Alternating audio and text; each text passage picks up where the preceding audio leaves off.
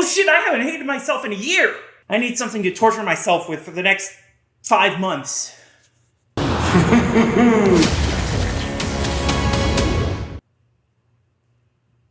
Well, that's 2 excuses in a row.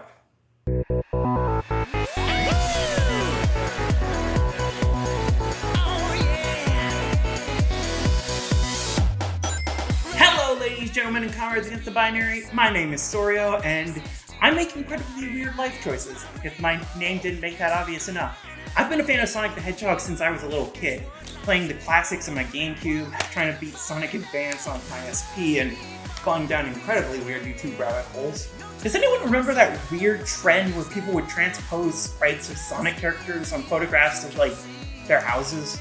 And then be voiced by those text-to-speech programs? And they turned those into YouTube series? And somehow that's not even the weirdest set of Sonic fan videos I watched on YouTube growing up. Frankly, I'm amazed none of them were kink videos. The point is, I love Sonic, as a franchise and a game series. But I've never actually played all the games.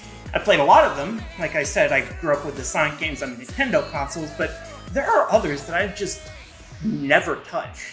You know what? That ends here and now. I'm going to play every single Sonic game, and as usual, I don't actually mean that. Sonic the Hedgehog began life in 1990 when the video game company Sega decided to revamp their branding to compete with Nintendo. Their first console, the Master System, wasn't a complete failure, but it never stood a chance against the NES. Their second system, the Mega Drive, or Genesis in America, was doing better thanks to actually being more powerful than Nintendo's system, but it was still struggling in its first couple of years. Sega's solution to this problem? We need a rodent. The company held an internal contest to decide on a flagship game and mascot for the Genesis, something that would propel the system to stardom in the American market. One of the employees working on this project was an artist named Naoto Oshima, who previously worked on the Phantasy Star series as a designer. He began looking at the different character designs being submitted, and after a trip to New York, he submitted the design for a spiky teal hedgehog. His name? Mr. Hedgehog. I guess that's still technically a name for him. Credit to Wikipedia for this history lesson, by the way. I tried looking at their sources too, but most of it is in Japanese. This wasn't the full story, of course. The full story is a lot longer and, again, not in English, even though Sega's name is based on an English portmanteau. The point is, Sonic is an intentionally iconic character. There's a reason he's gotten adaptation after adaptation in movie, TV, comics, and, of course, the video games. So, if Sonic is such an iconic video game franchise, obviously there aren't just tons of main series games, but tons of spin-offs, right? Absolutely. Well, depending on your definition. Like with the Mario series, there are a lot of games made under the Sonic brand, and if we cover literally every game with Sonic in the title, I'm going to be making reviews of this series for the next 5 years. So before anything else, I need to define my terms. I'm going to be playing the main series entries, and what that means is basically arbitrary. Some of the choices are obvious, of course, like obviously Sonic 1 and 2 are going to be included. From there, though, well, let's start narrowing our field. First off, I'm not reviewing the handheld games. Not the Game Gear games like Chaos and Triple Trouble, not the GBA games like the Advance Trilogy, and none of the DS games like Rush Adventures, or whatever Chronicles was. I'm also not covering the mobile games like Jump, Dash, Runners, those kinds. There's also the obvious spin-off titles like the racing games, the Olympic crossovers, Spinball, Shuffle, Sonic the Fighters, you get it. And I'm not covering anything from the Boom continuity because quite frankly, I don't know what I could even say about it. As for what I am counting as main series, well, one shorthand rule I use is including all the games directly included in the main version of Sonic Generations. That means Sonic 1, 2, 3, and Knuckles, as well as CD, plus both adventure games and Sonic Heroes. Plus Sonic 06, Unleashed, and Colors. That also means I'm playing Sonic Generations, obviously. I'm also including Shadow the Hedgehog in my playlist because I've always considered it a main series game, and besides, it's definitely more influential in the series than Drift was. I'll also be playing Sonic 4, Episodes 1 and 2, though I'll probably mash those together into one package. I don't have to do that, but I think it could be funny. And then, of course, we have Lost World, Mania, Forces, Frontiers, and Superstars, which will bring us to the end of the project just in time for St. Patrick's Day 2025. That's our full list, listed completely out of order, and most of the games I'm going to be playing on GameCube because, what else am I going to do? Yeah, the adventure games on GameCube are remakes, not the originals, but I'm not going to buy a Dreamcast. Do I look like the kind of person who'd do that? And for the classic games, 1 through Knuckles, well, I don't think Origins would be terribly faithful. Otherwise, though, I'm going to at least try and play original releases of each game all the way to the end. Mostly. Look, I would do a lot for y'all. I'm already playing some god-awful games for this project, but I'm not 100% completing any of these games, and I'm not going that far out of my way for them. I'm not going to play through the classic games multiple times just for the sake of fairness. I'm not even planning on getting the good endings in the first few games. And that's even if I beat Sonic 2 legitimately at all. I've beaten it before, I've beaten the Death Robot before, but I want to get this done before I turn 50. If it makes it any better, I will play through the DLC for any games that have them, and for Sonic 3 onwards, I'm going to get the true ending. Or at the very least, I'm going to try. Because realistically, I'm kind of in uncharted waters with this project, at least for myself. With the previous series reviews, I'd at least played a little bit of every game I planned on reviewing. Here, I had to buy not only games, but consoles just to play them on. So, I guess all that I can really do now is play through the laundry list I've set for myself. Starting off with... Actually, is it too late to make another album?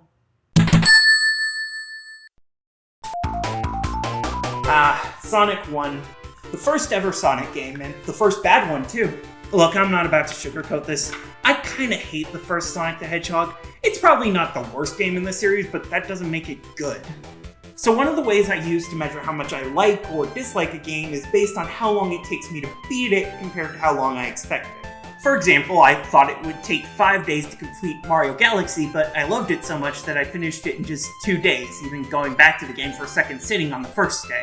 By comparison, New Mario Wii took a full extra day to beat that I wasn't expecting because I just couldn't stand playing it for longer each day. Something like that, you know? So, when I say that this 18-level, 1 to 2 hour long game took me 2 full days to get through, yeah, this isn't making the top 3. Once Sega had found their new big mascot in Mr. T. Hedgehog, they brought in the programmer for Phantasy Star and the Genesis version of Ghouls and Ghosts, one Yuji Naka. Working with Naoto Oshima and eventually 5 other co-workers, the team began to iron out their new project, codenamed Defeat Mario. Probably the most honest project name since Kirby and the Forgotten Lands' Let's Try and Ignore Star Allies Happened demo. The core inspiration for most mechanics apparently came from the limits of the Genesis hardware, as well as, let's be blunt here, wanting to rip off Mario. I mean, Sonic's default speed is basically just Mario while he's running. Still, Naka apparently wanted to make it faster and more exciting. Yes, seriously, the Sonic 1 levels are supposed to be faster to get through than Mario 1. Do remember, pretty much all of those stages were straight lines from the start to the end, and meanwhile, this game has a world called Labyrinth Zone. The game released June 23rd, 1991 in the US, and July that same year for Europe and Japan. It was a massive success, the best-selling home video game of the whole year, though that may have been helped by being packaged with the Genesis starting that year. But it's not just sales, the game got rave reviews across the board, with just about every review at the time giving it a 9 out of 10 or better.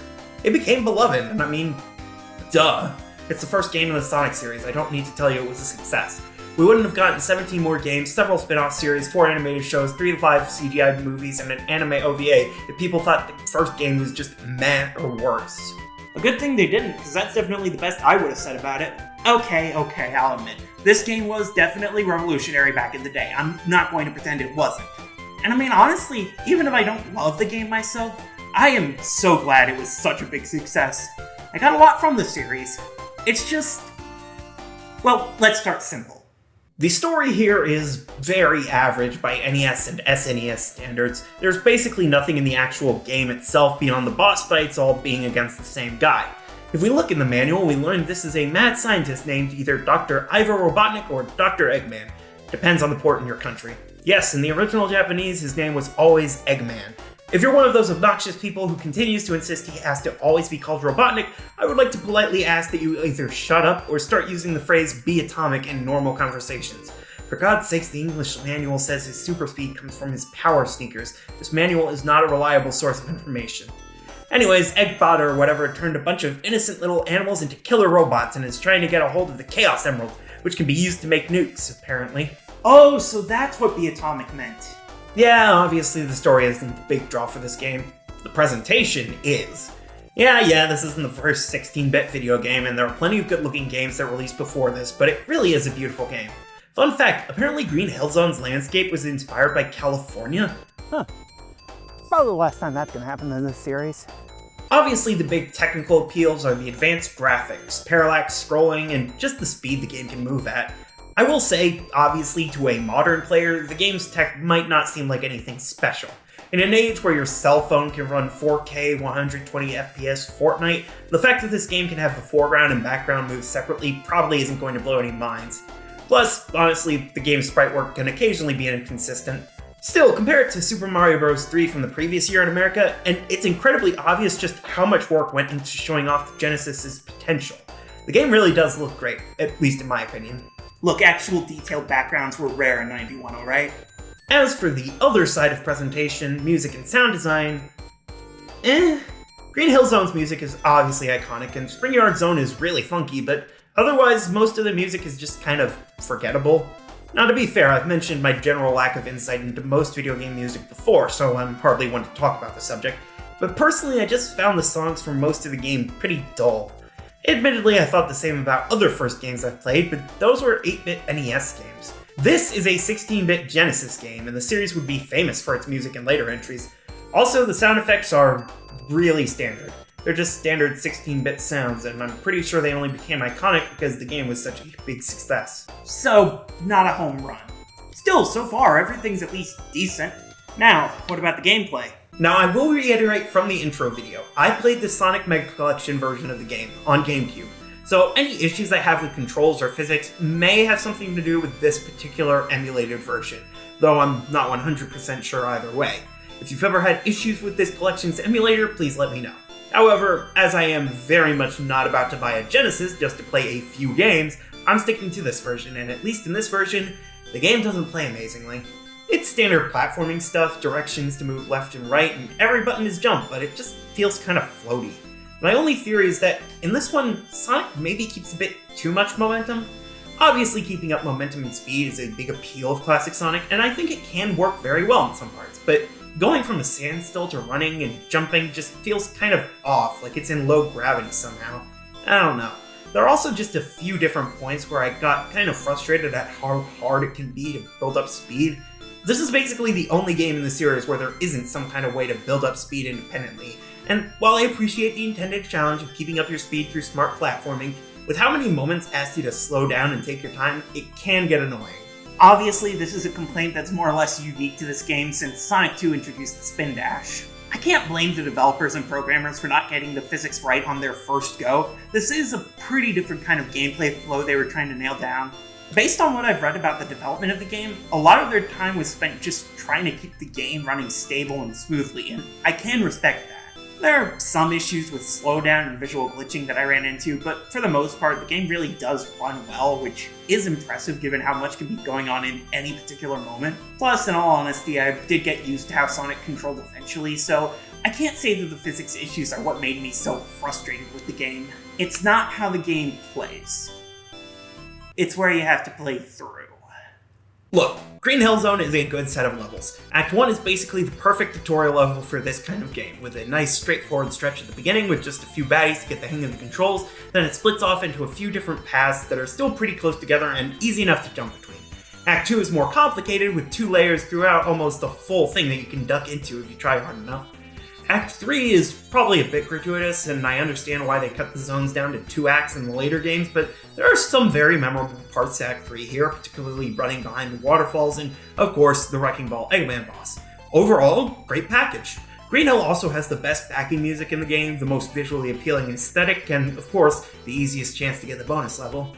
And let me just say, I did not by any stretch or generosity even try to get the good ending of this game. I have never gotten all 6 Chaos Emeralds in this game, even with remakes that make it easier to beat the bonus levels. The only way to access the bonus levels is to reach the end of Act 1 or 2 of a zone with 50 rings, which is like if the only way to get the collectibles in a Mario game was if you beat the level without ever getting hit by an enemy. Also, later in the game, I had to start using the level select because this game is completely bullshit with limited lives.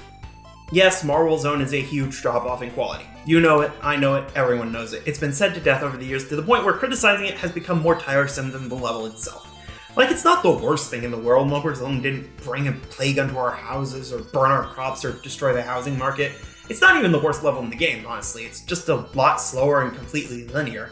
The lava isn't an instant death trap, thankfully. The biggest hazard is getting crushed by various obstacles, and that's true of most of the later levels. Getting around various obstacles takes a bit of time and work, which does definitely slow things down, and I can understand why that might not be desirable in a Sonic game, but it's really not the worst thing in the world. It's honestly more indicative of what the rest of Sonic 1 is like than Green Hill Zone, because the rest of the game is much closer to a precision platformer than that first zone. There aren't even alternate routes to the acts, except for one shortcut in Act 3.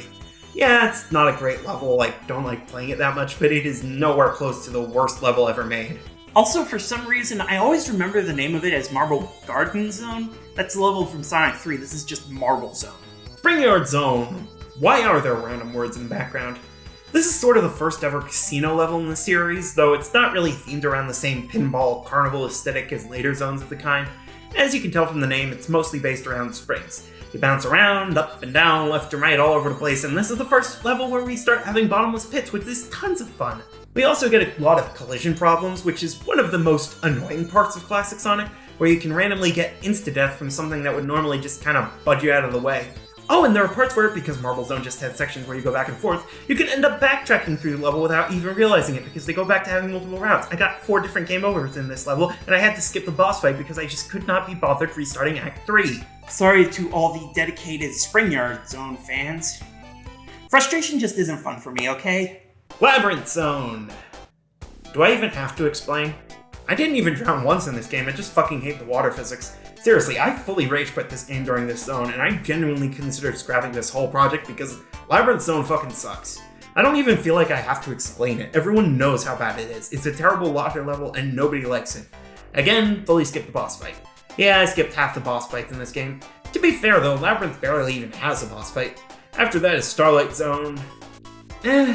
Starlight has a ton of bottomless pits in Act 1 and 3, but otherwise it's generally a fun romp.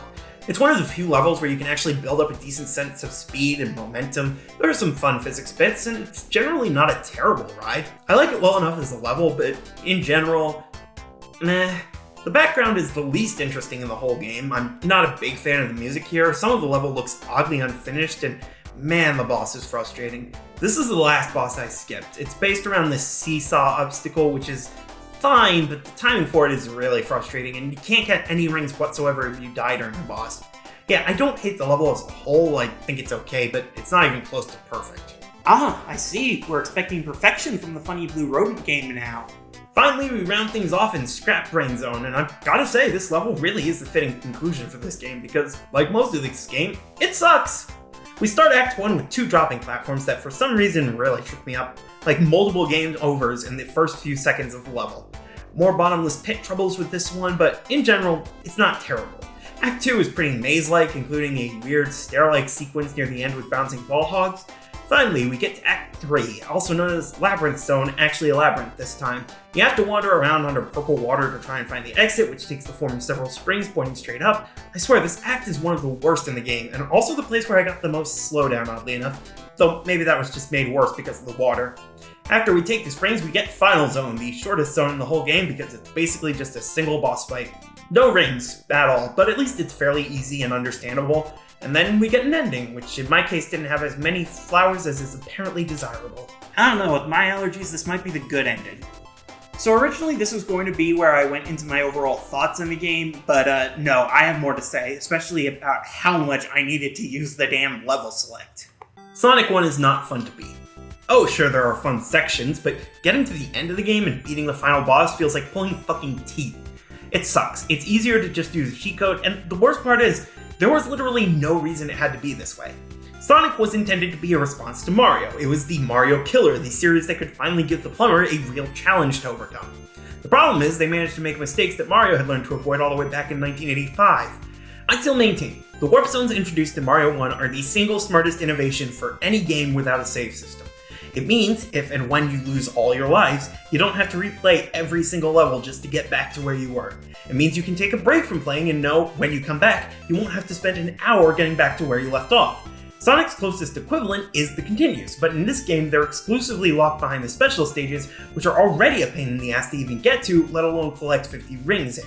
And even then, if you just want to turn the game off for a while, you have to start over from the beginning, which means you're playing Marble Zone, Spring Yard Zone, and Labyrinth Zone all over again. And that's the biggest problem. Mario 1 had levels you wanted to play through again and again. Sonic 1 has exactly one level you'd ever want to replay. And that's it. So, that was Sonic 1. I didn't like it. Don't get me wrong, this isn't the worst game I've ever played. I even understand why it became such a big hit in the 90s. The presentation is on point, the gameplay is fairly unique for the time, and Green Hill Zone really is an excellent level. Hell, even the later, worse levels do occasionally have engaging moments. Spring Yard Zone can have fun bouncing around, Scrap Brain and Marble Zone both have very clever shortcuts in Act 3, Starlight is genuinely good, and Labyrinth Zone looks interesting. I think maybe Marble Zone's drop in quality might have been a blessing in disguise for the game overall. It's way worse than Green Hill, but it's still not completely terrible. If people get frustrated and quit playing the game entirely on this level, their main experience is going to be one of the best video game levels ever, and one bad but still fairly impressive level. By comparison, if they stopped on Spring Yard or Labyrinth Zone, their main experience would be a terrible game with one admittedly great opening level. It's not a terrible game. But I mean, if more than half the levels in the game make me frustrated enough to want to give up, I can't exactly call it good. If you love this game, I'm not going to disagree with you. I'm just asking you not to argue with my own opinion. I don't need everyone to agree with my opinion, okay? That's why I'm talking about Sonic.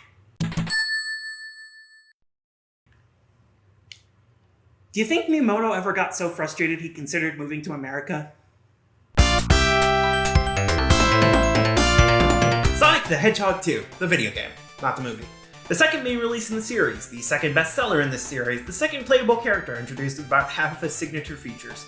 Sonic 2 is arguably even more defining for the series moving forward than Sonic 1 was, though considering I still hold up Link's Awakening as the game that solidified the Zelda formula, maybe take my gaming history takes with a grain of salt. Still, we get the 2-act format, a robotic Sonic boss, Sonic's first friend, and of course, the franchise's first instance of terrible development conditions.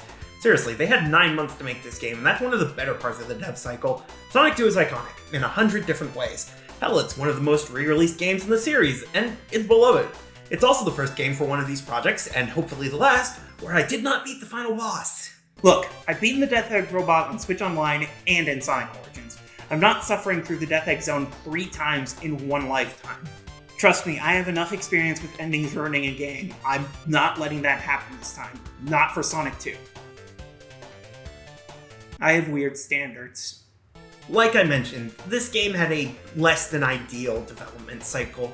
The lead programmer for Sonic 1, Yuji Naka, fully quit Sega shortly after its release because of payment disputes. Meanwhile, the designer, Hirokazu Yasuhara, moved to America and transferred to Sega Technical Institute. Eventually, SDI's founder, Mark Cerny, convinced Naka to move to America as well and join them, leading to key Sonic team developers now living and working in California. I wonder if that's ever going to come up again. After Cerny pitched Sonic 2, had it rejected, and then Sega said have it ready by next November, development began in 1992 with a mix of American and Japanese talent. As if that wasn't enough of a headache, Yasuhara ended up making an outline for the game that assumed they'd have 2 years of development. Be fair, it was only off by about 150%. They cut so much content from the game by the end, it's honestly difficult to believe. Hidden Palace is probably the most famous removed level, but also left on the cutting room floor are a forest level, a desert level, Genocide City, a winter level. I think that was a translation issue. I think they just meant a snowy level. The game was released on November 21st in Japan and November 24th worldwide, also known as Sonic Tuesday. It was yet another smash success, with over 1 million copies sold within a week of release. It wasn't just a commercial success either, the game was a critical darling as well, getting 90% and over from almost every publication at the time. Except the UK magazine Games Master, which gave it a 65% and said it didn't justify itself as a sequel, mostly because it was too easy. I can't help but notice they never mentioned the Death Egg robot. Maybe this is why they went out of business, like 26 years later. Our story is entirely in the manual again, although we have slightly more clues since, we have a stalker. According to the Japanese manual, Sonic is visiting West Side Island thanks to his plane that he has, I guess.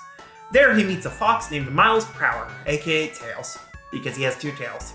Sort of like my brother's old nickname in middle school, Ulcers. Tails is seemingly a big fan of Sonic, and thanks to his mutation, he can even catch up to his idol by helicoptering, I guess. However, it turns out that Eggbotman is at the island too. He's once again looking for the Chaos Emeralds, only this time he's using them alongside his new ultimate weapon, the Death Egg. Yep, the Death Egg.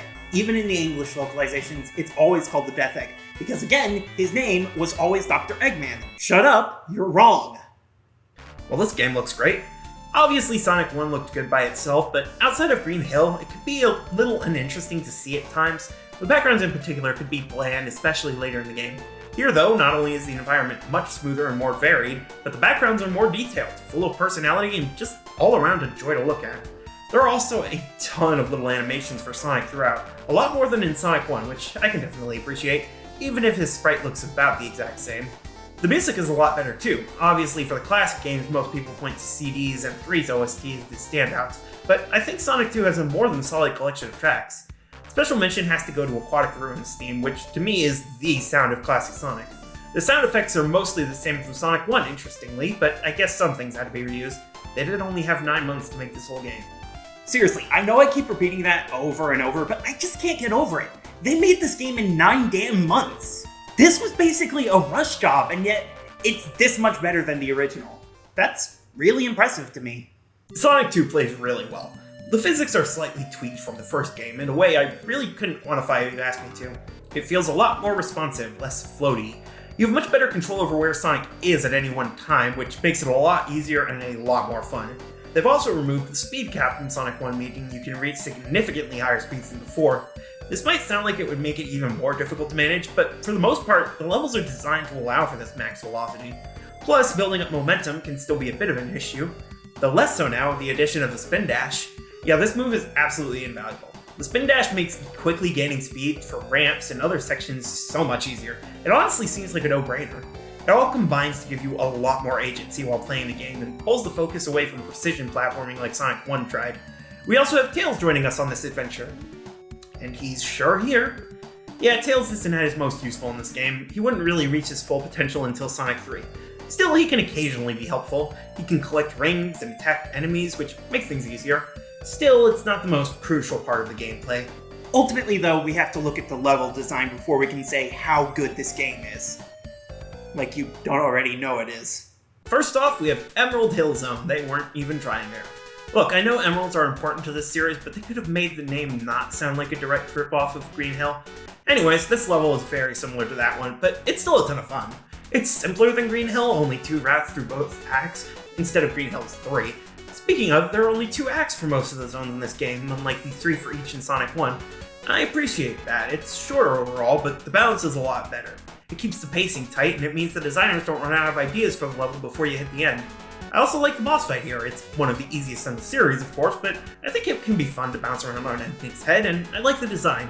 I honestly think it's more fun than the Wrecking Ball boss from Sonic 1, though that's a hot take I can in no way defend, and it's definitely less iconic. Overall, I think this is one of my favorite Sonic levels ever, and definitely my favorite in this game. Also, I joked about the name, but apparently it's named after a real place in California, Emerald Lake Hills. Okay, this is officially becoming a pattern. Thankfully, while Emerald Hill is my favorite level, it isn't a huge drop-off in quality like we got with Sonic 1. Next up is Chemical Plant Zone, arguably the most iconic level in the game. Chemical Plant keeps up the high-speed action, arguably even more than the first zone, with tons of loops, slopes, a switchback dash, and tons of zippers and springs pushing into max velocity. There are a few parts I'm not fond of, unfortunately, like a few nasty beginner's traps, especially near the end. There are also some underwater sections in Act 2, and the moving blocks here are at risk of a lot of unfair crushing, but all said, I had a ton of fun with this level. The boss fight is an interesting duel, since most of the ground is rotating, but he's always vulnerable to attack, and the dead center of the arena is always safe. Also, easier to get the special stages here than ever in Marble Zone. Oh yeah, the half-pipe special stages. They suck. Again, didn't get all the Chaos Emeralds in this playthrough, though this time instead of it being the difficulty of getting to the special stages, it's because the special stages themselves are obnoxious to try and conquer. I feel I should take a moment to talk about the difficulty thing because I feel like it could be a recurring theme for this project. I don't inherently dislike difficulty in video games. I can definitely understand the appeal of brutally hard games or even rage games. My tastes do admittedly skew more towards easier games, which shouldn't be all that shocking if you saw my review of the Lost levels. But my main issue isn't so much with difficulty as it is with annoyance. Obnoxious, unfair difficulty, more so than just a game that requires practice or patience. Which, you could argue this game still does. Our third level is Aquatic Ruin Zone, our water level of choice for this game, and it's only really half a water level. This is so much better than Lemon Zone ever was, and as I already mentioned, this music is instantly iconic. I love it so much. The only real complaint I have is that the plants in the foreground kind of scroll weirdly, and some of the enemies have odd hitboxes. Also, this is where Grounder from the Sonic cartoon originally came from, except he apparently received a paint job for the show. Also, can we talk about the graphics again? The foreground plants aside, this level looks truly beautiful. Maybe I'm just a sucker for 16-bit ancient ruins, but the mountains in the background, the jungle stretching over the horizon, and the brickwork underfoot, I love it. In any case, the level design is incredibly well built. I prefer the top route above the water, but I don't actually hate the underwater sections all that much either. I've still never drowned in these classic Sonic games. The boss is also interesting. Robo-Man hits these pillars that shoot arrows and you have to jump off them to hit him. It's one of those classics, if the boss stopped attacking, they wouldn't get hurt as much fights, which is just a classic of the series. And just video games in general, honestly. Finally, we've reached Casino Night Zone, the other most iconic level in the game. Casino Night does right what Spring Yard failed at, bouncing around on bumpers and springs, pinball flippers that turn the game into an early taste of Sonic's pinball, and even slot machines that I swear to God I didn't manage to activate even once. Even the enemies felt bouncy around. All of it may make things a nightmare for horizontalist challenge runs, but in general, this is a fun time. There are also pinball plungers, elevators, conveyor belts, big moving blocks, rectangular targets that fade in a few bounces. It's all so damn much. The boss fight is obnoxious, unfortunately. I think I sort of figured out how I'm supposed to hit him, but the spike bombs and electricity on the bottom are annoying to deal with. Still, it sticks with the pinball table theme, I suppose.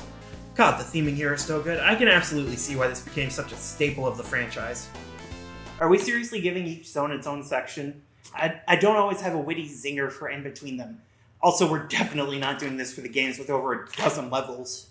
Hilltop Zone, just about the halfway point for the game. While Casino Night stuck to one theme and pulled it off with gusto, Hilltop feels more like a grab bag.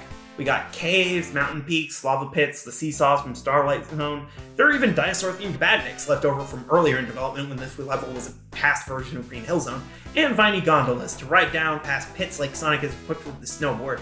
We also have rising lava sections to deal with that are frankly kind of obnoxious to handle, but otherwise, yeah, a pretty fun level. The boss is against a flame-throwing lava submarine, which is interesting to fight at least. After that, we have Mystic Cave Zone, the first zone in the game I wasn't really fond of while playing. I don't think it's terrible, I like the colors, and it's a level where I was conclusively convinced how much better the controls are compared to Sonic 1. However, the hanging switch and vine gimmick didn't really do it for me, and I just think the level design in general here is meh at best.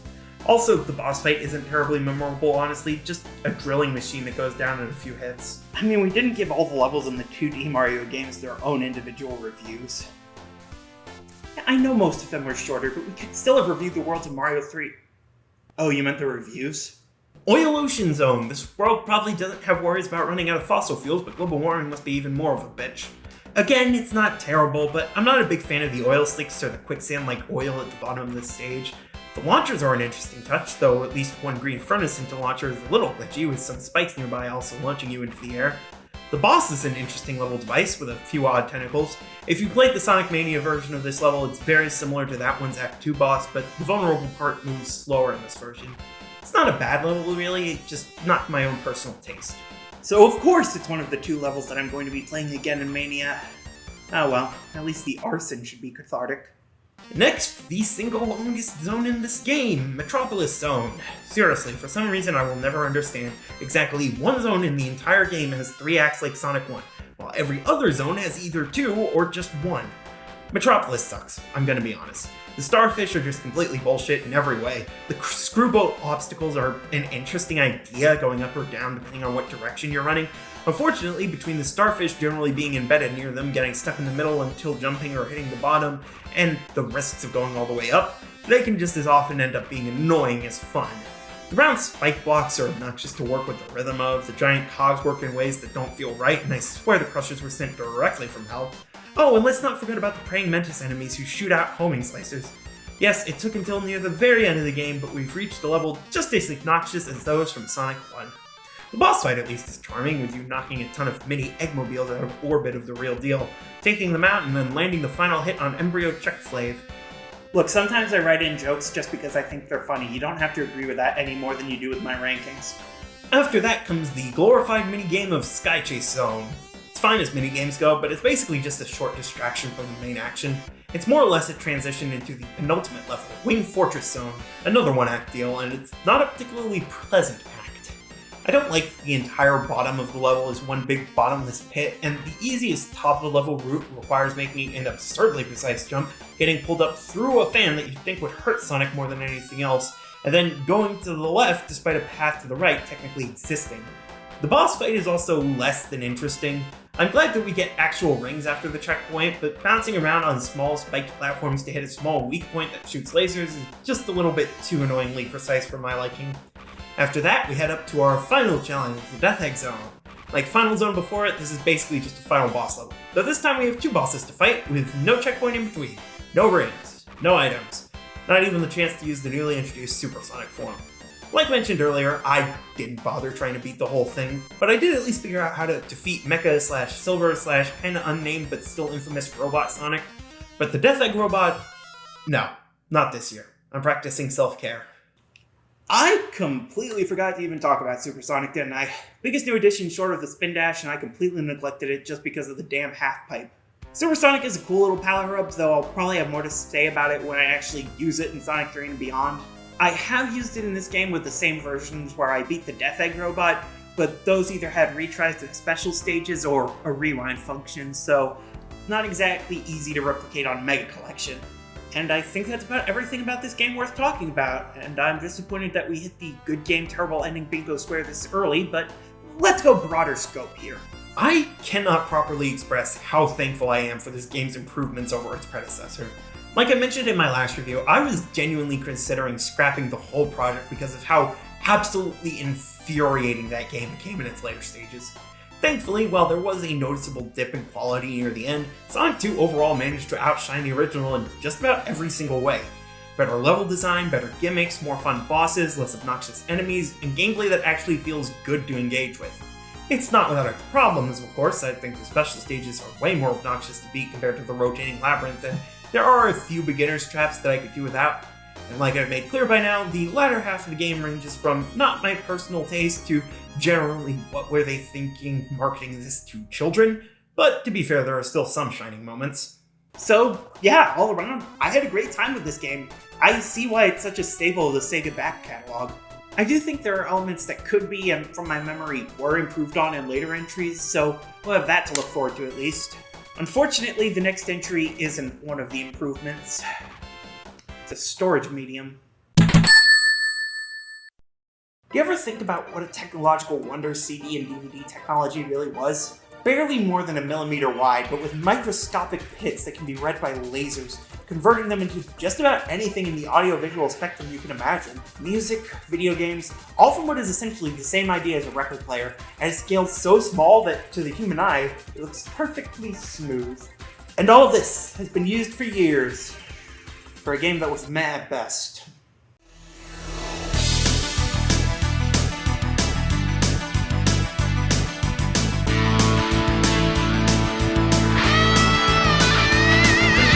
Sonic the Hedgehog CD. Yes, that's its legal title, but I'm pretty sure even its most aggressive parents wouldn't use the full name.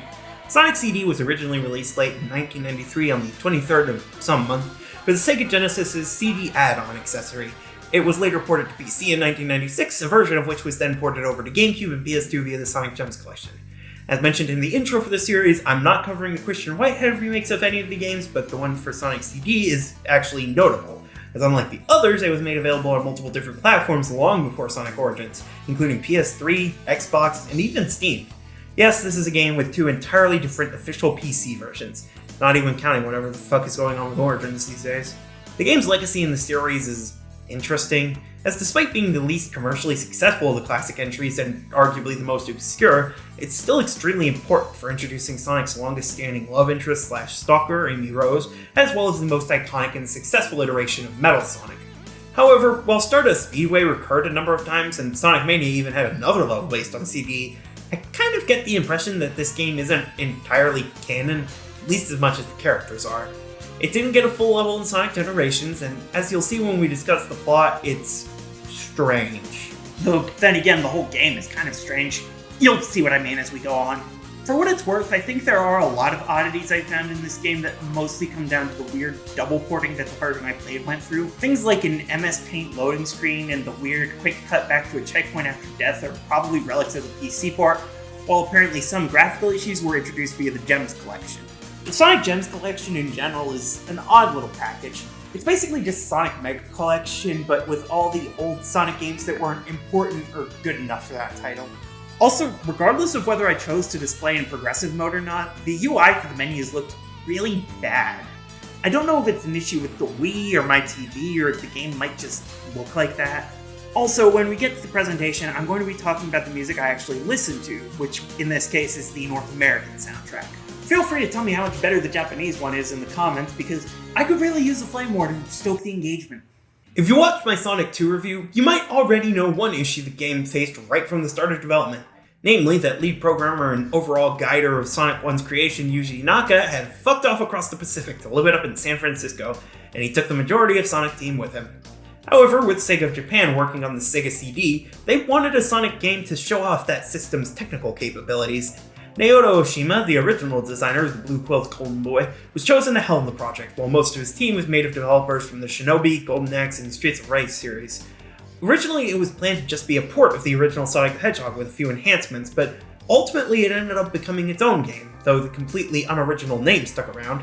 According to Oshima, it's not really a sequel to Sonic 1 or 2, though the specialist stage designer and Tales creator Yasushi Yamaguchi said the story may be set between the two games. That idea is actually something that's been semi-canonized, since Sonic Origins places CD right between 1 and 2, both in its UI and in the combined story mode. In any case, while the developers of Sonic 2 decided to prioritize and elaborate on the speed elements of Sonic 1, CD's developers decided to focus more on the platforming and exploration aspects. An interesting decision, given his speed is literally in the name. Apparently, Sonic CD didn't have as much of a nightmarish development cycle compared to Sonic 2. Since it wasn't a numbered sequel, Sega seemingly didn't feel as much of a need to pressure the team to stick to a tight schedule, hence, I assume, the 1993 release date. It's difficult to say the game was a commercial failure, since the original version did sell over 1 million copies, over half of the number of Sega CDs sold, and easily the most in the add-ons library. But that's not really saying much considering the Sega CD itself was something of a flop. Critical reception for the game was overwhelmingly positive, though not as universally beloved as the prior two entries. While both of those mostly got 9s out of 10s across the board, Sonic CD wavered a bit more between the 8s and 10s. It especially received praise for its soundtrack, though the American soundtrack was less than praised. Overall though, most people really appreciated Sonic CD, especially at the time and even in hindsight. As for my own opinion, This is going to be Mario 3 and A Link to the Past all over again, isn't it?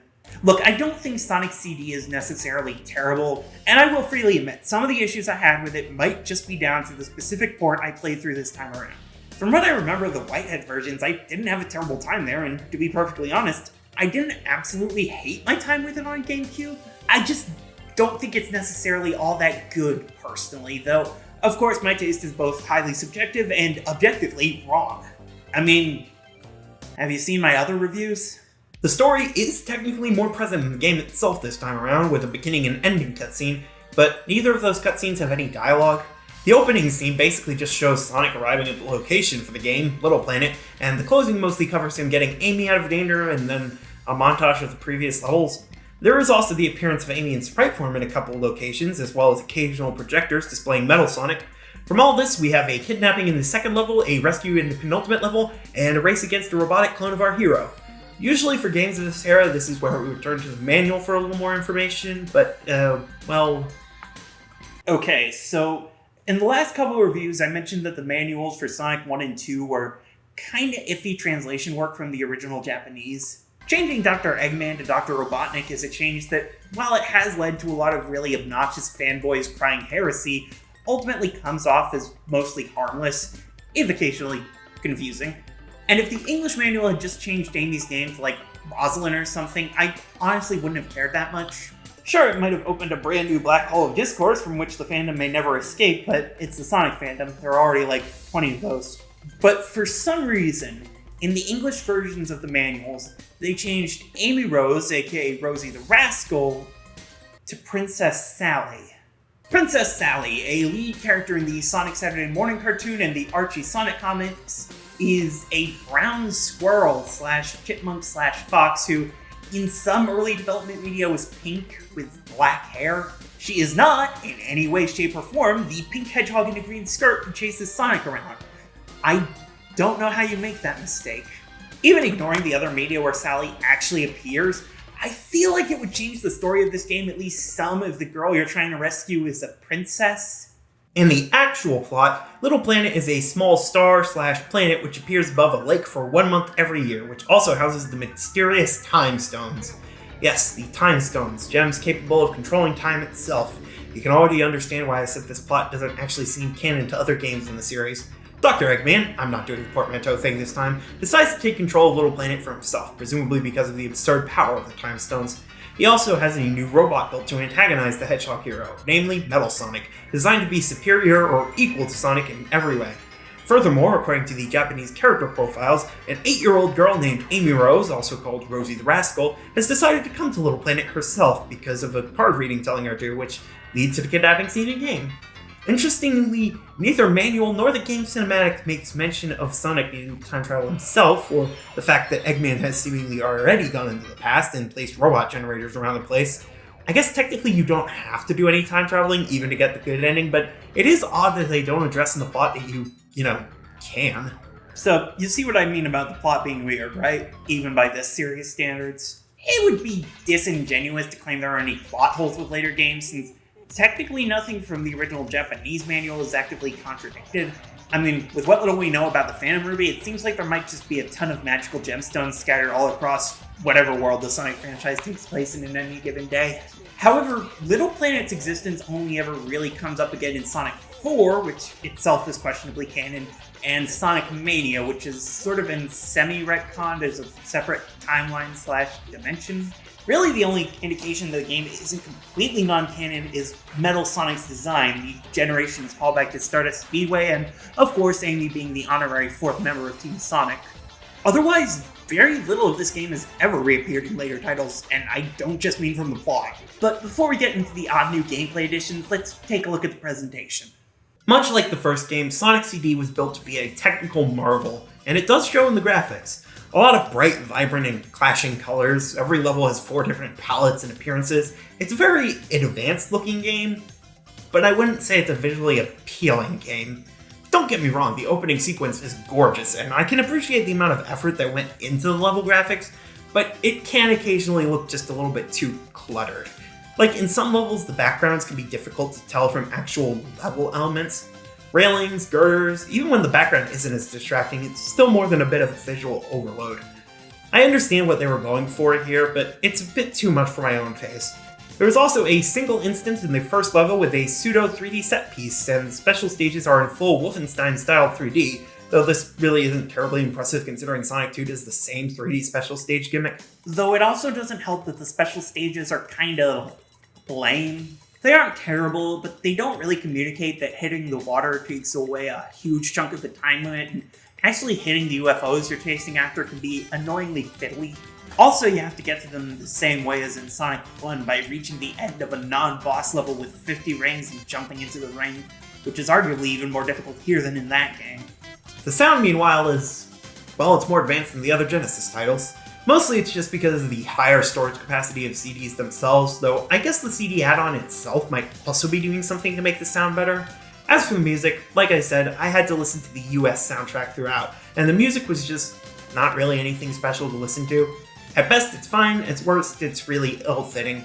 The boss music in particular, which sounds like a horror theme, which doesn't exactly fit with Eggman Robotnik's whole clownish demeanor. The exception is, of course, Sonic Boom, the ridiculously catchy and much beloved song that plays under the opening cutscene and title screen, which I'm pretty sure led to the Crush 40 supremacy of the adventure era and YouTube's own hometown hero, Nathan Sharp, appearing as a singer in Frontiers. Also, again, this might just be because of the specific version of the game that I played, but I feel like the sound effects were way louder and higher in the mix than they should have been. Fun fact, unlike the other classic Sonic games, collecting the speed-up power-up plays a unique piece of music rather than just speeding up the level music that's already playing. I don't honestly know why they made that choice, but I mean, It's at least clearer when the power-up runs out. Finally, we get to the gameplay, ostensibly the most important part of this video game, and it's not great. The game is built off the same engine as Sonic 1, and from what I could tell, the physics and controls have all the same issues as that game did. The same sort of stubborn momentum, making Sonic hard to stop or change direction, that sort of thing. There are two more abilities here though, one of which being the Spin Dash, technically introduced in Sonic 2. The other is the Super Peel Out, an even faster takeoff move that has the disadvantage of leaving Sonic vulnerable when initially taking off. They're both okay. The Spin Dash is a bit nerfed as you are vulnerable to attack while revving up, and you have to rev up for a little bit to actually dash, unfortunately, but the Super Peel Out is easy enough to curl into a ball after performing. The control isn't great, but it's at least not as frustrating to gain speed when required. However, we have more gameplay quirks than just the moves. Ladies, gentlemen, and comrades against the binary, time travel keeps appearing in my hyperfixations. Scattered around the levels are, traffic signs, I guess. They're labeled either past or future, allowing the player to travel between a few different versions of each level. The main one you arrive in, at least for the first and second parts, is the present version of the level, the default state you'd assume exists around the time Sonic is actually, alive. Hitting one of the signposts and then maintaining a high speed for long enough will send Sonic into either the past or the future. The different time periods have not only different appearances, with the past being either prehistoric or, for the more mechanized areas, under construction, but also some critical changes to layout and level design. It's not just decorative either. The past versions all have a hidden robot generator which, if all destroyed, will give the player a good ending. Breaking the generator will also change the future version of the level from a dystopian polluted hellhole to a still mechanized but prettier and livelier version. These future versions actually have the exact same layouts, but the good future doesn't have any enemies aside from boss fights, so win there, I guess. Interestingly, if you collect all 7 time stones, all the robot generators are automatically destroyed, and the good future is made the default future. So I guess Eggman really hasn't traveled into the past yet, but if Sonic doesn't collect the stones, Eggman definitely will. I don't. Predestination paradox aside, this is a fairly interesting idea for a game-wide gimmick. Having 4 different versions of almost every level is really impressive. You can tell they really wanted to show off just how much game they could pack onto CDs because these are not small levels to have 4 replicas built of. However, I will admit, while the idea is cool, the execution is a little iffy, and not just because of the weird story implications. I mean, to get to a good future without the time stones, you need to find a past signpost in the present, build up and keep enough speed to time travel, and then find and destroy the robot generator. You have to do that for 14 different levels, and I'm sorry, that is not something I'm about to do without infinite lives. It doesn't help that the levels on their own are just not that good. Look, I could try and give a rundown of each and every round, as this game calls them, like I did the zones in Sonic 1 and 2, but quite frankly, I don't have that much to say, because they all left basically the same impression on me, and that impression was not all that good. They all feel like mazes that were slapped together almost randomly, somehow forcing precision in platforming despite rarely having particularly dangerous obstacles to avoid. That describes basically every damn level. Palm Tree Panic, the level with the most rings that spawn inside the terrain, which makes it feel the most like it was arranged completely by AI. Collision Chaos, the casino level that feels more like Springier than Casino Nights, and that is not a compliment. Tunnel Tempest, better than Labyrinth Zone, in the same way I'm a better person than my dad. In case it wasn't obvious, I do still hate myself. Quartz Quadrant, bland, forgettable, confusing, and barely a theme to speak of. Wacky Workbench, the most annoying and confusing level, not because it's difficult, but because you have no idea what's going on half the time. Stardust Speedway, I like the themes, and it has the most cathartically fast sections of the whole game, but the whole background-foreground yellow panels thing is just annoying. Finally, Metallic Madness, the most complicated and obnoxiously difficult level in the full game, yet somehow I like it more than Scrapbane and Metropolis. And then it's the end. Remember how I spent over half the Sonic 2 review talking about the level design behind its zones? Can you believe this game actually has 3 different acts for its zones? Sorry, zones for its rounds.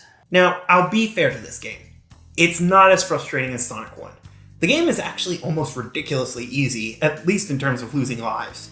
The bosses are particularly laughable. The third sections for each level are significantly shorter than those of Sonic 1, and there's almost always an extra life to grab with easy access. Plus, most of the boss fights proper are extremely weak. At least in Egghead's Emerald Hill fight, he took 8 hits to defeat. Here he's lucky if he manages 4. The only fights I had any real trouble with were Tidal Tempest because the rings kept glitching out when I got hit even once. Quartz Quadrant because the whole conveyor belt gimmick is hard to manage, and Metallic Madness because, quite frankly, I was being an idiot. Other than that, literally the only parts I struggled with were figuring out where the hell I was supposed to go, and one section after a checkpoint in Metallic Madness where a crushing hazard was right next to a weird spinning pole with blades. In general, the game was really easy overall, which isn't exactly an improvement over Sonic 1's ball busting because they forgot to add in actual fun. So, yeah, that's Sonic CD, the cult classic Sonic game that really doesn't deserve its obscurity or its acclaim. Yet again, I'll admit some issues are probably a part of the double port job this version got, like the constant loading screens popping up during time travel. However, for the most part, I just think this game really isn't all that good.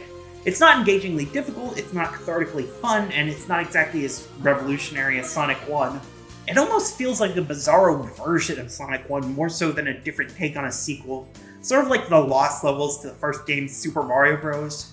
At the very least, I can say I didn't get as fed up with this game as I did with Sonic 1, so I was able to beat it in one sitting. However, I'm gonna be honest, I still can't really recommend it, especially not this version. It's just not good enough or bad enough to warrant anything more than a glance as a historical curiosity. I'm sorry. Plus, I mean, if Sega didn't think it was worth paying much attention to, why should I?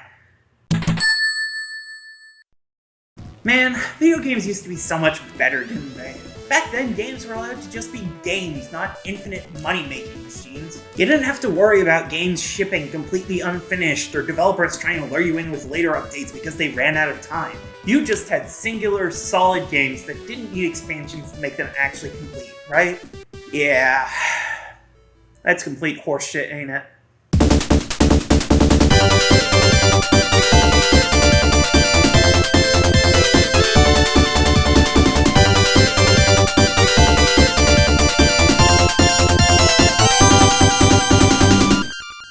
Sonic the Hedgehog 3 and Sonic & Knuckles. Two games that are also one game, but are still occasionally considered two games, or even discussed as three. Does anyone else smell burning toast? Because I don't even have any bread in here. Yeah, among all the other controversies I'm going to be wandering into while reviewing this series, I'm legitimately risking a flame war just by reviewing this specific version of the game, the combined lock-on Sonic 3 and Knuckles, rather than reviewing both games separately. And I do get why, believe me, I do. Sonic 3 is, in fact, a separate game from Sonic & Knuckles, even though they are also, in fact, the exact same game. Again, I know it's confusing. It has always been confusing. Hell, it's called Sonic 3 even though Sonic CD was released before it, and then over a decade after Sonic & Knuckles, which should technically have been Sonic 4 or 5 logically, it released a game actually called Sonic 4. Look, I'm not saying that no single game franchise in the world gives a shit about consistent numbering, but I mean... So why am I reviewing this as one game and not two or three? Oh, there are a few reasons. For one, it was originally intended to be one game and was only split because of storage limitations and contractual due dates. And they bent over backwards so that it could be experienced as one game, inventing a whole new kind of Genesis cartridge that only ever existed for Sonic & Knuckles. For another thing, frankly, I just think that on their own, Sonic 3 and Sonic & Knuckles are a bit bare bones to talk about solo. Like, what was I going to talk about in the presentation section of Sonic & Knuckles that wouldn't just be me saying, it's like Sonic 3 again? Also, ever since about 2010, Sega has seemingly considered them as one game in compilations and re-releases. Genesis Classics, Sonic Origins, you know what I mean? And most of all, like I alluded to in the intro, Sonic & Knuckles feels most like an expansion pack to me, more than its own game. And if I'm going to talk about the DLC of later Sonic games alongside the games themselves, I might as well cover this predecessor's DLC for Sonic 3. Again though, I fully anticipate the flame war in response to my choice. Frankly, I welcome it. I mean, like I said, the more you call me transphobic slurs in the comments, the more engagement I get. So, after Sonic 2, SDI decided, you know what, maybe having our development team not all speak the same language doesn't work. So they split into two teams, with Japanese developers working on Sonic 3 and the Americans working on Sonic Spinball. So in a way, you could consider that game the true sequel to Sonic 2. You could, but why would you? Originally, they planned for Sonic 3 to be a 3D game, possibly with an isometric viewpoint, but that idea ended up being scrapped until 3D Blast. Still, they wanted it to be the biggest game yet, with more story, bigger levels, more music, better graphics. It was going great, until McDonald's came calling. Yeah, according to Wikipedia, One of the main reasons Sega of America was obligated to release Sonic 3 in February of 1994 was because of a tie-in with McDonald's Happy Meal toys. The other, of course, was because the game was on Genesis cartridges, which couldn't hold all the data needed to contain the full game, so they split it directly after the 6th zone, releasing the first half in February and the rest, titled Sonic & Knuckles, in October. This apparently was only a part of the trouble for the development, between the rest of Sega trying to interfere, the Spinball team getting jealous of the 3 team, and Yuji Naka being a bit of a dick to the other developers. What? Not beloved insider trader developer of Beyond Wonderworld Yuji Naka? Look, I've never heard anything really bad about him, but I've never heard anything really good either. Like every other Sonic game thus far, Sonic 3 and Sonic & Knuckles both received critical acclaim, and the combined game is still considered one of, if not the best entry in the whole series. All combined, the 2 cartridges sold over 4 million copies, though Sonic 3 was the better seller of the 2. And of course, the impact the game had on the series is almost undefinable. The introduction of Knuckles, Sonic's first semi-friendly rival, and his charge, the Master Emerald, the presence of a special final boss sequence based around Super Sonic, hell, Tails being able to fly during gameplay, all of it was introduced here. It's genuinely shocking just how many ideas that are now considered integral to the series began with this game. Then again, maybe it shouldn't be. Like the developers were hoping, this was the biggest Sonic game ever at the time, with more levels than any previous game, more boss fights than levels, and a soundtrack that legally can't be played anymore apparently. And yet, I'm using the original soundtrack anyway. Sorry, Jackson Estate, but let's be honest, you have bigger things to worry about than this OST. This is a very beloved game, or pair of games. The fandom obviously loves it, and even most modern reviewers thinks it's pretty damn good. As for me, well, I don't want to give too much away at the start, so let's just say this is maybe one of the best platformers I've ever played. For once, we have story told through in-game scenes, though you can still consult the manuals if you want to be confused about names. At some point after Sonic 2, the Death Egg crashed into a floating island, better known now as Angel Island, original home of the Chaos Emeralds, maybe. There, Eggman tricks the island's guardian, Knuckles the Echidna, into thinking Sonic and Tails are trying to steal the emeralds from the island, and he has to stop them. Also, there's some prophecy on the island that's depicted in murals and hidden palace that shows Sonic fighting Eggman's mech, which I don't know how exactly Knuckles' ancestors had that kind of foresight. In-game, we see Tails and Sonic arrive on Angel Island, only for Knuckles to attack Super Sonic and steal the Chaos Emeralds. What a dick! The game actually has ongoing story throughout, surprisingly enough. To be fair, Sonic 2 and CD both had a couple plot points animated, particularly late in the game. However, with 3 and Knuckles, there are moments in the middle of acts where Eggman's devices mess with the environment, and smooth transitions between each act, and even explanations of how you get from one zone to another. Yeah, this time, if you go into a water level suddenly, you'll know how you ended up there. Yeah, it's because the Echidna is a dick. A four-headed one at that. Well, we've hit a new level of graphics here. I know CD is probably more technically impressive, but I think the Sonic 3 style is a lot more appealing. We have some of the best looking environments seen yet, with themes never seen before in the series' history, and all kinds of creative effects in each level. We even have a brand new Sonic sprite, which looks kind of pissed off at everything. I don't know, I kind of like it. It all looks absolutely gorgeous, and frankly, it sounds it too. Admittedly, the sound effects are once again uncomfortably high in the mix, which is unfortunate. However, I think the music here more than makes up for it. Yeah, parts of this soundtrack were apparently composed by Michael Jackson and his team before being reworked by others after Jackson left the project. Why exactly he left and went uncredited is disputed. Either he left because he was unhappy with the Genesis sound quality, or because he was accused of being, well, you know. Either way, someone made this soundtrack, and it's a damn good OST. Each act now has its own backing track, which range between basically the same song with some slight differences in mixing to entirely different tracks with somewhat similar vibes. It's hard to say what my favorite track is, given there are just so damn many of them, but I will say I think Hydrocity Act 1 in particular is really funky. And yes, I am pronouncing it Hydrocity because every official source spells it as one word, so I'm going to say it as one word. Feel free to make your Megamind jokes below. Well, from the start, we have a choice of 4 different playstyles: Sonic, Tails, Sonic and Tails, and thanks to the wonders of lock-on technology, Knuckles. Sonic and Tails is similar to Sonic 2, where Tails mostly acts as backup for extra rings and extra attacks, unless a second player decides to pop in for co-op. However, all 3 player characters actually play differently, so let's start with Sonic. It's just like Sonic 2, but now with a mid-air attack. Yes, the Insta-Shield, introduced in Sonic 3 and only in this game set. The Advanced Trilogy and is unlockable in Generations and Mania. It mostly feels like a bit of a balance thing, since both Knuckles and Tails have more involved abilities for their double button presses. Plus, it does help with attacking enemies in midair, thankfully, since it extends the range of attack. It also works with a new elemental shield introduced here. We got 3 elements in play: fire, lightning, and water for the bubble.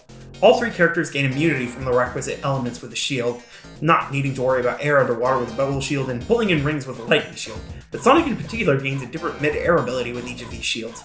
A conventional double jump with lightning, a dash forward through the air with fire, and a bounce down and up with bubble. And that's about it for the main man himself, at least before we get into the special stuff. However, our two other options are a bit more interesting than the big man.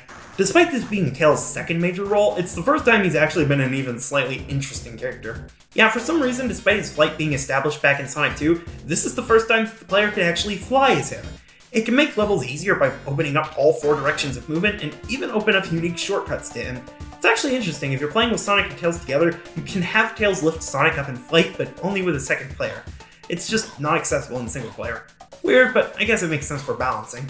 Did make the couple times I used the flying in my playthrough with both of them troublesome. You ever try controlling a Sonic game with two controls at once? As for Knuckles, honestly I didn't play as Knuckles this playthrough. Look, I'm not playing this whole damn game multiple times just to give a fairer and more recent assessment. Knuckles can glide through the air, climb up walls, break through certain walls just by walking through them, but in exchange, he's slightly slower and jumps slightly lower. He even has his own special routes through certain levels, which does actually tempt me to play through again just to go through them, but look, this already took me 3 days to beat. I'm not spending a full work week on the funny and Knuckles meme game. Oh, what? I suddenly have standards for how I spend my time? What else am I gonna do with the time? Sit around and yarn? Now we could get into the actual levels now, but it's important to note it's not just the standard zones to play through.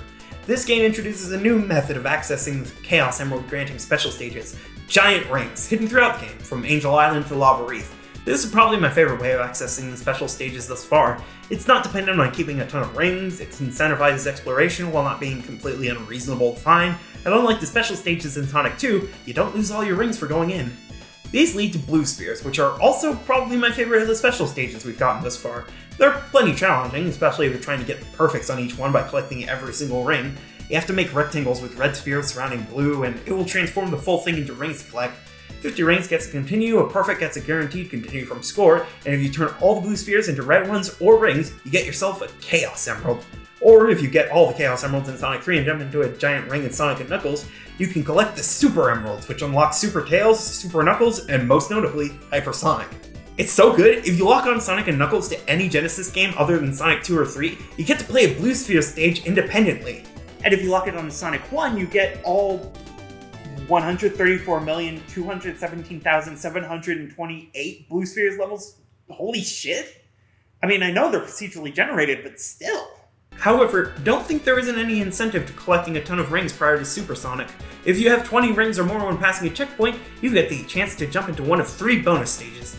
These are extremely simple mini-games, mostly just for getting power-ups, rings, and lives. You have a gumball machine that drops power-ups where you bounce up to hit the lever. You have a slot machine where you can get and lose tons of rings, and even get continues for getting over 50 rings. And you have, whatever you want to call the bonus stages where you sprint around glowing balls of light, collect rising balloons of power-ups, and avoid the eternally rising vortex at the bottom. Altogether, not the most interesting mini-games ever, but they are fun, and can be pretty helpful. My least favorite definitely has to be the slot machine. The other two are all purely beneficial, but the slot machine can literally steal all your rings if you just have a bit of bad luck. All told though, these are pretty good ideas, and very good distractions from the main gameplay that don't completely break the flow of the game. Now there's one more thing about the gameplay I still haven't talked about. What was it? Oh yeah, Super Sonic! Yes, for the first time in this project, I actually collected all those damn emeralds, Chaos and Super, so I can finally talk about the yellow hedgehog with some degree of authority. It's alright. Well, that take was worth 5 hours on blue spheres. Don't get me wrong, when it works, it really works, and can give you a power trip like no other. When you get 50 rings after collecting 7 emeralds and double jump without an elemental shield, already with more requirements than there should be, you activate Super Sonic, or if you collected all the Super Emeralds, Hyper Sonic. Super Sonic is completely invincible to everything, except crushing hazards and bottomless pits. Oh, and he can still drown. But he can move super fast at all times, which makes any of the platforming moments in the game harder than they were meant to be. And don't forget, the whole time Super or Hyper mode are activated, you're losing rings, and once you run out, you've dropped to full vulnerability with no rings, so anything can kill you in one hit. But hey, you get to ignore enemies until you run out. Yeah, not the biggest fan of Super Sonic, at least in the classic style of games. I don't dislike it necessarily, but it's not my cup of tea. Sorry. Hyper Sonic is interesting since it has the ability to boost in mid-air, which I could have sworn used up a bunch of rings at once, but that might be in a later game's super form. In any case, I appreciate it as a fun reward for collecting all 14 emeralds, but I think most of the time I prefer to stick to normal Sonic. Besides, the levels honestly don't need the boost and fun factor most of the time. Oh my god, these levels are incredible. I'm not going to go in depth on all of them because if I do, I'm going to have to cover all 25 acts, and I do want to move on to the 3D games at some point this year. However, I will say, these are some of the best levels I've played thus far. Angel Island Zone starts out more jungle than the previous starting stages and ends by being part grass zone, part fire level, part water level. Hydrocity may have been the first level where I actually ran out of air in this project, but it's still fun and kinetic and the slides are just a fun idea. Marble Garden is really mazy, but the spinning tops are a fun and creative way of gaining height and distance, and I think the aesthetic looks great. Again, maybe just my bias towards 16-bit ruins. Carnival Night used up a ton of my lives, mainly because I didn't understand the Act 1 boss and I was going for the final Chaos Emeralds there, but it's honestly my favorite of the casino-style levels thus far, and I love the balloons. Also, this zone has its own water sections, interestingly. Ice Cap is the loopiest, most physics-based level in the game, and I love the initial snowboarding sequence, even if it is very much just a stylistic thing. Finally, Launch Base Zone, the final zone is Sonic 3, which is engaging and climactic, plus it feels like solving a puzzle even while you're just trying to take the path of least resistance. It also has a couple of areas underwater, Yeah, for some reason, Sonic 3 has a lot of water sections, like a disproportionate number of them. They aren't terrible, thankfully, though the bubbles here feel off.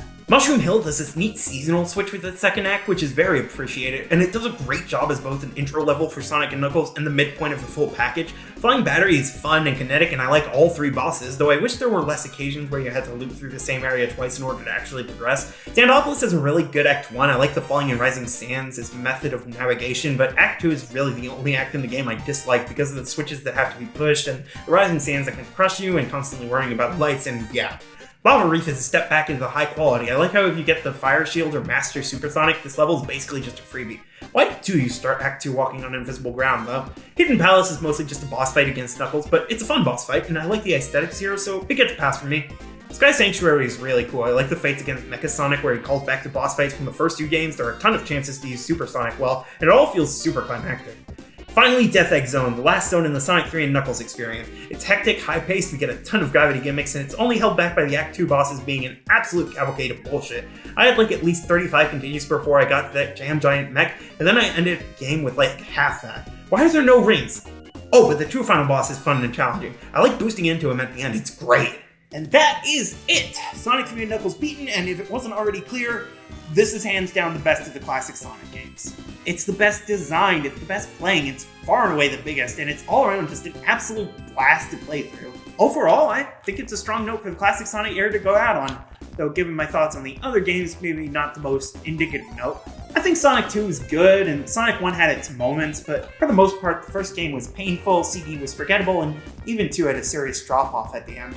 But Sonic 3 and Knuckles is genuinely an amazing game, the kind that really solidifies the series as legendary.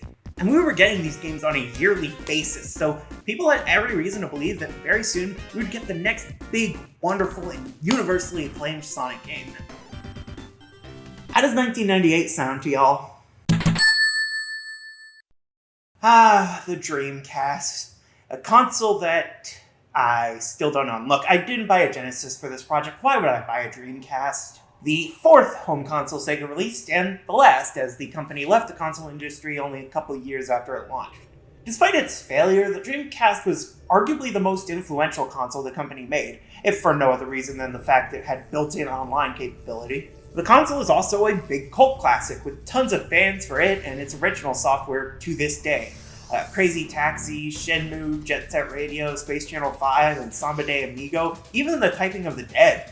Thankfully, while the console was discontinued in 2001, most of the games released for it have been made playable on other later systems. And this includes the bestseller, American launch title, and premier 3D Sonic game, Big's Big Fishing Journey.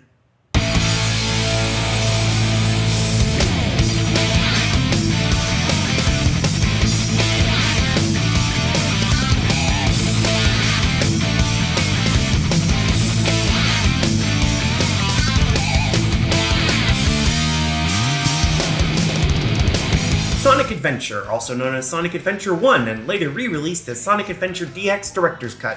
The first full 3D game in the franchise, the 5th or 6th game in the main series, and the only game ever where you have to fish for a frog in the same level where you drive the bumper car and traverse all of mirrors. Released in 1998 in Japan and 1999 outside, the game has been re-released a few different times over the decades. I played the GameCube version of Sonic Adventure DX for this review, released in June 2003, but a similar version was released for PC between late 2003 and 2004. In September 2010, an HD downloadable version of it came out for Xbox 360 and PS3, with the same engine and style as DX, but with the additional content from that version separated as DLC. This version was brought over to Steam in March 2011, except in Japan, where it was released in 2024. Because of reasons, I'm sure. That additional content, for the record, includes an exploration-based mission mode, unlockable Game Gear titles, and the ultimate unlockable character of Metal Sonic. I didn't explore any of the DX content for this playthrough, though I recall really liking mission mode in the past, and I did unlock a couple Game Gear entries. In general, the biggest change that affected my playthrough is different textures, new character models, and a higher frame rate. Not that it helped much. After Sonic & Knuckles' release, series lead Yuji Naka left SDI in America to return to Japan, leaving the remaining SDI developers to work on the main Sonic game for the console after the Genesis, the Sega Saturn. This game was Sonic Extreme, and it doesn't exist. There's some interesting history behind the game, including Naka refusing to let them use the engine Sonic Team developed for Nights into Dreams, but the long and short of it is that Extreme was probably always doomed, and because of all this, the only Sonic games for the Saturn were a game compilation with a hub world, a port of Sonic 3D Blast, and none of which could exactly be considered core titles in the series. After Sonic Team finished messing around with whatever the hell Nights into Dreams was, the game's designer Takashi Iizuka proposed, hey, maybe we should actually release games for our company's mascot, instead of just telling the LEGO game guys to pick up our slack. Thus, he pitched a new kind of Sonic title, an RPG. Maybe I should have better sources for my Sonic research than the Wikipedia development section. Okay, I think what that means is just a more character and story-based video game, which Adventure technically is. Maybe it was a translation issue, or Iizuka just didn't have the words he was looking for. The main source on Wikipedia doesn't have a link, and the source I did find was a 240p interview re-uploaded in 2022 with less than 60 views, with another copy from 2015 split into multiple parts. I feel like, given it's called a director's commentary, it should be somewhere in the game, presumably DX, given it talks about that port, but it's not in the GameCube version, and if it's in the Steam version, it needs to be unlocked somehow. And also, he doesn't explain what he meant beyond it being a simple RPG, and that apparently eventually became Sonic Adventure, so was he originally intending to make an RPG like we think of RPGs today? Is it just a language issue? What did he mean? Also, in the next section of that interview, he talks about the work that went into developing the camera system, which just feels like a bad idea given how it turned out. Well, regardless, Iizuka became director of Sonic Adventure, and Naka was producer. They designed stages to take these time to complete, redesigned pre-existing characters for the new hardware, and brought in jingle writer from Sonic 3, Junsen No, to serve as the game's main composer. It was originally going to be a launch title for the Dreamcast, and outside of Japan it was. However, a delay led to it being released a month after the console in that country. It was a commercial success, selling 2.5 million copies by 2006. It also received great reviews, with the visual presentation in particular being seen as a highlight. The gameplay was also generally praised, though the game's audio received more mixed reviews and the game's camera system was pretty unpopular. There were also the glitches, which were a big problem. The Japanese version in particular was apparently so buggy that some of Sonic Team actually went to the US so that the North American localization would be patched. Though even today, people will argue about how successful that patch job was. So, generally positive reviews, but with some problems that got poked at. Not the best sign given the praise the previous games got. Well, guess there's nothing to do except play it for myself. I'm gonna have a lot more to say with a 3D game from the Genesis ones, so let's start with the presentation. If there's one thing I can say is unambiguously good about Sonic Adventure, it's the soundtrack. Sonic 2 may have started the trend of Sonic games having impeccable music, but it was Sonic Adventure that proved no matter how bad the game is, the OST is going to be absolute fire. Admittedly, a couple of the character songs are really cheesy, and the event sadness track is so melodramatic it's hilarious, but for the most part, these songs are absolute bops. I think the level music in particular is great. While the stages aren't broken up into acts anymore, they do have distinct subsections, and those subsections all get their own tracks. But they aren't completely disconnected, instead usually being based on the same musical motif and theme, with more drastic changes in the music for the bigger changes in the levels. There's a reason Jun Sano has had at least some role in almost every mainline Sonic game since, be it lead composer, sound supervision, or just working on one or two of the vocal tracks. I mean, of course he's a musical genius. This is the mind behind Crush 40. You think Johnny Gioli is going to work with an amateur? As for the rest of the sound design, that's where we start to go off the rails a bit. The sound effects aren't terrible, to be fair, though they are mostly either based on or outright taken from the 2D Sonic games. Interestingly, we return to these speed shoes have their own unique theme idea from CD, though given we're now working with live recorded music, I guess just speeding up the backing track wouldn't have worked quite as well as with Genesis MIDIs. Wait, is that why CD did that?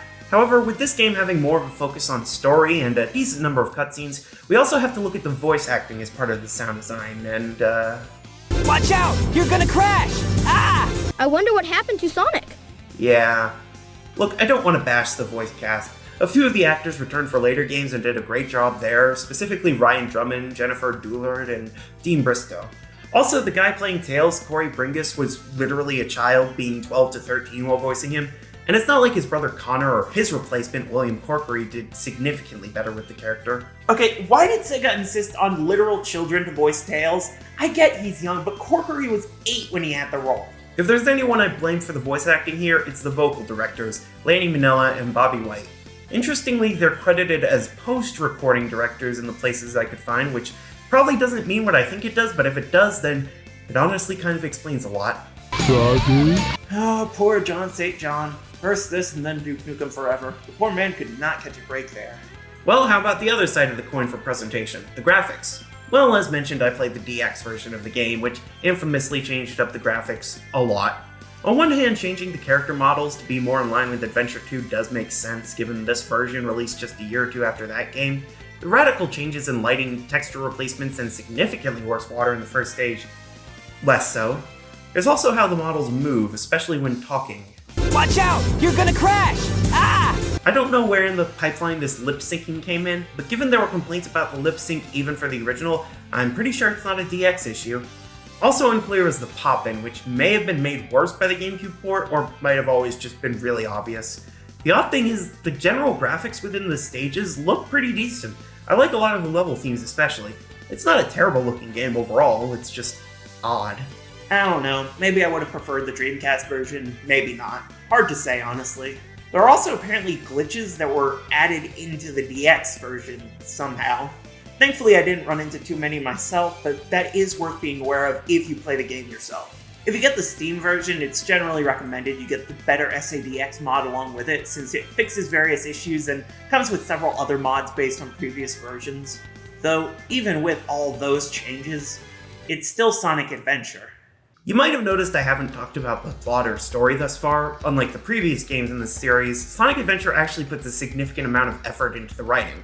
Not only are there full cutscenes, both in-engine and pre-rendered, but the whole game is split into 7 different campaigns you can play through, 6 featuring different player characters going through the overall plot, and 1 final Supersonic campaign which acts as the true final boss for the game. This trend would be continued in different ways for future games, though the way Adventure in particular tells its stories is odd. Over the course of the game, the 6 characters cross over and meet each other at various points, dipping in and out of each other's storylines for different periods. For example, Tails is alongside Sonic for the majority of his campaign, even playing 4 of Sonic's levels alongside him. Meanwhile, Big the Cat, one of the characters introduced in this game, only briefly runs into Sonic right before the Chaos 6 boss fight and has only a sparse few encounters with any other characters. This also means several characters share cutscenes and sequences with each other, especially Prower. However, the cutscenes have different dialogue and outcomes depending on which character you're playing as. It's sort of like Rashomon, but if one of the characters in Rashomon was a fisherman whose pet ate the murder weapon. Which admittedly would make for an interesting twist in an adaptation. The overall plot can only really be pieced together through playing all 7 campaigns, and it is kind of wild.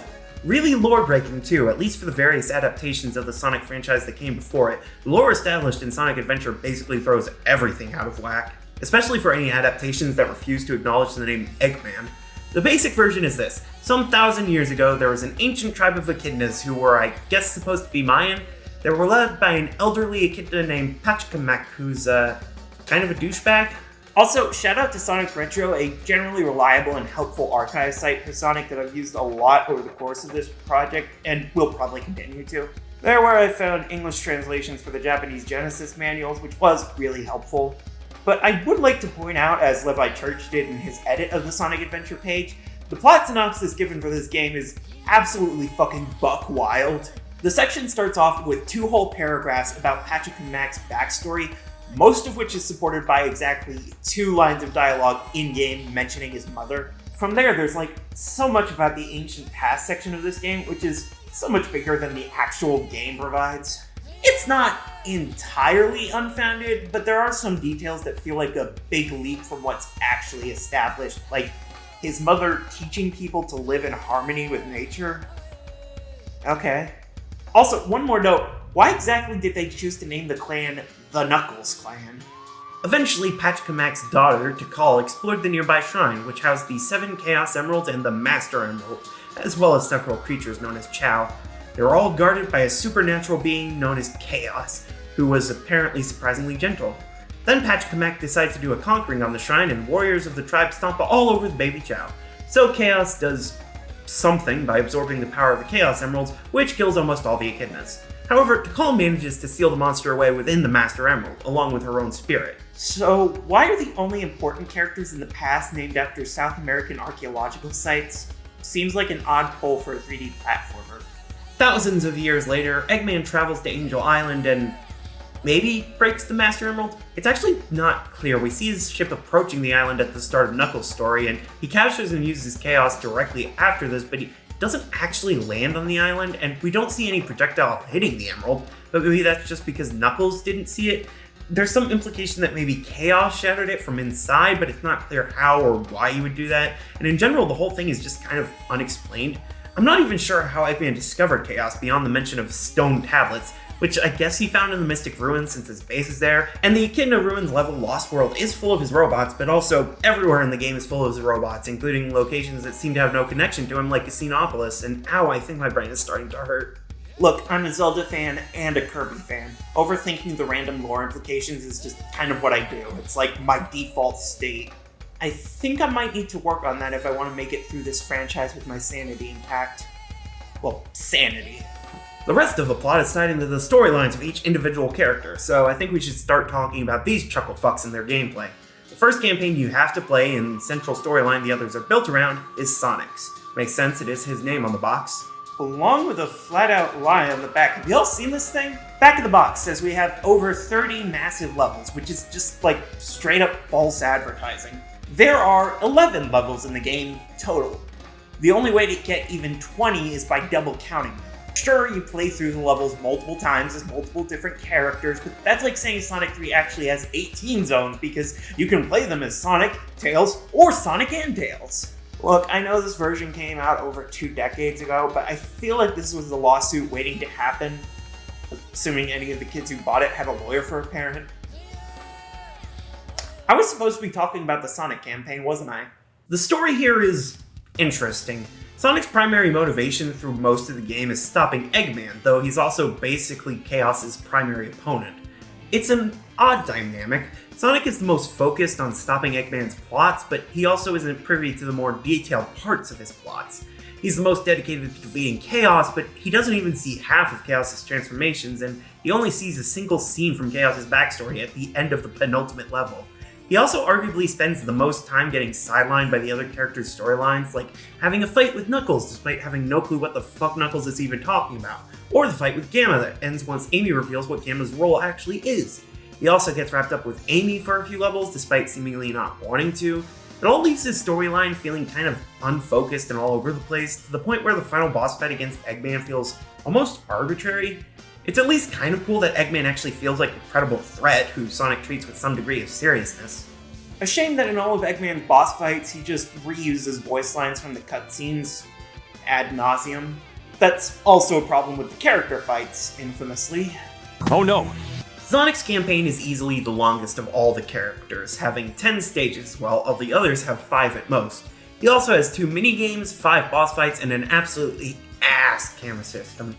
Look, I get it, this is the first Sonic game to even have a camera system, and no franchise outside of Kirby has nailed the 3D camera on their first go, My lord, when one of the first NPCs you can talk to in the entire game basically says, yeah, sometimes the camera is going to screw you over, you'll just get used to it, it's probably not a great sign for things to come.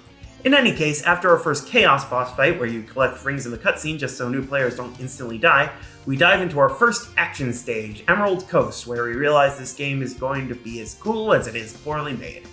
In general, I think the levels in this game are actually pretty impressive stylistically. Emerald Coast has plenty of memorable set pieces, Windy Valley has a tornado that you get caught up in, Casinopolis is just a fun idea for a challenge, Ice Cap might literally be the zone from Sonic 3 given the snowboard, Twinkle Park has a weird mix of platforming and minigames that kinda works for me, Speed Highway is just a genuinely really cool level, Red Mountain has the most open first section in the game, Skydeck looks cool at least, Lost World has fun sequences and actual puzzles, and Final Egg feels super climactic and difficult without tipping over into annoying. Even the Hot Shelter, the one level Sonic doesn't play through, feels interesting when you get to it, if only for how differently it plays from the other levels. Well, that all sounds like this is shaping up to be an excellent game. What's the catch? God, Sonic plays like ass. Ah, there it is. Okay, just to get this out of the way, the loading zones feel like the loading sequences from Sonic CD, the game is fairly glitchy, and for some reason the story mode missions in each stage is called Level C for some reason. Just assume that applies to every campaign in the game, and let's move on to Sonic's problems. Sonic Adventure introduces the homing attack to the Hedgehog's moveset, a move which allows Sonic to hit enemies automatically. If there isn't a target nearby, he'll just dash forward in the air, which is a decent way of gaining speed quickly. The first problem comes from having absolutely no idea what you're targeting with a homing attack at any given moment. In theory, it targets the closest enemy or item, but in practice, the way it prioritizes targets feels almost random. Or sometimes it just doesn't target anything at all, which is also fun. It wouldn't be until Sonic Unleashed for the main series to tell the player what they're actually targeting before they attack. We also have the Spin Dash returning from the last few games, which in a 3D space feels almost uncontrollable.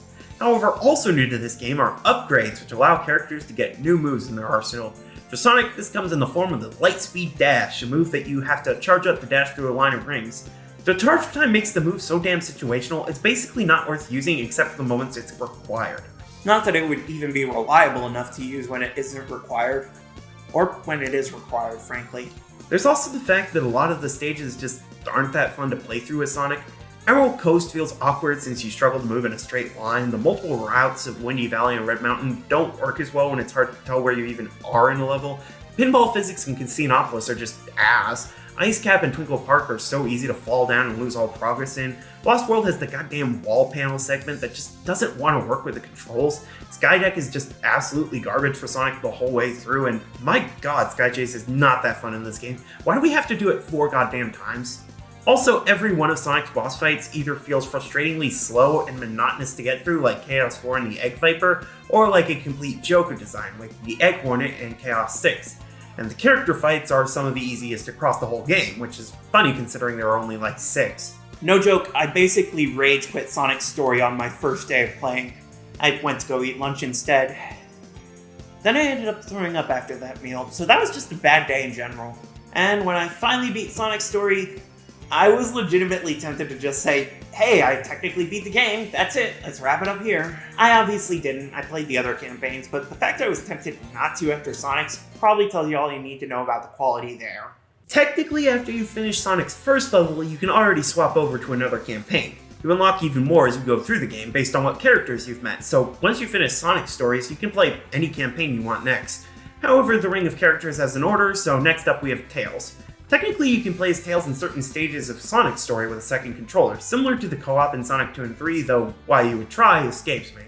Like I said, Tails' story mostly runs alongside Sonic's, with the only breaks being after the first Sky Chase repeats the second, and the end of the campaign. Otherwise, it's basically just Tails going through the exact same plot as Sonic, except now Eggman sounds like he smoked a pack. This is probably the story where the whole Rashomon thing is most prominent, since Tails fights multiple fights Sonic did originally, and Eggman is a lot less comedic in his vocal delivery.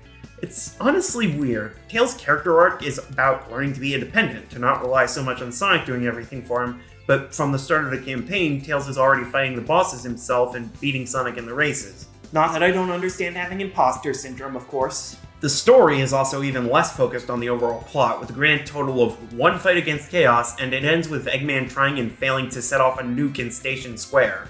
A plot point which does not fit the previously established tone of his plans, and yet somehow is the plot point most directly referenced in the sequel. This series is weird. Tails levels are all about racing to the end, usually against Sonic. As such, his levels are probably the shortest in the full game.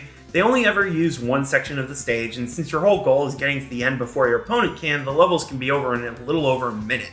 Add to that Tails' campaign only being 5 stages long, and his campaign is the first to feel really insubstantial. Though to be fair, that's kind of just a problem with all the non-Sonic campaigns in this game.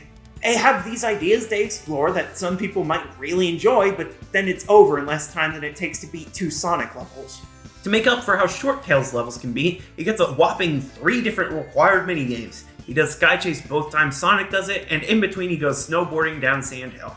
Again, I think this was intended to make the campaign seem more substantial, but really all it does is put into focus how little of the campaign is actually spent on the supposed focus of racing through levels. Also, these mini-games aren't particularly fun, I'm just gonna be honest. I like the funny snowboarding, it was cool in Ice Cap, but there aren't any ramps to trick off of here, and the whole thing is basically just a scoring minigame. Yeah, this game has a score system in place, and I'm gonna be honest, it doesn't do a lot. For the sub-games at least, getting a high enough score will net you an additional emblem, but for the main stages, it doesn't really do anything. Later games would have a ranking at the end of the stage, which could give you bonus rewards if you got A ranks or S ranks, but here, if there is a ranking system in place, it's not accessible in the main story, so you'd have to replay the levels multiple times for the points to matter even slightly. It's an odd system all around, honestly. One thing I will say for Tails' campaign is I actually really like how he plays. I think he runs out of flight stamina a little too fast, unfortunately, but otherwise, it's a lot of fun flying around and swinging your tails around. It's actually kind of a shame, honestly. This is the makings of a really fun game, but it's over almost before you know it, and then Tails doesn't get his own 3D campaign again, ever.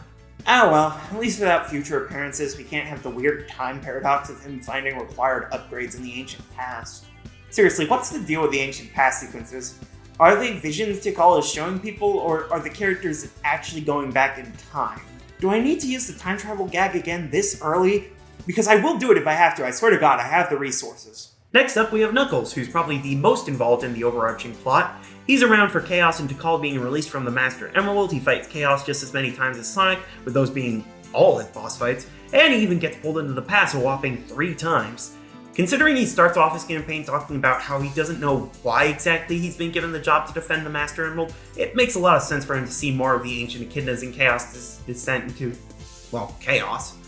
Perhaps to make up for all this, his actual goals in the story are probably the least connected of everyone's. He just wants to put the Master Emerald back together. Yeah, apparently when that thing broke, it exploded into like 15 pieces and scattered across miles. Seriously, even ignoring how 6 pieces somehow ended up inside closed-off buildings, they're somehow all over Station Square and the Mystic Ruins and even aboard Eggman's ship. He only even attacks Sonic and Tails because Eggman tricks him into thinking they've taken pieces of the Master Emerald themselves.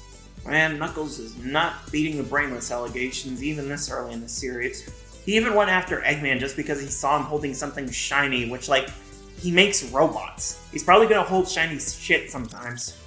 And at least he can punch unlike the other characters, so when it comes time to fight, he can just straight up knock his opponents the fuck out. Knuckles' gameplay is based around treasure hunting down the shards of the Master Emerald with a little proximity radar at the bottom of the screen.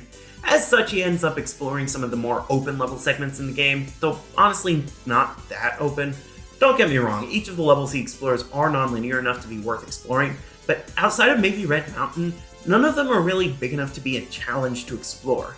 In general, you can pretty much always find where the pieces are just by gliding from one edge of the map to the other, and it's not even that difficult to do so. It makes these levels a lot easier than they otherwise could be, which is honestly kind of a shame. Knuckles is honestly an interesting character to control, with his gliding, climbing, and even digging making him play differently from every other character. But being limited to only stages that Sonic played through limits what he can go through, which really is disappointing. I know general consensus is that the Adventure 2 version of the treasure hunting gameplay is worse than the Adventure 1 version, but I really hope that's been overblown because I honestly feel like there's so much room to improve on this formula. I like how I say I hope the gameplay in Adventure 2 is good, like that isn't one of the games I've already played to death in the past. Anyways, next campaign is Amy's, and... yeah, I've got nothing. That's literally the only interesting part of her story, and it kinda sucks. Seriously, Amy's levels just feel like Sonic's levels, but slower, worse, and with a robot constantly chasing her. Her story is basically just Tails' arc, except with a baby bird and implied sexual harassment, and her controls are so bad it ruined her for the entire Advanced trilogy. She was the worst character to play as in those games, and you know I'm right. Their campaign is also the shortest, with a grand total of 3 stages and 1 boss fight, so there's generally not much to talk about anyways. The only really noteworthy part is she sees half an inch of chaos emerging in a past sequence, and she apparently has TV ADHD and completely missed Eggman trying to nuke the city. Regardless, we move on to our next character, the most infamous part of this game. Some have called him the killer of Sonic, the scourge of the Dreamcast, the worst decision Sonic Team ever made. He's made voice actors into laughingstocks, dragged down the reputation of the whole series, and even become the biggest joke of the entire Sonic franchise. He is, of course, the infamous E102 Gamma. What? Gamma's the next character. You unlock him next after Amy. Yes, obviously this is the game where Big the Cat was introduced and got its own dedicated campaign. Everyone makes jokes about it. I've made my own fair share in this review already. However, the thing is, I don't actually think Big's campaign is all that bad. Oh, shut up, you're a stock audio audience. I can make you have even worse opinions. Watch. Ocarina of Time is overrated. See? For the record, I do understand why the idea was so repellent. The whole appeal of Sonic as a franchise is high-speed, frantic action platforming. Even Amy's campaign encourages you to run so you can escape the bad touch robot. So a mode where you sit down and fish for a frog isn't exactly what most people were hoping for here.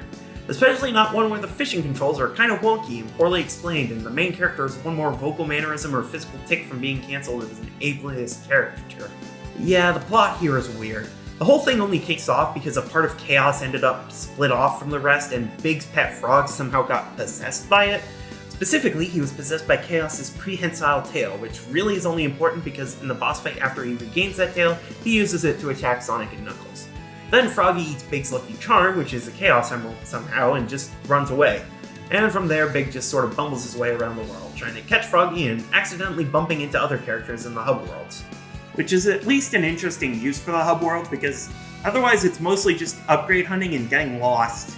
Yeah, the hub worlds are an interesting idea, and there is fun to be had messing around in Station Square, messing with the plastic old man and drowning in the hotel pool.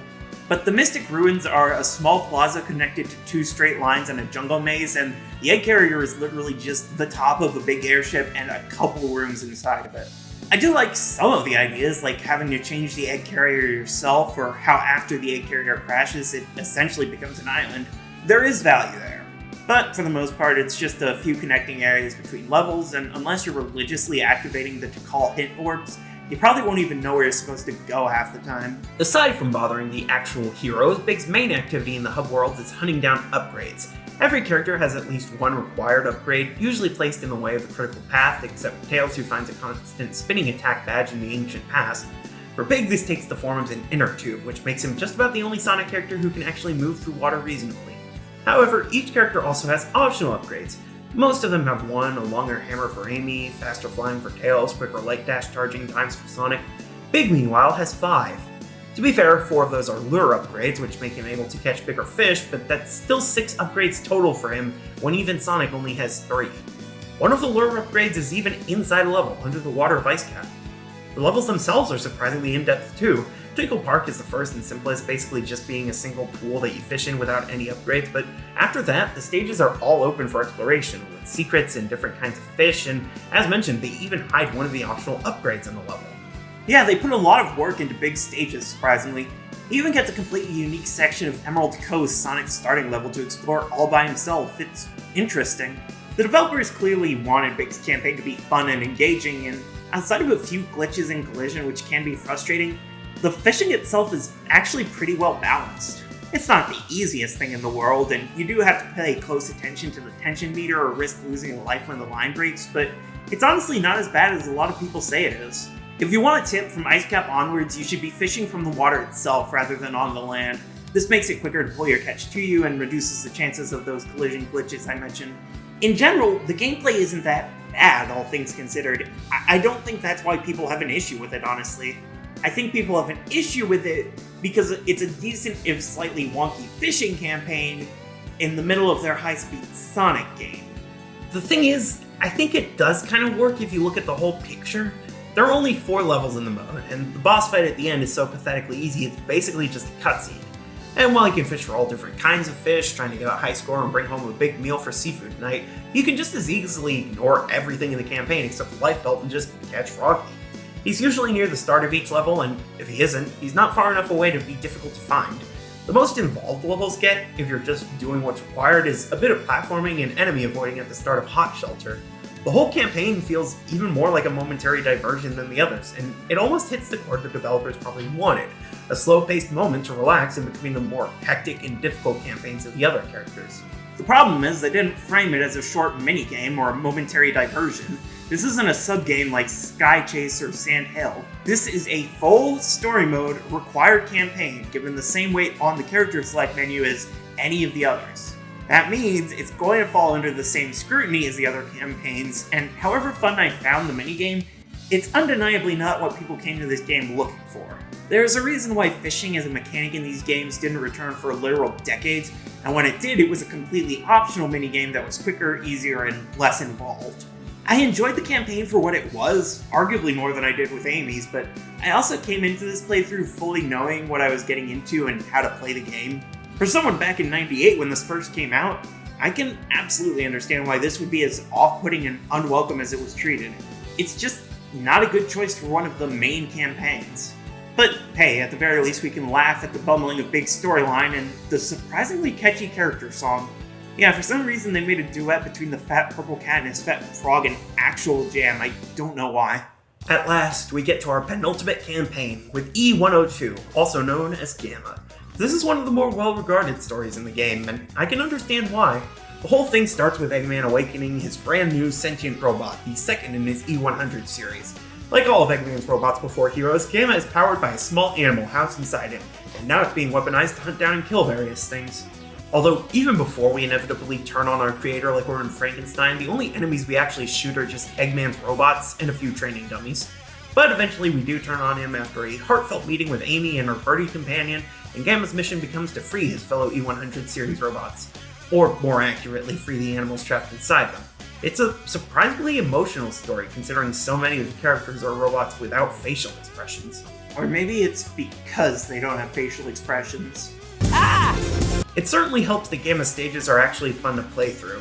It's basically a 3D running gun with a time limit to keep you on your toes. Apparently the whole reason he was included was because Sonic Team felt compelled to include gun combat and didn't feel like it was right to give a gun to any of the Anthro characters.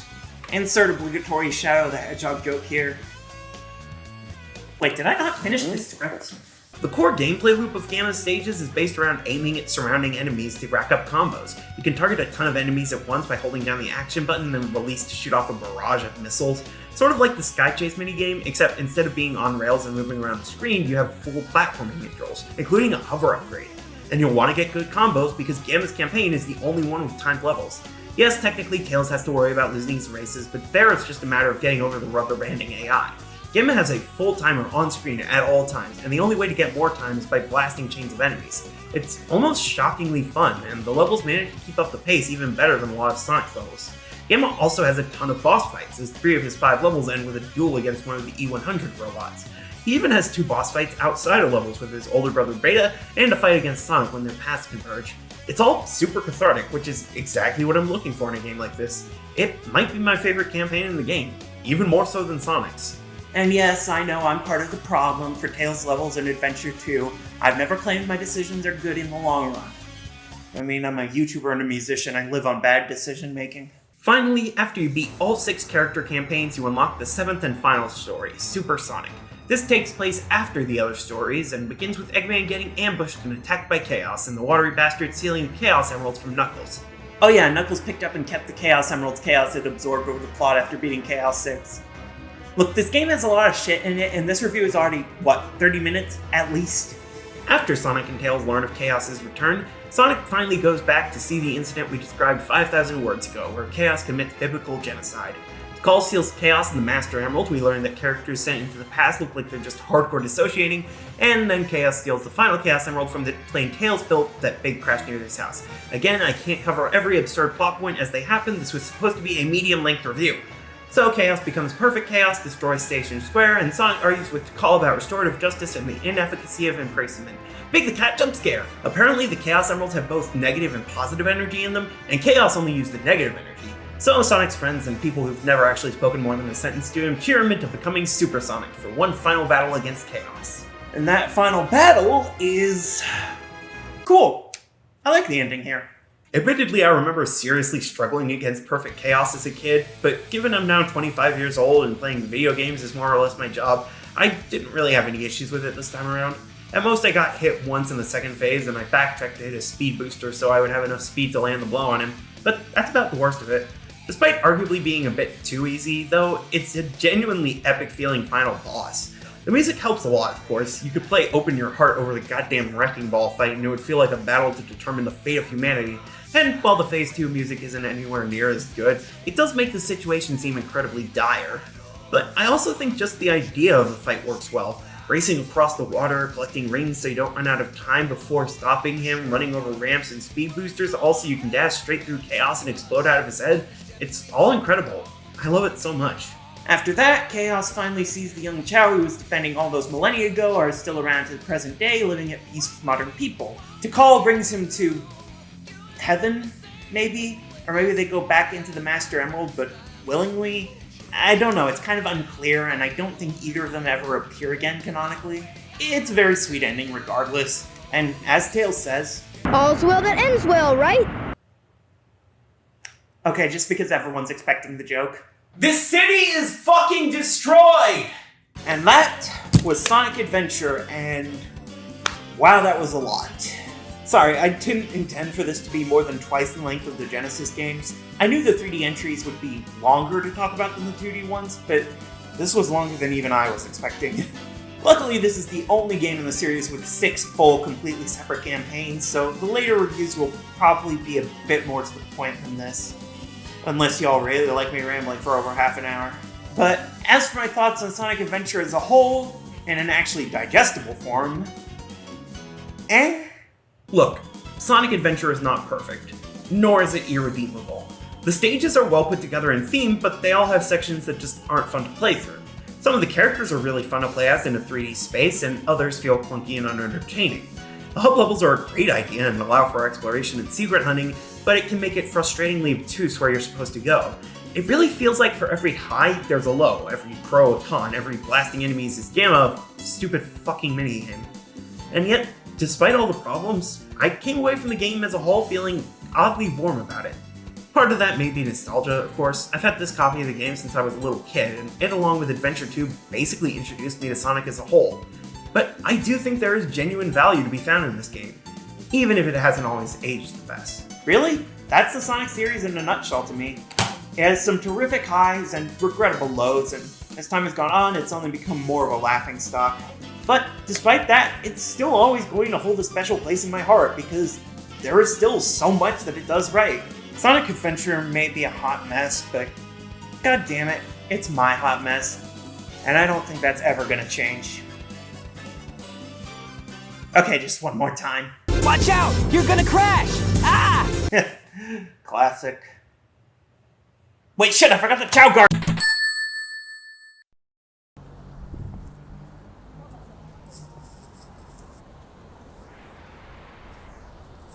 Where the fuck are the hedgehogs?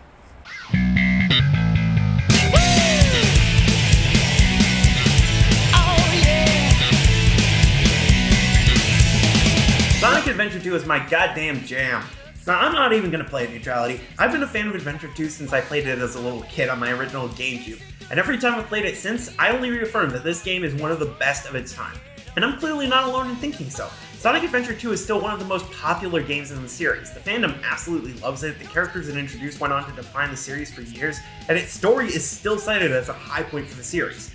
Hell, if I somehow managed to get this video out on time, then just yesterday, a movie released to theaters, with the main draw of directly adapting elements from this specific game. But it's not just the story, the gameplay may be somewhat divisive, but it's still generally regarded as one of the best 3D entries in the franchise and easily the best of the adventure era. The soundtrack is instantly iconic, the character designs were on point, we have the goddamn Chow Garden. This is one of my favorite games in the series, hands down. You can argue about its objective merits, but this is just a stone-cold classic for me. And yes, I am very aware this is all nostalgia, and I'm really no better than the butthurt Ocarina of Time fans right now, but hey, at least my favorite is on PC. After Sonic Adventure was completed and released, Sega reacted to the game being a great success by firing 90% of the development team. Yeah, while Adventure was a decent success for the Dreamcast, the console itself was more than a bit of a flop, and the rapidly approaching steam train that was the PS2 kind of persuaded Sega to make some iffy decisions. So rather than build a new team to build the game's sequel or allow the old team time to rebuild, they were instructed to start making Adventure 2 with an 11-person development staff, compared to Adventure 1's 120. Admittedly, it probably wouldn't have helped things much if they had given them time to find new developers, since the members of Sonic Team involved were those who moved to San Francisco to help with localizing Sonic Adventure. They even established their own new division while they were Sonic Team USA. At a location that's now a furniture store, I guess. Takashi Iizuka returned as director for the sequel, while one of the writers from Panzer Dragoon, Shiro Mikawa, wrote the game's story. An odd choice for the game's lead writer, given he apparently didn't even like Sonic as a character. He also used his scrapped character idea from Adventure 1 after Sonic Team USA told him to. He went through a few different versions over time, but he did keep the original concept for the character of a black hedgehog who equaled or exceeded Sonic's coolness. Direct quote from Wikipedia on that one. Maybe they were directly quoting something else, but the interviews they cited were one where they only talked about it vaguely and one that's in full Japanese. And frankly, I don't trust the translation provided by Safari, though it does seem fairly accurate to what the wiki claims. Also, apparently the key moment that helped Mikawa figure out Shadow's character was thinking up the "I found you faker" cutscene. That's just incredible. So the development team had a full game to make, one intended to be bigger, faster, and all around better than Sonic Adventure 1, all with a development team about the same size as a football team. Either kind, take your pick. They took some cues from how fans had responded to the previous game, like not including another fishing minigame, though they did keep Big N as a recurring cameo. I remember hearing once that the cameos were put in out of spite because one of the developers was upset that people didn't like Big's levels, but I'm pretty sure that was just a rumor because I can't find a source for it anywhere. Regardless, they wanted to make the game popular, especially with the Western audience, so they pulled from a time-honored tradition and based half the levels off of California, San Francisco and Yosemite National Park in particular. They even used an area from the city as a skybox for City Escape. I don't see it. The game was released in June of 2001 for Dreamcast, on the 19th for North America and the 23rd everywhere else. The game's release ended up being a part of the series' 10th anniversary, and Sega ended up marketing the hell out of it. Pretty cool considering this is almost half a year after the Dreamcast went defunct. Yeah, Adventure 2's release also ended up coinciding with Sega stepping out of the console market and becoming solely a software developer. However, they did have a plan to keep the game alive to give it a wider audience. So, you ever heard of the GameCube? It'd be weird if I hadn't. Yes, less than a year after Adventure 2 released on Dreamcast, it was ported over to the Nintendo GameCube as Sonic Adventure 2 Battle, the first Sonic game on a Nintendo system, at least outside of bootlegs. This is a pretty important moment, all things considered. Nowadays, Sonic being on Nintendo hardware is almost seen as inevitable. Like, it's weirder when his games don't end up there. Hell, Sonic himself has appeared alongside Mario in multiple games, from being a character in Smash Bros. From Brawl onwards to having a whole crossover series where they become Olympians. But at the time, this was a ridiculous plot twist. Like, Sonic was the anti-Mario. He can't be on a Nintendo console. That's one of the warning signs of the apocalypse. Both versions were actually fairly successful, albeit on somewhat different scales. The Dreamcast version ended up selling around 500,000 copies total. Not a bad number by any means, especially for a legitimately dead console. On the GameCube, it sold around 1.7 million copies, over triple what the original version sold and more than any other third-party GameCube game. Overall, it was a very successful game, at least commercially. Critically, it was a bit more controversial. Like with Adventure 1, the Dreamcast version received mostly positive reviews, while the GameCube port got more mixed reviews. Though even with the Dreamcast version, there were a few major criticisms. The camera was still criticized, and the plot was considered lackluster. I can definitely understand the former, but I don't know about the latter. Like I said before, this game's story is still one of the most beloved in the series, and the game as a whole is still regularly cited as one of the best in the franchise, outside of the audio mixing. The military has mistaken me for the likes of you! The game received one final release in 2012 for PS3, Xbox 360, and PC. I personally have it on Steam, though I'm not downloading again for this project. I'm playing the GameCube port, Adventure 2 Battle. Though unlike Adventure DX, there aren't really a ton of major changes between versions with this one. As the subtitle suggests, most of the updates were done for the game's 2-player battle mode, rather than affecting the main story mode. The biggest change is really just that the Megacut cameos were removed, which I guess might be controversial for some people. Honestly, I'm mostly playing this version to show off that I still have my childhood coffee, even as an adult. Oh Christ, I'm 25. While graphically we've taken quite a few steps up from Adventure 1, sure the lip syncs are still not, but the character models are all vastly improved, especially the animations. We go from something that wouldn't look out of place in an early Gary's mod video to actually reasonable mouth movements. The levels are also a lot prettier in general. Sure, the skybox is still very clearly a 2D image, but the texture quality has been upped and most levels have higher polygon counts. There are also the upgrades to the game's performance. No more loading zones in the middle of levels, pretty much everything is all in the same map. That's a lot better, and it makes sense since we no longer have different sections of each level for different characters. There are reused assets across the game, admittedly, not just the enemies, but various area textures and landmarks reappearing in different levels. Usually though this makes sense, like if multiple characters go through the same general area, like Space Colony or Eggman's Pyramid. Ah yes, that beloved icon of the American West, Egyptian-style pyramids. I know the one in Vegas doesn't count. Next up is the sound, and yeah, the audio mixing is still... Say something, you fake hedgehog! yeah. The English voice acting is fairly inconsistent too. Some of it is really good, like I honestly think Ryan Drummond did an incredible job as Sonic, and while I mostly think it's down to better direction, I think Connor Brickness did a better job voicing Tails than his brother. Shadow's a bit more iffy, with David Humphrey occasionally being a little too bland and emotionless, and Rouge... just received a message from my boss. yeah, she's not terrible all the time, but I think Lanny Minella is a better recording director than she is a voice actor. I mean, she was also Olu Chow, who to her credit is at his least obnoxious in this game. Still, that's the voice work. Sound effects are okay, and the music... What do you want me to say? It's the Sonic Adventure 2 soundtrack, what can I even comment on?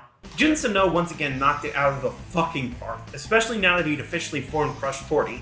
I mean, this soundtrack just has so many classic bangers, I can't even name them all. Escape from the City, Eggman's Theme, Pumpkin Hill, goddamn Live and Learn! Honestly, even the cringier lyrics and tracks are understandably iconic, and I don't think I'd change a thing about this OST. The different characters even have different styles of music for their levels, like Sonic specializes in hard rock, Shadow has more hardcore techno, while Tails has rocking electronic, Knuckles has rap music, while Rouge sticks to more atmospheric R&B, and Eggman's levels sound like boss themes, appropriately enough. Look, other people can criticize this music if they want to, but like, I don't have a leg to stand on here. Like, have you heard the shit I call music? Moving on to the actual game itself, we have two different campaigns to go through here, each have their own unique set of levels, unlike Adventure 1. Yes, this time when the GameCube box art says 30 levels, it's not false advertising. Additionally, both campaigns are available from the start, rather than having to unlock one or the other. However, based on the story and difficulty, I think it's pretty safe to say that you're intended to play the hero story before the dark story. So let's start over there. We have 3 player characters on each side with 3 different gameplay styles in general. Speed levels as Sonic or Shadow, mech shooter levels as Tails or Eggman, and treasure hunting levels as Knuckles or Rouge. Jumping into the hero's story, we start with Sonic killing unseen soldiers. I didn't think I could get a cameo in Alcatraz. So for some reason, the human government implied by Sonic Adventure are now a major faction and they're trying to arrest Sonic for reasons. It's not clear at all in the start of the hero story, and frankly even later on, I'm not 100% sure if this was an actual mistake or a military cover-up. Regardless, Sonic breaks out of the helicopter taking him away and skydives down to San Francisco. I mean, we don't get an actual name for the city itself, and a later level is named after a real place in San Francisco, so it might as well be. Although I guess it's technically called the capital city, so Washington, D.C., I guess? I swear if I so much as see the word Central City. In any case, we dive headfirst into Skitty Escape, the first speed level in the game and the most iconic level overall, and it has earned its fame. This is an amazing level. Cool set pieces, some tricky platforming, my goddamn jam, it's so good. In fact, I'm gonna save us all some time and just say it right now, all the speed levels are great. There are a couple with issues, of course. Pyramid Cave can occasionally be annoying with the whole hourglass gimmicks and the damn grabby ghosts, and Crazy Gadget is a bit much with the gravity flipping and final puzzle section, but otherwise I think these are incredible. It's kind of disappointing that this was one of the last games with this style of gameplay in the series, because I think if they had made a full game based on this style, it would go down as the best 3D Sonic game hands down. Really, the worst I can say is that the controls aren't 100% perfect. They're a lot better than in Adventure 1, tighter and more responsive, but the homing attack is still annoyingly inconsistent, and the light attack power-ups you can get is really not useful. But hey, at least the light dash is easier to use, just having to tap the B button near a line of rings to shoot off. You can still charge light up with the spin dash, but that's just for the light attack, and that's already a super situational ability. Oh, yeah, the upgrades from Sonic Adventure return, albeit with mostly different upgrades and all in the levels themselves. I collected all of them, one in each of the levels, but you really don't have to unless you're going for 100% completion, which I wouldn't exactly recommend. In addition to upgrades though, you can also find Chow keys in each level. See, unlike Adventure 1, we don't have hub areas anymore, so instead you have to find these keys inside the levels to access the Chow Garden. Yes, the Chow return in a much more expanded form. And unlike the last game, I actually engaged with Adventure 2's Chow. I won't go too in-depth here, as it is still a pretty superfluous addition, and for that matter, highly personalized. Unless I want to hook my Wii up to my capture card, I can't even show you my precious angel and demon.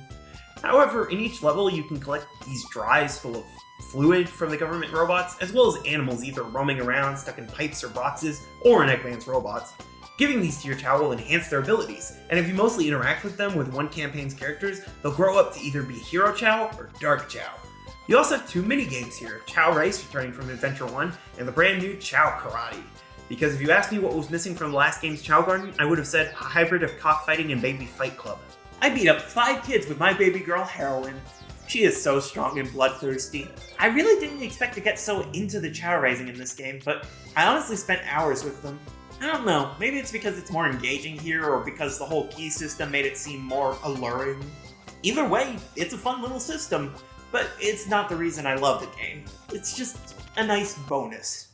Well, once we abandon our children, we get a boss fight with the gun mech, Bigfoot, which is way easier than I remember. In fact, the boss fights in general are pretty lacking across the game. There are a couple cool ones, like the more platforming-based fight against the Egg Golem as Sonic, and the King Boom Boo fight, which takes advantage of Knuckles digging and climbing, but 3 of them are just trying to destroy the gun mechs, which all look the damn same and just get more projectiles with each fight, and I'll get to the other 5 bosses in a bit. After committing our latest felony, Sonic spots a black hedgehog holding a Chaos Emerald, and concludes the government mistook Sonic for him. Because everyone in this universe is legally blind. Then he sees this hedgehog teleport using the emerald, our first demonstration of the ability Chaos Control. The hedgehog introduces himself as Shadow the Hedgehog, the ultimate life form, and then vanishes, leaving Sonic to be police brutality. Suddenly, a desert. So, what? Nevada, Arizona, Egypt? Here we see Knuckles having an argument with brand new character Rouge the Bat over the Master Emerald. I can only assume after she already stole it. This doesn't look like Sunset Trail. I do like that Knuckles actually remembers what the Master Emerald can do, presumably remembering what Tikal said about it in Adventure 1. It's a nice bit of continuity between the two games. Then Eggman tries to steal the emerald only for Knuckles to shatter it. Because a collectathon across half the planet is better than a repeat of the giant Eggman robo. Thus, Knuckles begins to gather the pieces of the Master Emerald, beginning in Wild Canyon. Now, I know a lot of fans have issues with the treasure hunting gameplay in this entry compared to Adventure 1. The main complaint is you can only see the proximity radar for one target at a time rather than all 3 like originally. Combined with the emerald shards occasionally being difficult to see against the background depending on the lighting or just flat out not being visible at all, and it's possible to walk right by an emerald piece without realizing it. This is annoying, particularly in Death Chamber and Headquarters, as those are the most maze-like locations. You can't easily get from one part to any other in those levels. You have to just do a loop of the full place and hope you get close enough to pick up the signal. It's clearly more restrictive. But I actually kind of prefer this system. Alright, that's one more group that hates me, so who's next? Here's the thing. The treasure hunter levels in this game are a lot bigger and more complex, since they're all made just for the treasure hunting gameplay. Sure, we start off with Wild Canyon, which really only has a few areas to hunt through, but then we have wide open mountain ranges, or trips through space, or the inside of a government vault. I honestly think for the most part, the one target at a time thing helps keep you focused on what you're supposed to be doing. Plus, if the target is out in the open, the only thing stopping you from grabbing it is your own vision, so it's not like it's impossible to grab. I can definitely understand the argument for a free radar system, and there are mods for the PC version if you prefer the Adventure 1 style, but to me it's just not as big a deal as some people make it out to be. And besides that, I think the treasure hunting is so much better all around in this game. The levels are so much bigger and more fun to explore, you have unique gimmicks for most of the stages, and even the upgrades are better. There are a couple real stinker levels, and I'll point them out when we get to them, but in general, I really do like this style across the game. Though the two levels where your radar detects keys are a bit odd in universe. I could buy Knuckles having the ability to detect emerald pieces, but what, does Eggman include timestone pieces in all his keys? Once we clear the treasure hunting tutorial stage, we see Tails flying over the ocean on his way to stage Prison Break. By the end of this game, the whole of Team Sonic's gonna end up on the no-fly list. Suddenly, he sees Amy being menaced by Eggman, which has no explanation in this campaign. Amy's presence is weird. She's technically a part of the hero team, but she just sort of shows up here on Bizarro Alcatraz, and her most plot-relevant scenes are almost all in the Dark campaign. She's also not playable, at least in single player. She basically just tags along with Tails and Sonic, occasionally getting left behind for the sake of damsel in distressing. In this case, Tails has to step up and save her, and does so by transforming the Tornado 2 into a mech. I guess he broke his leg during Chaos's attack? So we get our first boss fight against another playable character, a dual boss. There are 5 of these across each campaign, 2 between the mech characters, 2 between the speed characters, and 1 between the treasure hunters. These are more interesting than the fights between playable characters in Adventure 1 since they're not pathetically easy. They have actual health bars rather than just hit counters you have to wear down. However, they're also generally really annoying. This first one between Tails and Eggman is fine, just a matter of shooting your opponent before he shoots you, but the Sonic vs. Shadow fights require either good luck or intelligent mashing, oxymoron fully intended. The second Tails and Eggman fight is obnoxious, with your opponent just whipping out super powerful giant lasers seemingly at random, while the Knuckles and Rouge fight, the arena is interesting, but that's about it. Well, that's most of the boss fights covered at once. After this, we get our first Tails level, Prison Lane, aka Tails commits at least 2 felonies. Yes, one of the most infamous parts of Adventure 2 is Tails' gameplay. It's shared with Eggman and is heavily based on Gamma's campaign from Adventure 1. He never leaves the tornado during standard gameplay, which rubs a lot of people the wrong way. You can technically control Tails on foot in the Chow Garden, complete with flight mechanics that feel completely different from before. However, all of his actual levels are mech shooters, and I can understand why that would be frustrating for people who enjoyed his campaign in Sonic Adventure or saw serious potential in his moveset. Personally, I don't mind it that much, at least in this game. My problem isn't that Tails is in his mech. My problem is that mech feels clunky to control.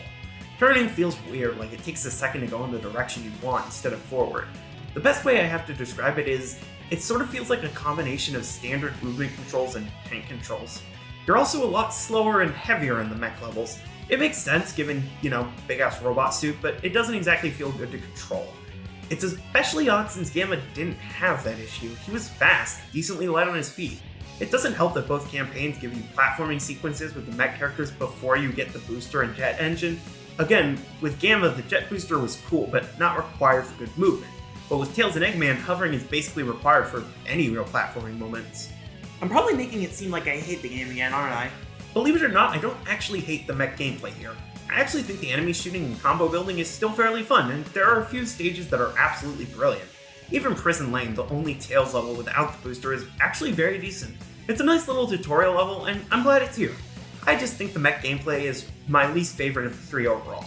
At least after this level, we get Amy Rose appearing out of nowhere. Was she inside the tornado?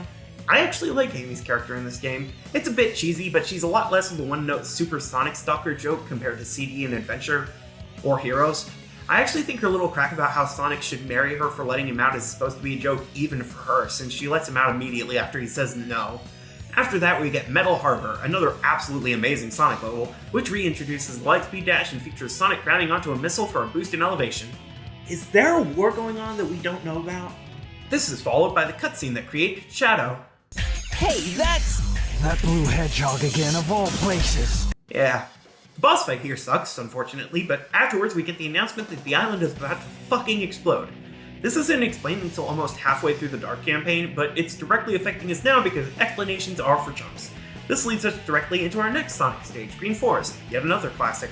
The time limit adds a level of tension that really doesn't appear on most levels. We have half pipes and grind rails, and we can even get the kind of useless Ancient Light upgrade here. It's great. After a PNG of the Tornado 2 flies away from the pre-rendered explosion of Prison Island, we take a break from the plot so Knuckles can explore Pumpkin Hill. A very fun level that introduces digging to Knuckles' moveset and has a strong Halloween theme for reasons I don't entirely understand. After that, we get one of the 20 cutscenes real-time fandom has ruined for me forever. Specifically, the Big One version hero. This comes the fuck out of nowhere in the Hero campaign. Eggman has appeared a grand total of 3 times before this point, and it's never even implied that he's working on a weapon of mass destruction. The arc has received exactly 0 mentions thus far, and the fact there even is a moon to piss on is mostly just implied. That's honestly kind of a weird part of the hero plotline. Various plot points just sort of happen with almost no explanation. And then you play the Dark campaign and you're like, oh, it was his sled. After this latest act of terror, we get Mission Street. Yeah, I'd call that false advertising, alright. Where's the fox? Mission Street isn't fun. We get the booster finally, but the enemy attacks can cancel out your hover and you're constantly getting bombed despite being in a civilian population. There are so many jokes I could make writing this in spring of 2024, and all of them are in god-awful taste. The falling roads are annoying and the pillars falling over feel random. It's just not a good level, I'm sorry. After that, Knuckles is in a mine somehow. How did we get here? Aquatic Mine is interesting. It's one of the only water levels in the game, and it's not bad, though finding and grabbing the air necklace can be kind of obnoxious. It's technically optional, but of those few water levels, Knuckles has all but one, including his last playable segment, and grabbing air bubbles is even more obnoxious than in the 2D games, so yeah, it's basically required. Otherwise, it's a pretty good level, I think. After that, he pops his head out of a manhole in the middle of the city. What, are the San Francisco sewers all connected to abandoned mine shafts? Thus, Knuckles finally becomes a part of the rest of the hero team's storyline, getting wrapped up in Tails' latest felony, tracking the president's car and jumping inside. This leads us to Route 101. Why is there a kart racing mode in this game? Sonic and Tails stumble across the president getting threatened by Eggman, with Tails tracking his signal down to the space colony Ark. You didn't think to check the giant fucking space station that he used to explode the moon? Knuckles apparently sees Rouge go into Eggman's pyramid base off-screen, so the heroes decide to break in so they can get onto the Ark somehow. Tails goes first, breaking in through the hidden base. A decently fun mech level, complete with the return of the Badniks from Adventure 1 and Unescapable Quicksand. And I actually like this one, shooting a ton of enemies is cathartic. It's not as fun as the speed levels, but it is still a good time. After that, we get Sonic soaring through Pyramid Cave, the kind of annoying level I mentioned before. You unlock the bounce bracelet here, which grants Sonic the ability to butt bounce like Pac-Man. Finally! After figuring out how to get to the end of that level, we get Death Chamber as Knuckles, easily the most maze-like level Knuckles has. It's an extremely engaging level, requiring you to look at the maps scattered around and figure out where you need to go, but it can also be really frustrating. Then we fight King Boom Boo, immediately followed by Eggman finding us and Sonic having to fight the Egg Golem. 2 bosses in a row, but at least they're pretty fun bosses. I'll take what I can get. After that, Sonic and company hijack a space shuttle that's launching from the pyramid, because reasons.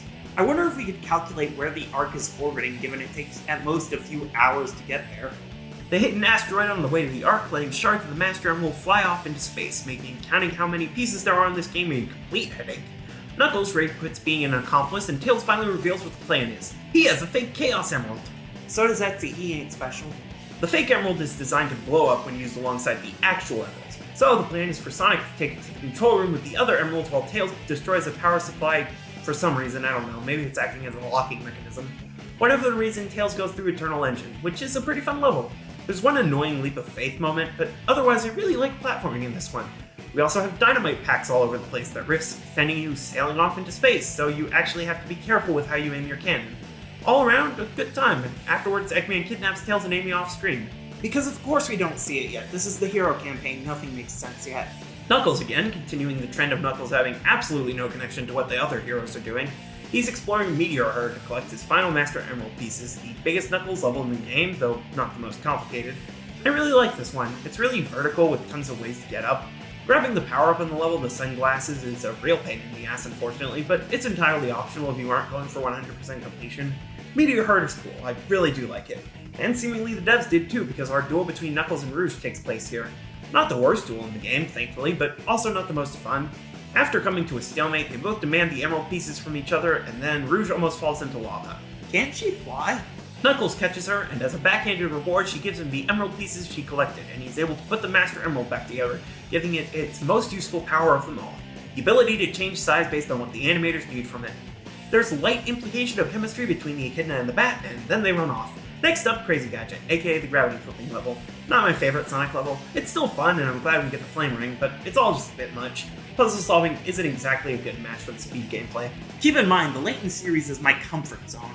33 minutes before the Ark fires again and Sonic arrives in the main viewing room of the station, Eggman has a gun to Amy's head and he's going to kill her unless Sonic steps forward and places the Chaos Emerald down on a very specific part of the floor. Of course it's a trap, why wouldn't it be? Sonic gets trapped in an escape pod rigged to explode, says his goodbyes to Tails and Amy, and then gets shot into space. He looks at the fake emerald in his hands, wonders if he can do something with it, and then we see the capsule exploding far away. Yes, this would make this the first moment in the series which I would call a Sonic Death fake-out moment. Pay close attention, there will be more of these. Since Tails thinks Sonic just got blown up in the vacuum of space, he decides to kill Eggman in revenge. Thus we get our penultimate duel, and this one is the worst duel in the game. I hate the final mech duel, it's just so annoying. At least this one has a definitive winner, unlike the last three which implicitly end in a stalemate. Tails kicks Eggman's ass, and then suddenly Knuckles is walking. Sonic used Chaos Control. Is there actually anything needed to use Chaos Control beyond just holding a Chaos Emerald and saying Chaos Control? Because if that's all it takes, why does nobody but Shadow ever use it outside of this game in 06? Sonic rushes off to sabotage the cannon with only 21 minutes left, leading us into the final level for the hero campaign, Final Rush. This is a great level. Not the easiest, which I seriously appreciate, but also not annoying. It's a climactic ride, based primarily around grinding on rails. We have multiple paths we can take and really cool shortcuts. It's all so cool. After we clear that, we get our final boss, the last speed duel, and it's kind of fun and it's cool having a running boss fight, but actually landing hits on your opponent is a pain in the ass. Sonic cleans the floor with Shadow, shoves the fake emerald in the cannon somehow, and the credits roll in the hero campaign. Alright, let's speed things up for the Dark story. I want this to be shorter than the Adventure 1 review. Eggman breaks into a military facility to steal a weapon his grandfather made, starting the Dark campaign with Iron Gate. Yeah, while Sonic had easily the most levels in the hero side of the game, Eggman has 5 of the 14 Dark levels in the game, with Rouge and Shadow each having 4, with another damn cart level mixed in. Makes sense given Eggman is supposedly the main villain of the game, though he doesn't get the last level of the campaign. In any case, Iron Gate is a good time, lots of huge combos and blasting down doors, a lot of what you'd want out of the mech level. Then we see him type on what's clearly a Japanese keyboard. I'm sorry, Sonic Team, but in English at least, the name Maria takes more than 3 keystrokes. He unlocks the weapon using a Chaos Emerald he has, somehow, and out comes a very supersonic-shaped genie. I don't know why Shadow does the whole grant you one wish routine with Eggman here, but it gives him an excuse to fight the first boss of the campaign. Hotshot is literally just Bigfoot again, but with legs that work better.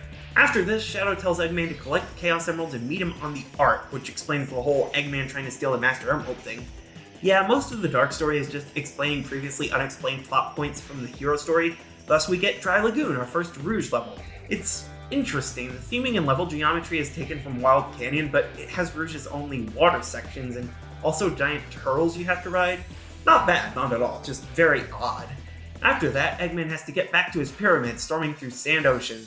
This is fine. I like blowing up the stone pillars and shooting through the gun robots, but the platforming is annoying since we don't have the jet engine yet, and I wish the quicksand wasn't basically an insta-death. After that, we see the news reporting on Sonic stealing a Chaos Emerald from the bank. Again, they are all legally blind. This is where we finally get the backstory of Shadow and the Ark. Shadow and a friend of his, Maria, desperately tried to escape from the Ark 50 years ago, only for the gun soldiers who raided the colony to shoot the little girl. Shadow swears revenge, which, understandable, and we dive into Radical Highway. A fun level, reminds me a lot of Speed Highway from Adventure 1, and all around just feels fun to play through. It's like you're actually escaping the cops on the Golden Gate Bridge. I'm not getting a permit to shoot on the bridge. Another repeat cutscene, and we jump to Headquarters as Rouge attempts to get into Eggman's base. Headquarters is probably the second worst treasure hunter level in the game. The damn beetles are annoying. It's just as confusing as the Knuckles equivalent, and I just really didn't have much fun with it at all. Rouge finds a teleporter in the base, which I guess Eggman invented, and says her mission is to find out what Eggman's up to. Wait, then why does he have a space shuttle? We see he's on the Ark, and he goes through the Lost Colony. Thematically, this is a tenser and darker version of Eternal Engine, and by darker, I do mean that incredibly literally. I can't fucking see. We get the jet engine here at least, so platforming won't be as much of an issue from here on. Eggman reaches the central control room and meets with Shadow, who tells him the Ark houses a weapon capable of destroying an entire planet, his exact words. So it's the Death Star again, just slightly less circular after firing. To fully reactivate the cannon, they need all 7 Chaos Emeralds, and Rouge offers them the Blue Emerald in exchange for teaming up. What a motley crew. At least Rouge isn't as completely disconnected from her team as Knuckles is. They decide to raid Prison Island after Rouge tells them 3 of the emeralds are stored there, with Eggman going first with weapons bed. Fine enough level, I like that there are so many easy point opportunities. The bombs dropping can be really obnoxious during platforming moments, but otherwise, it's okay. After that, Amy mistakes Shadow for Sonic. Get some damn glasses! This is how Amy sees the Dark Team all working together, and then we transition to the first duel again. The duels are really the only points where we return to the whole different things happen depending on what character you play as theme from Adventure 1, though we do have a good idea of how each fight goes canonically, After the stalemate, Rouge and Shadow only have 15 minutes for the rest of the plan, with Rouge deciding she can clear a security hall in just 5. It's fun, small and tight, but very well built. Time limit adds some tension and a real need for speed, and unlocking the various safes is a fun idea. I like this level. After that, we get the Flying Dog boss, which is exactly as hard as kicking a real-life dog. She gets locked in somehow, and Shadow runs through white jungle to save her. An absolutely great time. Sure, it's basically just green forest again, but that was already a great level, and so is this. We even get the air shoes, so now Shadow can lightspeed dash too. Another mirror match, and we move on to a flashback of Shadow questioning his purpose and Rouge questioning his morals. Then, because they have 6 emeralds now, we get the scene again. I wonder if they're gonna blow up the moon in the movie. Then the threat falls on deaf ears, which isn't an accurate translation. It turns out Tails was given a Chaos Emerald after the events of Sonic Adventure since he stopped Eggman from nuking Station Square, so Rouge tracks him down in her car. I've got nothing. After that, Shadow chases Tails across Skyworld, which is fun. Don't bother going for the Ancient Light here, it's really pointless. Otherwise, this is the dedicated rail riding level for Shadow, which is a ton of fun. We also get the level theming from Pumpkin Hill along the way, which is weird, but I don't know, I kinda like it. Then Eggman springs the Egg Golem on Sonic, only for Sonic to break it, and now Eggman has to fight it. This is a less fun fight than Sonic's fight against it, and it's a lot easier. Then Rouge breaks into the Ark's computer files, discovers something, and investigates for the final Master Emerald pieces in mad space. This level sucks. This is the worst level in the game. The gravity gimmick doesn't work well, it keeps fucking with the controls, and it crosses the line of size that Meteor Herd came in right under. By contrast, after our encounter with Knuckles, we get the best mech level in the game, Cosmic Wall, the last dedicated Eggman stage. The lower gravity helps reduce the issues with the mech movement, the on-rail section feels super fast, and we get a ton of combo opportunities. We even get an extra armor upgrade that's exclusive to Eggman, right before kidnapping Amy and having the worst boss fight in the game. That's saying something. Afterwards, Shadow confronts Rouge, who's about to steal the Chaos Emerald from the Eclipse Cannon. It turns out Rouge was secretly a government spy this whole time, sent to find information on the Ultimate Lifeform project. This plot point really doesn't make sense, and I don't know how much the localization is just messing things up. Rouge thinks this big lizard thing is the real ULF, and maybe Shadow just has fake memories and isn't actually from the Ark, but the lizard is later stated to be the prototype of the Ultimate Lifeform, and no later game in this series even entertains the idea that the Shadow in this game wasn't originally on the Ark. The timeline is weird considering Gerald's imprisonment and everything, but I'm pretty sure this plot point was just completely dropped. Though I'm saying that before Shadow Generation, so who knows, I could be proven wrong. Afterwards, Shadow goes to the final Dark Campaign stage, Final Chase. Not as good as Finals Rush. I'm not a huge fan of the spinning cylinder gimmick, but in general it's still pretty fun. It's a nice and difficult finale for the second harder campaign, which I do appreciate. Then we get the final duel against Sonic, which we implicitly lose, and then Eggman puts the real Chaos Emerald that he stole after getting his ass kicked into the cannon. Credits roll in the Dark Campaign, and we get a teaser for the last story that looks more like a trailer for a JRPG. I can't explain everything that happens in the last campaign's plot, so here are the cliff notes instead. What's that vibration? Hey, wait. It's all over for us. This is a death sentence for every human being on Earth. Ready! What's going on here? I had nothing more to live for. I went insane. We have to use your emerald. Then let's get to work. All cut up? Great. With this, we transition into Canon's Core, the last main level in the game, kinda, and the only actual level in the last campaign. This is a real treat. It's basically a relay gauntlet of all 3 playstyles, as most of the characters rush towards the center of the space colony so they can stop it from colliding with the planet below. We even get a brand new level gimmick just for this one sequence, these little time-stopping switches. I really love this level. It's tough as nails, and it's not all equally good. The most annoying is definitely Knuckles' section, since he has to swim through tight corridors absurdly quickly. Still, it's not that bad, and overall I think this level is fantastic. After Sonic reaches the center, we see Amy talk to Shadow, trying to convince him not to commit global genocide, which finally makes him remember that Maria wanted him to help and protect the people of Earth, not kill them all. Look, the writing in this game is so damn cheesy, it really isn't great, but I still love it. Anyways, look, it's the Master Emerald Shrine. So, Gerald studied the ancient Echidna tribe, right?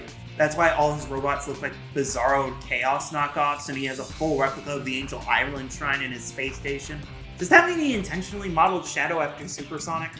Sonic and Knuckles are stopped by the Bio Lizard, the prototype for Shadow. What, is this thing not immortal? Shadow decides to step in and kill his older brother for them. This isn't the best boss. The Bio Lizard himself looks really doofy, and some of the attacks can be really tricky to dodge, but the atmosphere is on point at least. Afterwards, we get Knuckles directly put into call in order to neutralize the Chaos Emeralds, which is a great way to tie the 2 adventure games together. However, even though it stops the Emeralds, the Bio Lizard fuses with the space colony to force it to collide with the Earth, because physics, I guess. So the only option is for Sonic and Shadow to go super together to fight the final boss fight, Final Hazard. This is the coolest shit ever. The fight is far from the hardest thing in the world, just his randomly appearing tumors, but getting to control Super Sonic freely in all 3 dimensions for the first time, the climactic feeling of destroying the final boss in space, the absolute bop that is Live and Learn. There's a reason almost every Sonic game after this based their final bosses on this one. Then Shadow loses control while teleporting the Ark back into orbit, falling to the Earth and dying. Sure he did. That's the end of Sonic Adventure 2, one of the coolest games I've ever played as a kid. Yeah, this is very much a child's conception of what makes something cool. Moral ambiguity, random one-liners, the sheer edginess surrounding Shadow's whole character, and especially the butt rock. I can't deny just how corny this can be. But that's also what I love about it. It's a sort of sincerity and honesty that can be lacking in a lot of games.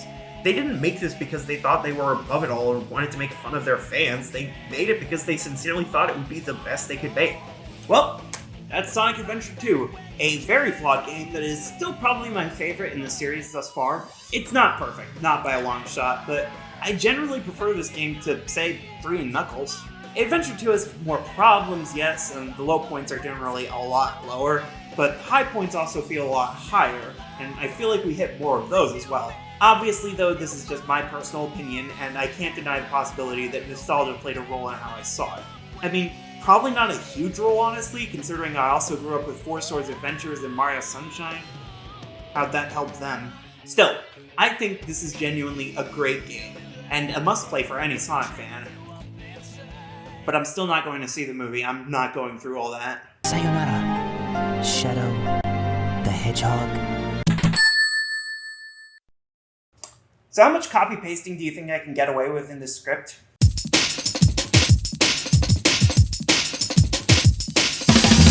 Sonic Heroes, the first main series Sonic game developed for non-Sega consoles, the first multi-platform Sonic game overall, and the first 3D Sonic game whose initials can't be used to refer to a serious crime. Although I'm horrified to think what the sequel to Sexual Assault would be. This is a children's game, what am I talking about? Yet another game I grew up with, and the first in the series where I own an original copy. Sonic Heroes is sort of a sequel to the Sonic Adventure games, though more so in terms of characters than gameplay or story. We get Rouge and Shadow returning from Adventure 2, Big and Amy returning from Adventure 1, Cream the Rabbit transitioning over from Sonic Advance 2, 3 characters returning from the obscure 32X game Knuckles Chaotix, the brand new E100 robot Omega, and the grand return of Sonic CD's iconic rival Metal Sonic. Nowadays, most of these characters are considered mainstays for the series, at least for spin-offs like Sonic Riders and Sonic Racing. It's all pretty good for the game's legacy, and within the fandom, this game still holds a decent amount of respect. So, what do I think? Fuck this game. Sonic Heroes was developed by Sonic Team USA, like Sonic Adventure 2, complete with the returning director Takashi Iizuka and producer Yuji Naka. It was made by 19 people over 20 months, and my god, I don't know a lot about game development, but that doesn't sound like enough. And according to Iizuka, the level design was handled entirely by himself and one other developer, presumably Aitaro Toyoda. And then, according to a 2016 Game Informer article, where Sonic went wrong, Aitaro got sick and stopped showing up, so Iizuka had to start doing it all himself. He worked without sleeping, lost over 20 pounds, and ended up making the final levels on his own. All for a 72 on Metacritic.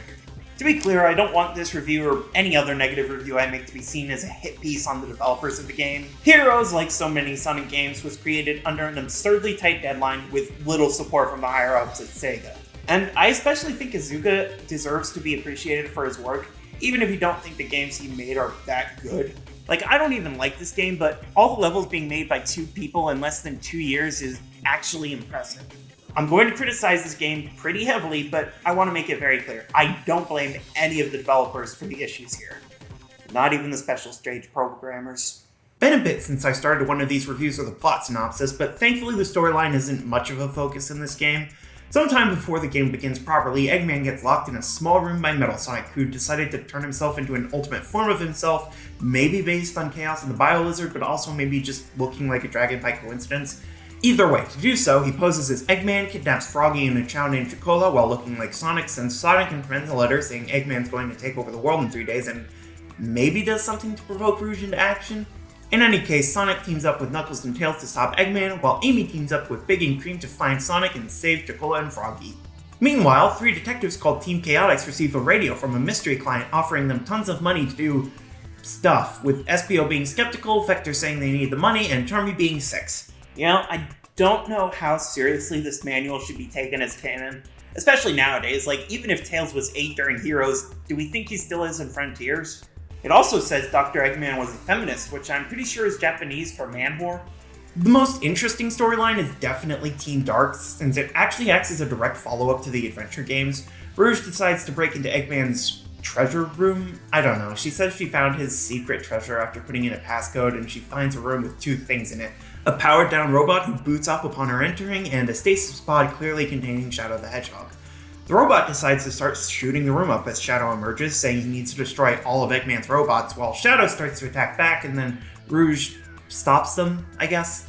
Omega is apparently bitter about getting locked in a room for some time. Shadow has no memory whatsoever, so now they're going to work together to find Eggman, I guess. Maybe kill him. Then after the 4th boss, a destroyed robot version of Shadow appears, somehow. I remember there's actually been some disagreement among the fandom about whether the Shadow we follow in this game is actually the real Shadow. See, the ultimate reveal at the end of the Team Dark campaign is that Eggman has hordes of robotic replicas of Shadow now, so there's a question mark on Shadow's own realness. This is followed up on in the next game, but the problem is it's pretty definitively clear that the Shadow in that game is the real Shadow, with the androids being very different. So the question is whether the Shadow seen in androids... Wait, did I seriously call it androids? I meant to say heroes, like Sonic Heroes. What the fuck is wrong with me? Is the same Shadow as in that game, or if this one cutscene indicates that the Shadow we play as in the latter half is different from the Shadow that Rouge found. Personally, I don't know what the writers intended, but Metal Sonic says he's copied the Ultimate Lifeform data from this fight, so clearly at least someone here is the real Shadow. But who knows, I wrote this script in June, maybe the Generations remake is going to reveal this was actually his evil twin the whole time. At the end of their campaigns, Team Rose rescues Chocola and Froggy, Team Sonic destroys another fake Eggman, Team Dark finds those hordes of Shadow androids, and Team Chaotix find Eggman and beat him up for not having money. After that, Eggman explains that Metal Sonic is evil, Metal Sonic announces he's going to become the new Overlord, a bunch of characters pull out the Chaos Emeralds from Hammer's base, Sonic decides to go Super alongside Tails and Knuckles, and the other teams decide to buy them time by beating up Metal Sonic's new form. Then Team Sonic does go Super, they beat up Metal Dragon Sonic, and then the ending plays out with Eggman getting violently shook down for Dash, yet again. Well, that's a plot. The game is a definite step back in terms of writing from Adventure 2, or even Adventure 1, frankly. I didn't even touch on the team battles where the different campaigns intersect and people fight with just the weakest of justifications. It's telling that the most understandable reason we have for one of these is Amy wants to force Sonic to marry her and her team members want their friends back. Of course, it's clearly not a mistake that the story is put on the back burner for this game. It's intended to be more focused on the gameplay, and that's very understandable. It is, however, an undeniable weak point when the other games in this era of the franchise are primarily remembered for having elaborate stories. But hey, at least we still have cutscenes. These should be good, right? Yeah, time to rock and roll! Okay. Well, the game looks like it looks. We get a decent number of reused assets from Adventure 2, most notably the boxes and some rails. However, there are also clear differences, with the different level themes all looking distinct from the adventure levels, and most if not all character models being reworked. On a moment-to-moment basis, the game looks pretty good. It's clearly a lot brighter and poppier than the last 2 games, but it works with the game's overall lighter tone. There are definitely oddities, though. During standard gameplay, most characters don't actually have mouths, the pre-rendered cutscenes are just as obviously out of place as in Adventure 2, and in general the game's appearance is mostly in the range between decent to good, without reaching any sort of greatness. So interesting to talk about, isn't it? I love trying to explain how something is good enough but not great. Always fun to talk about how something isn't worth talking about. As for the sound design, well, the music is good. It's not exactly notably good. This isn't like Adventure 2 where 5 different songs have become completely iconic. It's more like Sonic 2 or 3 with great and catchy tracks that can still fall out of your memory when you aren't listening to them. There are exceptions, of course. The title theme is a jam that has rightfully become a fan favorite. The final boss theme is genuinely incredible, and the Team Chaotix theme song is so ridiculously corny it wraps back around to being awesome. Unfortunately, not all of the lyrical themes are that great. Team Dark and Team Rose's themes are decent but forgettable, and Team Sonic's theme, We Can, only sticks out in my mind because it somehow manages to be the wrong kind of cheesy and too referential of the game. Even more so than the song literally named after the game. As for the actual level tracks, like I said, they aren't the most memorable, but they are more than good enough. The problem with the game isn't the music, it's, well... Leave it to me! Level up! Let's go! God, these characters never shut up. The voice acting on the whole is rough. Omo-chan returns as a tutorial character and has gone from fairly decent to completely obnoxious. The returning voice actors range from about consistent with the adventure games to shockingly lackluster. And most of the new voice actors come from the Corkery family, and while I'm not gonna criticize the 8-year-old voicing Tails or the 13-year-old voicing Charmy, I will point out their dad doesn't do that much better as Espio. But again, the voice acting itself isn't the problem. It's that just about every action, encounter, and set piece in the game triggers at least one voice line. The funny moments it inspires, like Knuckles constantly saying shit, are largely outnumbered by just the annoyance of the constant noise. It's not good. I don't like muting a Sonic game to listen to something else when the music is so famously the good part, especially when the gameplay is, well, this. Sonic Heroes is the first game in the series to use an external engine, specifically Criterion's RenderWare engine, the same engine used in the 3D GTA trilogy, the PS2 version of Rayman 2, most of the Burnout games, and Ninja Breadman. Clearly, the quality of the game depends less on the engine than the developer. The issues with the engine aren't with the engine itself. There are just as many great and iconic games made with renderware as shovelware titles nobody likes. The problem is that the developers didn't know the engine. They had less than 2 years and a handful of programmers working to make a brand new game with brand new mechanics on an engine they had no experience with for consoles they had barely had any with. The fact this game is glitchy and poorly programmed shouldn't be a shock. Physics are inconsistent, clipping through objects is an issue, several moments that seem like they should put you where you're supposed to be without input actually require ultra-precise movements to get in place. It's a mess. It's necessary to discuss all this before anything else because every other problem is made worse and every positive is held back, all by the game just not working well. What does it matter if the levels are incredibly well designed if at any moment you can be forced into an instant death pit through no fault of your own? Can't wait for 06, I'm sure it's gonna be great. The game's main gimmick is character switching. Each team you play as has 3 different heroes to control, with fairly standardized controls between teams. There's the speed characters, Sonic, Shadow, Amy, and Espio, who run the fastest, spawn tornadoes for enemies, and can homing attack enemies. There's the fly characters, Tails, Rouge, Cream, and Charmy, who can fly for a limited time and shoot their teammates and enemies. And finally, there's the power characters, Knuckles, Omega, Big, and Vector, who can break most obstacles, do the most damage to enemies, and can hover over gusts of wind for some reason. Each character type also has their own formation for the team. Speed formation lines them up behind the leader, fly formation has the leader carrying them all vertically, and power formation spreads them out side by side with the leader in the middle. It's an interesting idea, and they do try to make the most of it. Certain challenges can only be overcome by one formation, sometimes with alternate paths available depending on the leader. We have gates that will swap the leader to a predetermined type, though given you can just switch between them at will, it's functionally just the same as the signs that recommend which leader to use. They all also have pros and cons, drawbacks to their abilities. Speed is harder to control moment to moment, fly is easily the slowest, and power changes where the characters actually are constantly. And for the record, that's a good thing for the game. The other upshot for the game is the levels. We have 14 total, divided into 7 pairs that sort of feel similar to the act structure of the classic games. Most of these are good, though there are a couple that are really not. Casino Park and Bingo Highway in particular. Seriously, someone needs to tell Sonic Team that the things people want from a platformer and the things they want from pinball are completely different and incompatible. The pinball physics are so poorly made and obnoxious, and yet so over-present that it completely overshadows the decent platforming sequences between the tables.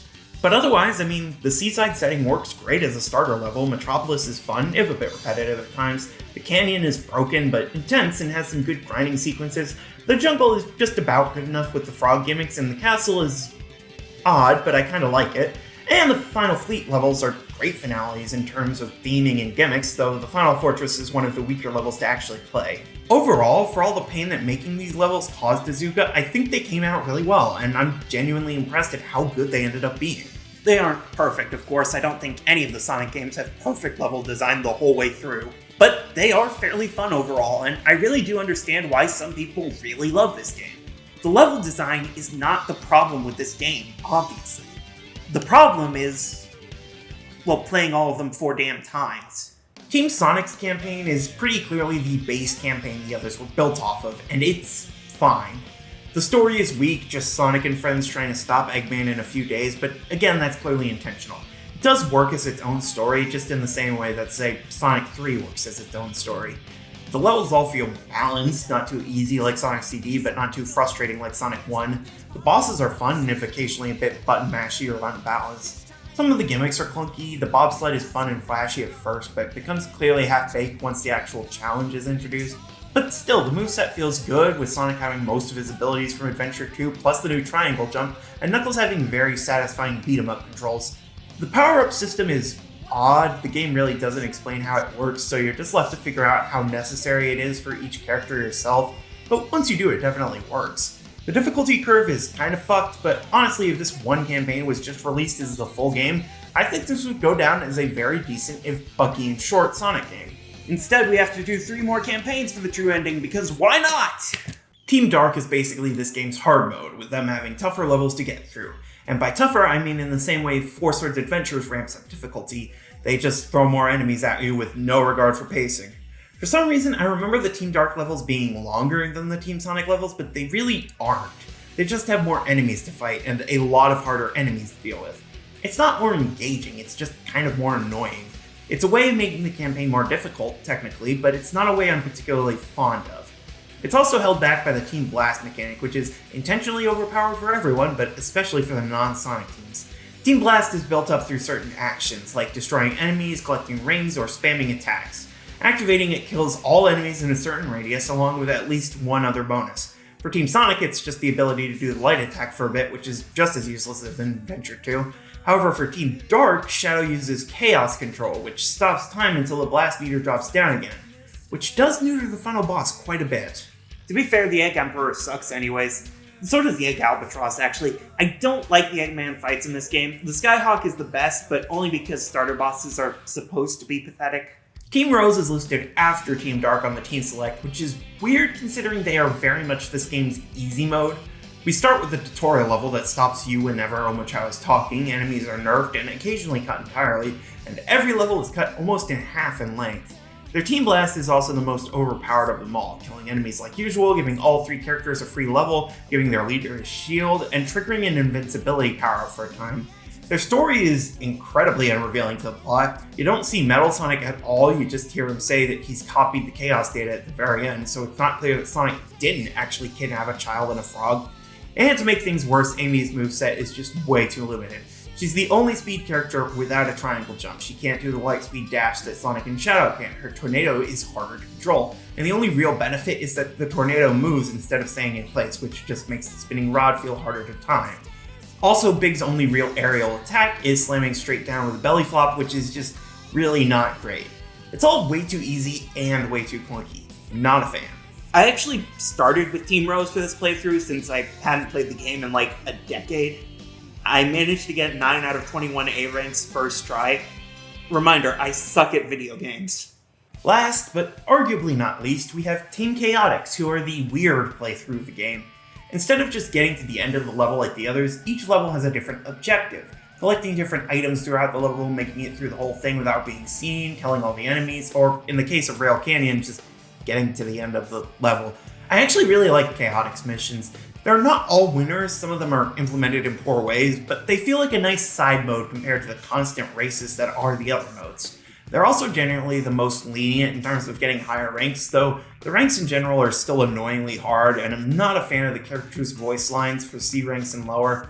But overall, I think the Team Chaotix campaign is good, at least if considered a secondary campaign. The story is also the only one that fully establishes Eggman's actual role in the plot, which is nice, though otherwise it's weirdly disconnected from the other plotlines. Like, Team Chaotix kind of just shows up to fight Team Dark and Team Rose whenever they aren't fighting Team Sonic. It's odd. So, 1 decent campaign, 1 pretty good secondary campaign, and 2 campaigns I'd rather never play again. Not the best balance. However, you don't just need to play all 4 to unlock that last story. In addition, you need to collect all 7 Chaos Emeralds. These can be found in the specialist stages, another idea returning from the classic games. And I must once again reiterate, fuck this game! Okay, so first, to access any of the special stages, you need to get to the end of a level with one of the keys you can find in each, which will disappear if you get hit even once, so you have to play almost perfectly between getting the key and reaching the end goal. In general, this means getting to the special stage is only really feasible as Team Rose most of the time, but additionally, you have to do this for the even number of stages specifically, because the special stages are directly tied to the stage the key was collected in, and for the odd-numbered stages, they just lead to bonus challenges that only give you extra lives. Once you get a key to the end of an even-numbered stage, you get an Emerald Challenge, where you have to race against the Chaos Emerald through tubes, which function similar to the half-lives in Sonic 2, the worst special stages in the classic games. The physics are extremely wonky, with characters rocketing left or right with even the slightest tap in that direction once they have enough speed, and you need to build speed with dash power, which is given by collecting specific spheres that are on the ground, but you have to avoid the bombs, which can be right next to the spheres. Sometimes you have to go on the walls or ceilings to get spheres, but you can also randomly fall off both of them, which completely stops your momentum, and if the emerald gets to the end of the stage, you have to do it all over again. Can you tell I didn't like the special stages? I don't know if that was coming across. I'm not kidding. These stages were so goddamn annoying. I completely rage quit, like to the point of almost scrapping this whole project.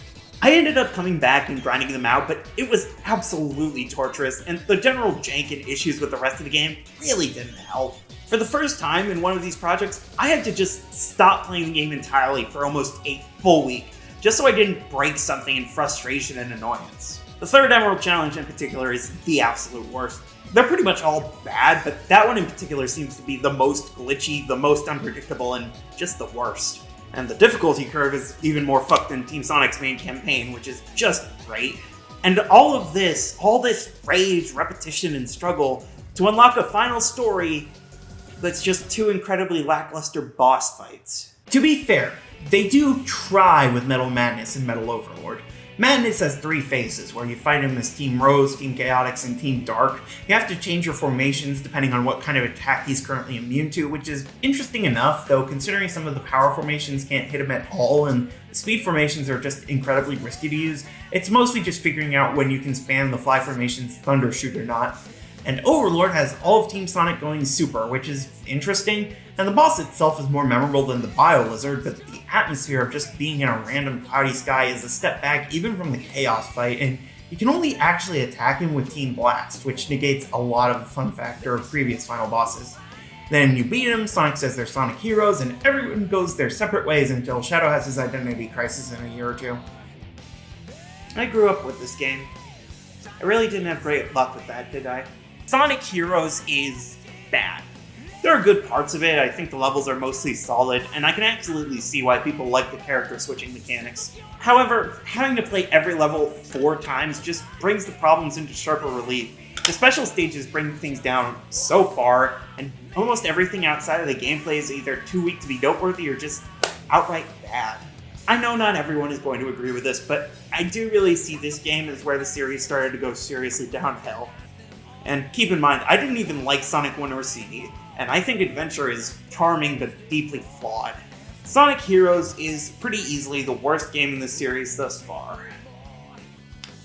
But I'm willing to bet it won't hold that title for long.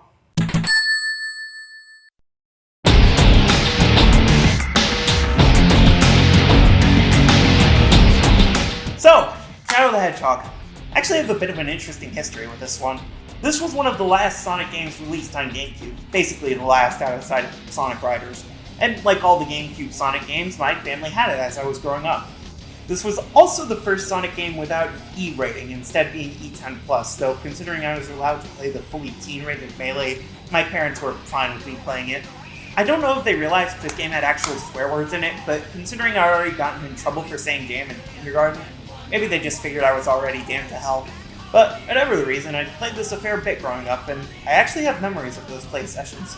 And not just the main story mode, but the multiplayer versus mode in particular. Yeah, my brother and I actually played this game's battle mode, one of the few games we actually did that in. I don't think we even played Smash Bros. Together, but we sure did Shadow the Hedgehog. I know it might sound silly, but I genuinely look back fondly on those memories, and they hold a special place in my heart. Shame most people fucking hate this game. Released in November 2005, or December in Japan, Shadow the Hedgehog is a spin-off game, but also not. Okay, I realize I've probably had people yelling at me since last year when I said what games I was including in this project. A lot of people consider this a spin-off of the series, rather than a main entry. You don't play as Sonic outside of a somewhat secret co-op feature. Sonic isn't in the title, the gameplay features gunplay and not just platforming. But also, there's really no way to define what makes a spin-off in the franchise versus a main entry that will satisfy everyone. Are Sonic Advance and Rush spin-offs or main series? Wikipedia says Shadow the Hedgehog is a spin-off, but all the handheld entries are main series. Look, we all have to make a somewhat arbitrary call here, and for my money, Shadow the Hedgehog is main series, if only because it directly follows on from Heroes, and nowadays it's represented in Sonic Generations. Or at least its remake side mode. But please, do tell me in the comments how I'm an idiot for having this perspective. I would just hate to have more engagement on this video. This game was developed by Sonic Team, Sega Studios USA. Corporate renames. We've got a ton of returning names on the staff, including Takashi Iizuka as director and designer, Yuji Naka as producer, Kazuyuki Hoshino as art director, Jun Sano as sound director, and even the returning Runaware engine, according to Wikipedia. Sadly not returning were the voice cast from previous games, as now all of the characters are voiced by their voice actors from the Sonic X anime, at least in the US. In Japan, the show already used the VAs from the original games. The replacement was apparently just to keep the actors consistent across the franchise, though it may also be because the actor for Eggman's Next Adventure, Dean Bristow, passed away in January of 2005. Other than the crew behind the game, there's not actually all that much to say about the game's development. They were aiming for a more adult, mature audience, hence the guns and swearing. Jason Griffith apparently said fuck a lot for a version of the script that didn't make the cut. The game was originally supposed to be rated T before E10 Plus was invented. Whatever, who wants a history lesson on this game anyways? We're interested in the game itself, that's what really matters. Though I am curious if those fuck recordings still exist. The game released on PS2, the original Xbox, and of course GameCube, and the response was unanimous from critics and fans alike. Okay, that's complete bullshit, the response was all over the place. Nintendo Power gave it an 8 out of 10, EGM's review crew gave it an average of 5 and a 6, Game Informer gave it a 4, allegedly, Metacritic is bad with some citations. Even the fan base is divided on it. Plenty of fans will put it up there as one of, if not the worst game in the whole series, but it has also gained a decent amount of respect over the past couple decades, if only through the sheer unstoppable force of nostalgia. It's difficult to quantify in the same way we can the critical consensus, but I'd suggest looking at any of the reactions to Shadow Generations, both the initial reveal and, from your position in the future of 2025, the actual game.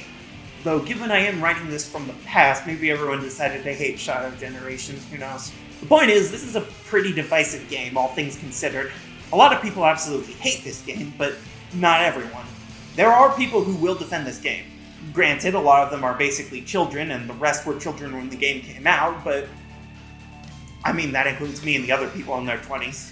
What I'm trying to say in a roundabout way is, I don't hate this game. At least, not as much as a lot of other people do. I think it's okay.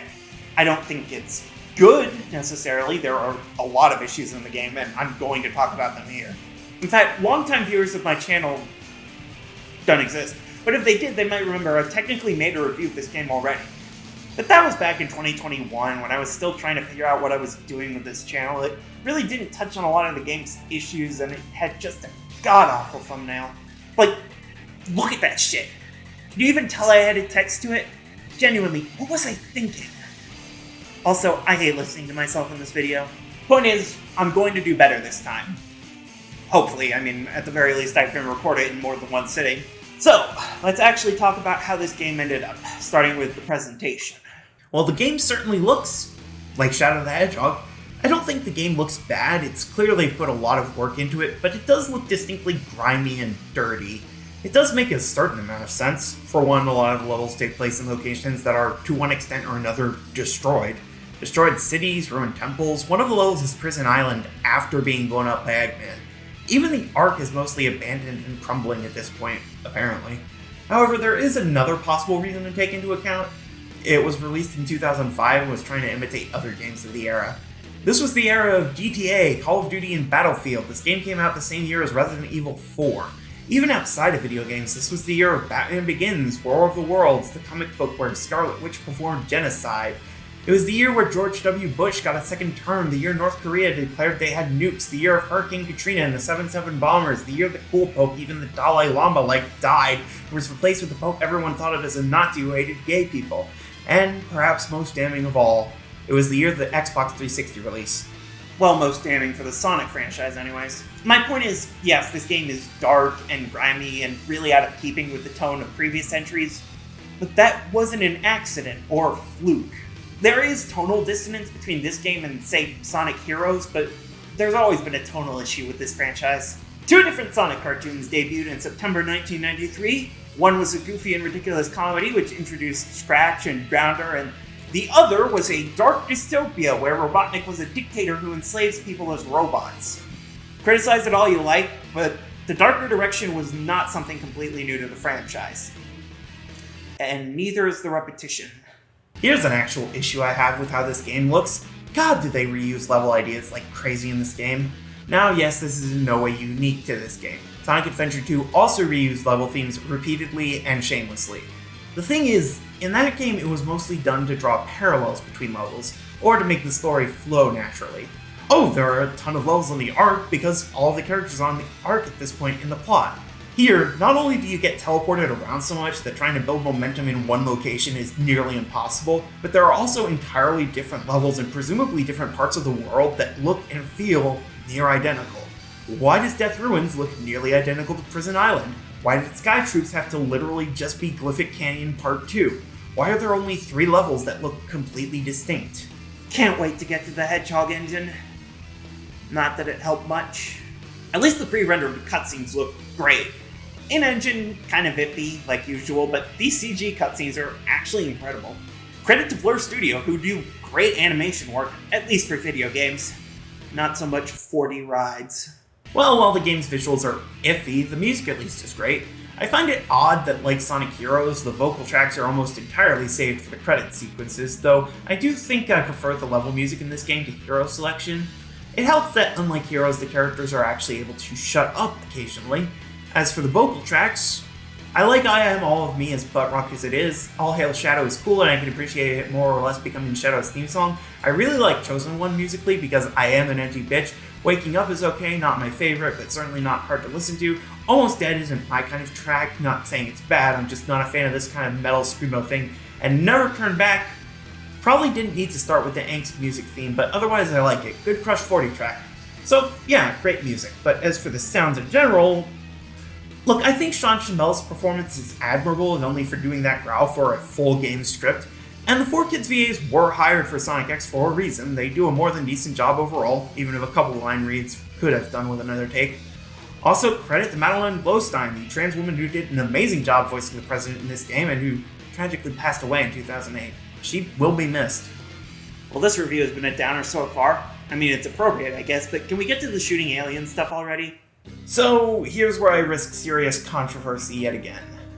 I think this game's moment-to-moment gameplay is good. Way better than Heroes. While there are still occasional issues, the glitchiness that pervaded that game is mostly gone, and only having one main playable character means they could balance and refine its controls. The homing attack feels a lot more reliable than in previous games, even if homing chains can still occasionally require getting some rhythm down.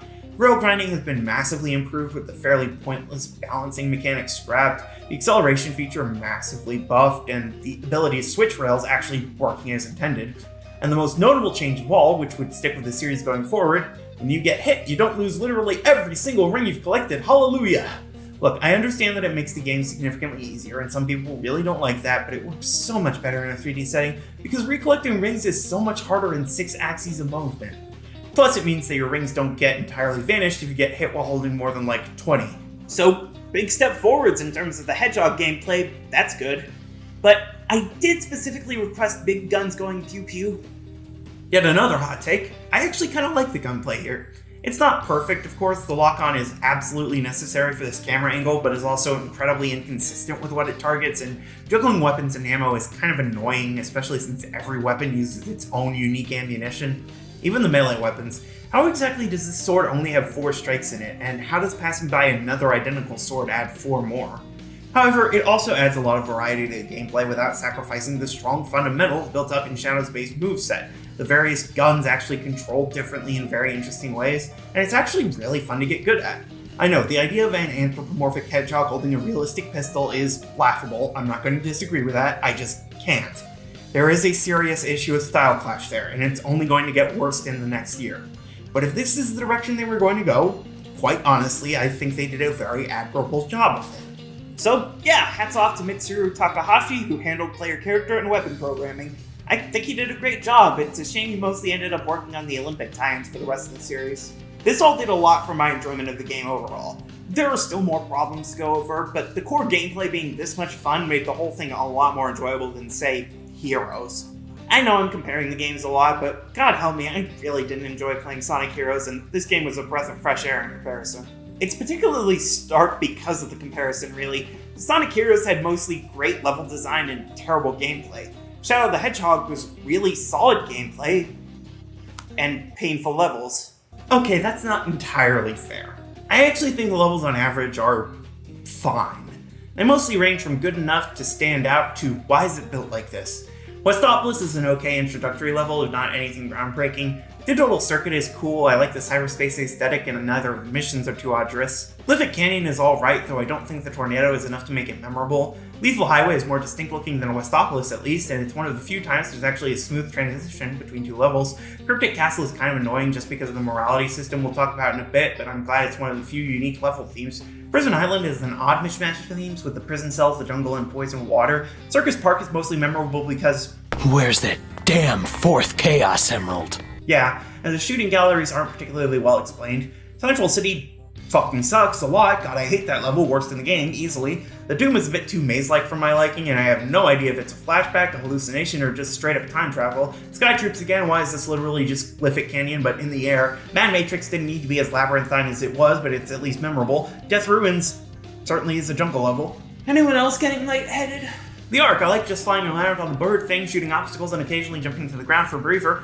Airfleet, the level where Shadow tries to kill the president directly, maybe, but I think this one has mostly been poisoned for me by memories of the Orange GameCube. Iron Jungle, we're going to talk about this level more when we get to the story, but in general it's just a kind of fun, kind of generic level. Space Gadget, I like the gravity switching gimmick even if it's occasionally finicky, and I love the throwback to Adventure 2 even if the race to the end is odd in conjunction with the neutral mission. Lost Impact, honestly I think this is the better of the flashback levels. I enjoy the rail shooter segments more than I probably should, and also it's where I learned that in co-op mode Maria Robotnik can throw a mean left hook. Just a handful more. Deep breaths. You can do this.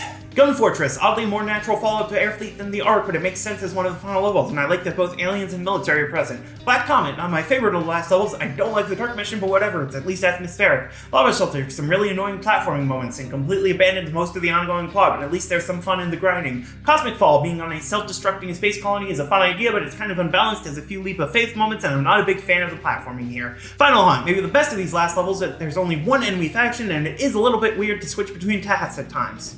And then the final level last way is just Final Hunt again, but with required chaos control and a time limit, and that's all the levels. So, you see what I mean with the levels being fine on average, right? Some are fairly fun, Space Gadget, the Ark, Digital Circuit. Some are just really bad. Lava Shelter, the Doom, Central City, oh god, Central City. But most of these levels are just kind of okay. They're not painful to play through, but they're also not particularly enjoyable.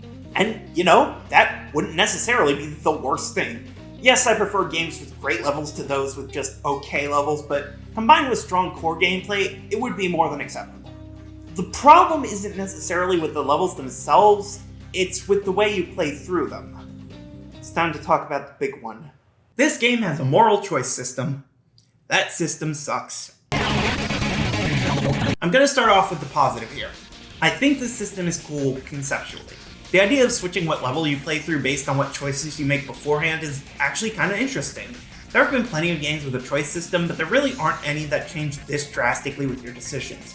It feels like a very interesting experiment in game design. It just so happens to be a failed experiment. Ah, what a hot take. Next you're going to say you don't like playing Westopolis 10 times. I don't like playing Westopolis 10 times. Yeah, fair. Unlike the past few games, we don't have a selection of linear campaigns to play through with different characters. Instead, we have a map of levels, starting with one introduction stage and ending with one of a few finales. Each level has 2 or 3 different missions to complete. That can be either a hero with the hero mission, a villain with the dark mission, or a random passerby with the neutral mission. Depending on the mission completed, you move to the right on the level map, generally going down after the hero mission and up after the dark mission. Okay, this is 100% a nitpick. This isn't actually a flaw of the game, but it's bothered me for actual years. Why is the hero route on bottom and the dark route on top? Like, yeah, there's nothing that says good has to be higher than bad, but that just feels like the more natural layout, right? Like in Adventure 2, where the hero Chow Garden is upstairs while the dark Chow Garden is downstairs. It's just like ingrained into us. Again, I know this isn't actually a flaw, it's just bugged me for so long I needed to say it somewhere. So, when I said the neutral mission just makes you a random passerby, I kinda meant it literally. Every neutral mission, from stage 1 to stage 5, just sees Shadow rushing to the end of the level, finding and hitting the gold ring. You know, like most Sonic games. You know, that makes sense. If you don't get involved with the other characters, if you don't engage with the newer mechanics, you get the neutral route. That makes sense. And if you do that for the full game, Shadow thinks he's a robot and snaps Eggman's neck. Let's talk about this game's writing. Now, just off the bat here, I want to say that I don't have an issue with the game going for a darker, more mature tone. Frankly, I welcome it. Yes, sometimes the swearing can be a bit gratuitous, not every damn in hell necessarily fits with the dialogue as it's happening. But also, I'm the person who dropped the words fuck shit 5 sentences into a Mario Galaxy review, and all but one of my albums have an explicit warning because I just keep cursing. I don't mind that the game takes itself seriously, although I do think it's very funny at times. This is like taking candy from a baby, which is fine by me. Dude, this is the pure hero route. What the hell are you talking about? I'm just siding with whoever goes up against you. Motherfucker, is that really worth helping the clearly evil aliens? Woohoo! Now we're talking! Okay, so there might be some tonal issues. My biggest problem with the writing isn't the tone or the cheesy writing. It's, well, the same problem I have with the mission and morality system. We start off with Shadow on a hilltop overlooking his city and ignoring the obvious exposition newspaper that hits him in the leg. He contemplates the few memories he still has, namely of a little girl in a space station being shot by the military. Ah, that classic chestnut. Suddenly, a hell portal appears and disgorges the Black Arms, who are clearly aliens, but also I think there's like half a gram of misdirection that maybe they're actually demons. I don't know, they're mostly called black creatures instead of aliens, and the characters seem shocked by the reveal that they came from the comet, but also they're referred to as aliens in like the second cutscene in the game. I don't know, it's not well written. Then Shadow's approached by the leader of the Black Arms, Black Doom, and wow, they really didn't think this naming came through all the way. He tells Shadow that he needs to bring him all 7 Chaos Emeralds as promised, and then flies away. Shadow decides the only way he's going to learn about his past is finding the Chaos Emeralds. Somehow. I mean, he sticks with this theory even if he doesn't work with Black Doom at all, which means he isn't relying on the weird figure who knows his names and references them having a past together to learn who he is. I mean, I guess it's just an excuse to justify collecting the Chaos Emeralds, so whatever. And he skates off towards the city below, Westopolis. Hope you enjoyed that cutscene, because if you want the true ending, you need to watch it 10 times. Yes, much like the adventure games and Heroes, Shadow the Hedgehog has one final story after clearing specific requirements. However, since there aren't multiple campaigns here and not a special stage in sight, the way you unlock it is actually somewhat different. You have to get all 10 endings in the main game. That makes some sense, I guess. The whole morality system incentivizes replaying the game multiple times, and a single playthrough only being 6 levels makes each individual run decently short. Not insubstantial, the levels themselves are all fairly beefy, even just rushing toward the end, but it is quicker to do run through here than, say, going through a full campaign in a classic Sonic game or one of the teams in Heroes. The problem is, neither of those expected you to do them 10 different times. The closest we got was in Adventure 1 with its 6 different campaigns, but each of those campaigns plays entirely differently and, most pressingly, goes through different stages. Shadow the Hedgehog, meanwhile, you're always controlling the same character, and while later levels might not be as repetitive as playing all of Heroes 4 times, there's only one level to play through to start them all off, Westopolis. And Westopolis is not good enough to play through 10 times. And the mission system really doesn't help, at least for the starting level. Each mission in the game tasks you with doing something a little different. Maybe you need to destroy something in the level, maybe you need to reach an alternative goal, or maybe you just need to collect something hidden. However, the most common mission, the mission that appears a dozen times across the game and is both of the alternate missions in Westopolis, is destroying all of the enemies of one faction. This is not good mission design. It's basically the worst Team Chaotix missions from Heroes, but there it was only 1 or 2 of the missions. Yes, it makes some sense from a narrative perspective, like, of course Sonic would want help taking out all the enemies destroying the world, but that doesn't make it good game design. Not helping things is that, in a lot of situations, you need to kill certain enemies just to progress, even if they aren't the enemies your companions want you to kill. Yeah, depending on what mission you're doing, you'll have a companion character who can even be controlled by a second player for co-op. However, in single player, their main purpose is yelling at you for killing enemies that are actively trying to kill both of you. Now, you might say, well, if a mission isn't fun for you, why even do it? You have multiple options in each level, after all, including almost always one where you just speed to the end of the level. Well, for one thing, there are certain levels you can only reach through one specific mission, including all 3 options for Stage 2.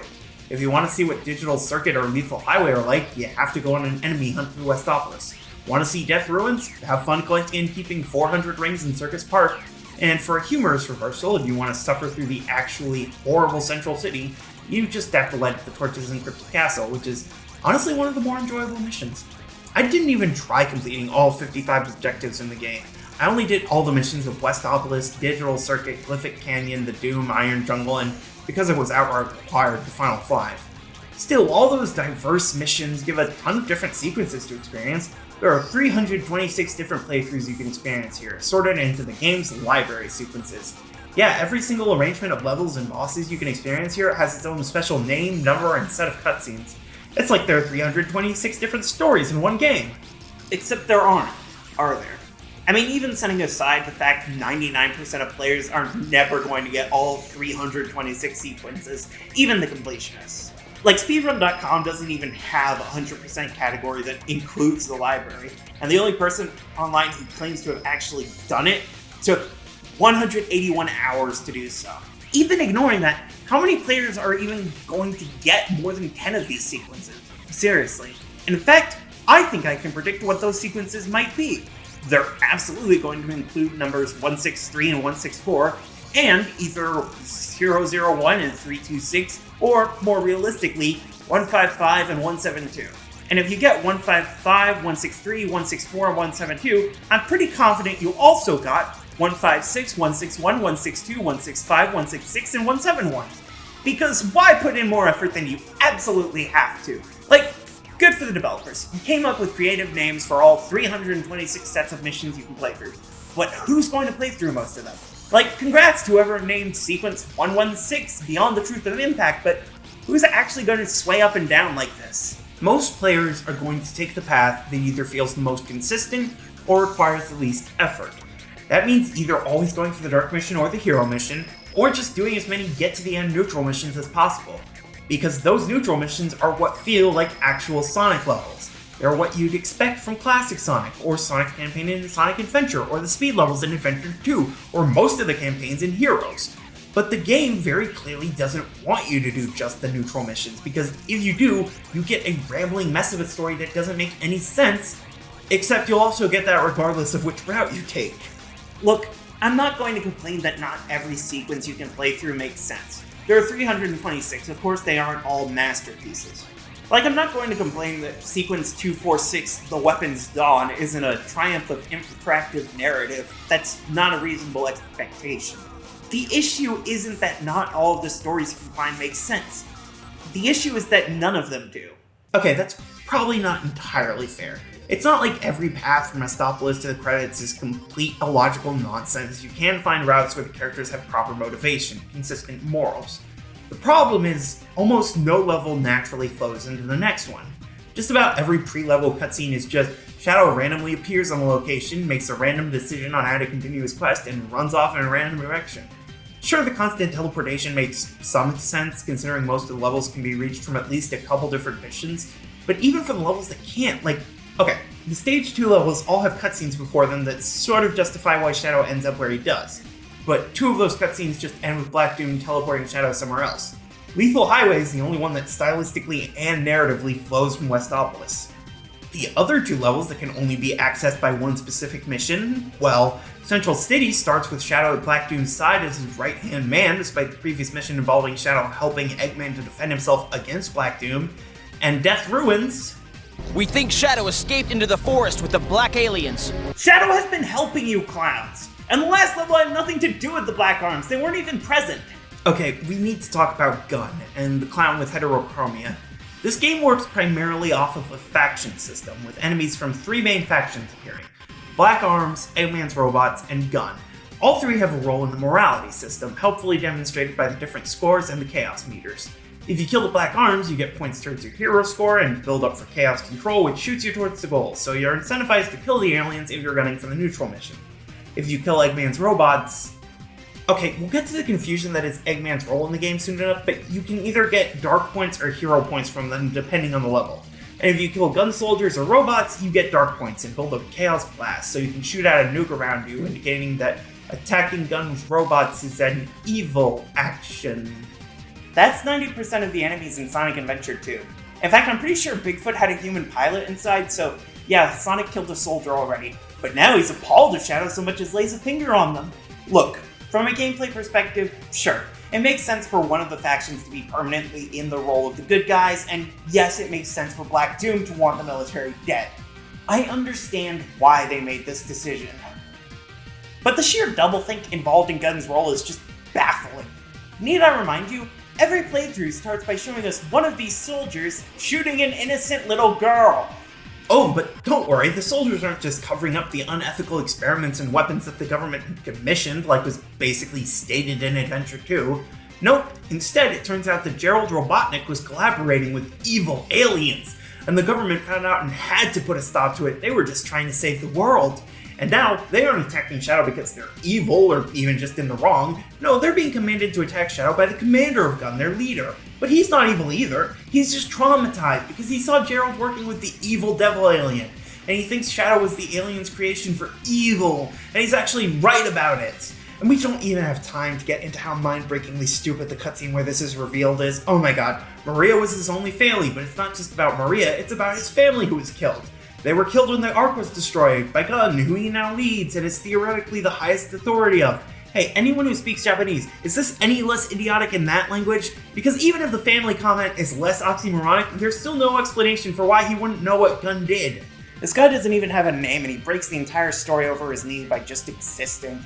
My only possible explanation for all of this is that when SA2 first came out in early 2001, storylines about the US government, or stand-ins thereof, being evil and at the center of conspiracies were still acceptable. By late 2005, in a post-9/11 world, that sort of story wouldn't fly so easily, especially in a game that could be played by 11-year-olds. And if you think trying to link the stupid Hedgehog with a gun game to 9/11 is a stretch, well, Tell the commanding generals that the United Federation will never surrender to terrorists. That is an actual line in this video game about anthropomorphic animals fighting aliens. I don't have an issues with mid-2000s era edginess, but even I think that's a bit much. Okay, so, Eggman. Eggman can first appear on a game's plot in Stage 3, where he appears in 2 of the level options there.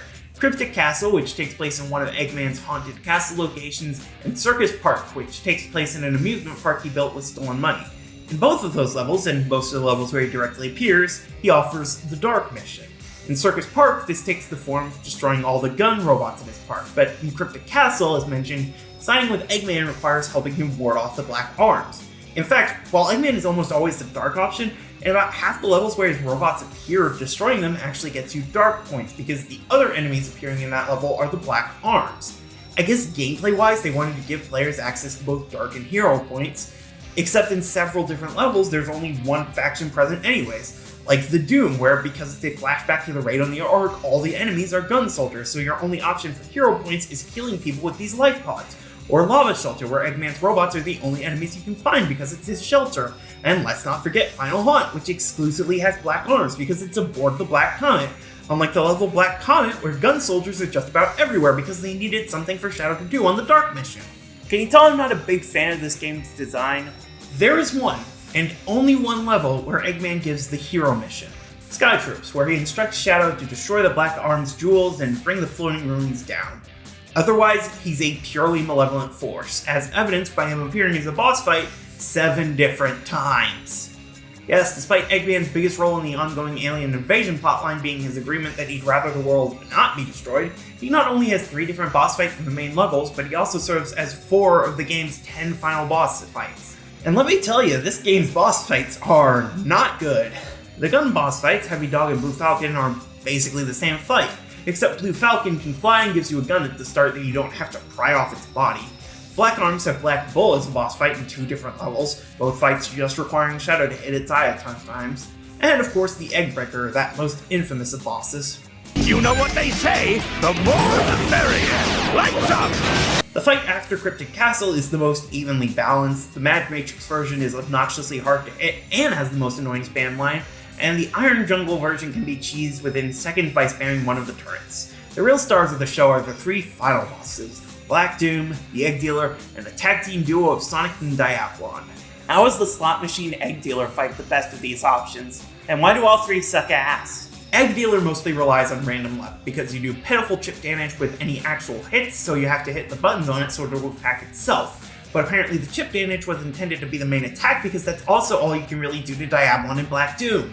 Diablon is the absolute worst. You have to bait him into dropping his shield, he takes 100 hits, you don't really get any weaponry, so you have to do it all with the homing attack, and meanwhile Sonic is there and beyond giving you a boost via homing attack, he just gets in your way.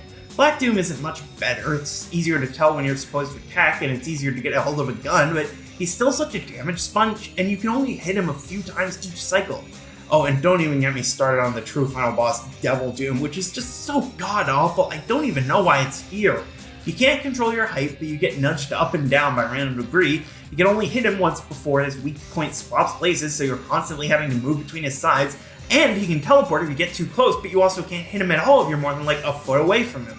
And of course, because you're super, you have to spend the whole fight trying to grab more rings and keep yourself going, otherwise you fail and have to start the whole fight over from the beginning.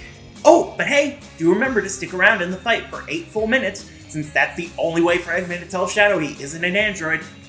Oh god, the fucking android plotline. Right, so, at the end of Team Dark's story in Sonic Heroes, Rouge and Omega discover a whole armada of robots built to resemble Shadow, and this makes Rouge paranoid and she wonders if maybe the Shadow she's been traveling with the whole game is actually just an android. So in this game, this plot point is revisited in like 2 levels. At the start of Iron Jungle, Shadow teleports in and sees a fleet of Shadow androids, and he hears Eggman giving them orders, and he suddenly wonders if that means he's an android too. At the end of that level, he has a boss fight with Eggman, at the start of which Eggman says that he is an android, and that he's Eggman's creation. If you took the Darker Hero mission on Iron Jungle, this plot point is immediately dropped, although you can fight Eggman as the final boss in the next level, depending on what mission you do.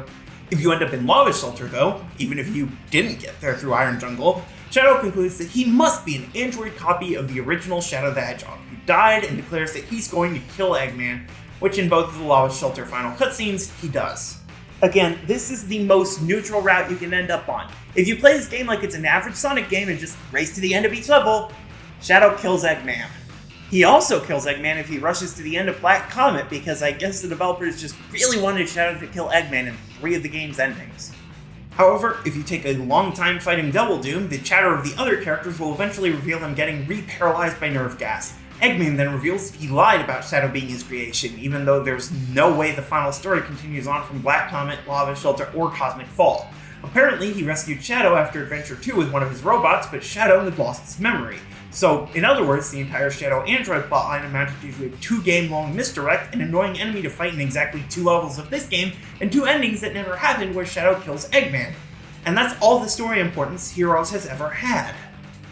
Can you tell why everyone hated this game? I haven't even gotten into every single problem this game has, like the complete incomprehensibility of the 10 endings, or characters always just expecting Shadow to do what they say, or how in the final story every important cutscene is split into like 5 or 6 different scenes that have loading screens in between them.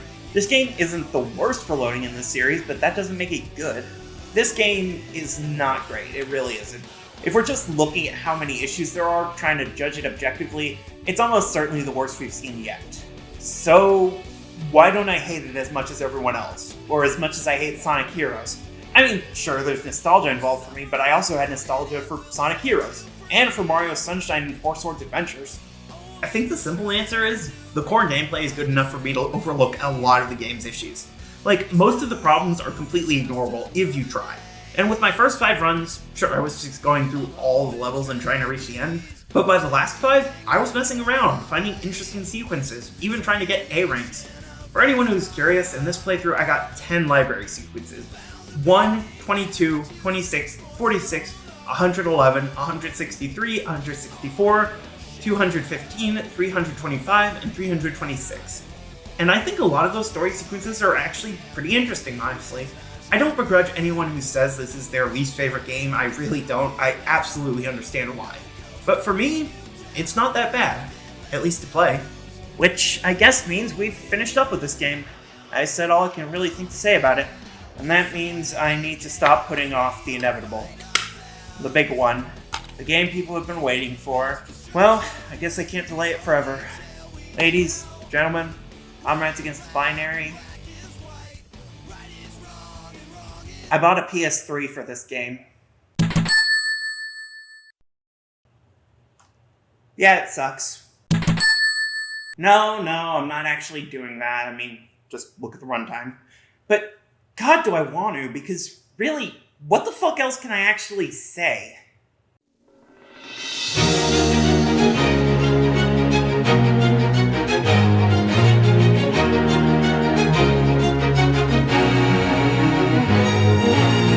Released in late 2006 for Xbox 360 and PS3, Sonic the Hedgehog, also known as Sonic 06, is a platform action-adventure blah blah blah blah blah. What the fuck am I talking about? You know what Sonic 06 is? Everyone does.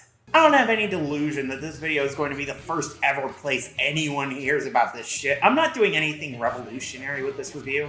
Like, what? Am I writing a school essay about the fucking worst Sonic game I could think of? No, I'm trying to make a YouTube video that, like, optimistically a couple hundred people will ever see.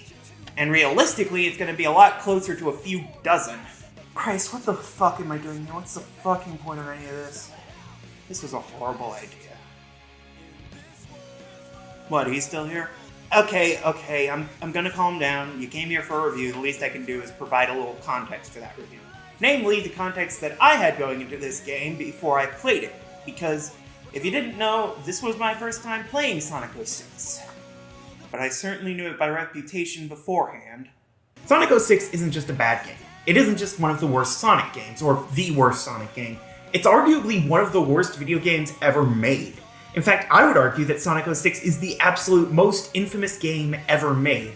Maybe second only to E.T. for Atari, but at least E.T. wasn't the next big entry in a long-beloved gaming franchise, or the 15th anniversary of a beloved IP. At least E.T. didn't ruin the reputation of the E.T. name for decades.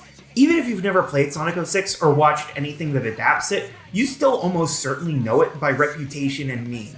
The constant loading screens, famous glitches, the bestiality kiss, the rage moment. What is this? Oh my god! That just makes you a beta cuck. Sonic 06 is consistently rated as one of the worst games ever made, and is almost always in the bottom 10 of Sonic rankings. And of mainline Sonic games, it's always at the bottom.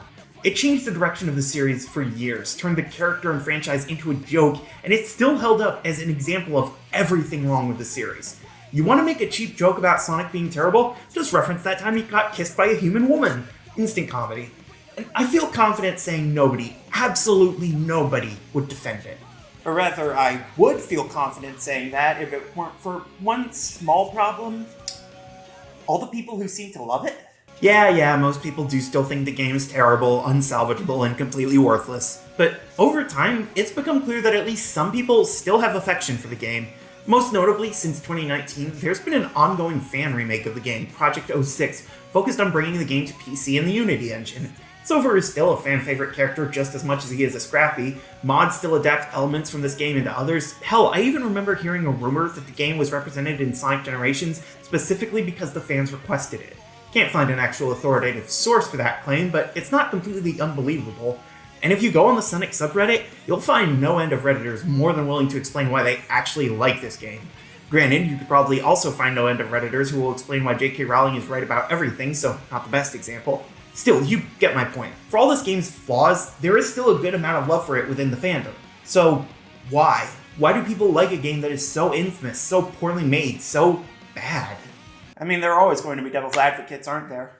Don't get me wrong, this game is still bad, I wasn't lying. I'm going to explain just how terrible this thing is over the next, 5 months. I can't see the runtime myself. However, I am willing to defend the parts of the game that aren't as terrible. And also, I do want to contest one of the descriptors I just used, namely poorly made. I don't think it's entirely accurate to blame the game's developers for the problems with Sonic 06. I can definitely understand why someone might, it's not exactly unexpected, but I don't think it's completely fair. The exact timeline seems to be fuzzy on when the game started development. A lot of sources place it in 2004 after Sonic Team finished their last game, Billy Hatcher, but others say it was sometime during 2005, around the time Shadow the Hedgehog was completed. Either way, the earliest it could have started development seems to be fall 2004, and with a physical release in November 2006, they would have had, at most, 2 years to make the full game.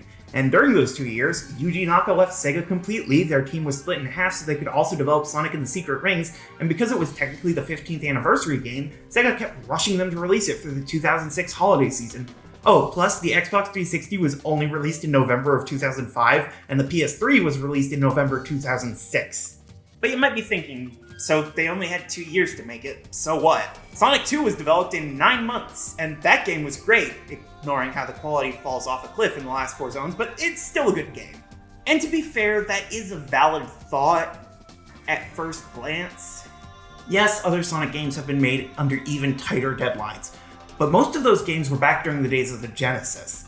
To put it bluntly, Sonic 2 was 100 times less complicated to develop than Sonic 06. It was made for the same system as Sonic 1, used the same engine with only a handful of changes, and no matter how good it is, was still a 16-bit 2D platformer with at most 2 playable characters. Sonic 06, meanwhile, was made for consoles that weren't even commercially available yet, used entirely new engines the series had never used before, was an HD 3D platformer with dozens of brand new mechanics, and it has 9 player characters, one of whom they had created specifically for this game. Even the allocation of responsibilities. Shun Nakamura, the game's director and lead designer, had only directed 2 games before, Samba de Amigo and Billy Hatcher. His Sonic experience was designing for Sonic R, being a field designer for Adventure, and providing development support for Heroes. The credited producer, Masahiro Kimono, was primarily a graphic designer and artist. The lead artist was primarily a field artist, the other lead designer was most prominently a Phantasy Star writer, and one of the lead writers only acted as scenario writer on Adventure 2 Yay and Sonic Heroes WoW, the nearly non-existent plot. Well, at least the other is an anime writer. To me, all of this reads like a rushed, mismanaged project that was basically doomed from the word go. It's like trying to build a sofa out of an oaken sand. It's a joke for my fellow IKEA fans. Game development is hard, and problems are basically inevitable, even in longer and smoother development cycles. Hell, Tears of the Kingdom took 6 years to develop, and they still included the Water Temple and cut the Gerudo Vi armor. I don't want this video to be seen as a hit piece on the game's development staff. As far as I'm concerned, they all tried their best with the hand they were given. The only people I would blame for the way this game came out are the executives at Sega who split the team and forced them to ship by November 2006. And also maybe Yuji Naka. Yeah, I know, Naka says he regrets leaving mid-development now, but that was still his choice. Besides, he made Balan Wonderworld and did insider trading, it's always safe to blame him. So, with the person responsible for this forthcoming apocalypse firmly established, let's... We're not doing that for this whole video, do you hear? Sonic the Hedgehog. Sonic the Hedgehog. We haven't even gotten past the title, and we've already run into our first big problem. We all call the game Sonic 06, but the actual title is just Sonic the Hedgehog. The same as the franchise as a whole, the first game, the Saturday morning cartoon, the first movies. It's a name so incredibly poorly chosen, I wouldn't be surprised if I was told it was meant to be a placeholder. Apparently the idea was to give the game that title to indicate it was a bold new direction for the series, a major advance from the previous games, as Wikipedia puts it. It's Sonic Adventure 3, the only advance is that it's in HD. It's such a bad branding move. I've seen so many different people call this game a reboot, or a failed reboot, or a relaunch, and it's just none of that. It's not a soft reboot, it's not a pseudo reboot, it's not even an independent entry in the series. Sonic Adventure is closer to a reboot. Sonic Heroes is more of a leap forward for the series. Fucking Shadow the Hedgehog is less reliant on past games to make sense. Oh, and you've gotta love the box art. None of the game's new characters, or anything related to the plot or gameplay, not even the game's scenery in focus, just Sonic running at the camera. If you just saw this on a store shelf back in 2006, would you even register this as a new game? And you've gotta love the back of the box too, just a true masterpiece of an advertisement. On the PS3 box, half of the back is taken up by tech info, copyright disclaimers, and corporate logos. This time, speed won't be enough. What, was that not the case in the last 4 games? Was Knuckles just hanging with the others as a goof? Over 10 action-packed stages. That doesn't sound even slightly impressive. Every 3D Sonic had at least 10 stages. Hell, so did the base Sonic 3 if you count both acts as separate. It's not even true, there are exactly 10 stages total, and one of them is basically just bits and pieces from other levels mushed together. 10 formidable bosses! I don't even know how you reach that exact number. There are at least 11 by my count. Probably more since the rival fights feel very different between campaigns. Alright, that's enough stalling with the promotion and development and shit like that. Let's get to roasting the actual game. Alright, let's talk presentation. We're going to start with the game's sound first because, let's be honest, this is going to be the most positive section in the review. Not that everything's perfect. Some of the game's sound effects are extremely annoying. Tails' little flipping, Omega's initial heavy stomps, the footstep sounds in general can be a lot. Annoyingly, the only options we have in the settings is turning down music and turning down all sound effects, which A, holy shit, that's barely an options menu, and B, turning down sound effects also turns down character voice lines, which can be really helpful in terms of knowing what you're supposed to be doing. And the voice acting itself is inconsistent. Most of the returning characters are alright, though with a few notable exceptions. Rouge's performance is extraordinarily low and flat, which was also the case in Shadow, but there at least she wasn't called upon to hold up entire cutscenes with that delivery. Omega has changed voice actor yet again, and I do think Maddie tried her best, but I think they should have added at least a few more effects to her voice in post, because she sounds noticeably less robotic and low-pitched than John St. John and Jeff Kramer's performances. Outside of the returning cast, places may be a bit too disconnected. I actually kind of like Silver's delivery, and Elise is absurdly monotone. There's reasons for it in story, so I'm assuming it wasn't Lacey Chabert's fault. She was intentionally directed to be flat. As for non-main characters... Have you retrieved the Book of Darkness? Head to the Wave Ocean, head to Wave Ocean. Agent Shadow. See, this is another thing that I can't blame on incompetence. It has to be the absurdly rushed schedule. Nobody, not even the most incompetent developer in existence, would have left that Wave Ocean flub in for any reason other than just not having time to double check the voice files. The overworld NPCs generally don't have voice acting, though there is exactly one exception where a lady in waiting for Elise has a fully voiced line near the end of Sonic's episode. Presumably this is Anna, one of the more prominent ladies in waiting in the game, but also this game reuses NPC models and voice actors so often it might legitimately just be someone else. Anyway, shout out to the Sonic Wiki Zone for helping me figure that connection out. Also, split off from fandom already, that host is absolute garbage and you deserve better. Well, the voice acting may be lackluster, but if there's one thing that's always great in every Sonic game, it's the music. And while not every track in the game is my preferred style, they almost all sound great, and the soundtrack is undeniably the best part of this game. Sure, some of it is eerily similar to other songs.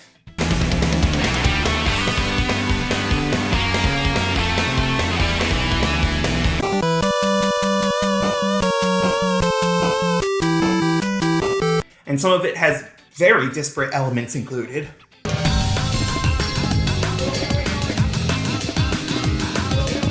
But for the most part, I really do like the songs in this game. But of course my opinion on the level music isn't anywhere near as important as the songs that really matter.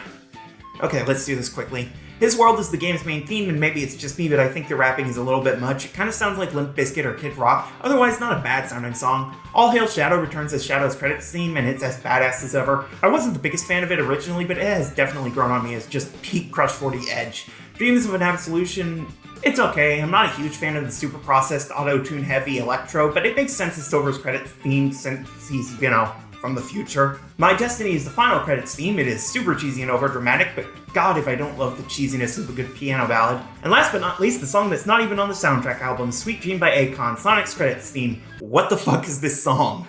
No, seriously, the first time I heard this song, I was genuinely baffled. This is almost a comically bad idea. The first song lyrics are, "We lay like lovers in a warm embrace." Why is this sex music?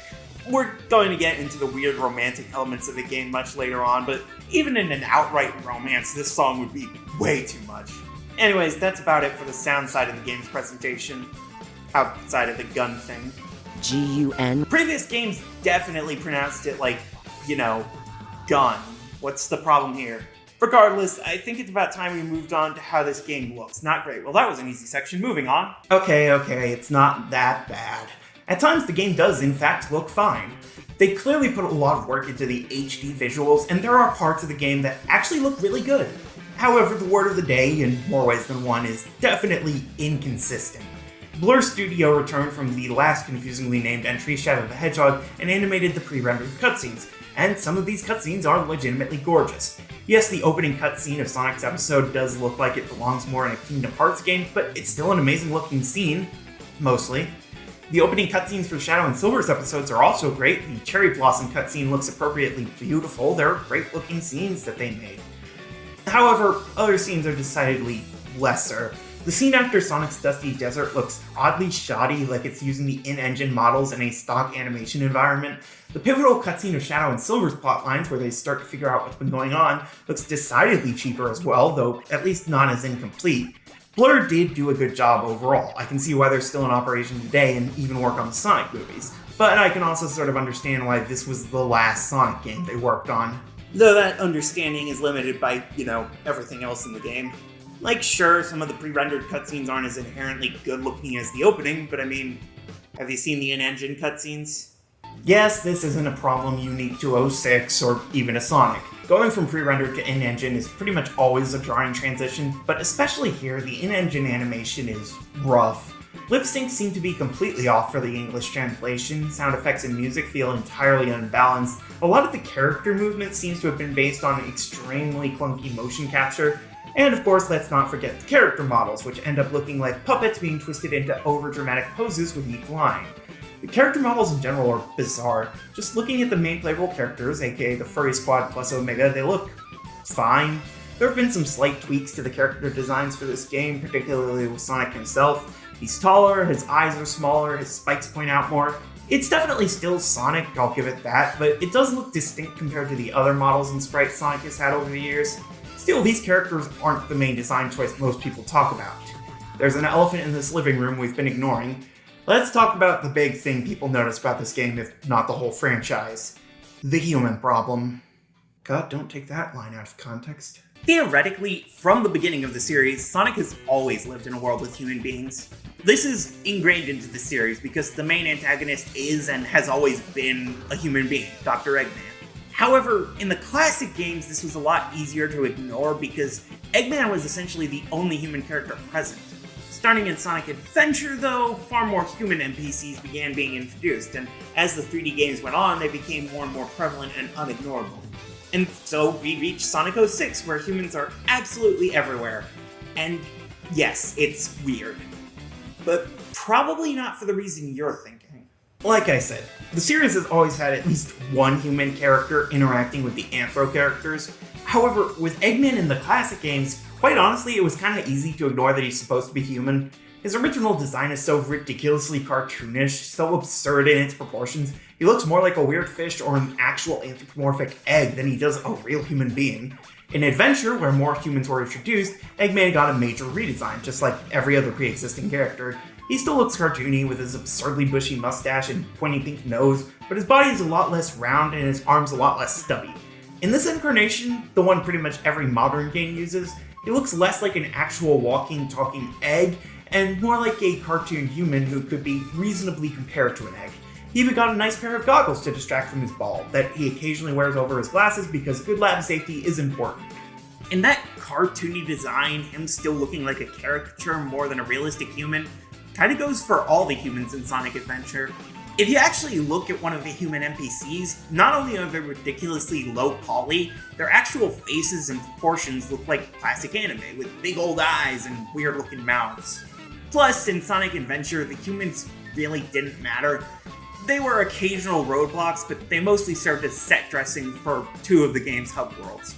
In Adventure 2, the humans started being more important to the actual plot. We meet the human president of the setting, presumably still the US at this point, and the presumably human-led military. Gun provides most of the enemies for the game. And of course we have the two extremely important human characters, the Robotnik extended family. But even here, Gerald looks like a thinner and white-wearing version of Eggman, and Maria still has those same anime proportions. The most realistic-looking human in the game is the president, and even then the in-engine cutscene makes him fake-looking enough to not look uncanny next to Sonic and Tails. At least that's how I see it. I'm sure plenty of people find Pseudo-Kennedy looks weird. In Sonic Heroes, again, Eggman is the only human because no plot or story. However, for Shadow the Hedgehog, the human presence comes back in a big way. Hell, a third of the game's enemies are humans or human-controlled robots. We have the gun commander, the returning president, and Maria and Gerald in flashback. But they still all have exaggerated cartoon proportions, ridiculous design elements. Yes, there are some odd moments. The scene where a fairly real-looking human being points the most realistic pistol the PS2 could render at a cartoon hedgehog can still look absolutely ridiculous, but it's not that disconcerting. It especially works that for most of the game, the only humans we see directly interacting with the Anthros are these still extremely anime-looking Maria, or heavily armored soldiers who look like, well, they tried their best. So yeah, even when there have been human characters everywhere, they were cartoony or caricatured or just generally in a similar style to the Anthro characters the series is mostly based around. That honestly does a lot to make the combination less unsettling for the audience. I mean, there's a reason so many of the adaptations are actual cartoons. And for the live-action adaptation, blending real-life humans with the CG characters, they so heavily redesigned Sonic they had to do it twice to make the full thing work. However, with Sonic 06, because they were transitioning over to the HD consoles, they wanted to make as much of the game look as realistic as possible. For the environments, this kind of works, and for the Anthro characters, it's fairly subtle, but for the human characters... yeah. It's not just that the human characters are in the Uncanny Valley themselves, although, yeah, they really are. It's that alongside the main characters, they feel ridiculously out of place. Basically, the best way I can describe what makes this game fail where previous games didn't is Sonic Adventure 1 humans looked like they were from Final Fantasy VII. Sonic 06 humans look like they're from 7's remake. The game even has real-looking, apparently non-sentient animals that Sonic directly interacts with. A pet dog, a giant eagle, even an orca that we have to deal with far more than an adventure. It's such a weird detail that they didn't have to do. Previous games had animals, yes, the flickies and frogs, but it wasn't as obviously out of place for this world because they at least looked like they weren't trying to be hyper-realistic. However, the biggest oddity isn't any of the new NPCs or the animals you can find, or even the game as a whole. It's the human who's been here from the beginning. For the love of chaos, Eggman, what did they do to you? Like the other pre-existing characters, Eggman was redesigned to fit in better with the realistic environments and characters. Unlike the playable characters, though, Eggman's redesign went beyond a few design tweaks. They basically took a couple small elements from his adventure design, namely the buttons on his shirt, his mustache, and his weird pant shoes, and made a completely new character out of them. This is not Eggman. This isn't an anthro egg or a person who could be compared to an egg. This is just a bald human man with a bad mustache and a ridiculous outfit. This doesn't even look like the other humans in the game, because most of those at least look like humans. This guy... I don't even know what this guy is. Who knew that taking a design built to be cartoony and translating elements one-to-one into a super realistic art style wouldn't work? And why completely scrap his goggles? We're not done with the presentation yet either, because we have an even bigger elephant standing in our kitchen. An element of presentation I have barely touched on in previous games. The performance. Now, as I've mentioned, I'm playing the PS3 version of 06, which is reportedly the worst version compared to on 360. More common frame rate problems, glitches, and maybe longer loading times. And just from my own experience, the PS3 save screens are extremely intrusive and take a while to save. Plus, who knows, lag spikes I got every 15 seconds might have only been every minute if I had been playing the 360 version. However, if I wanted to do that, I would need an Xbox 360 that worked. And frankly, not only was getting a fully backwards compatible PS3 easier, but I'm also going to get more out of that. I can actually play PS1 and PS2 games now for the first time. And frankly, I'm not trying to give this game a completely fair shot. The lag and glitches of this game are part of its identity, part of what makes it famous. And my god, is it everywhere in this version. And then, of course, there are the... yeah, those. Every level transition, every side quest step, every area change, every boss introduction screen and cutscene start and ending, every single chance for a loading screen, it is there. This can actually be marginally useful since the loading screens for the hub levels have the only actual full map of each area. Not that it gives you actually useful information, just like where the buildings are. But every loading screen is so long and so constant, it's frankly comical. Especially when a single optional mission takes like 9 loading screens to complete. One YouTube upload I found by the D-pad edited together every loading screen from their full playthrough, and it was over 2 fucking hours. Meanwhile, streamer and YouTuber Lythero managed to beat the entire hero story in Adventure 2 within the time it took for 06 to load, and had more fun with it than the actual game he was ostensibly playing through. You can supposedly reduce the loading times by installing the game on Xbox 360, but even then, the sheer number of loading screens is fucking ridiculous, especially given how many are during the levels. And that, after more words than I wrote about Sonic 1 overall, finally brings us to this game's actual gameplay, which is somehow the worst part of the whole package. So, just as an introduction to this section, let's start with a little experiment, and look at the first moments of gameplay in the previous Sonic games. Pretty much every 2D Sonic from 1 to Knuckles begins with a dive into a well-made, iconic opening level that manages to naturally introduce the gameplay for the entry. Sonic Adventure starts with a boss fight against the main threat of the game, Chaos, with rings collected from the start to make it clear what purpose they serve. Adventure 2 starts with either City Escape, one of the most iconic opening levels ever made and a bombastic introduction to Sonic's gameplay, or with Iron Gate, an explosive and extreme demonstration of Eggman's gameplay. Sonic Heroes will either start with a tutorial level where you learn how to actually play the game, or with Seaside Hill, one of the best levels in the game that shows off the advantages of the character swapping mechanic.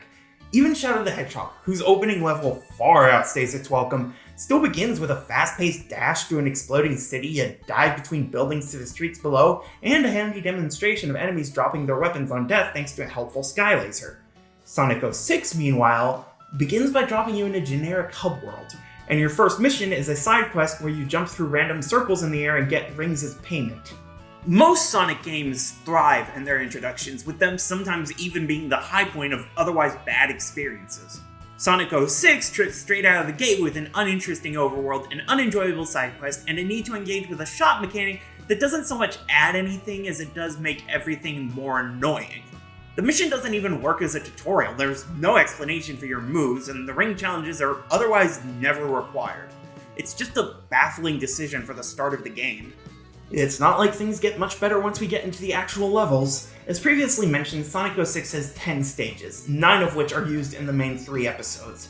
Every campaign goes through all 9 stages, though they go through them in different orders and occasionally have different layouts. The first level of episode Sonic Wave Ocean is yet another tropical beach-themed opening level, specifically a clear attempt to recreate Emerald Coast. We have the lighthouse, the optional wall running, and even the segment where you run away from an orca by heading towards the camera across rapidly crumbling wooden bridges. You even play through it as Speedy Hedgehogs, an E100 robot, and a purple cat, just like Emerald Coast. Even Tails being playable here might be a reference to him crashing in that level originally, only now we have a ton more gimmick sections to deal with, worse design, way worse performance, and you have to play it twice in Sonic's episode. This game so badly wants to be Sonic Adventure. The hub levels, characters playing through the same levels as each other, the plot of Eggman trying to resurrect an ancient god. But it might just be that the game makes no real attempt to have any identity of its own beyond referencing previous games. Like, every stage in this game feels like it's just parts of a previous game, but stitched together and worse. Dusty Desert is Eggman's base in the desert, like the desert levels in Adventure 2, but now with either carrying a human girl, a clunky vehicle, or stupid ball rolling puzzles. White Acropolis repeats the snowboarding from Ice Cap, only the snowboarding feels 1,000 times worse, and outside of that, the level is just annoying and gimmicky the whole way through. Crisis City is a journey through a destroyed city environment, which we already had 3 of in Shadow the Hedgehog, but with elements of City Escape in Sonic's playthrough and terrible controls and shadows.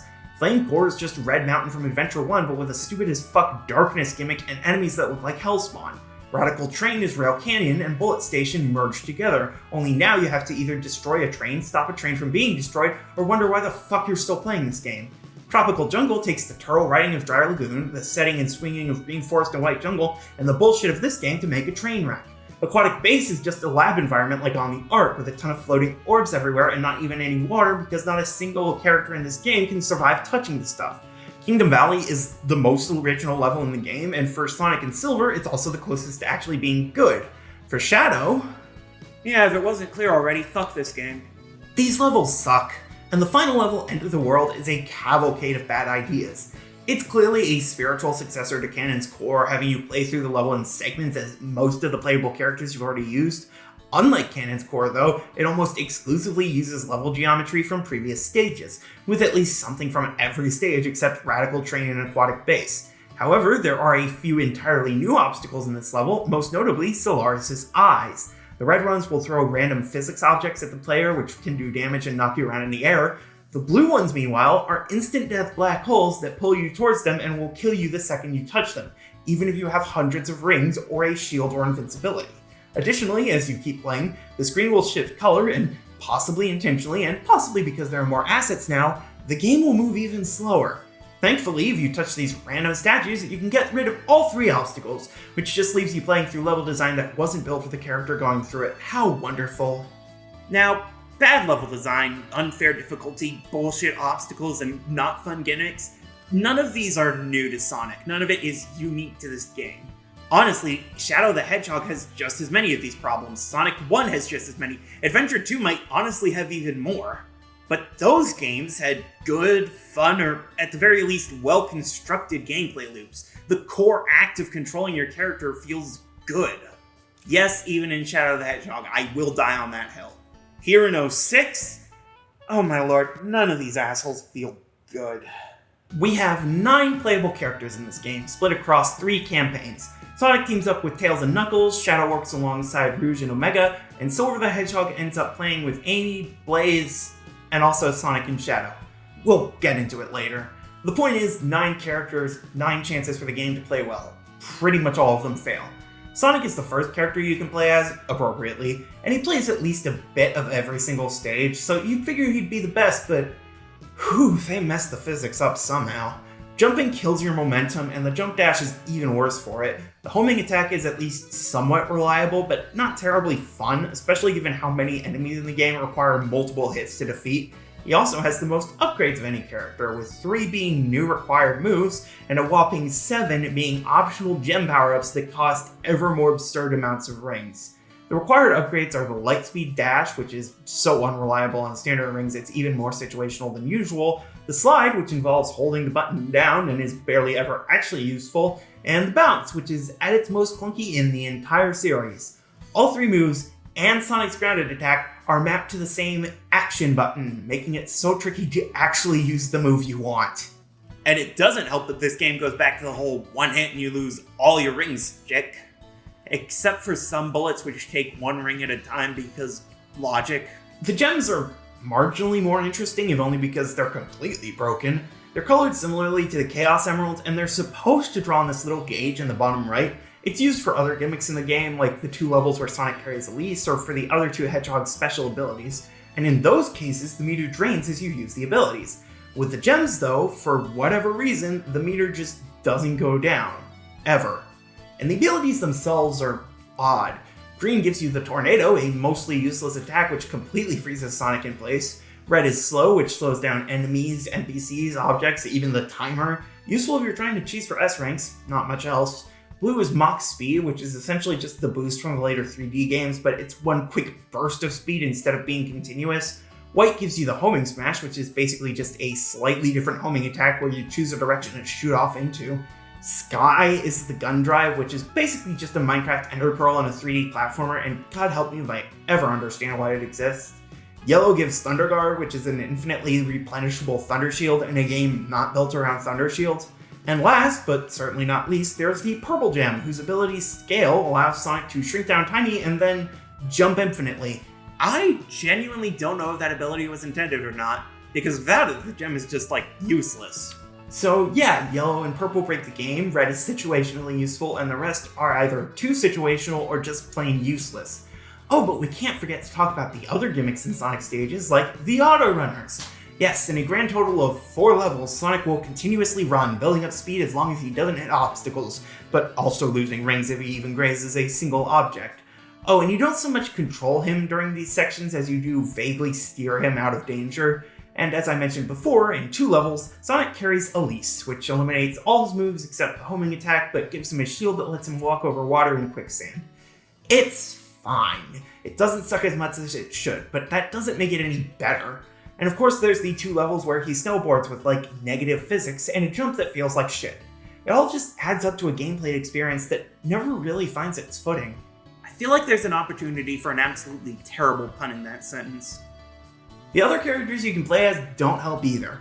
Tails feels so weird and bad to control, having none of Sonic's speed and a ton more fluff. He can fly like an adventure, though the internal math of how that flight goes has been changed drastically, and he can throw bombs. Dummy ring bombs, which explode into 10 fake rings with physics that are essentially instant lag spikes on command.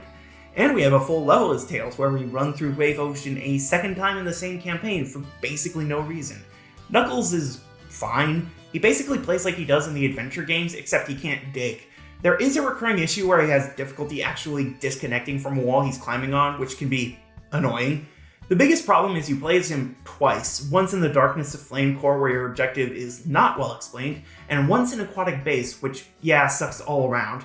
Technically there is one other opportunity to play as Knuckles, but we'll get to the town missions in a bit, I promise.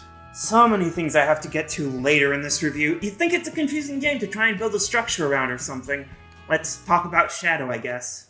Shadow is sort of similar to Sonic. He has the leg sweep attack, a version of the homing attack, and even the purchasable light dash, or air dash, I guess. However, he's also slower than Sonic, and his homing attack works differently. Rather than just hitting the enemy with his body, he sort of freezes in midair and attacks them. Better for taking down beefier enemies quickly, since spamming the button continues attacking in that one spot. Not so useful for, say, homing attack chains or hitting multiple enemies. He also has his own abilities to use. The Chaos Spear is now a part of his basic moveset, and it can stun enemies for a short moment, which is sort of useful. And if you build up your meter by attacking enemies, you can activate Chaos Boost, which gives him invulnerability frames while using his moves, gives his attacks more damage, and if you buy all 3 upgrades, you use Chaos Blast, which has been dramatically nerfed. It's all fine. It's a lateral move from Sonic, and it being somewhat simplified is honestly kind of a blessing in disguise. But that's not the main draw of Shadow's gameplay, is it? See, look at the back of the box here. It spells it out for you right there. Commandeers Shadow's high-powered vehicles through vast, action-packed stages. The vastness is really overstated. There are like 3 times where the level design is open enough to warrant that description.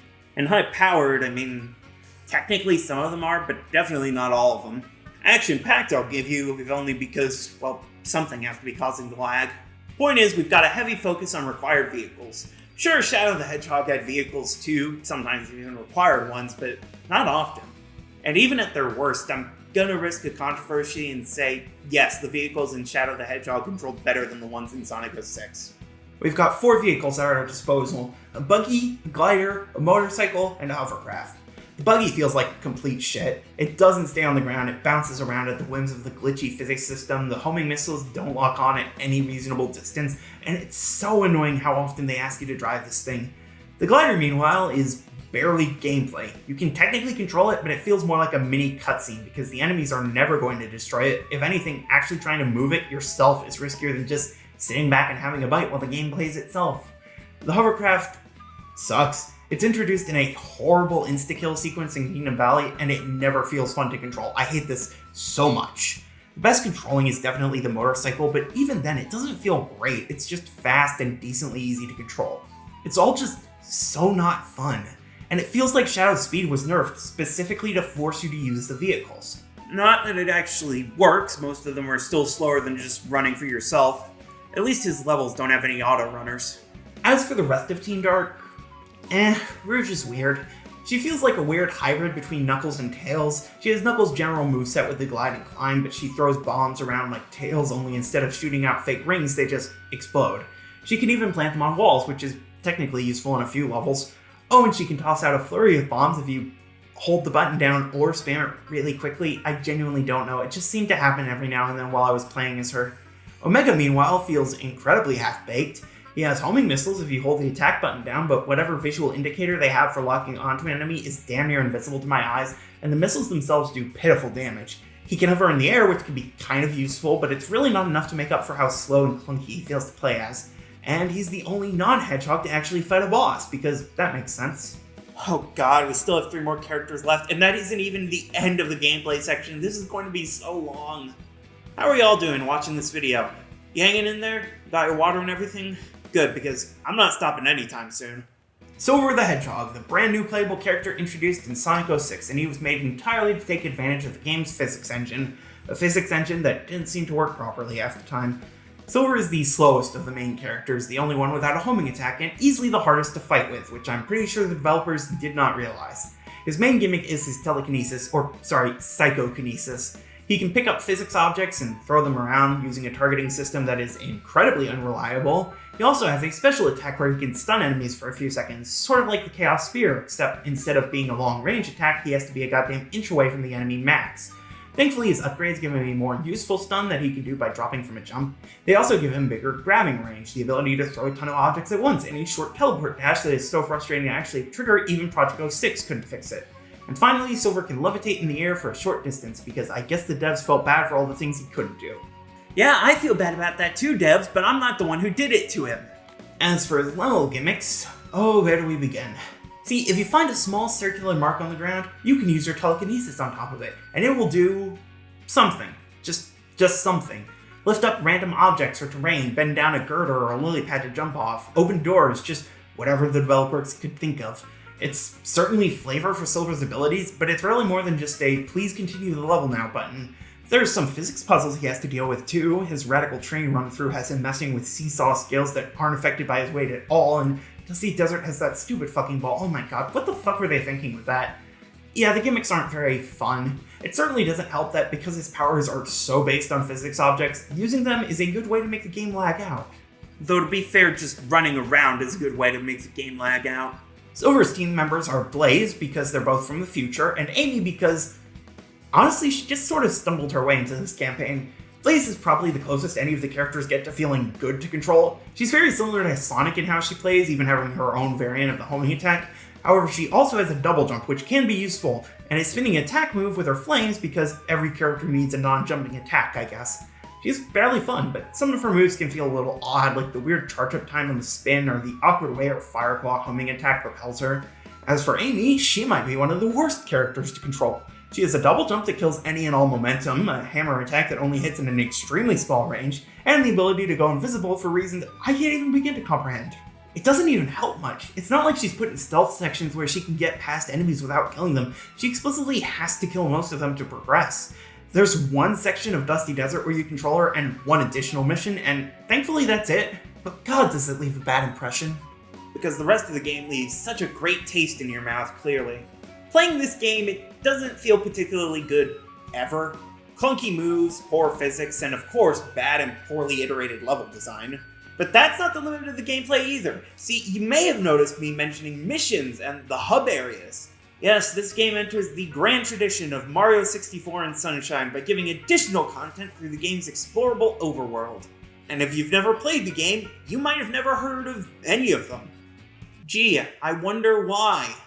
So, when I sat down with this game in mid-July, I wanted to explore what the game actually had to offer. I'd seen so many playthroughs of the game where past the winder of a shoemaker, they never engaged with the optional content.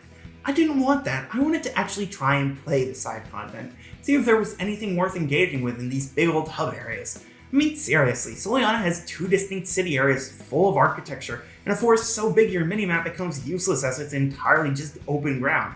Surely there's something in this game that takes advantage of these areas in a way that makes them fun to explore, right?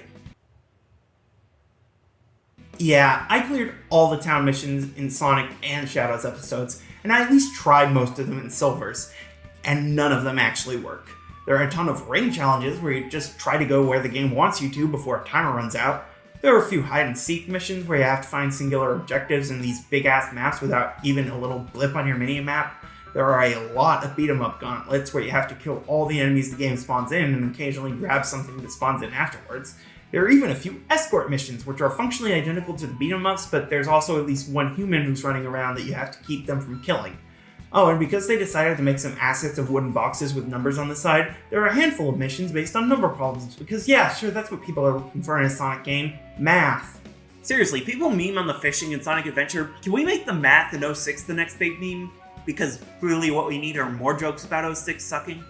Most of the town missions are optional, bonus challenges that help buff up your ring count based on the rank. Yes, the only reward for getting high ranks in this game in either action stages or town missions are more rings to spend at the shop. The shop offers the upgrades we talked about earlier, though most of the required upgrades are absurdly cheap.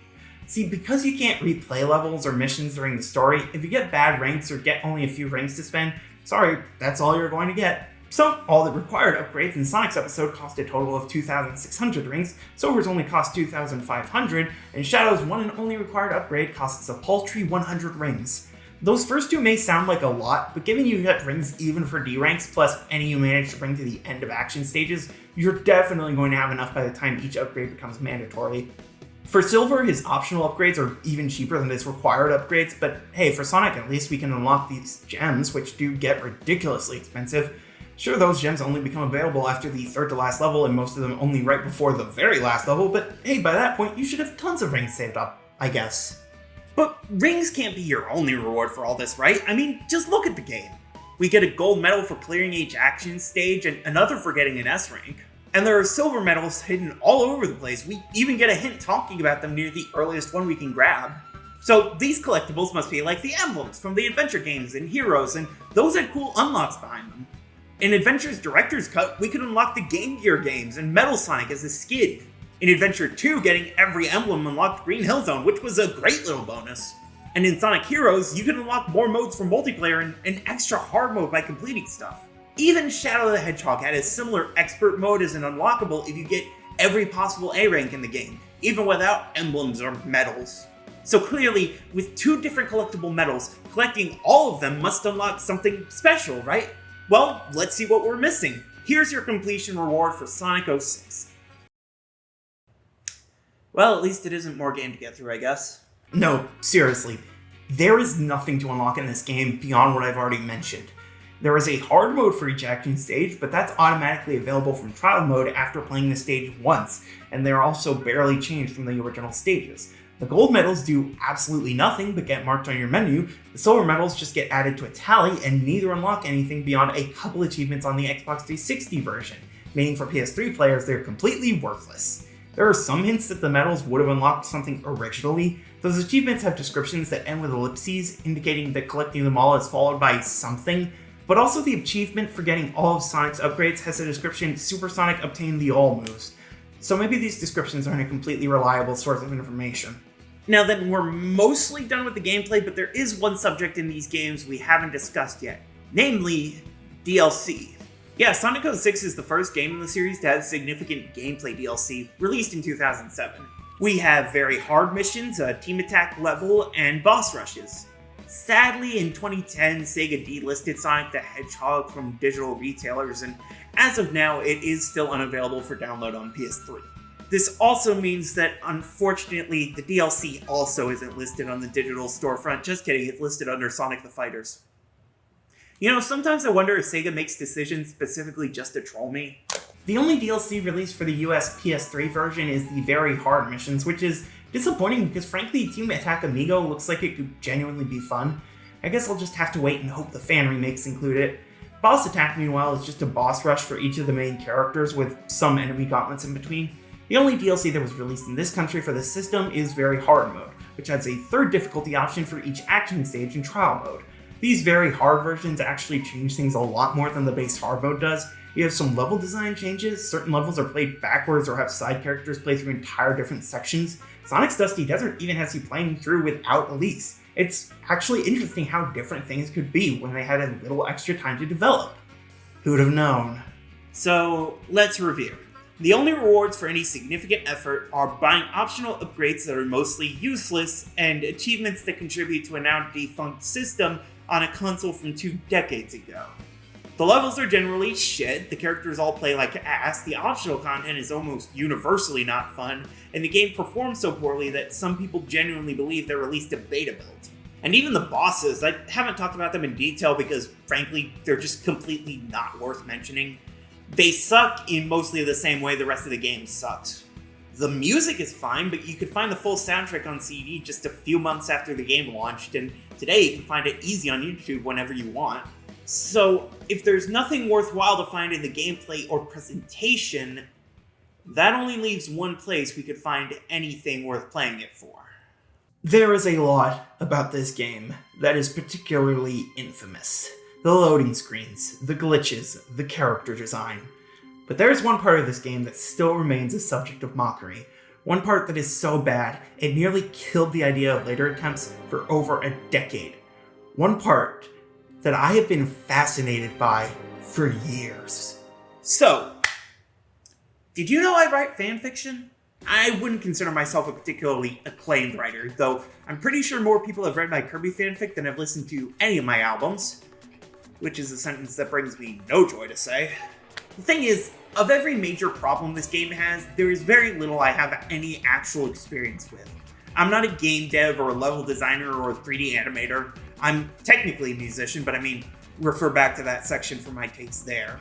Plus, there is no song I have ever made where I've come back after even a month and thought, yep, nailed that, totally stands up to scrutiny. But my writing? You know what? I think I'm a pretty good writer. Obviously, I don't think that's a particularly objective or unbiased take. I can absolutely understand anyone saying I'm actually a shitty writer. Or shitty anything, honestly, I have no self-esteem. But, yeah, I've written all but one script I've performed on this channel, and you can find my other writing on AO3 under the username Sorio99. So, those are my writing credentials. And, Lord above, we need to talk about this game's writing, because it is just the most fascinating train wreck I've seen yet. Before we get into specifics, let's take a step back and define our parameters. When we're talking about writing, there are a lot of different aspects that are going to be explored. Dialogue, character arcs, continuity, moment-to-moment events, nonverbal storytelling, even the specific wording of tutorials and flavor text. Believe it or not, I don't want to get bogged down examining every single word choice and animation in this game. If someone else wants to go through and do a second-by-second analysis of this game's narrative, feel free, but that's not what I'm interested in. And frankly, I don't think that's particularly necessary. Especially given this game's script was written by 2 Japanese writers and then translated into English, I don't feel like holding any clunkiness in the dialogue against it. When I'm talking about this game's writing, I'm going to be focusing on its plot and its story. And yes, those are 2 different things. For anyone who doesn't know that difference, I'd encourage you to look it up for yourself, but I also fear I might be using the words wrong. Very basically, plot refers to, well, the plot points. The major events of the narrative, the beat-by-beat action of what happened. Story technically is the full overarching narrative itself, but as a contrast to plot, I define it as focusing more on character arcs, interpersonal dynamics, and the overall meaning of the work. Basically, the plot is the synopsis you get on Wikipedia, the story is the stuff fans will get pissy about. Make sense? No? Perfect. The plot and story of this game have both interested me ever since I first saw a cutscene compilation of it as a kid.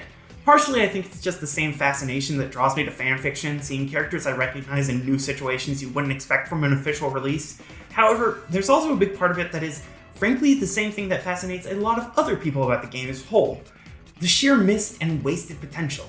True story, one of the YouTube channels I'm a fan of has talked about Sonic 06 a few times, and when he got a shitty comment about how, oh, the game was rushed, you shouldn't be too hard on it, his half-joking response was pointing out, yeah, more time would have fixed the bugs, but would it have fixed the awful story? And I mean no shade to you, Mr. Busker, I guess. I really am a big fan, but yes, it maybe could have. That's like the whole point of editing and revisions, to improve issues with the writing where they pop up. Need I point out, in Sonic's original planned incarnation, he was going to have an adult human girlfriend named Madonna, one with a very noticeable bust. Changes happen all the time in the writing process. For example, I had to go back and rewrite a portion of this very script because I forgot to talk about the game's branding. And then, after I thought I had completely finished the script, I had to go back again because I forgot to talk about the DLC.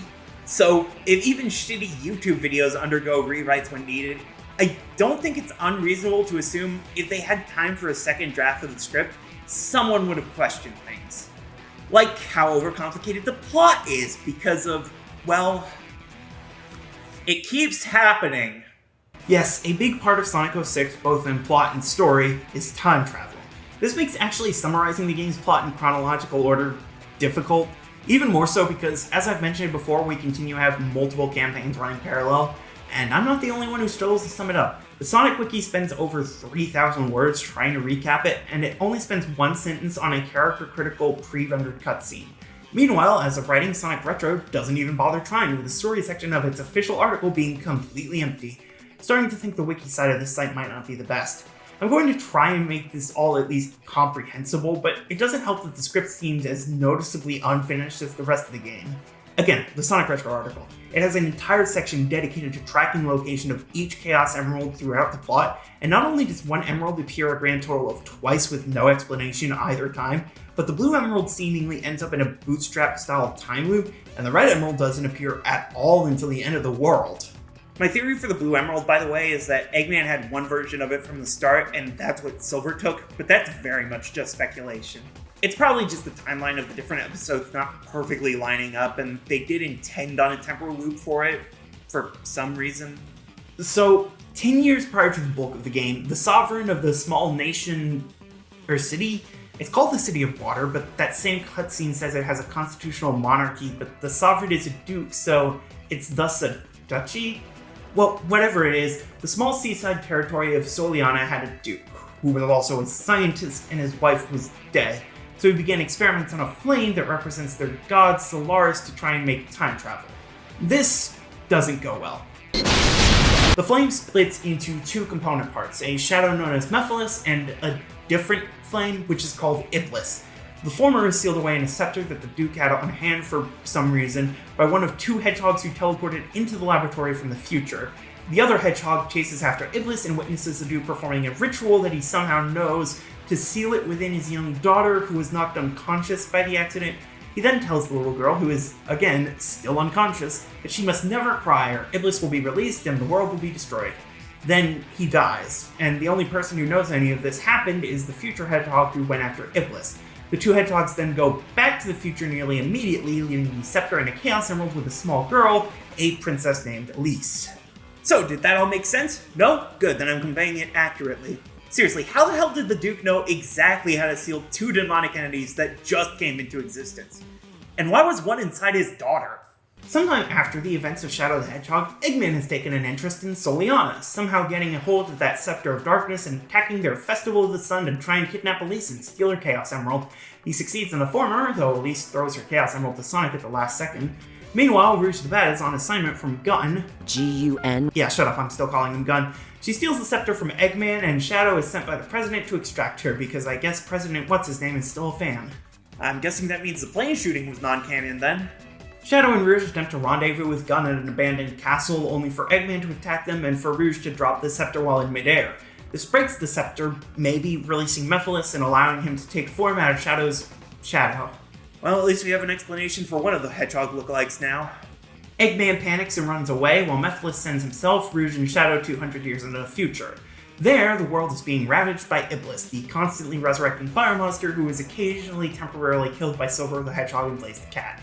The two are approached by Mephiles with an offer of how to stop Iblis permanently. If they travel back in time, they can find the person who initially released Iblis, the Iblis Trigger, if you will, and kill him before he can do so. This Iblis Trigger is apparently Sonic, which Mephiles shows to Silver before taking him and Blaze back in time. Silver runs into Amy, who agrees to help him find who he's looking for if he helps her find Sonic.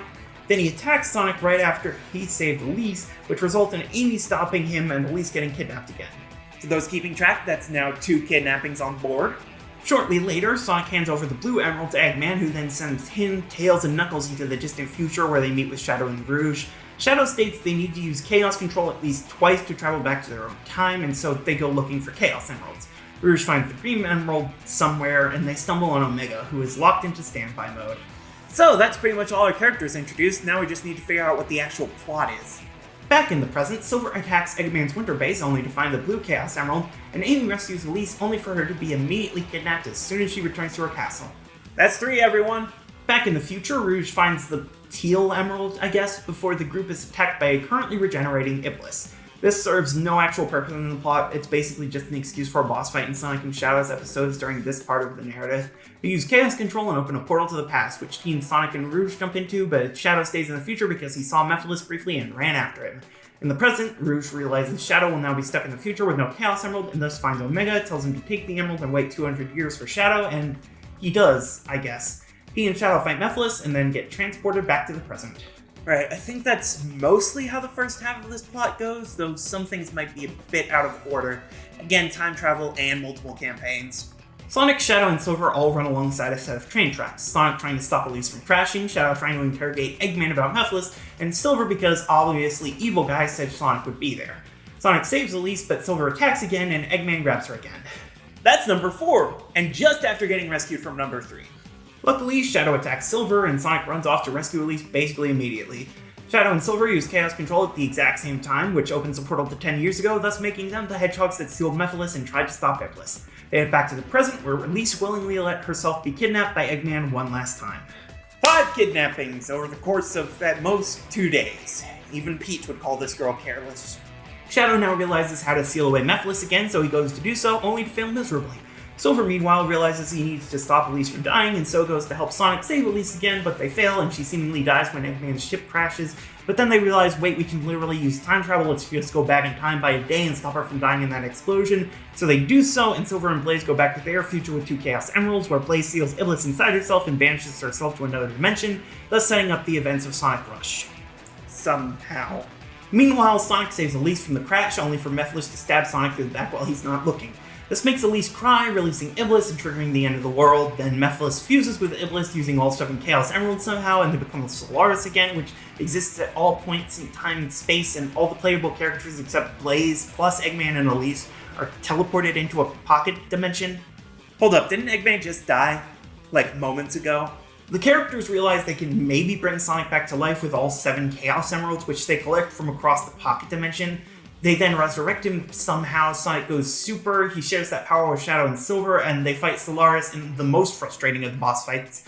But they don't actually destroy Solaris because they can't destroy it like that because it's essentially a literal god. So instead, Sonic and Elise travel back in time to before the Solaris project even began, and Elise blows out the flame that is supposed to become Solaris. Thus, none of the events that I just spent over 1,000 words describing ever actually happened, and our final beat is Sonic attending a non-attacked Festival of the Sun, and the light implication that maybe he and Elise somehow remember the now non-existent timeline. Again, if none of that made coherent sense, I'm doing my job correctly. This plot is just all over the place. I think there is potential here, and I'm gonna get into it, but it's just held back by so many problems. Characters seem to know things they have no way to know. The timeline is all tangled up, and not just with the time travel. And without wishing to sound like a misogynistic game critic from the 2000s, this bitch got kidnapped 5 times.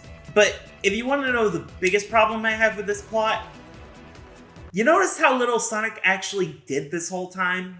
Sonic's plotline throughout his whole episode is rescuing Elise from Eggman. That's his one and only goal throughout the entire game, to the point where he willingly hands over a Chaos Emerald to Eggman on the possibility that he might let her go.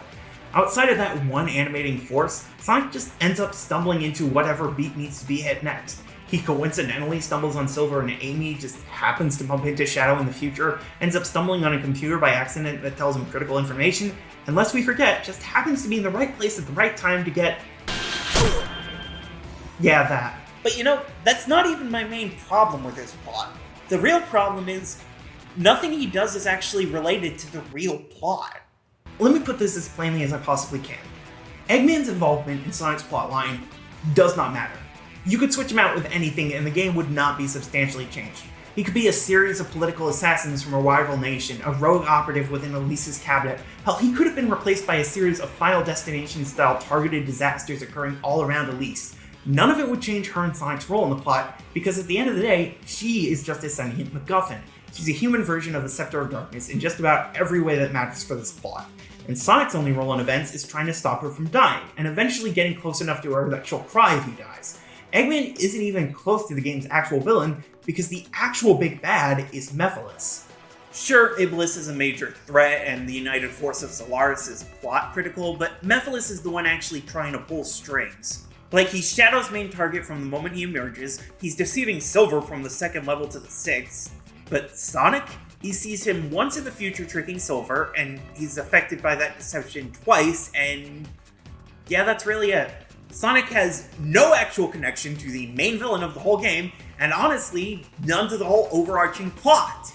Despite the game literally being named Sonic the Hedgehog.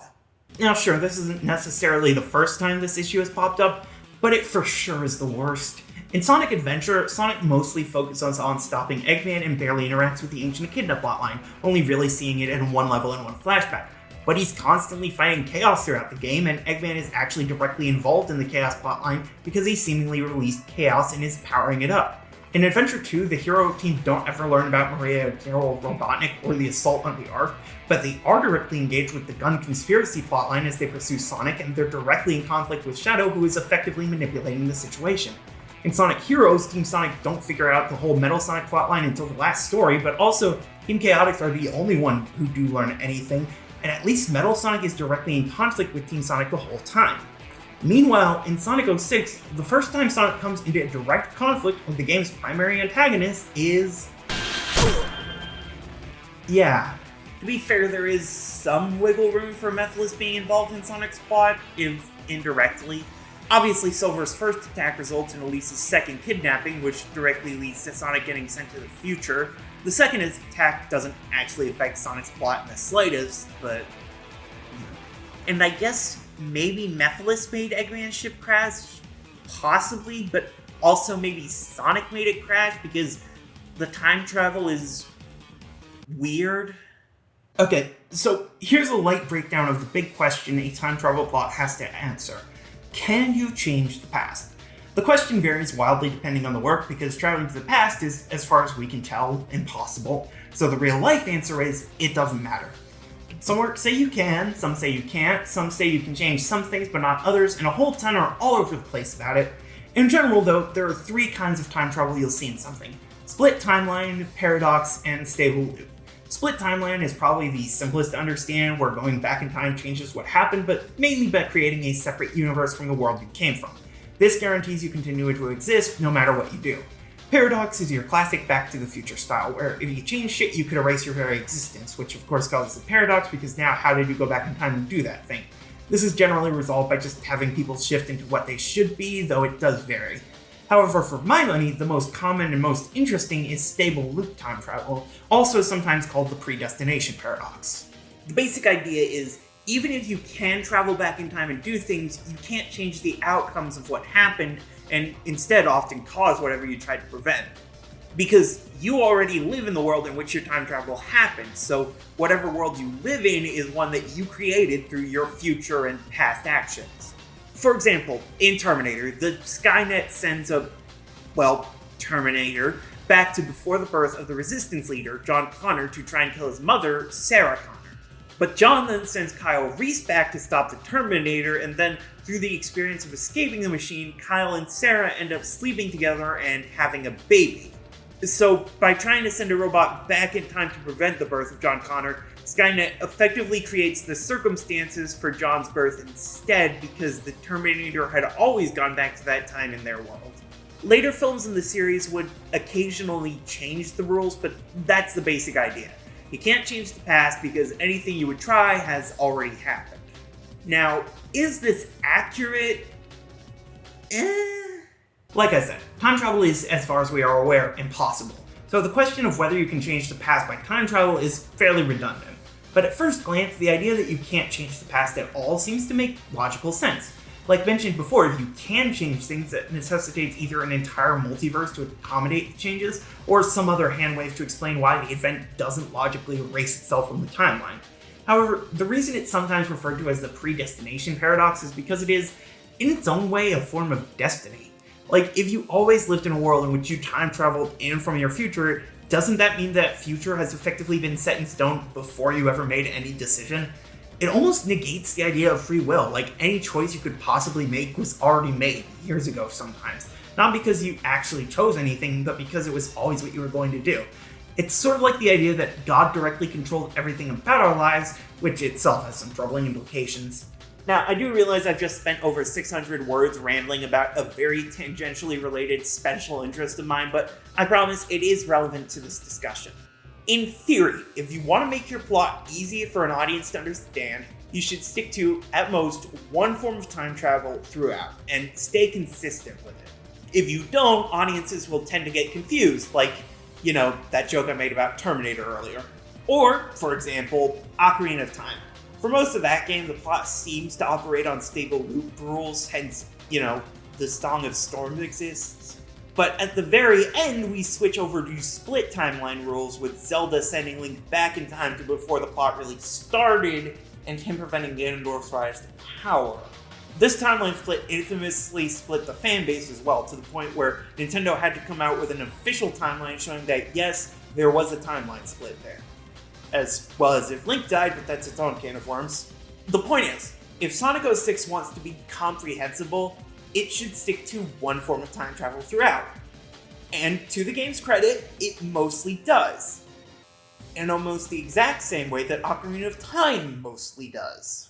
Okay, so for the most part, Sonic 06 seems to operate off of stable loop rules. No matter what you do, you can't change the path because everything you do has already been done. Like, for example, when Shadow and Silver travel back 10 years, everything they do ends up setting up events we've already seen. Silver giving Elise the Emerald, Mephiles recognizing Shadow, even some of Elise's weirder moments in the opening. Similarly, when Rouge travels back in time and tells Omega to find Shadow in the future, it's after she's already seen him in sleep mode 200 years later. Everything seems to line up with predestination. Well, almost everything. Until the last story. So, the most obvious exception to the whole stable time loop thing is definitely the ending of the game, where Elise blows out a flame and I realize I wasted 5 days of my life. This completely undoes everything that happened in the game before this point. Again, the princess does one thing that breaks the game's internal logic completely, and giving Crisis City's appearance in Generations, it seems to once again shift to split timeline rules. However, despite that technically being a discrepancy, I'm not gonna lie, I don't really mind it.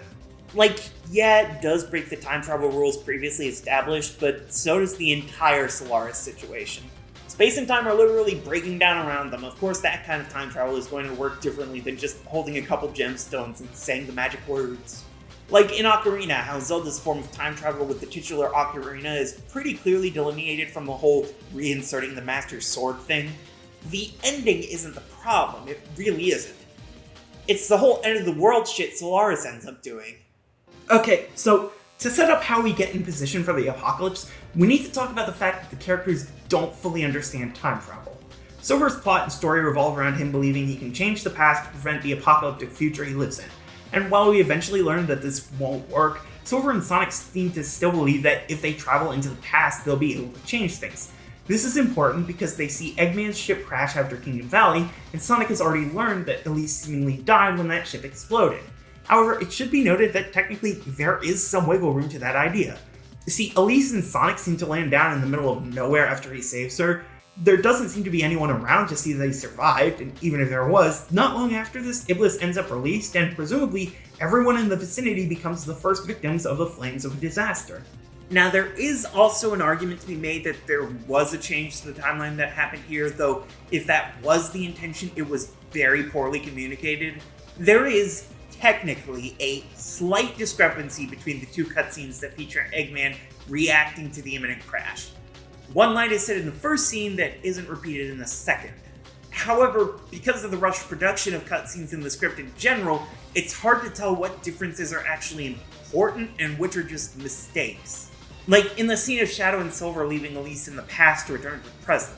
In Shadow's version, Silver jumps in the portal still holding the blue Chaos Emerald. It's only in Silver's version that he actually leaves the emerald behind like we know he's supposed to. In the Shadow version, you can even see the emerald still in Silver's hand. So, coupled with the characters not even being sure if they can change the past, it's not clear if the slight difference in dialogue is supposed to indicate a significant divergence point or just a rushed edit. But if we assume this wasn't a divergence, then the last story makes almost no sense at all. So, if we assume Sonic was always supposed to save Elise from the battleship, then Mephiles was also always supposed to kill Sonic in front of her, releasing Iblis and triggering the end of the world. I mean, we don't see Iblis emerging during the initial crash, so this is how it was supposed to happen, right?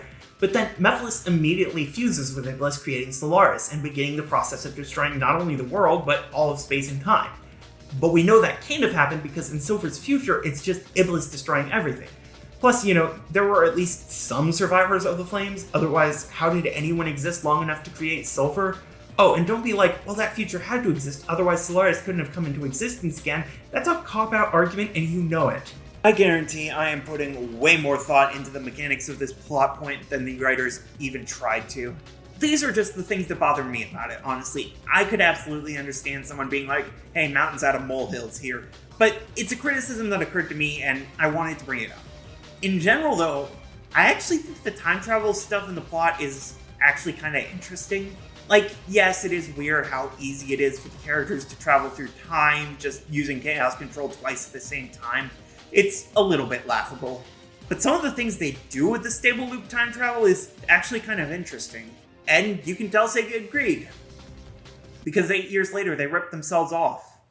Yeah, I actually really like what they do with Mephiles in this plot. Don't get me wrong, his character is fairly generic and cliched, hitting a ton of tropes. We got Reek and Roll together, the Chess Master, Dark is Evil, Killer Evil Laugh. We even get a bit of hidden agenda villain. And that's only a fraction of it. He's a very common villain archetype. However, while Mephiles himself is fairly generic, the timeline and plot around him is genuinely interesting to me. I want to go in depth on this. I want to explain how effective this plot is to me and why. So, let's talk about the experience players are going to have with this Mephiles plotline, starting from the Sonic campaign and going through— Oh, this video is already going to be over an hour, isn't it? Maybe I should just, give a few bullet points. stable time loop with Shadow sealing Mephiles away in the past, only for Mephiles to run into Shadow earlier in his timeline, but later chronologically, tricking Silver into trying to kill Sonic, possibly in an attempt to release Iblis directly, or possibly to ensure Elise feels grateful to and close to Sonic, so she'll cry after Mephiles kills him himself. Posing an actual threat to Team Dark, and even having conceptually interesting boss fights that actually take advantage of Shadow's chaos boost in a smart way, and a design that starts out almost identical to Shadow's but slightly creepier, but transitions into a genuinely intimidating variation on the Hedgehog design that feels like a precursor to the Werehog form in Unleashed. And that's basically the only good part of this game's plot, summed up in less time than I spent explaining the Terminator plot. The point is, I'm a hack. So the plot is weak. It's overcomplicated, incomplete, even outright self-contradictory. There are some parts I find interesting, but also a lot of that is just my personal fascination with time travel stories. However, as I said, like 5,000 words ago, Jesus Christ, it's not just plot. The other side of the writing is the story, and we have 3 main storylines in this game, plus a few odd subplots that don't really go anywhere. Like, Amy feels entirely vestigial to the whole thing. For the plot, she stops Silver from killing Sonic once and temporarily rescues Elise once. And for the story, she's mostly just a sounding board for Silver to talk about how much better the present is than his future, but after a few scenes, she's just kind of gone. But for the main storylines, we have Sonic, Shadow, and Silver. And let's go backwards through those. Silver's storyline is the only storyline that is distinctly about time travel. Yes, Sonic and Shadow both use time travel, it's an important part of their plots, but in the grand scheme of things, it's mostly a plot device for them. Silver, meanwhile, being a character from 200 years in the future trying to prevent an apocalypse, has a story directly connected to those concepts. We start with what is presumably an average day in the life of Silver and Blaze, with the former scanning a decimated and burning city in search of something.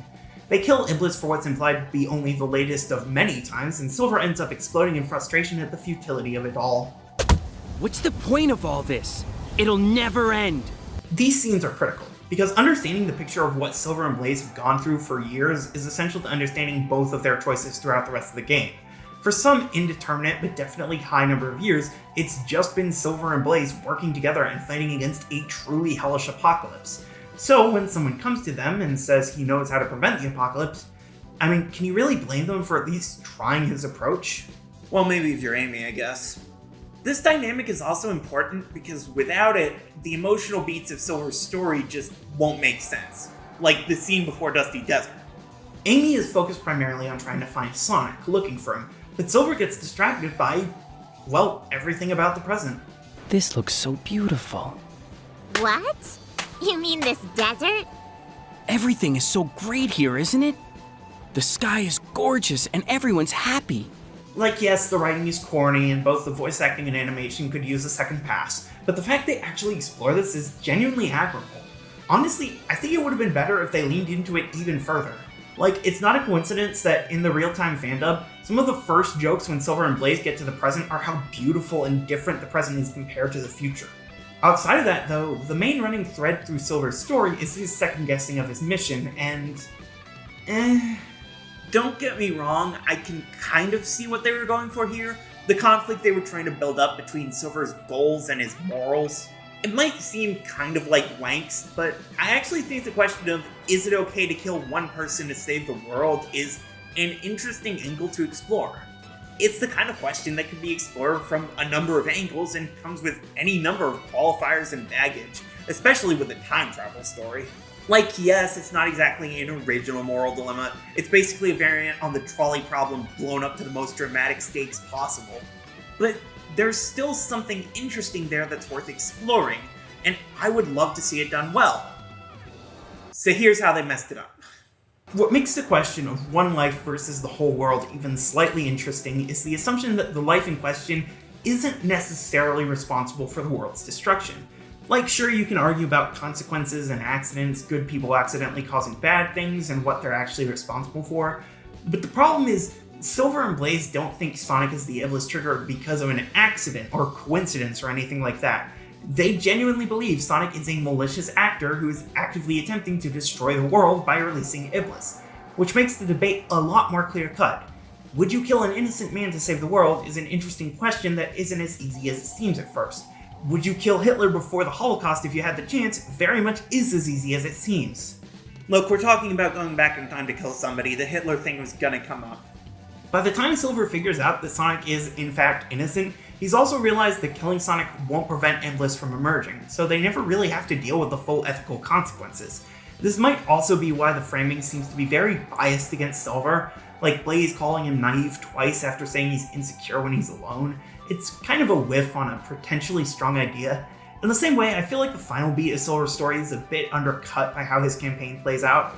In theory, Blaze is basically the only ally Silver has had throughout the whole game, if not his whole life. So the ultimate conclusion, his struggle to do what needs to be done and send her to another dimension, should be a genuinely difficult and heart-wrenching moment. But they barely developed that relationship.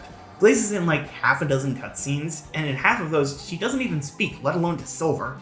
We don't really get a good vibe for their dynamic, how much they mean to each other, what their history is. For all we know, they met an hour before Silver's opening cutscene. I mean, probably not, but you get what I'm saying here. And then Blaze sends herself into a different dimension because I guess this game was a prequel to Sonic Rush the whole time. Overall, I really do think there are some good ideas in Silver's story, but the execution was just really lackluster. With the whole arc being condensed in one of 3 campaigns in an already rushed game, it's just a real missed opportunity. And to contrast with that, when they have previous entries they can build off of, they can actually do good things with the story. Let's talk about episode Shadow.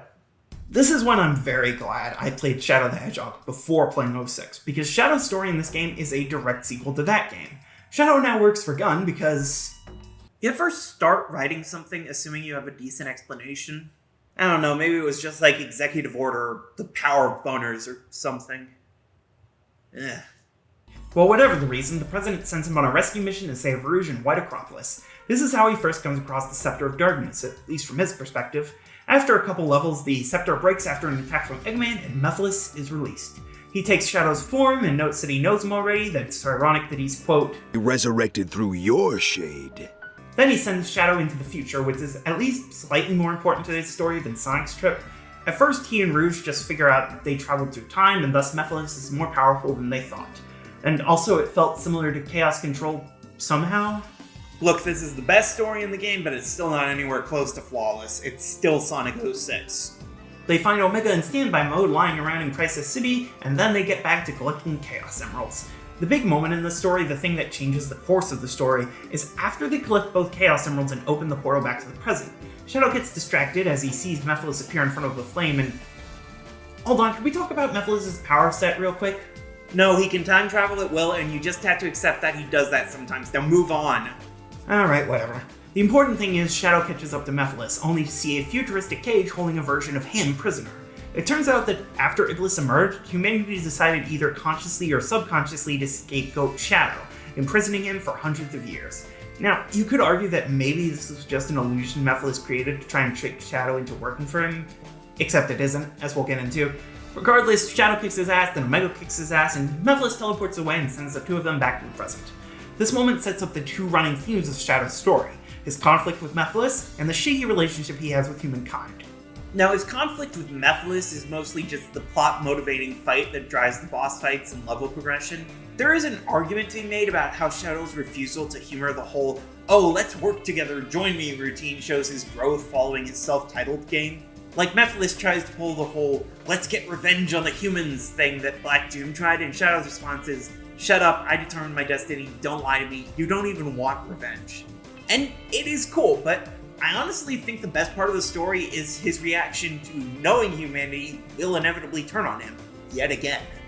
After Wave Ocean, we see Omega attacking Mephiles with some success, only for Mephiles to point out that he was built to stop Shadow, which actually makes a surprising amount of sense. I mean, back in Sonic Heroes, Omega was on standby mode in the same secret room that Eggman was keeping Shadow in, and he only turned on when Shadow was released. And his immediate first reaction, if for reasons Eggman didn't intend, was trying to destroy Shadow. I mean, yes, Eggman was the one to save Shadow after Adventure 2, but that was also not long after Shadow had betrayed him to try and destroy the world, so he'd have reason to worry about Shadow doing it again. After that, Shadow and Rouge find Omega, and he admits that in the future, he's the one who beats and imprisons Shadow. I don't actually know if he means the version that Rouge sent off with the Green Emerald, or a version of himself from his respective future. Like, I think the assumption is supposed to be that he was in standby mode the whole time, but then how could he imprison Shadow or know about his alternate... You know what? Doesn't matter, it's a cool story beat. Rouge protests the unfairness of humanity's future decision, with Omega pointing out that, quote, eventually, when something or someone is seen as too powerful, it is seen as a threat.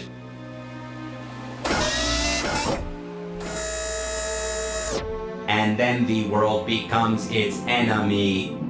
Rouge tells Shadow that even if all that happens, she'll still be by his side, and it'd probably be more effective if the performance were better, but it's still pretty good stuff. This all feels like a very interesting progression from the continuous storyline Shadow's been going through ever since Adventure 2, and I'm really glad we still have that thread of continuity that we can trace all the way back to the first Adventure game. This really was the end of an era in a lot of ways, and I appreciate revisiting such major themes that we've seen time and time again. Like, humanity ultimately turning against someone who's theoretically on their side feels like a direct callback to Gun's raid on the Ark, despite Gerald seemingly working on weapons for Gun itself.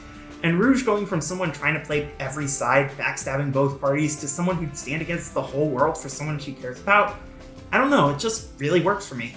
And it all culminates in Shadow's final boss fight. So the final boss sequences in this game are iffy. We'll get into Sonic's story in a bit, but Silver's final boss is just yet another fight against Iblis, this time with a few more interesting attacks. Before that, it's just finding Iblis again, and afterwards, well, we've talked about how the story kind of falls flat in that moment. And as for Sonic, it's mostly just rescuing Elise from the ship and battling a kind of draconic boss fight against Eggman, I guess. But Shadow's final boss sequence, holy shit.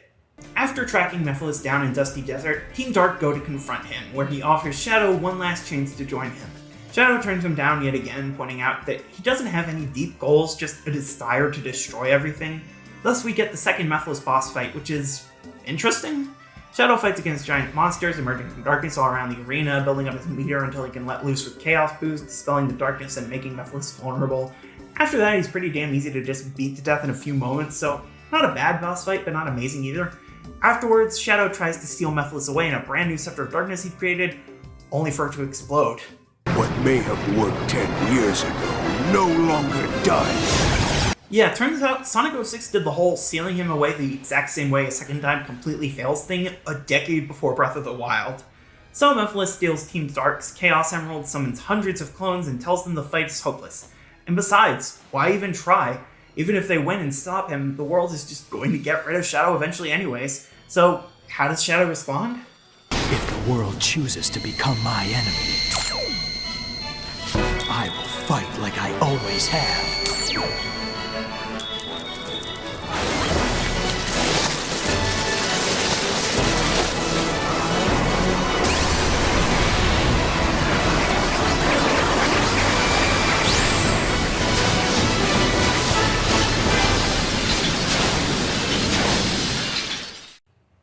Look, I know not everyone has the same standards for coolness that I do.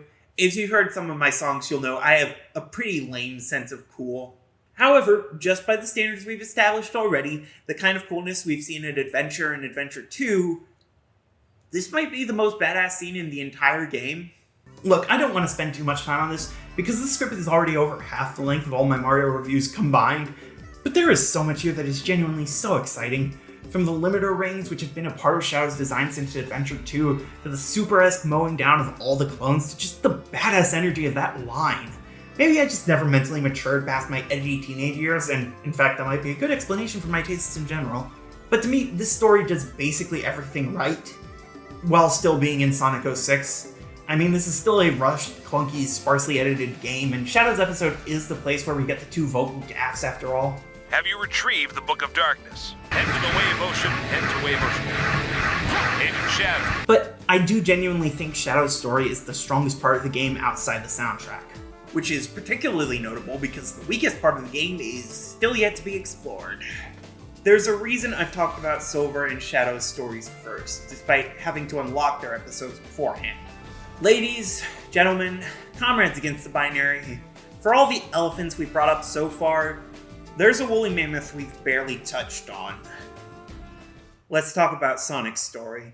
It's hard to say what part of this game is the most infamous. The glitches, the loading screens, Silver and Mephiles, and the human design. But I genuinely think the single most infamous, most hated, frankly most destructive part of this game is Sonic's story. Because Sonic's story is not about fighting Eggman. It's not about saving the world. It's definitely not about uncovering any of the mysteries going on. Sonic's story is about one thing and one thing only. Romance. A romance with a semi-realistic Cuban princess who is constantly getting kidnapped. God, the Mario envy is palpable. Okay, that isn't entirely fair. The presence of a human or princess character isn't the issue here. Frankly, I don't even think the romance is an inherently terrible idea. Oh, it's definitely cringy, I'm not gonna deny that. Even if this was the best written, best performed, most unassailable love story ever written, the modern equivalent of Romeo and Juliet, there's not a world in which a human being kissing a dead cartoon hedgehog doesn't become a punching bag the moment it launches. If you wanted to edit the story into something with mass appeal, something that wouldn't just work for longtime fans but brand new players, you'd need to either completely cut or, at the very least, significantly downplay the romance angle in their relationship. This kiss is just the worst idea in the series. I'm not gonna pretend it isn't. Well, okay, maybe not the worst idea. I haven't played Rise of Lyric after all. But I do think, on some level, if it was well written and well performed, if they did a good enough job on this storyline, they could have at least won over the hardcore Sonic fans. Like, keep in mind, with the exception of Sonic and Amy and maybe a few arcs from the Archie comics, every romance alluded to in the franchise is technically between people of different species. The maybe something between Silver and Blaze, the pretty much anything with Ruth the Bat, and you know the fandom has even more crack ships. Hell, this is admittedly anecdotal, but I distinctly remember a ton of people online shipping Maria and Shadow together back in the 2000s and 2010s. It's not a lot, but I do think there was a chance, however small, that the fans could have embraced Elise in the romance between her and Sonic. Though, again, only the hardcore fans. Like the kind of fans who still argue about Sonic 06 getting too much hate in our universe. Sonic meets Elise while rescuing her from Eggman's attack, carries her for all of a minute before Eggman kidnaps her again, and then the rest of Sonic's story is spent either rescuing her from Eggman, trying to find a way to rescue her from Eggman, or having weirdly framed conversations with her after rescuing her from Eggman. Literally, all of Sonic's story revolves around his relationship to Elise, and that relationship is not particularly convincing. Part of that might be because, like I mentioned earlier, Elise's voice actress seems to have been directed to give a very monotone, unemotive performance. Again, I don't want to blame Lacey Chabert herself, because she has been a voice actress for a long time, and she's done some great work before, but her performance here just comes across as kind of lifeless. I don't know, I get that it fits with Elise's character, but actually let's talk about that character, because it deserves some dissection. Sonic 06 introduces three major characters that weren't in previous games: Silver, Mephiles, and Elise. There are obviously other characters, but those are the most prominent and important. Mephiles we've already talked about being a very generic but intriguing enough evil villain. Silver is interesting because he feels both badass and kind of pathetic, which kind of ended up coloring perceptions of him for a long time. But Elise is particularly interesting because so much of the story relies on her characterization to work properly. And do you really need me to tell you it doesn't? During the Solaris disaster in the game's past, Elise was in the lab by surprise, being knocked unconscious by the explosion. While she's completely out of it, her father steals a demon inside of her, tells her to never cry, and then dies. Somehow she did manage to hear and process "don't cry no matter what happens," but by the time she actually comes to, she's probably just sitting alone outside the laboratory filled with dead scientists. She's now the sole ruler of Soliana and has to keep her country, city, duchy safe, which apparently puts a lot of pressure on her given she's canonically 7 years old when this all happens. 10 years later, she's apparently coped with this not particularly well. Do you think they knew how much this looked like Elise was suicidal, or was this just a really bad accident? Seriously though, this characterization could have worked if they leaned into it better. Like this badly traumatized young woman with the weight of the crown just making things worse, all while she can't risk showing strong emotion or else an apocalyptic demon will destroy everything and everyone she cares about. Then suddenly into this girl's life comes a kind, brave, exciting new person who's constantly helping her both directly and emotionally, someone she can really attach herself to. Only for that person to die right in front of her, which combined with him helping break down some of her walls, unleashes the demon kept inside of her for years. That's actually kind of brilliant. Like, I remember Dimension 20 doing the whole young woman who can't risk crying and has to emotionally close herself off even to her love interest concept over a decade later. And that story still affects me when I think about it. So, who wants to hear all the ways they fucked it up? First off, despite Elise remembering the line, "Don't cry, Elise," she apparently doesn't remember the full context of it, instead thinking it's just advice for how to be a strong queen. Wait, so she'll become a queen? So it is a kingdom then. But then why is her father I need to stay focused for once. Elise doesn't know about Iblis. As a matter of fact, nobody knows about Iblis, seemingly. As far as I can tell, the only people who actually knew about Iblis being sealed inside of Elise are Silver and the Duke, and then the Duke dies and Silver travels back to the present, which raises the question of how Eggman even knew Elise had it inside her. Mephiles I can kind of accept, you can hand wave it as him knowing because of some link to Iblis even if he wasn't physically in the same room as the ceiling. But somehow, Eggman knows that there's some secret to Solaris that's dormant inside Elise, which, how did he ever figure that out? Did Mephiles travel back in time and inform him of it somehow for reasons that are just so convoluted? Whatever. The point is, nobody around Elise actually knows that her crying will bring about some apocalypse, so as far as we can tell, literally all of her emotional repression comes from her being a princess, and one time her dad said crying was for wimps. Please, that's beginner level daddy issues. My dad told me if I acted out, my mom would kill herself and it would be my fault. Get on my level, princess. I should check on her. Even if we accept that, yes, this whole thing would combine to be pretty fucking dramatic, I just don't buy that Sonic is some hero who fixes everything for her. Do you want to know what wonderful, trauma-reversing emotional advice he gives her that breaks down all her walls? Smile. If you have time to worry, then run. That's it. The recurring emotional thread that runs through their relationship is Sonic constantly telling her to smile. And like, was this even a good idea at the time? Okay, even setting aside the weird kind of sexist catcalling vibes about all this, it still doesn't work because she already smiled all the time.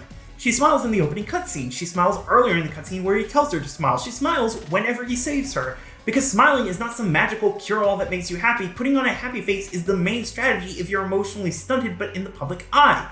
And the idea of this being a through line throughout the story, literally the last thing Sonic ever says to her before the game ends, is absolutely laughable.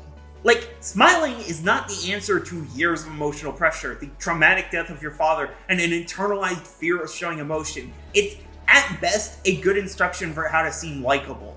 Hence, why I'm not likable.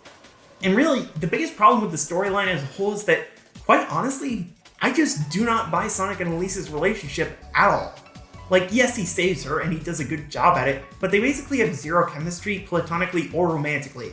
Even if you remove the kiss of life at the end, or the weird pseudo-mission where the game asks if you think Sonic is in love with Amy or Elise, the story just wouldn't work, because even as friends, these two people don't work well together. There are at most 8 cutscenes where they exchange more than a few words with each other, and most of those feel weird and stilted. If they get anything right, it's that these really do feel like two teenagers' crushes on each other, because they're sure as hell awkward enough around each other. And And the thing is, the final story beat of the game, the emotional climax things build to, is Elise not wanting to extinguish Solaris because it means she and Sonic will never have met, that he'll never have come into her life. And if their relationship was believable, if I felt something for their dynamic, this would legitimately be a powerful scene. Even with as weak as it actually was, I still felt myself getting a little choked up.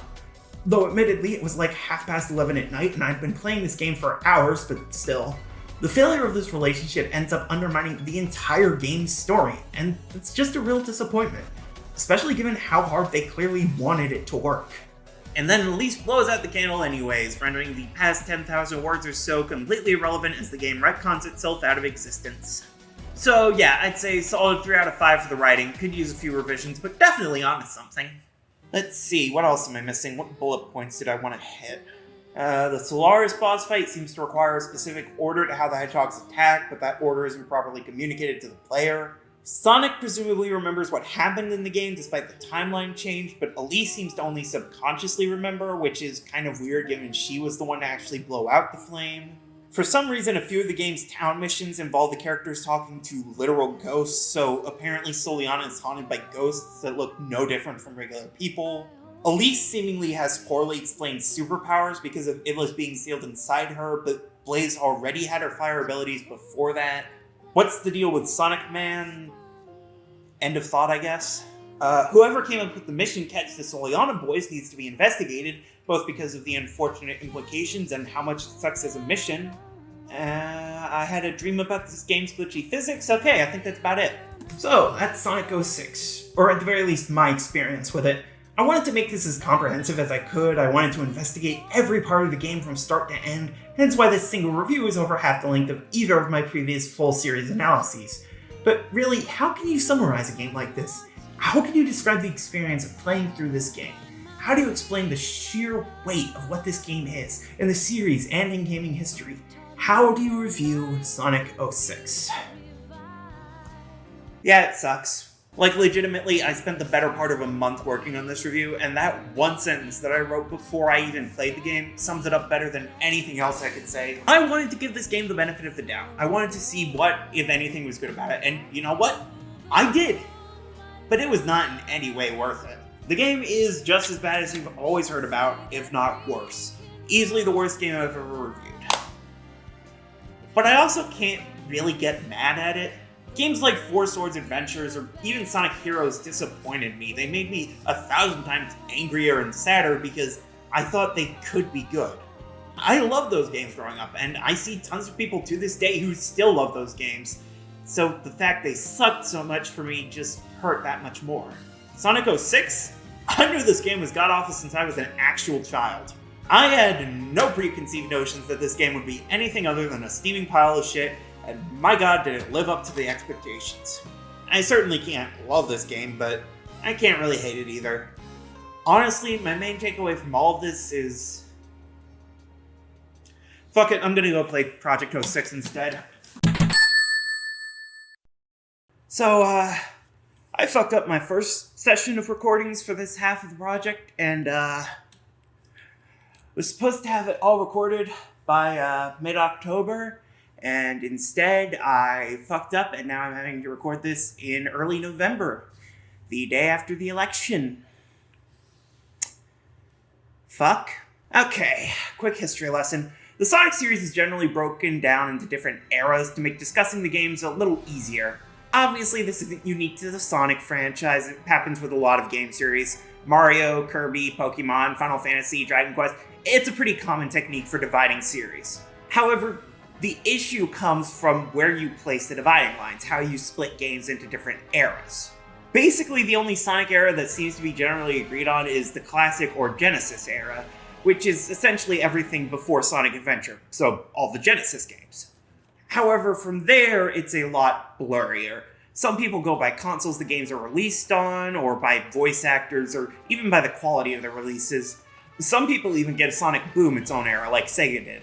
For their part, Sega separated 9 of the games in Sonic Generations into the Classic, Dreamcast, and Modern era, with Heroes in Dreamcast and 06 in Modern, which feels off.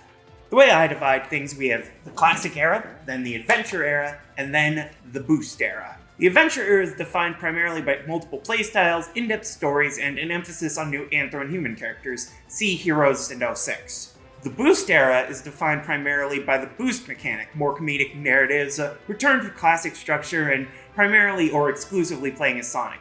See Colors and Generations.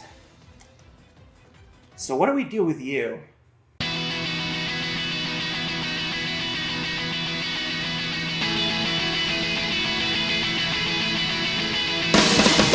Sonic Unleashed, the second ever HD Sonic game, released in November 2008 for Xbox 360, PS2, and Wii, December 2008 for PS3 and Japanese Wii's, and February 2009 for PS3 and 360 in Japan, despite Japan being where the game was developed. Yeah, I don't know.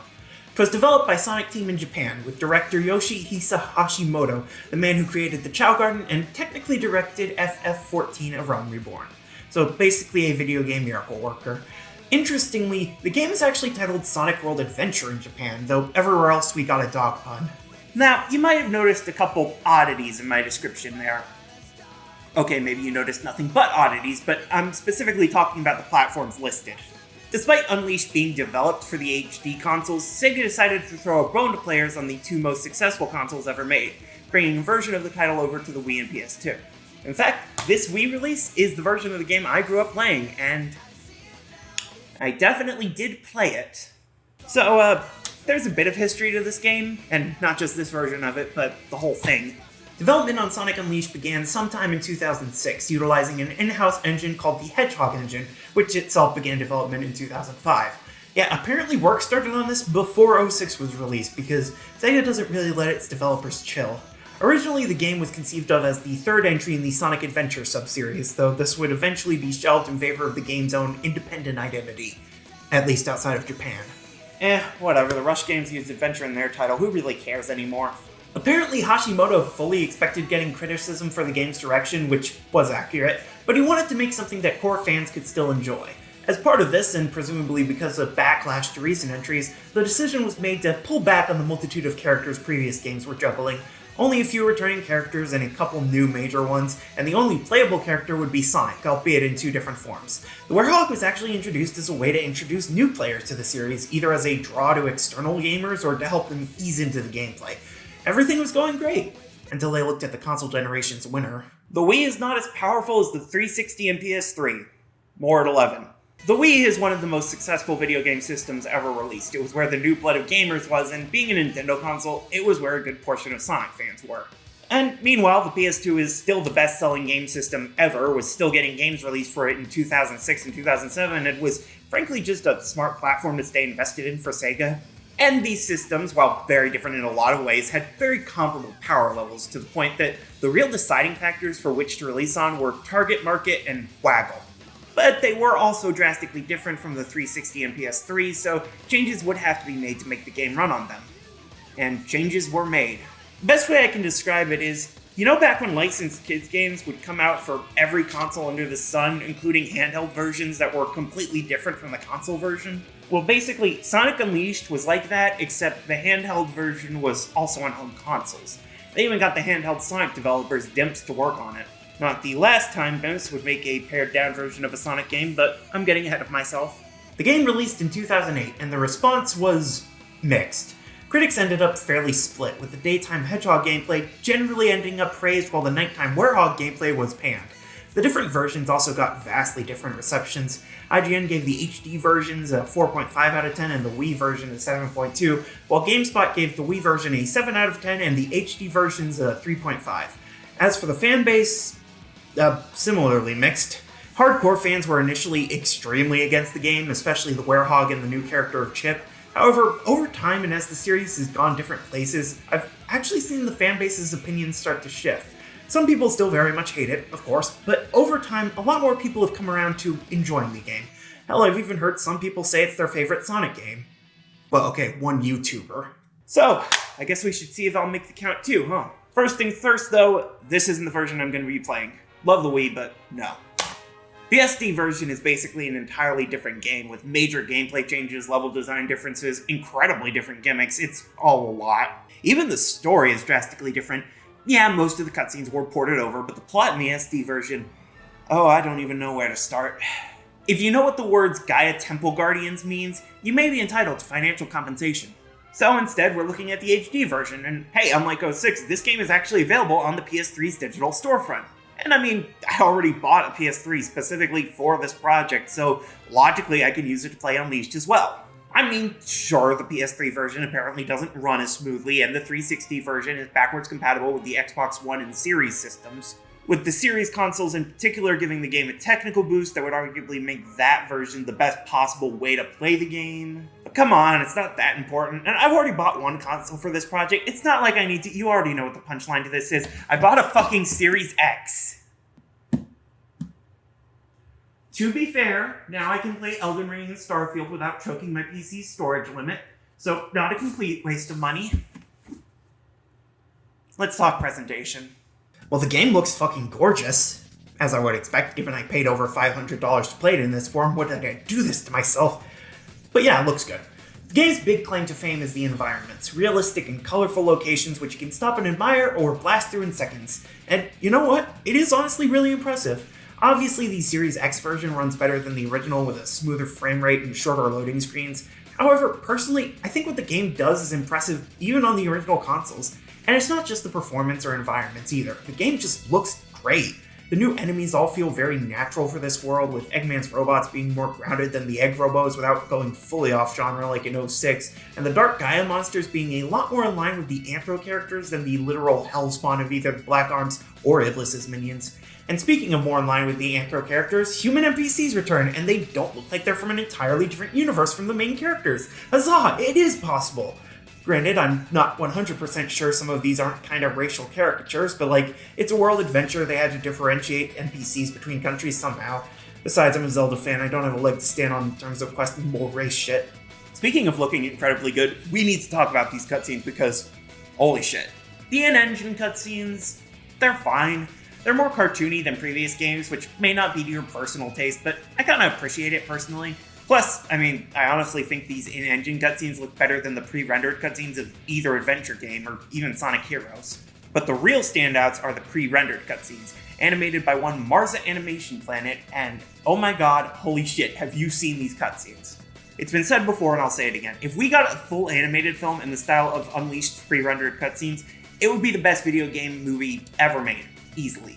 Honestly, as someone who's played most, if not all, of the 3D games past this point, I'm pretty comfortable saying these pre-rendered cutscenes are the best Sonic cutscenes we've ever gotten, hands down. But again, the pre-rendered cutscenes have already thoroughly gotten their days in the spotlight, so let's move on to the game's sound instead. Well, the voice acting is good to great. I really enjoyed Jason Griffith's performance as Sonic here. He apparently did a lot of vocal training after recording 06, and it really shows here. He does an amazing job. Impressive given he was apparently suffering from strep throat during the recording sessions. Amy Pollant and Lisa Ortiz also put in great performances for Tails and Amy respectively, and Mike Pollock once again kills it as Eggman. As for the new characters introduced in Unleashed, Chip is honestly kinda charming if you can put up with Anthony Salerno's kinda cartoony performance. Plus the 4Kids VA for Knuckles made it in even without Knuckles appearing, and he gives a decent performance for Professor Pickles. Overall, it's a good set of performances all around, which I'm glad about. It is the team's last main entry as the characters. I'm glad they got to show off. You ever think about the fact we've had at least 3 major voice actors for Sonic in English, but in Japan the same VA has been doing the role since Adventure? Wild. As for the music, it's great, yeah. Sort of more like Sonic Heroes than, say, the Adventure games. We do have a couple vocal tracks in the end credits, most notably Endless Possibility, a jam performed by Bowling for Soup frontman and replacement Chuck E. Cheese Jarrett Reddick. And there are some standout level themes like Cool Edge's Day music, which somehow manages to fit perfectly with the snow-themed level while also being an independently awesome track. Overall, though, while all the music fits for the region it's in, it's not exactly an OST I'd want to play at all times. Besides, the song most people are going to remember after playing is... yeah. Truly, the decision to have one piece of music that plays anytime the Werehog is in combat in a mode that is primarily a beat-em-up, truly fascinating. Alright, we've got the boring technical stuff out of the way, let's talk writing. I spent almost half of my last review talking about 06's writing, surely I have just as much to say here, right? Honestly, not really. The plot starts with Sonic raiding Eggman's space fleet, presumably at the end of an off-screen implied adventure, given he already has all 7 Chaos Emeralds, but Eggman tricks him into standing on a very specific spot in an orbital space station with a laser designed to fire directly at the Earth and... wait a minute. Didn't they already do this in A New Hope? Well, regardless, Eggman steals the Chaos Emerald straight out of Supersonic, somehow, and fires a laser directly at the planet, cracking it apart and sending the 7 continental shelves outwards into orbit. I'd question the physics of this, but considering we're about to be introduced to a literal god, I feel the realism is kind of pointless. This destruction awakens Dark Gaia, that told you, who begins trying to wreak havoc before dissolving into a gas and scattering across the planet. Oh, and Sonic is even more of a furry now, somehow. Then Eggman sucks him and the decharged emeralds out into space. Oh, now the vacuum of space actually exists. Sonic falls down to the planet below, landing on a small, chinchilla? Fairy? Chihuahua squirrel? Well, whatever he is, he now has amnesia, possibly because Sonic landed directly on him after falling from space, so Sonic agrees to help him regain his memory somehow. To do this, they travel into town, where Sonic names the weird thing Chip. He eats ice cream and somehow gains an infinite supply of chocolate bars, and when night comes, Sonic realizes he's now a werewolf. Werehog. Technically, given the etymology, shouldn't it be Hogwolf? Or does that sound too much like a racist transphobe wrote him? Soon they find Tails, who takes them to meet a colleague of his known as Professor Pickles, and they begin trying to put the planet back together. Along the way, they meet up with Amy Rose, who mistakes Sonic for Sonic before realizing he's Sonic, develop a camera that can spook the ghosts out of people at night, find temples that can turn into Chaos Emeralds colorful again, and try to not be killed by any of the giant animal demons or Eggman mechs. Oh, and maybe complete 1 or 2 side quests, if they feel like it. Maybe help an American businessman become a surrogate father figure for an Italian girl, or help a kid from Jordan become a famous singer in New York. You don't have to, of course, it's always optional. The side quests, that is, not meeting Amy, the sexual harassment is mandatory. The whole plot would fall apart without it. I actually think the writing in this game is pretty solid. It's definitely on the looser, more cartoony side of things. Sonic even breaks the fourth wall in the first in-engine cutscene. And Chip is just a well of cartoon stock sound effects, which I guess might explain why he was received like he was Scrappy-Doo. But the plot is actually fairly intriguing. The side stories you can find are pretty interesting, and I think the character work for most of the leads is pretty effective. Tails' cowardice aside, I guess. So yeah, overall, pretty good writing. Definite step up from, say, the last 3 games. But of course, what matters in a video game is the gameplay. That's why it isn't just a film. Like Marza would make later. In Unleashed, we have 2 distinct gameplay styles, Hedgehog and Werehog, or in other terms, daytime and nighttime. During the day, Sonic is his usual self, and we get the grand introduction of the boost system, kinda sorta. It's technically called ring energy in this game, plus boosting has kind of appeared before, but this is where it became the kill enemies and collect rings to continuously hold the boost button and run in a straight line in 3D that we all know and know. Though, interestingly enough, the level design isn't as linear as you might think from later entries. In fact, even with the occasional switches between 2D and 3D, this is a much more open experience than I was expecting. Different routes, shortcuts all over the place, and even collectibles to incentivize exploration. But if you just want to speed through, you pretty much always can, with there usually being at least one path of least resistance where you can just hold the boost button and pray for the best. Well, keyword being usually. There are some times where the game throws up certain obstacles. The biggest annoyance during the Hedgehog levels is that, quite honestly, Sonic might be a little bit too fast. There are ways to mitigate that, thankfully. We have a level up system for boosting speed and a ton of Werehog stuff I'll get into in a little while. So you can just choose to never level up speed and keep it at an extremely low level. It still feels breakneck though, and more than a little hard to control. Yes, as usual, when we get into moments where precision is called for, the character advertised as the fastest thing alive isn't entirely perfect. Though there have been changes and additions to try and make things easier. For one, there's a reticle that lets you know what you're targeting with the homing attack. How is that not in earlier games? Other than secret rings, I guess. You also don't lose every ring you've collected whenever you get hit. The cards on the table, I don't know the exact rules the rings do work by. The manual just says attacks will, however, cause you to drop some of your rings, and I genuinely can't find any sort of explanation for how many you lose per hit. There may be some calculation of damage based on attacks, like in the night stages, but if so, it's entirely hidden from view. Of course, it's entirely possible I'm just missing something. Sonic Retro says you lose half if you have 40 or more, but I'm like 90% sure that's bullshit. Again, fan wikis are helpful, but not completely reliable. There are also a few brand new features introduced to make the game control better, ostensibly. The most useful is probably the quick step, which lets you quickly move left or right without having to turn around. Useful for the straight running sections, and something I'm very glad has stuck around in later entries. We also have an unlockable stomp and wall jump, because like I said in 06, late 2000s Sonic had palpable Mario envy.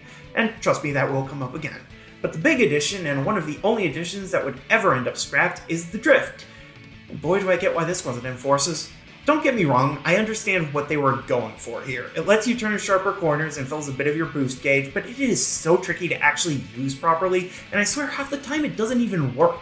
The move was reworked in Colors and Generations, was completely scrapped in Forces, and appears in exactly one stage of Frontiers as a level gimmick. And Lord above, I do not mind its death.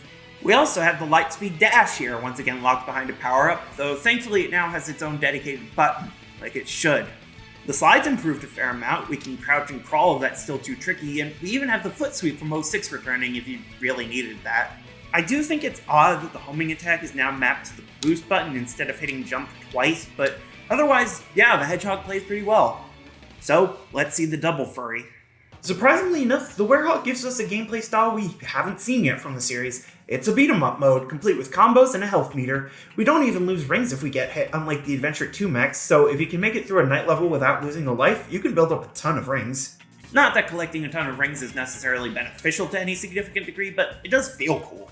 Being a 3D beat-em-up, the Werehog gameplay is much more focused on combat, exploration, and a few unique platforming and movement mechanics. We have a double jump, can grab onto ledges, bars, poles, and whatever the things you grab onto and jump in one of 4 directions are called, and you can even pick things up. Water barrels, keystones, people.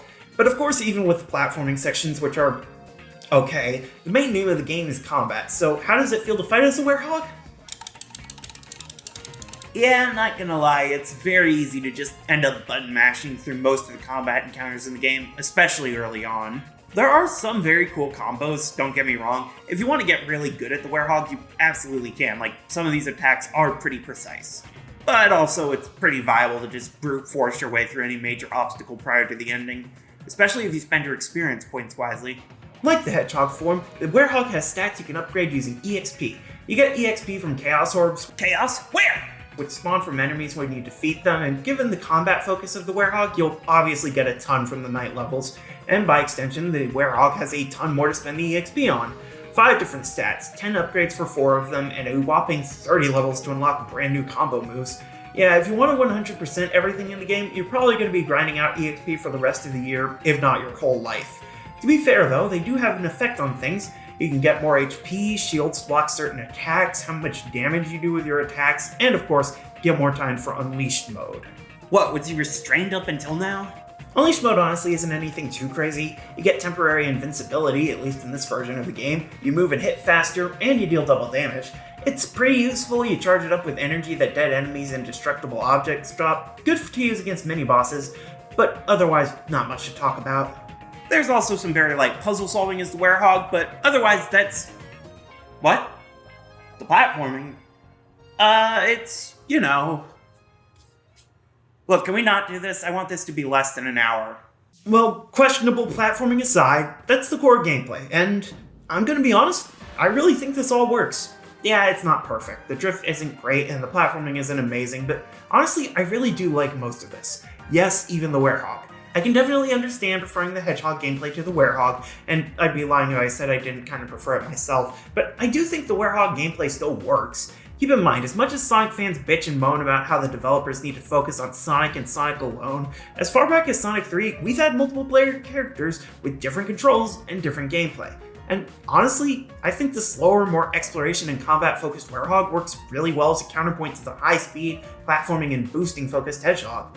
I'm not going to be upset with anyone who doesn't like the Werehog gameplay. These things are admittedly very subjective, but personally, I really do like it. But of course, the core controls and second-to-second gameplay is only part of the gameplay equation. So, what kind of levels are we playing? What's our side content, and how's the level progression work? Well, we actually have a degree of non-linearity for the first time, ever. Yeah, design concept Mario's been messing with since '88, and Sonic only got to it 20 years later. Go figure. Yeah, we actually have a degree of choice in what order we complete certain levels, in addition to new requirements for how to access individual acts. We have 8 main hub areas all around the world, each with at least a couple levels labeled acts. Each requires a certain level of medal collection, requiring the player collects these sun and moon medallions that are sprinkled across every level in Hub World. See, that's how you use collectible medals. Although admittedly trying to grab them in the day levels can be kind of a pain. It's not a crazy amount of freedom, of course. While there are optional acts, the required levels tend to be unlocked in groups of 2 or 3, and you have to complete the full group before you can unlock the next batch. Make no mistake, there is still an order to how you're supposed to do things, even if it isn't as strict and in your face as Sonic 06 just making level portals disappear and locking the doors to the other hubs. But hey, at least now we have actually interesting and diverse hub areas. They're all a lot smaller and simpler than, say, Soliana, but to make up for that, they're filled with unique named NPCs who all have actual personalities and don't fall in the Uncanny Valley. Plus, each hub is themed after a real-world location. Abydos is Greece, Alaska is Alaska, Missouri is, frankly, just the whole Western conception of Africa, but more specifically Mali. We even have Empire City, based on San Francisco. Wait, no, I think I misread that, sorry. Okay, it's actually based on New Jersey. The NPCs actually deserve a bit of focus here since they're the ones that give most of the side content here. For one, after clearing a certain stage, you get a camera that can spook Dark Gaia's minions out of certain possessed humans at night. This starts a short beat-em-up werehog segment in the town, which can get you some extra EXP. Not much reward outside of that, though exercising certain NPCs unlocks new missions to take on, and those missions are interesting. So there are a ton of missions you can take on for the NPCs in Unleashed, and there's a lot of variety in those missions, like an absurd amount. Some involve answering questions given by the NPC or just talking to another character or getting them a specific item that you can either buy at a shop or find hidden near the level entrances. But others actually involve going into levels and completing various tasks, mostly pre-existing levels with new objectives and slightly altered design, which is pretty smart design. And here's the thing. A lot of the time, the reward for completing these missions is either unlocking another mission you have to find for yourself somewhere in the world, or just flat out nothing. Like, at least in 06 you got rings you could use at the shop to unlock new abilities. Here, even if you got rings, which you don't, all you can buy are food items for a little extra EXP, a few collectibles to admire in the professor's lab, and some random concept art, songs, and cutscenes. And the few rewards missions do get you are those same concept art pieces, songs, and cutscenes. Or if you clear a mission from a hot dog vendor, a slightly more powerful food. So in theory, the missions are completely useless to actually play. And yet... Yeah, I actually did a ton of missions during my playthrough. Part of it was the same instinct that made me do most of the missions in Sonic 06, but I also really did enjoy these missions. It's mostly because, unlike 06, this game is actually fun to control, so it actually feels satisfying to do these optional side quests, running around levels or hub areas, trying to find NPCs with tasks for you to do. I'm not going to act like these are some masterpiece of game design. There probably should be more rewards for these than just the satisfaction that a random CG character is now slightly happier, and some of the missions do kind of feel like busy work gameplay-wise. But hey, they're also all completely optional, so yeah, I like the missions in this game personally. Then again, I am legitimately mentally ill. Again, I've used the Professor Layton games as a coping mechanism. My gaming opinions are not universal. One last note before we get into the level design. I like the entrance stages. They're technically parts of the hub areas, but unlike those in other overworlds, they're actually built similarly to the actual levels. It's not the biggest thing in the world, but it's a nice touch that I appreciate, especially as someone who grew up with the vastly inferior Gaia gates. So let's talk the levels, the most important part of most Sonic games. Are we sure I can't talk about the plot a bit more? I can discuss the ending. Look, I don't dislike this game's level design, I really don't. I mean, realistically, the only reason the core gameplay works so well is that the levels are well built around it. Windmill Isle, Savannah Citadel, Skyscraper Scamper, Rooftop Run, these are well-built, well-designed levels. They also kind of just bounce off my brain like I covered it in repulsion gel. That's a joke from my Portal-loving Sonic fans who watch small YouTube channels. It's basically just Dan. Hi, Dan! I really don't get why I have such a hard time remembering a lot of these levels. It might partially be because of the non-linear structure I mentioned before. If you're constantly bouncing between locations to play through each act, it's hard for any one level to leave a huge impression on you, and when it does leave a memorable impression, it's usually for the wrong reason. Like the nearly uncontrollable bobsled of Cool Edge Day, or the bullshit platforming sequences of Dragon Road Night, or the stupid fire wizards in one pointless room of infinite enemies from Arid Sands Night, or constantly getting turned around and confused during the water running sequence in Jungle Joyride Day. And then, of course, there's the final level of Eggman Land, which is, to be fair, extremely cool thematically and very appropriate as grand finale. It also took me almost an hour to beat, has some very iffy platforming moments, and has a mini-boss arena at the very end with 2 copies of the hardest enemy in the game alongside infinitely respawning wizards, where I almost got a game over, which would have forced me to play through the whole thing again, and wow, would you look at that, the Sonic ending curse strikes again. Yep, I'm giving it a name now. Though frankly, Death Egg Syndrome would probably be a lot catchier. And it sucks that the most memorable moments I had with these levels is when they frustrated me, because on the whole, I really do like them. They're all thematically brilliant, sticking to the national theme of their associated city beautifully. World adventure indeed. Like, these are genuinely a great set of levels, but my god, I'm very glad I'm writing these reviews right after playing the game, because I guarantee by the time this video actually comes out, the only set pieces I'll remember are the moments where I almost snapped my controller in half. And Series X controllers aren't cheap. I really don't want to have to get a replacement this soon. There are also the gimmicks that the game throws at you, specifically with the QuickTime events. These pop up mostly when hitting certain dash ramps and when performing finishing moves as the Werehog, and they're really not worthwhile additions to the gameplay. It doesn't help that there's a full mini-game that pops up twice built entirely around the QTEs. Yeah, I wasn't a fan of Sky Chase, but at least it was more involved than Tornado Defense. Boy, really hitting a sour note with the game, huh? I mean, I can't exactly say I'm surprised given its reputation, but still. Okay, just so we can end the basic gameplay discussion on a high note, the boss fights in this game are actually pretty decent. Yes, some of them do rely on quick-time events, which is a bit cheap, but in general I think they work really well with the overall gameplay of the Hedgehog and the Werehog. The Hedgehog bosses all mostly focus on the boost mechanic, trying to catch up to Eggman's mech so you can pop them with a homing attack. The Werehog bosses, meanwhile, are built around the beat-em-up gameplay, having you wail on the bosses, throw objects at them to make them vulnerable. One even has you moving blocks to take chunks of its health bar off. It's all pretty smartly designed, and honestly, I really appreciate it. The final boss fight too, that's a real doozy. Dark Gaia's first phase is pretty tricky, trying to get around the flaming rocks and block the giant laser, but I do appreciate the sheer scale and intensity of it, plus how we have fully integrated platforming sequences as Sonic built into the fight. And the final showdown with Perfect Dark Gaia blasting around in all three dimensions as Super Sonic for the first time since Adventure 2, dashing into the weak points of its shield, finally taking it down alongside our game-wide companion. Oh, it's all so good. Well, that's all the base game covered, or at least most of it. But I do have one more thing I need to discuss, namely the DLC. Yes, Sonic Unleashed has downloadable content in the form of level packs. We have brand new acts for the 8 main countries in the game, as well as hard mode reworkings of most of the base game levels, which is really cool. The new acts are also pretty damn brutal in and of themselves, though. Honestly, that's kind of the thing with most of the optional acts in this game. I didn't end up playing most of them because the ones I did play seemed pretty unfair and unbalanced. I cleared a couple, so I can say there is value to these level packs, but honestly, unless you're looking for even more challenging content from the game, I wouldn't really recommend it. Maybe buy one if you want to test it out for yourself, but buying all 6 packs might be a bit much. And that was Sonic Unleashed, and my thoughts overall are... I don't know. Sonic Unleashed is a very interesting game to go back to for so many reasons. As I alluded to in the very beginning, this is very much a transitional entry in the series, acting as kind of a bridge between the Adventure era and the Boost era.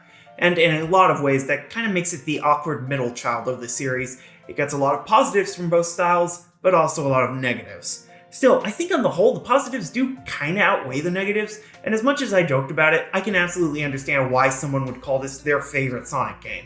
I personally wouldn't go that far, even ignoring later entries. Compared to the current highlights of the series, I feel like Adventure 2 has a lot more memorable high points and engaging moments, and 3 and Knuckles is just all around more consistently high quality across the board. But still, for what this game is, I think Sonic Unleashed really is worth a look. Definitely want to play if you haven't already.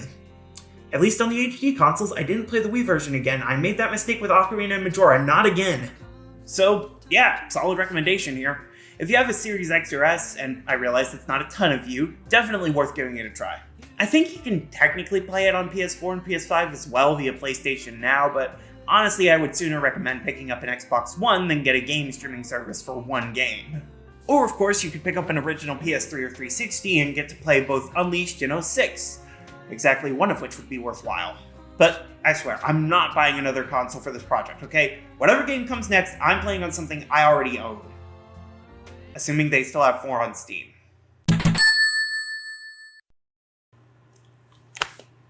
Do you know the damage you've done to this industry?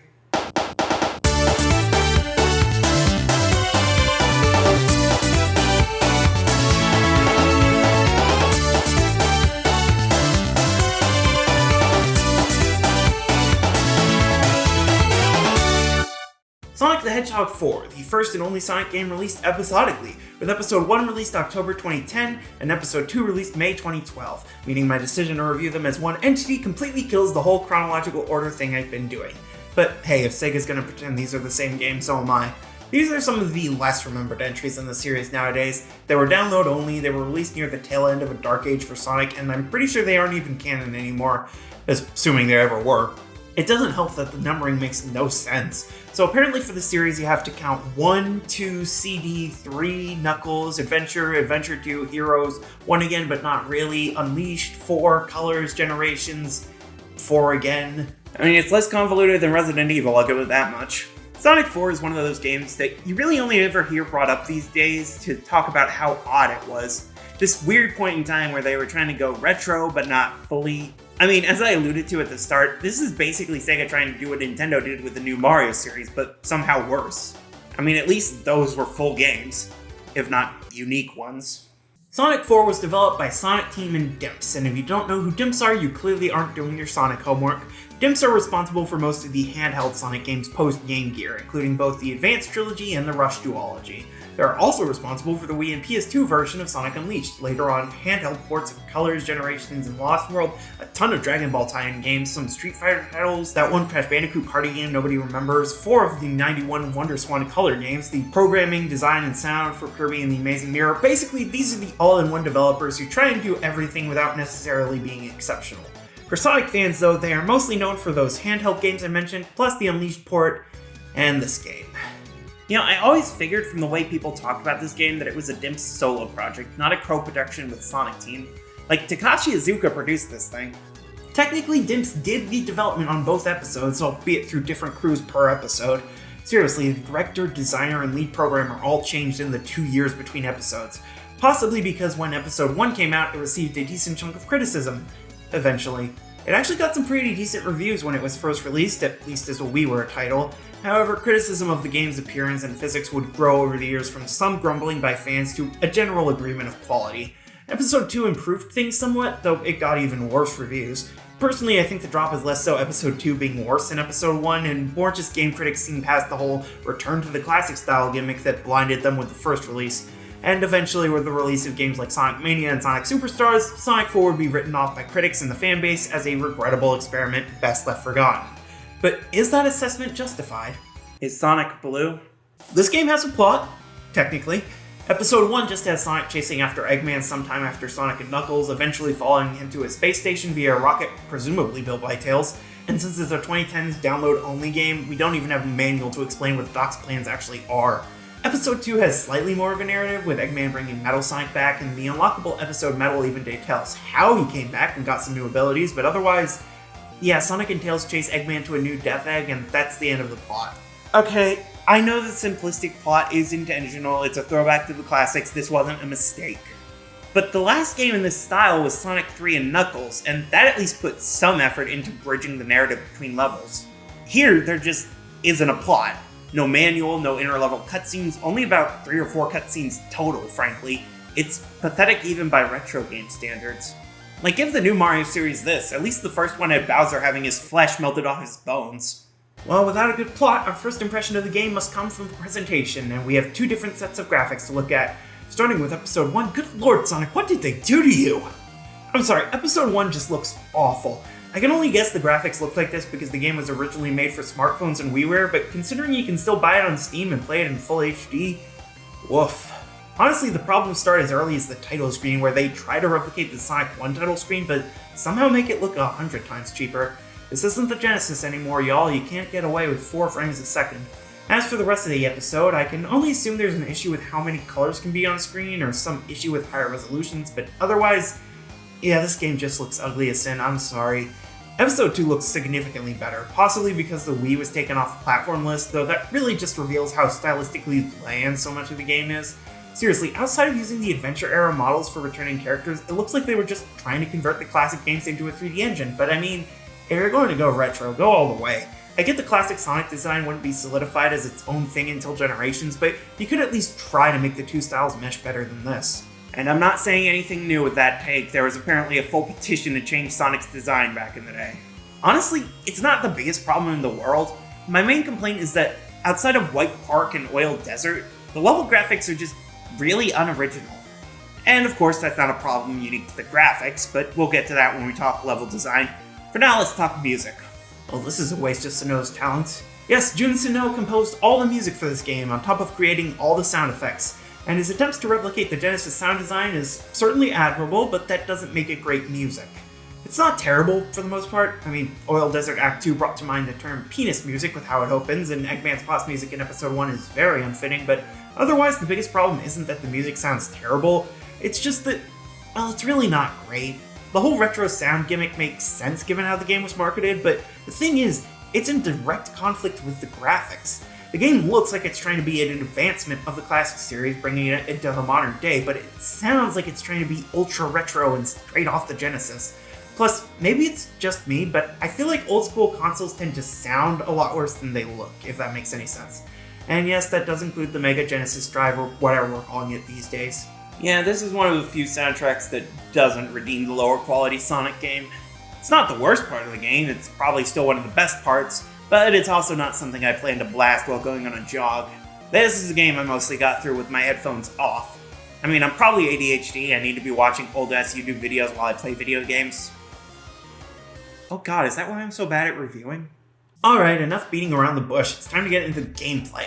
After all, this is supposed to be a sequel to Sonic 3 and Knuckles. Surely we've got controls that are on par with that gem, right? Who's gonna break it to them? This game feels terrible. The momentum is all out of whack. You stop half a second after releasing direction, your acceleration is slower than Sonic Adventure, jumps cancel all inertia. The biggest problem is the spin dash and rolling. In most Sonic games, if you curl into a ball, you preserve 99% of your momentum on flat ground, gain momentum going downhill, and only gradually lose speed going uphill. The best test of the ball momentum is the half-pipe trick. Going back and forth on the half-pipe-like curve should have Sonic going higher and higher with each pass. In this game, not only does that not work, but I swear to god, you lose momentum rolling downhill. Why and how? I mean, I guess it's technically a little more realistic physics-wise, but you don't need to be a genius to know that realism isn't the most important part of a game mechanic. I've read that apparently the physics were improved in episode 2 by comparison, but honestly, even if they were, it was nowhere near enough. I mean, that should be obvious just from the fact I don't even know if there are any actual differences. It still sucks. But yeah, the only way to gain speed is to keep holding a direction and running upright. Well, that or hitting a bumper or booster. Or pressing jump twice. Yes, the biggest addition to the classic Sonic formula Episode 1 gives us is the homing attack, courtesy of the 3D titles. We even get the reticle from Unleash carried over, and the homing attack is fine. It boosts you forward if you aren't targeting anything, you can use it for homing attack chains if you're careful, and it can target just about anything. Springs, item monitors, enemies that aren't technically vulnerable yet. Oh, and be very careful when going for the hundreds of required homing attack chains on the bubbles, because if you aren't close enough, you can end up just jump boosting instead, and that has the possibility of sending you into one of the hundreds of bottomless pits that are complete bullshit. Can you tell I don't like this game much? Episode 2 does thankfully add one new feature to our loadout. Tails, constantly at our side and ready to help out with one of 3 combo moves.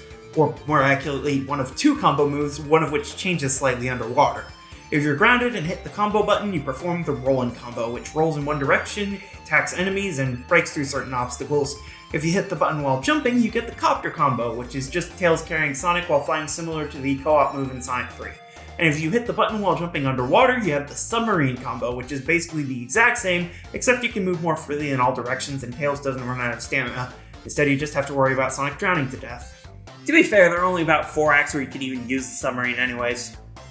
Kinda makes me wonder why they even bothered.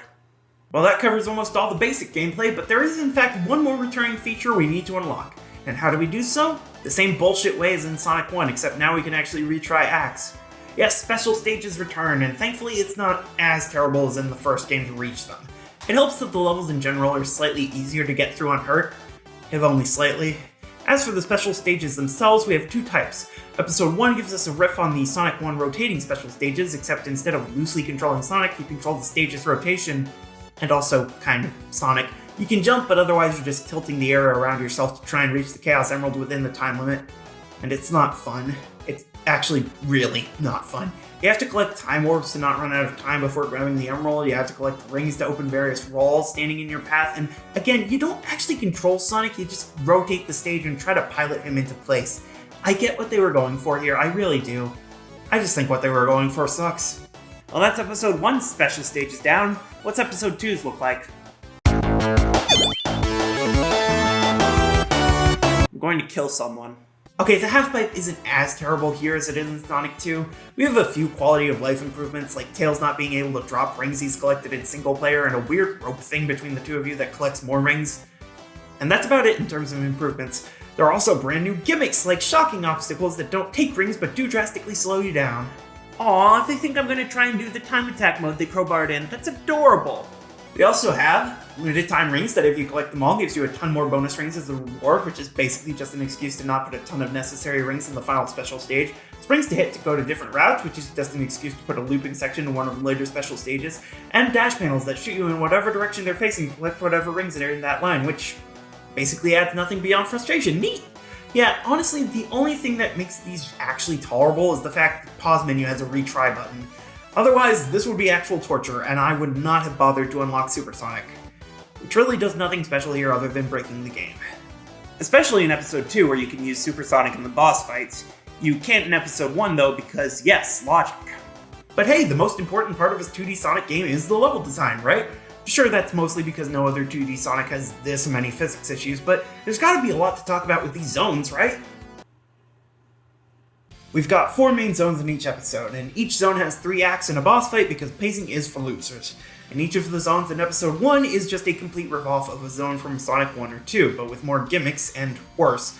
Splash Hill Zone is the most shameless of the Green Hill Zones, and its gimmicks are swinging on vines and riding zip lines, my favorite. Casino Street Zone is so aggressively Casino Night, I'm surprised they even bothered changing the name, and it's where the developers introduce us to unavoidable death pits if you mess up on these stupid cards. Lost Labyrinth Zone. I don't even know why you would want to revisit Labyrinth Zone, and the terrible gimmicks means it's somehow just as annoying despite only one act taking place primarily underwater. And Mad Gear Zone is just Metropolis again, but with rolling cogs to move instead of screws, and a few run away from the wall sections in Act 3 where you can get crushed to death even as Supersonic. And then there's one final zone, Egg Station Zone, which is just a boss rush that sucks because all the bosses in this game suck, and a final boss against the Death Egg robot that's pathetically easy in Phase 1 and then frustratingly unfair with only 3 rings in Phase 2. Why is the Death Egg robot even here, and not on, the Death Egg?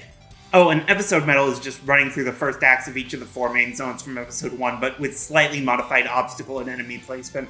Episode 2 is slightly more original, but only slightly. Sylvania Castle Zone is Aquatic Ruin again, except it's also a tutorial for the combo moves. They even do a joke at the boss fight where you think it's just going to be Aquatic Ruin's boss again, but psych, it's a hard-to-read plant monster. White Park Zone is the only level in this whole game, both episodes included, that isn't just aggressively a level from the Genesis games. It's a mashup of the winter theme with 1 or 2 elements of Ice Cap, and the carnival theme that's kind of redundant with Casino Street in Episode 1, but whatever. At least Act 2 is actually fun and the Metal Sonic duel is cool. Shame Act 3 is a water level. Oil Desert Zone is so obviously Oil Ocean after undergoing Californication, it's barely worth mentioning. Complete with gimmicks taken from Sandopolis, because let's combine 2 of the weakest levels in the Genesis games, sure, and the boss fight is not built to be fun. Sky Fortress Zone is just Sky Chase and Wing Fortress if they were one zone like they basically already were, and we get even more bottomless pits than usual for this game, plus a boss fight that's not fun and has instant kill obstacles so you fight on top of the tornado. And then the final zone, the Death Egg Mark II, is just a pretty easy boss fight against Eggman and Metal Sonic, a pathetic race against Metal Sonic, a final boss against a weak heart, and 2 easy platforming segments. Well, that was lame. Episode 1 has a post-credit stinger if you get all 7 emeralds teasing the events of the next part. Episode 2 doesn't. There's basically no sequel hook because, frankly, I think the developers knew that 3rd episode wasn't actually happening.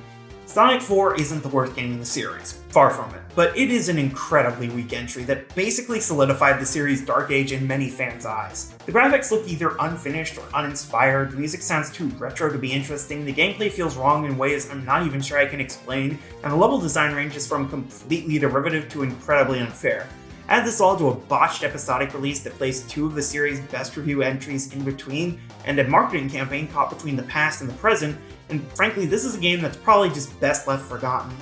It was a bad idea with bad execution, or more precisely, a weak if promising idea with incredibly inconsistent execution and god-awful presentation. In recent years, we've seen that the general idea of a retro-styled Sonic game can, in fact, do phenomenally well, if handled properly. Hell, if you ask any Sonic Advance fans, they'll tell you Dimps handled it better back in 2001. Or 2002 if they're not Japanese. It's a shame that Sonic 4 was such a disappointment, but I guess all things considered, it could have turned out worse. I mean, look at it this way. At least we didn't get 4 of them. Okay, so with Unleashed we discussed the eras of Sonic as I see them. Classic, Adventure, and Boost. But that's not the full story. We also have to take into consideration the actual timing of each release, the years they came out, because that can also tell you a lot about what the franchise was doing. So if we break time up into half decades, the latter half of the 2000s, from 2006 to 2010, that was a rough time for Sonic the Hedgehog. And during that span of 5 years, which began with Sonic saving a princess and ended with a kart racing spinoff, a big defining factor in this series was Mario envy. I brought it up in other reviews. The Sonic plotline in 06, the wall jump and non-linearity of Unleashed, the everything of Sonic 4. And when it was originally revealed, this game, Sonic Colors, people looked at this Wii game featuring a gaming mascot going into space and using various power-ups while switching between 2D and 3D level design, and they had some galactic flashbacks.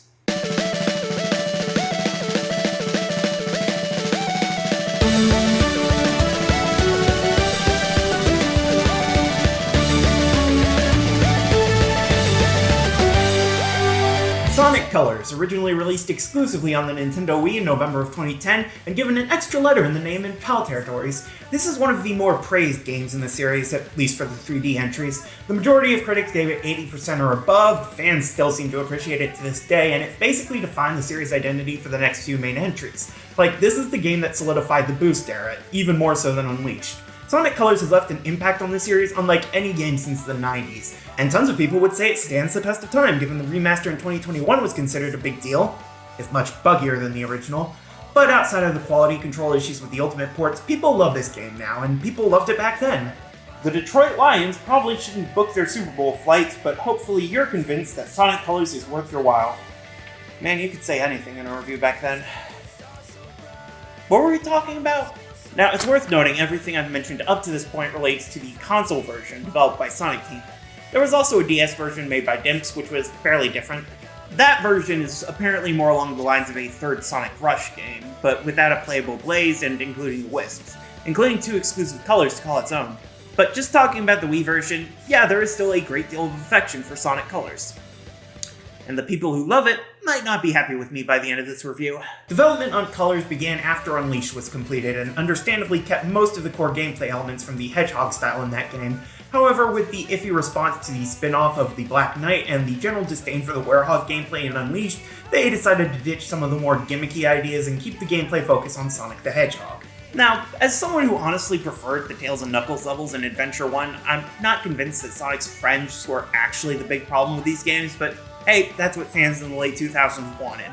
However, the developers did still want to keep the gameplay interesting and not just have players doing the exact same thing for 40 levels straight, so instead they incorporated the idea of temporary power-ups in the form of the Wisps, which gave Sonic new abilities for a certain period of time.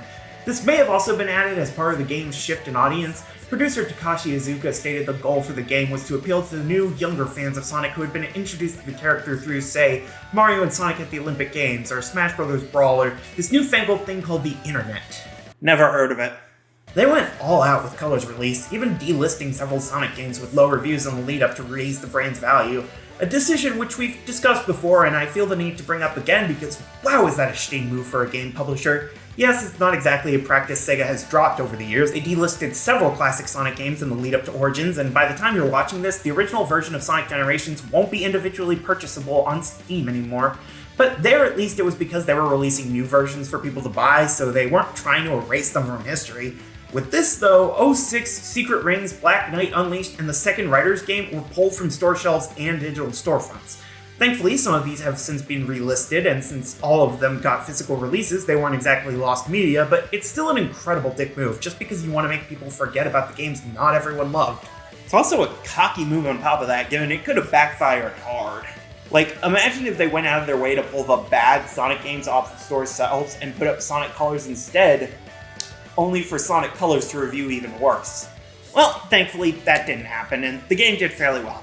Like I said, high review scores, plus it sold over 2 million copies in like 4 or 5 months. Everyone loves Sonic Colors, including 10-year-old me. But not including Sterling, she hated it a lot. Only fully negative critics review on Metacritic, not sure why. I mean, maybe she had a point, like I said, I'm not the biggest fan myself, but I wouldn't go as far as she did. Well, since the game doesn't think the plot is important enough to start with, let's get the writing out of the way now. Eggman's opened up an amusement park. What, again? Specifically, he's opened an amusement park in space, the Egg Planet Park. He claims it's completely innocent and motivated by a desire to its own, which I'm pretty sure was a gambit he tried to pull in Sonic X at one point, wasn't it? Well, either way, Tails and Sonic don't believe him, so they sneak their way in and discover Eggman's captured a species of alien known as Wisps, and is attempting to steal their hyper-Gohan power to fuel a mind control device that could take over the whole world. Sonic's world specifically, because I guess now he's not from the same planet as Sonic. Wait, when did the Post-Chronicles mandates go into effect? The plot and story for this game really aren't important, and you can tell because it doesn't even pretend to take itself seriously. The closest thing to a new friend we have is a wisp named Yacker. There's a running gag throughout the game of Tails' translator messing up the alien language to sound humorous. Oh, you can't see the air quotes in the voiceover. Humorous. There are a ton of immature jokes about Eggman being bald, passing gas, bad sushi. Almost every boss battle starts with Sonic trying to trash talk the bosses, except the bosses don't talk, and for 4 of them aren't seemingly even alive, they're just vessels. I won't lie, at first it was kind of charming, the very cartoony nature of it all, but by the second half, it was getting really old really fast. Even seemingly serious plot points get undercut by constant one-liners, lampshading, and immaturity. It's kind of a logical extension of Unleashed's more cartoony moments, but it's turned up to 11 here, and I'm not gonna lie, it's really grating by game's end. There's a reason so many fans reacted to Frontier's more serious tone with a sigh of relief, even while others decried it as tonal dissonance. But we'll get to the Sonic games written by a good Sonic writer next month. We've got the games written by the Happy Tree Friends writers to get through. Yeah, I'm not a fan of the writing and colors. There are some lines I liked, but really I just don't think this style is my cup of tea. Admittedly, maybe it's just because I grew up with the Sonic series, and games like Adventure 2 and Shadow the Hedgehog, I'm more used to taking the Blue Hedgehog seriously. I know for a lot of people, this sort of light and jokey tone is much closer to what they would want and expect from this kind of world, and I won't argue with them. As for presentation, well, this is a downgrade. It's to be expected going from a game released on 360 and played on Series X to a game developed and played on the Wii, but man are the graphics a lot worse looking here. It's not terrible, of course, this is still a very impressive game for the hardware, very on par with the best games for Wii. We even have an NVIDIA game engine providing the physics here, since I guess the Hedgehog engine would have been a little bit too much for the poor old Wii to handle. And there are some areas that look genuinely beautiful. Starlight Carnival with the neon lights around the Armada, Planet Wisp with the natural beauty mixed with harsh construction sites, and the outer space segments of Asteroid Coaster. This game does do a lot with the hardware it's on, but I still think other games look better, sorry. I feel like this game is just a little bit too dark a lot of times, and I'm not really sure why. Maybe it's an issue with my TV or my Wii, or maybe I'm just imagining things. Also, the pre-rendered cutscenes are incredibly sparse and a lot weaker looking than in Unleashed. Seriously, what happened there? Was Mars only brought on for the demo cutscene? Sound-wise, we have a new set of voice actors premiering here and in Free Riders. Mike Pollock stayed on as Eggman, but Sonic's VA changed once again to Roger Craig Smith, who puts in a fairly good performance. Tails, meanwhile, gets his, 50th voice actor? Now played by Kate Higgins, he sounds alright. He's kind of flat at times, I'm not super into every line delivery, but hey, Higgins stayed on until Lost World's show, I'm sure she'll have time to improve. We also have new characters in the form of Orbot, based on Eggman's assistant from Unleashed, and Cubot, whose gimmick is that he keeps getting new accents. Orbot sounds fine, I prefer Cubot's New York accent to the others, and finally Smith also announces the Wisp powers when activated. Yeah, that definitely doesn't get annoying. Music is great, as usual. I like a lot of it, though it's not all completely memorable. It's strong, but they do a lot of the same constant beat, and it does get a bit grating over time. It doesn't help that the music gets kind of muted whenever you're boosting, which, happens a lot. Plus, a jingle plays pretty much anytime you're using a Wisp power, which can also get a bit annoying. And as for the vocal themes, I like Reach for the Stars, it's fun and energetic, and I like how it becomes something of a leitmotif across the game, but the over-auto-tuned vocals are a bit of a turnoff for me. The ending theme, Speak With Your Heart, is basically just more of the same, but a little bit worse and impressively forgettable. Yeah, not the most exciting OST in the series, but definitely a strong one. I like it. So, pretty solid 7 out of 10 for the presentation overall, 4 out of 10 for the writing. Now let's talk about the gameplay. This may take a while, so let's get into it. Well, we've got the Boost gameplay back for Unleashed, albeit with some major changes. For one thing, Boost is no longer filled by collecting rings, instead only being filled through the new white wisps. You can get them from the wisp capsules splattered across the levels for a big fill, or by beating certain enemies which contain individual wisps. It's interesting, and I'm glad there's a new way to get a lot of boost energy at once, but there is something lost with the rings no longer adding to the boost. I mean, combined with once again losing all rings in a single hit, and the only real reason to collect multiple rings is to bump up your ranking at the end of each level. You might think, oh, but what about getting extra lives for 100 rings? That's useful still, right? And yeah, it would be. Except that's been removed. The only way to get extra lives now is to find them in the levels, getting an A or S rank in a level, or finding them in the letters and numbers of the results screen, because yes, gameplay. And the rankings felt all over the place in my experience, though my gaming skills are already pretty hard to determine. Like, I got multiple S ranks and multiple D ranks, and I could not work out what the determining factor was in each case. It doesn't help that dying sends you back to either a checkpoint or the start of the level, but with the timer still wherever it was when you died. Even in levels without a single checkpoint, die right near the end and you go right back to the beginning of the level with all that time still on the clock. And trust me, I will get into the moments of unfair difficulty. Additionally, the quick step and drift have been modified to only be available during specific sections. For the drift, I actually kind of prefer it, even if it means you can't boost in those sections because the drift button is shared with the boost button. For the quick step, look, I understand why they did this. This is a game that offers a sideways remote as a controller, and that controller has 6 buttons, 1 D-pad, and motion controls. You can't put quick step on the shoulder buttons if the player might not even have shoulder buttons on their controller. But oh lord, does it make the controls in the boost sections feel incomplete. You can't change your horizontal position while running most of the time without straight up turning, and this game has a lot less turning than in Unleashed. It leaves the gameplay feeling clunkier than it did before, which is unfortunate, but maybe not surprising. I will say though, I do kind of prefer the trick jump system here compared to Unleash. Instead of having to hit QuickTime events in a specific order, you hit the jump button with specific timing to jump farther and get more points. It's a small thing, but it does genuinely feel better than the constant QTE spamming Unleash did. There really aren't any QTEs in Colors outside of just hitting the jump button at the right time, usually to do a homing attack. Though now, if you press the jump button twice without a homing target nearby, you do a double jump instead of a jump dash, which I mean, okay. It does work, it can spice up the platforming, I'm not complaining, it's just an odd difference compared to most entries. But of course, the big addition to the gameplay in Colors is the color powers, courtesy of the newly introduced wisps. Outside of the white wisps, which give you boost, we have 7 colors of wisp, each giving you a different ability, triggered by either shaking your Wiimote or hitting the R button on the classic controller. Or Xeon GameCube controller. Wait, how many games did I play on this controller? So, to summarize, Cyan turns you into a laser that can go into certain lightning rods, bounces between diamond obstacles, and rebounds off of walls. Cool looking, but largely situational. Yellow lets you drill through soft ground and water, going in all directions until you emerge or run out of fuel. One of the more useful ones, and probably the most fun to control. Orange turns you into a rocket and shoots you up into the air pretty quickly, but since you can't directly control it after launching, the most interesting things are before activation and while skydiving afterwards. Odd how it's built, but it can be okay. Blue turns you into a box that slams down, breaks certain blocks, and switches some blue blocks and blue rings and vice versa. So situational, it can't even be activated in some areas, and leaving the right area will automatically turn it off. Green lets you hover through the air slowly, going up as you hold the button, and gives the only light speed dash equivalent in the game because, okay, one of the better wisps to use, but maybe just a bit slow as standard. Pink turns you spiky and lets you roll along walls in the ceiling, while also ignoring spikes and automatically hurting enemies you come into contact with. Very useful and cool, maybe the best wisp in the game overall. And finally, purple turns you into a giant head that eats everything, gets bigger and slower as it destroys more and more. A very interesting mechanic, but being introduced near the very end of the game, it doesn't really get used to its full potential. And that's every wisp in the Wii version of Colors. How'd I do time-wise? The wisps definitely add a new dimension to gameplay, especially yellow, green, and pink. Admittedly, some of them can feel really gimmicky, honestly more so than the Werehog did, but as far as gimmicks go, I think these really do spice things up well. I can see why they appeared in the next 3 3D games in the series, even if it does make the ending where Tails regrets that the wisps have to leave incredibly ironic. So yeah, overall, the core gameplay, I like it. It isn't perfect, but I think it works well for what they were going for in this game. So how is the level design around that gameplay? Oh, not very good. Thanks for asking. Okay, the level design isn't awful most of the time. We have collectibles in the form of red rings, which actually unlock something. We have enemies put in smart places. We have boosting sections, rail grinding sections, platforming sections, enemy sections. There are all the ingredients here for great level design, but, well, let's start with the act and zone issue.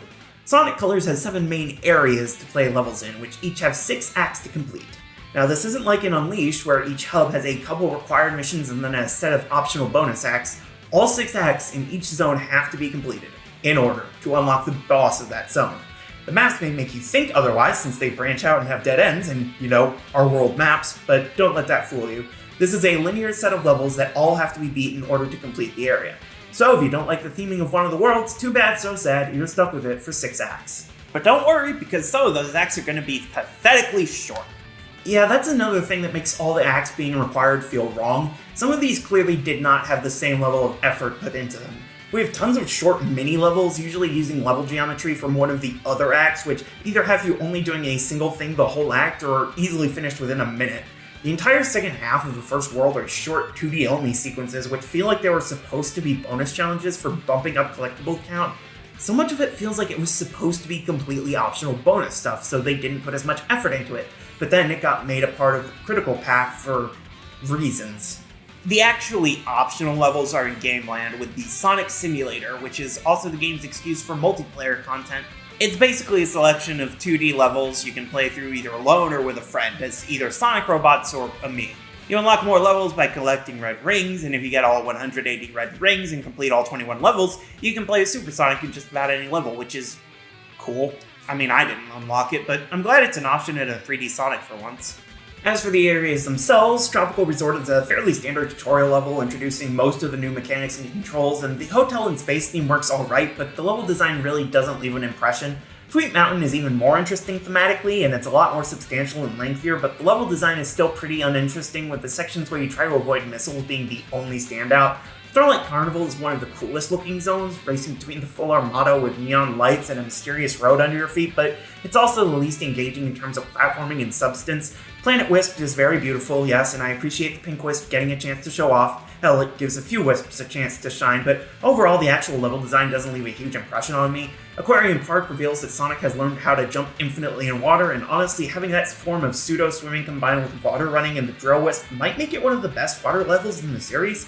Asteroid Coaster is thematically amazing, a lot more memorable in its level design, and at times brutally difficult without feeling like complete bullshit, so I'd say it's maybe the best zone in the game.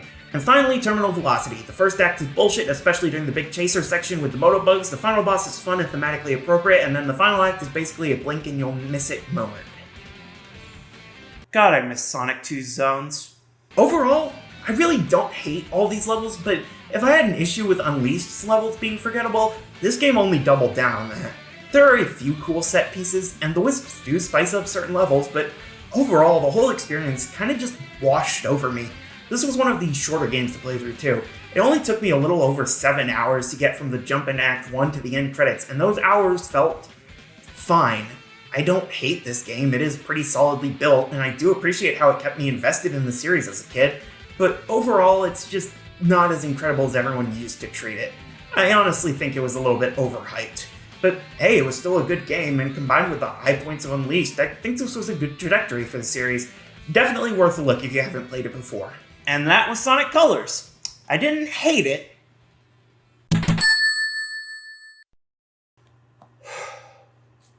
It keeps happening!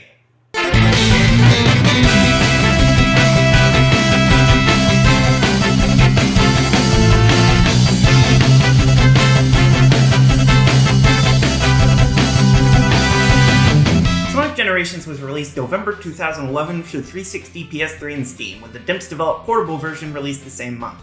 Interestingly, it was released almost exactly 13 years before the 2024 remake that this isn't a review of. Yeah, I have questions too. Did the captain of the Titanic cry? I find it very weird that we even got Shadow X Sonic Generations. Like, this game was originally an anniversary title dedicated to remaking aspects of past entries. The fact that it got a full remaster over a decade later with a new secondary campaign that's been hyped up as much as any other mainline Sonic game, well, I guess that just goes to show how well they did with Sonic Generations that first time. This is still considered one of, if not the best 3D Sonic games ever, and it's not even entirely in 3D. Sonic Colors revived this series, but Generations is the game that showed how incredible it could really be. And I'm not even going to pretend I absolutely agree with that consensus. This game is a goddamn banger, and I mean that in every sense, but trust me, we'll get there in a bit. It's weird how many of the best Sonic games were developed as anniversary titles, right? And also the worst.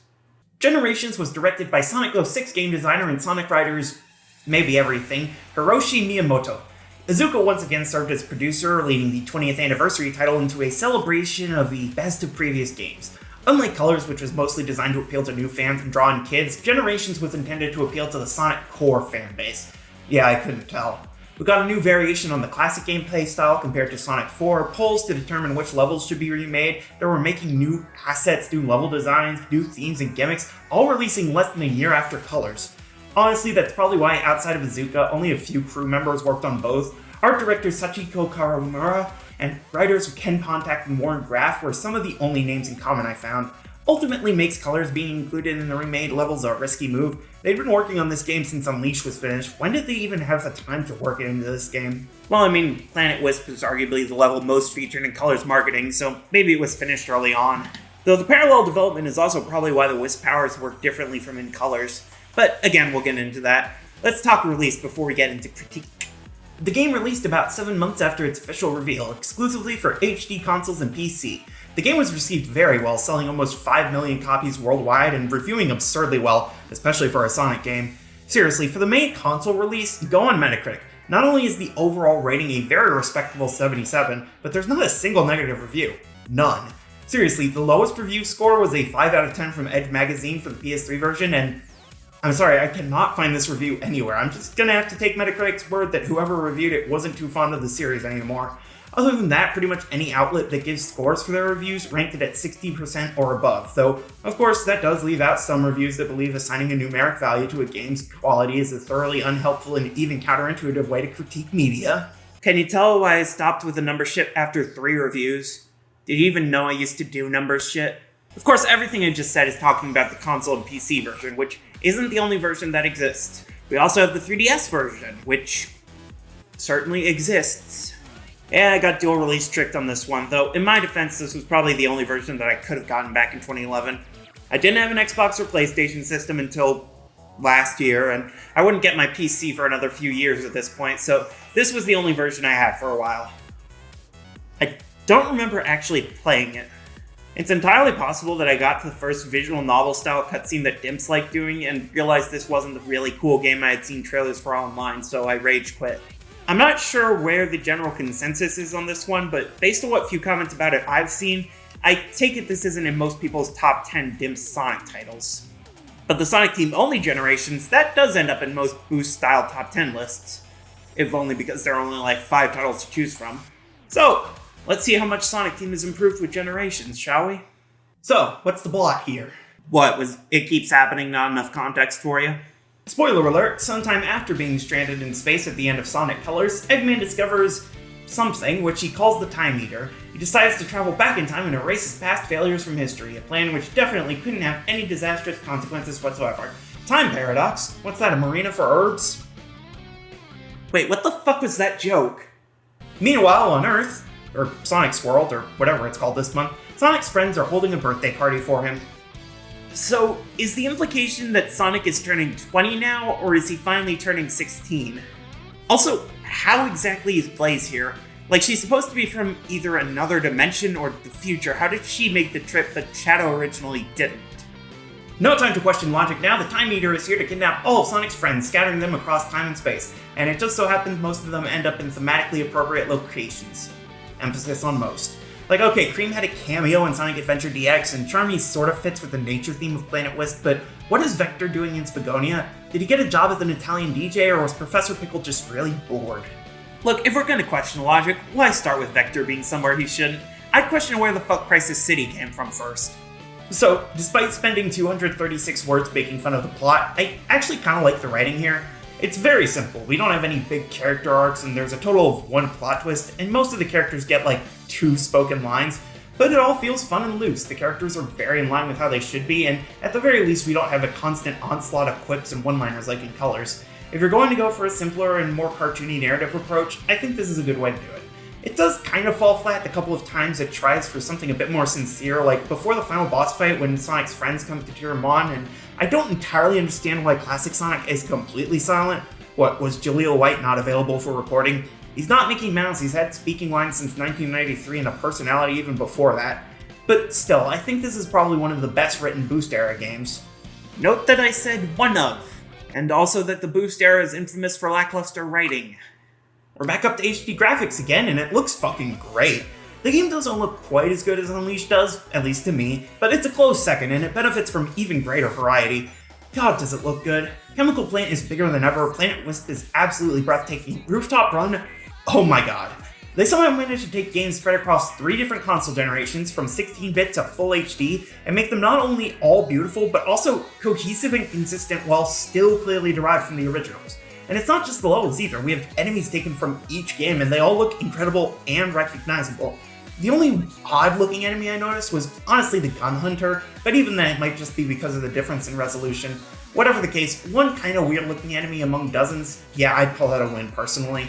And we also have to mention the design for Classic Sonic and Classic Tails, which are still in use today with games like Sonic Superstars. They really did a great job translating the differences between the classic versions into 3D models. There's reason these models lasted so long.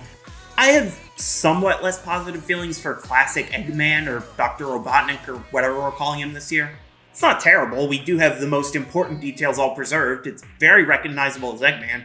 But also, I don't know, that brow just... yeah, I don't know. It looks wrong to me, personally. Maybe it's just a me thing. One thing I don't want to hear any disagreement on, though, is this game's soundtrack. Because, oh my god, this game is one of the best song lists I've ever seen. Admittedly, calling it an OST is a bit of a stretch, since most, if not all, the game's tracks are remixes of past songs from across the series, but my lord are they good remixes. We have two different Escape from the City remixes, one with heavy dubstep and one with the classic hard rock sound. We have Run Through Speed Highway, which sounds better than it ever has before. We have unlockable tracks you can play in any level, including Open Your Heart, Live and Learn, What I'm Made Of, I Am, All of Me, His World, Endless Possibility, Reach for the Stars, oh my god.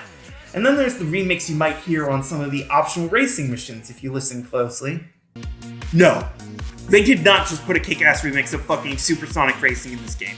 They did not just put a kick-ass remix of Supersonic Racing that samples the fucking Sega Saturn promo video in this goddamn game. Oh my god. Yeah, this game's soundtrack is peak. Before moving on from the presentation though, I do want to give a shout out to this game's voice cast, who do a great job with their admittedly limited roles. Sonic and Tails are the only ones with regular voice lines across the game, with Eggman getting more near the end of the game, and like in Colors, the three of them still do a great job with their material. However, the other characters all get at least a couple lines the first time most of them got a chance to act in a mainline title, and they all do a great job embodying the characters. Sure, with Maggie, Colleen O'Connor, Philard Shaughnessy as Charmy, it's now basically impossible for me not to hear Tails, but I mean, it's not her fault Kate Higgins apparently got too busy for non-union work. Is anyone even gonna get that name joke? Tails' current voice actress is Colleen O'Shaughnessy, but she used to be credited under pseudonym, and she also occasionally is credited with her married name, Philard. I do feel bad for Higgins, since she does a great job as Tails, but given O'Shaughnessy has been voicing him in everything except the Colors promotion since 2014, I think that's a losing battle. Overall, we've got great presentation, minimal lag on PC, and certainly passable writing. All good stuff, very respectable. But what about the gameplay? I can't even pretend. This is one of the best games I've ever played. We've got two different playstyles in this game, similar to Unleashed, only the alternate playstyle isn't a beat-em-up. Instead, we have 2.5D platforming based on the classic Genesis games, courtesy of Classic Sonic, and... okay, it's not perfect. The momentum feels just a little bit off, both running and rolling. I'm not 100% sure this game would pass the half-pipe test. I really do wish you could go a bit faster uphill while running or curled up. Instead, you mostly have to rely on the spin dash, which even has a brand new easy input on the same button as modern Sonic's boost. And... yeah, that's about the only control issue I have. Even there, it's mostly an issue with ramps. On flat ground or downhill from moment to moment, Classic Sonic feels great to control. He bounces off of enemies just like you'd want, the jump is perfectly paced, it's all great and reliable. Certainly feels a lot better than Sonic 4, which just makes Episode 2 that much more pathetic. Yeah, I still don't think they actually changed anything meaningful with that version. The other side of the gameplay is modern Sonic, based on the boost gameplay of Unleashed and Colors, but mostly Unleashed. Yes, we have all the moves and techniques of Unleashed executed just like in that game. We have the jump dash without homing targets, the quick step on the shoulder buttons at any time, situational wall jump, a stomp and slide, we even have the light speed dash as actual Sonic. It's more situational than in some games, since you can only use it on certain lines of rings, but still, at least we don't have to unlock or buy it, and... I'm gonna be honest, this is the best iteration of the boost gameplay. It's fast but not uncontrollable, the homing attack is reliable, the drift isn't completely ass, each move is quick and effective, the controls are smooth as butter, it's all incredible! It helps that we don't have anywhere near as many gimmick sections as in Colors, the drift and quick step are just a part of the standard moveset, so the whole thing feels so much more cohesive. Thankfully, you also don't lose all rings every time you get hit, unlike in Colors, though the actual metric for how many you lose is inscrutable. Again, there either seems to be some stat system underpinning the code here, or there's some complex math even the internet can't agree on. I swear, sometimes I get hit holding over 100 rings and drop down to 10, other times I start with 40 and drop down to 20. Very weird. Well, if you feel like there's something missing from your gameplay still after starting, you can head on over to Omochow's Skill Shop, where the luckily silent tutorial character will help you customize small aspects of your gameplay experience. These skills vary wildly, from small safety nets that help you not get a game over, like starting each life with 10 rings, to adjusting certain mechanics like the more powerful spin dash and longer boost gauge, to straight up new moves like Classic Sonic's twin spin attack, which replicates the insta shield from 3 and Knuckles. You can even buy skills based on the elemental shield from Sonic 3, which lets you instantly summon one of them during gameplay, at least it's Classic Sonic. The skill system is actually pretty interesting. You get new skills either by reaching the end of the game, collecting all red star rings in an act, or by spending shop points. That's what the fan wiki calls them. Their icon looks like a credit card. They're referred to as points, but they aren't one-to-one with the points you earn in stages, but they are converted from those points. Does anyone even know what I'm talking about anymore? Now, you are limited in what and how many skills you can have active at any given time. You have 100 skill points to allocate to each Hedgehog, and each skill requires at least 10 points. Hell, some, like going supersonic within levels or Classic Sonic's humming attack, require all 100 points to equip, mostly because they're kind of overpowered. So, yeah, even if you have 1 or 2 problems with the moment-to-moment gameplay, there's a chance that there's a skill to fix them. But even if the gameplay is absolute bliss, that doesn't mean anything if the levels built around it aren't good. So, let's talk levels. Green Hill Zone makes its grand return here after its grand return in Sonic Adventure 2. And as far as introducing the level design mentality for this game, Green Hill's an absolutely killer zone. They expand it down into the caves below the plains, we get swings in Act 1 and rails in Act 2. The level design is clearly based on the original Green Hill Zone, but they still change things drastically enough to feel like an entirely brand new experience. And that mentality applies to all the levels remade here. Which admittedly was kind of the whole point. Chemical Plant is a ton of fun, with modern Sonic being able to run on top of the water and Classic Sonic racing against rising water levels, or Mega Mac levels, I guess. I mean, it's basically just pink water, practically speaking.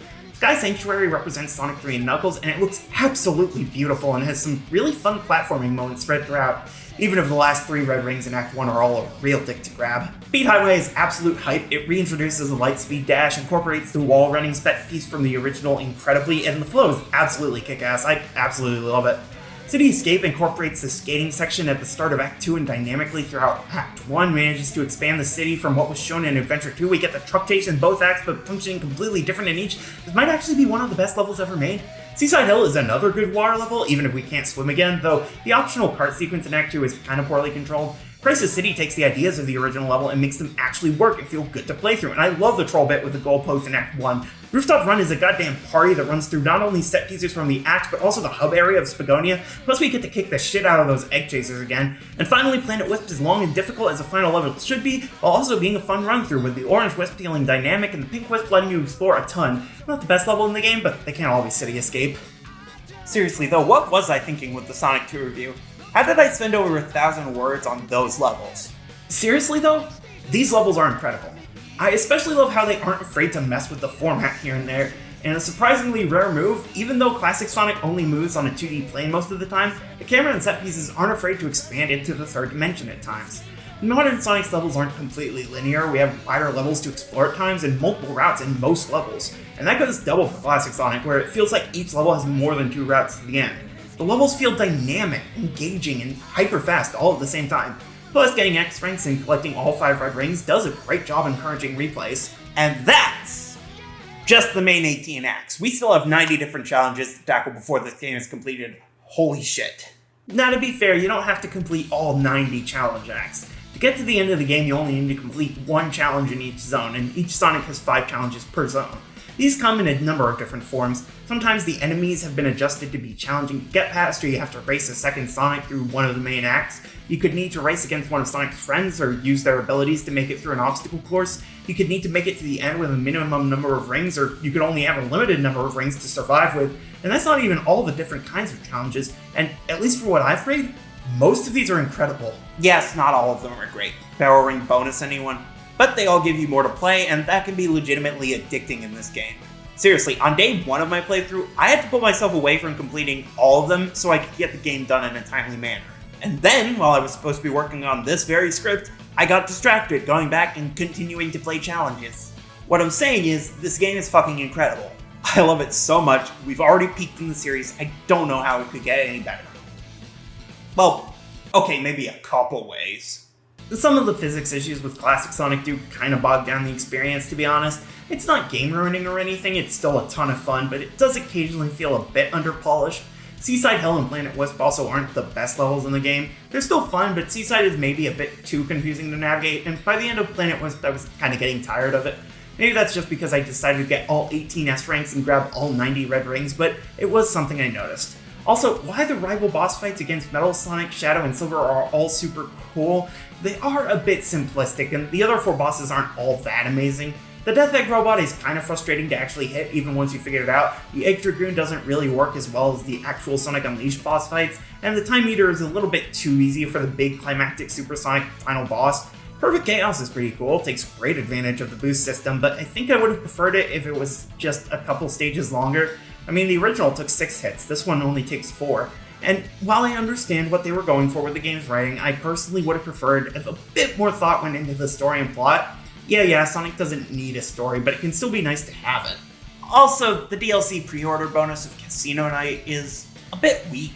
It's a cute little pinball minigame, I definitely appreciate what they were going for, but it's not exactly a ton to work with. It's one board, with the only difference between classic and modern being which limited use move Sonic can use if you need to.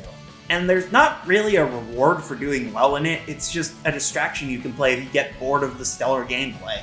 Which is weird, because in general, this game does a great job of rewarding the player who goes to greater effort. Heading all the way to the left in white space takes us to the collection room, where we can look at a ton of unlockable extras. We have the game's cutscenes and a character list unlockable just by playing through, but in addition, by collecting red rings and ringing the bells of completed challenge acts, we can unlock concept and promotional art from across the series and listen to those unlockable music tracks I mentioned before. It's a great way to encourage people to actually complete more of the game, having an in-game museum of the Sonic series. I really do appreciate it. And that's about everything. Well, everything about the original Sonic Generations. I have to admit, I wrote this review in August of last year because, look, I wanted to get as much done before Echoes of Wisdom released. Look, I love the Sonic franchise, but I'm always going to be a Zelda fan at heart. So, when I played this game and wrote this review, and frankly, even when I originally recorded it, Sonic X Shadow Generations still wasn't released. But, since I know people are still going to ignore the title of this review and will want my thoughts on Shadow Generations, hey future Sorio, what do you think? It's good. Well, there you have it, folks. That's Sonic Generations. And the last good boost game, methinks. That title's a bit harsh. I didn't think it was that bad. Until the end.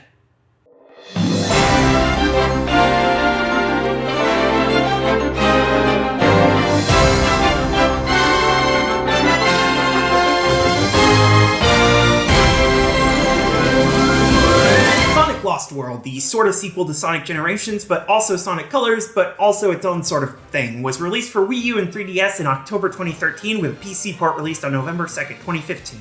And like previous entries with a DS or 3DS release, that version is an entirely separate game co-developed by Dimps, and we are not going to be talking about it today beyond this slight acknowledgement that it does indeed exist. Instead, we're going to be playing the PC port, which is basically just the Wii U version, but without a touchscreen and none of the Nintendo DLC.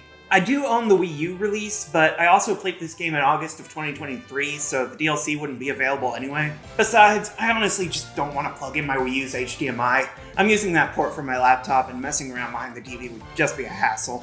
The PC port is probably the most accessible version these days anyways. Even if you're fine with emulating, I mean, it's literally made for PCs, like why not use that one? Lost World was directed by Mario Kishimoto, who previously directed and designed Sonic Colors, and hey, I have an idea. Maybe the series would be more consistent if they didn't switch directors with every fucking entry. The game was written by the same team of Pontac and Graph as Colors and Generations, this time with help from Colors lead planner Harumasa Nakajima, who would later go on to direct all 3 Sonic Boom tie-in games. I'm shocked scriptwriting wasn't his calling. Lost World entered development a little while after Colors was finished and became part of a 3-game partnership with Nintendo that would be released exclusively on Nintendo systems. Considering the other 2 entries were the 4th and worst Mario and Sonic Olympics tie-in and the only competitor for worst Sonic game ever against 06, I think it's safe to call this the best of those 3 exclusives. And it didn't even stay exclusive. Look, there's nothing wrong with being poly as long as you're open and communicative about it. Apparently, with Generations being the grand celebration of past Sonic entries, Iizuka wanted this game to be something new and different, specifically by revisiting concepts from the scrapped Sonic Extreme and stealing some from Mario Galaxy. This is also the first mainline game since Sonic 3 with no involvement from Jun Senoue, with the soundtrack instead being composed by Tomoya Otani, Takehito Eguchi, and Naofumi Hataya. Although the Invincibility theme is just the Sonic Heroes version and the Speed Up theme is just Reach for the Stars, why exactly I have absolutely no idea. Wow, we already covered the most interesting part of the music, and we haven't even finished the development history section. That's impressive. Unreleased, Lost World received a mixed response. General critical consensus seemed to be the game has its positives and negatives, with the end result being a fairly average game on one side or the other of the median. Commander Sterling thought it had more good than bad, Eurogamer thought it ended up slabby and disjointed, actual words they used, and the fan response was also mixed. Some think it's the worst game in the series, and they're wrong. Others think it's the best game ever, and they're also wrong. Overall, the major fan opinion seems to be that it's just kind of okay. It has some things it does well, and it has some interesting ideas, but it never really finds its footing, and compared to Colors and Generations, just kind of shoots itself in the foot. That is among people who've actually played the game. I did mention this was originally a Wii U exclusive, remember? This is one of, if not the worst-selling mainline Sonic ever. Based on what data I could find, it's either right below or right above 06 in terms of total sales. While the Wii U's utter failure to sell games definitely contributed to that, it's also very likely that poor word of mouth and misguided advertising played a part in the failure. I mean, so much of the game's promotion relied on the Deadly Six to sell copies. Characters introduced in this game that look shockingly lame. What a fantastic plan to push discs. The game looks... well, it looks like a Sonic game at least. Maybe part of this is down to being made for Wii U, the system wasn't exactly a powerhouse, but the graphical style here is kind of forgettable. So many people have compared Lost World to Mario Galaxy, and for good reason, but I think a better comparison point might be Super Mario 3D Land. The style seems to be leaning hard on the cartoony aesthetic, especially with enemy design. The Badniks look straight up ridiculous at times, all big-eyed and honestly a little lifeless. And of course we can't forget about the brand new antagonists that took the world by storm, the Deadly Six. These delightfully devilish Zeti come in a variety of colors, from the black, red, and cyan of Zavok to the pink, green, and black of Xena, and lest we forget the emo teenager with horns and a tail. Are we sure this wasn't the cartoon tie-in? Yeah, the Zeti don't look that great. The fat yellow one, Zomom, is particularly weak in design and also in animation. The others have fairly decent animation at least, with some actual expression to them. At least in cutscenes. In actual gameplay, not so much. They have voice lines during boss fights and their mouths just don't move. The animation in general is also not incredible. It's not terrible, there is some flair to it, but it kind of feels a bit janky throughout. The in-engine cutscenes are also not amazing. They're fine, the characters are certainly expressive enough, but it's just not anything all that special. At least the pre-rendered cutscenes look really good, even if there are only like 4 total. One at the very beginning showing Sonic and Tails chasing Eggman, 2 showing the planet being drained of energy, and 1 with all the energy going back. Fantastic, great use of the budget, Sega. Hey, give them some slack. We really needed exactly 1 chance to admire Sonic's quills. Sound-wise, well, like I said, I've already discussed the only really memorable part of the soundtrack. It's not bad, the music here is fine, there isn't anything that made me think, oh, this is ear-grating, but there also isn't really anything that great in the soundtrack. The only other thing of note in it is Silent Forest Zone 4, and only because it sounds like a Crash Bandicoot level.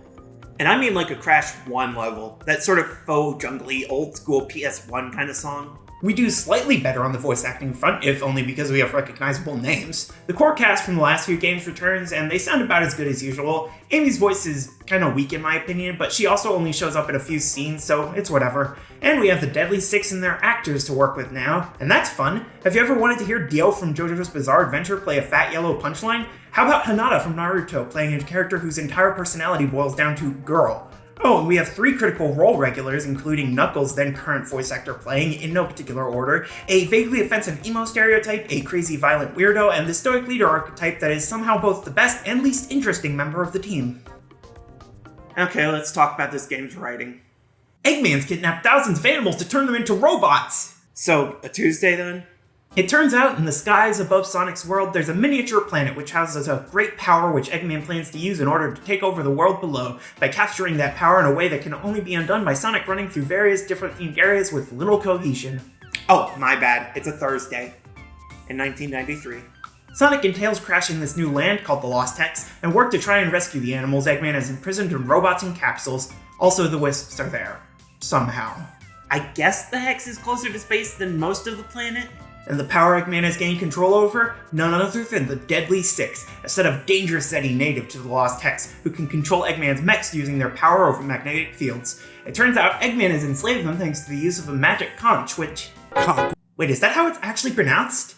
Well, regardless, Sonic ends up knocking the magic thingy out of Eggman's hands, sending it off into the world of the IDW comics, leaving the Deadly Six to take control themselves, only for them to also be evil and end up turning against Eggman and Sonic. So now they're the main antagonists. Go stop them, I guess. Now, a big point of discussion with this game is the Deadly Six, and whether or not they add something to the game.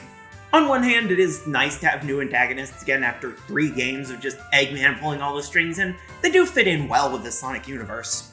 On the other hand, oh my god, these guys are god-awful. Here's a fun debate to have about Lost World. Which Zeti is the most offensively unfunny of the lot? Obviously Xena is a strong contender, being so one-note and borderline misogynistic. I'm honestly shocked the game hasn't been called out as problematic. Zaz is probably one of the less obnoxious, since he mostly gets his whole crazy and hyperactive gimmick out of the way early and mostly shuts up afterwards, but he's still obnoxious for what little spotlight he gets. Master Zik and Zavik are both clearly intended to be serious, though Zik gets a few groans with the occasional old jokes they pull out, and Zavik for just how clearly Sonic Team thought he was going to be a fan favorite. And of course we have Zor, a complete waste of Sam Riegel's talent and a character that seems designed to get laughs out of being clinically depressed, which is as tone-deaf as that trope always is. But for my money, I'm gonna say the worst of the bunch is Zomom, the fat, dumbass character whose only joke is, lol, he eats a lot. An archetype that has definitely not been worn down and made tiring over time, because it was never particularly funny to begin with. Well, yes, I have finally crossed the 350-pound mark, how could you guess? The biggest problem with this game's writing is just how poorly it does comedy. They clearly think they're writing some hilarious back and forth, but it's just... Eggman, you bite! Yeah, we're about on par with Colors for humor here. Okay, I will give the writers this. Some moments in the plot do kinda work. Not a lot. The artificial conflict between Tails and Sonic is incredibly forced, and I feel like Sonic leans just a little bit too much into the hero making problems for themselves thing, but there are some highlights. Amy's suffering as the energy is pulled from the planet does actually feel appropriately tense. The scene where Eggman gets pissed at the Zeti on an ice screen actually makes him seem pretty intimidating, and while it's another wasted idea like mind-controlled Tails with his colors, I actually think the scene with the fake-out robot Tails was done pretty well and actually seems kinda cool. The writing isn't terrible, there are some good ideas in here, but it's buried under so much fluff and bad attempts at comedy, it just ends up being a chore to get through. There is potential here, I know there is, but it's just not used well. It's kind of a disappointment. But who cares about the writing anyway? This is a video game. We're all about the gameplay here. Hell, the last few games didn't even bother starting off with cutscenes. Clearly, the narrative isn't what makes a Sonic game good or bad. Usually. Instead, we have to look at how the game plays, because this game plays very differently from past entries. And not in a good way. Okay, so... rather than continue with the boost formula that was basically perfected with Sonic Generations, don't at me, Sonic Team decided to go in a different direction with Lost World. Now we have a brand new physics engine and set of controls which are very poorly explained. Like, shout out to the PC version, which doesn't actually tell you the controls for activating wisps, hints, or your inventory on gamepad. You can change inputs on the options menu, but only for keyboard. Okay, so we have the jump button, the crouch/bounce/kick button, the run button. I'm gonna stop you right there. Why the fuck does Sonic the Hedgehog have a goddamn run button? It's fucking Sonic! His whole thing is going fast! Oh, but if you don't run, you get more precision in where you move. That's what slight tilts are for! The D-pad can't move, Sonic. Your movement is on an analog stick. The only reason to include a run button in this game is because, oh, well, Super Mario 3D Land had a run button. That's also probably the only reason the level clock has been traded out for a time limit on each stage, and instead of getting ranked at the end of each level, we just add our score to an ongoing tally. I mean, it's a Mario game, right? That's what we're developing? What's our team's name again? Oh, and we haven't even gotten into the worst of the Mario aping. I take back what I said in the Colors review. Clearly, this age of Sonic development lasted until 2013. We have a few different moves here, including twists on classic moves. The homing attack has been expanded in weird ways. You can target multiple enemies at once to attack them in rapid succession, or target some enemies multiple times at once to perform a particularly powerful homing attack. Either way, the homing attack feels weird. It's kind of slow, the animation has you arcing up before you hit anything, it feels like the range is tighter than it's supposed to be. We can double jump like in Colors if we aren't close enough to homing attack anything, and that works fine. You can also kick enemies once you've targeted them, which is mostly just an alternate attack you have to use whenever the game decides your homing attack isn't good enough. We can bounce like in Sonic Adventure 2. It's barely ever helpful, but it's there. Oh, and how could I forget the cool new addition to Sonic's abilities, parkour! By which I mean being able to run on straight walls briefly and climb up ledges. Cool. Yeah, the controls are really not great. There are some cool ideas, and I appreciate having the spin dash back in 3D, but in general it's all pretty lackluster. But hey, we also have the wisps, isn't that fun? We have 2 wisps that can't actually be found in any of the levels, black and gray, which I didn't use once. We have the returning cyan, green, and yellow wisps that play almost exactly as they did in colors. We also have the orange rocket wisp for the 3rd game in a row, which also for the 3rd game in a row controls completely differently. You now aim it in 3D before launching, and maybe this is heretical, but I think it's actually the best implementation of the orange wisp yet. We also have 3 brand new wisps we can find. Indigo gives us Indigo Asteroid that can destroy some terrain. Magenta gives Magenta Rhythm, which just bounces you around, and Crimson gives Crimson Eagle, which lets you fly through the air and is also incredibly difficult to grab in most of the levels it appears in. Seriously, it took me until the 5th world to actually grab it, and it first appeared in the 5th level. But overall, the wisps are certainly existent. Yeah, this game doesn't play amazingly. It feels like the game was built not necessarily to be good, but to be different, to change things up, so to speak. And that's admirable to a certain extent, not just doing the same thing over and over again. They just didn't actually do that. The comparison to 3D Land doesn't come from nowhere. It seems like the game is trying to be a classic Sonic translated to 3D, complete with the animal capsules at the end of levels. It's a weird combo of decisions to make, and that's before we get into the level design. Because, wow, does this game's level design vary in quality widely. We have 7 worlds with 4 zones in each, for a total of 28 levels. We start off in Windy Hill, which is one of the most shameless Green Hill clones we've seen yet. We do see the main gimmicks the game is going to throw at us, though, namely cylindrical planets with multiple routes of design on different sides, running through tubes like its Tall Trunk Galaxy, and running around in 2D levels. I'll admit these controls do work alright in 2D, better than most of the Boost games, but it's still not great. In 3D, it's clearly better when you have a bit more space around you to maneuver and multiple routes to take. We also have 2 different boss fights in each of the first 6 worlds. In this case, Zaz tries to attack with a robot moon, and it's not ever particularly fun. Are any of the boss fights? Genuinely. World 2 is Desert Ruins, and it's the first one that really doesn't work. Our first level is a fairly generic desert-themed level, complete with a run-through of pyramids in 2D and avoiding instant-kill enemies that take up a third of the screen. Zone 2 is basically one of the quick step sections of the Boost games, except we don't have a quick step, so it just feels like complete shit to play through. Why did they think this would actually work? Zone 3 is... okay, that's a decent pun. It's a food-themed level with some decent platforming and a good music track courtesy of Hataya. And then Zone 4 is an auto-scroller and drill test. What the fuck were they even going for with this world? It really doesn't work. And the boss fights against the worst Zeddy of the lot are disappointing. Who'd have guessed? Tropical Coast actually works surprisingly well, and it actually makes me think the game is finally finding its footing. We have giant fruit to work around, a cool double-sided sequence with the drill wisp sending us to the other side of the planets and into the water, a great rail grinding level which really gives you a good trial for bouncing around, and of course shooting through the air with the orange wisp.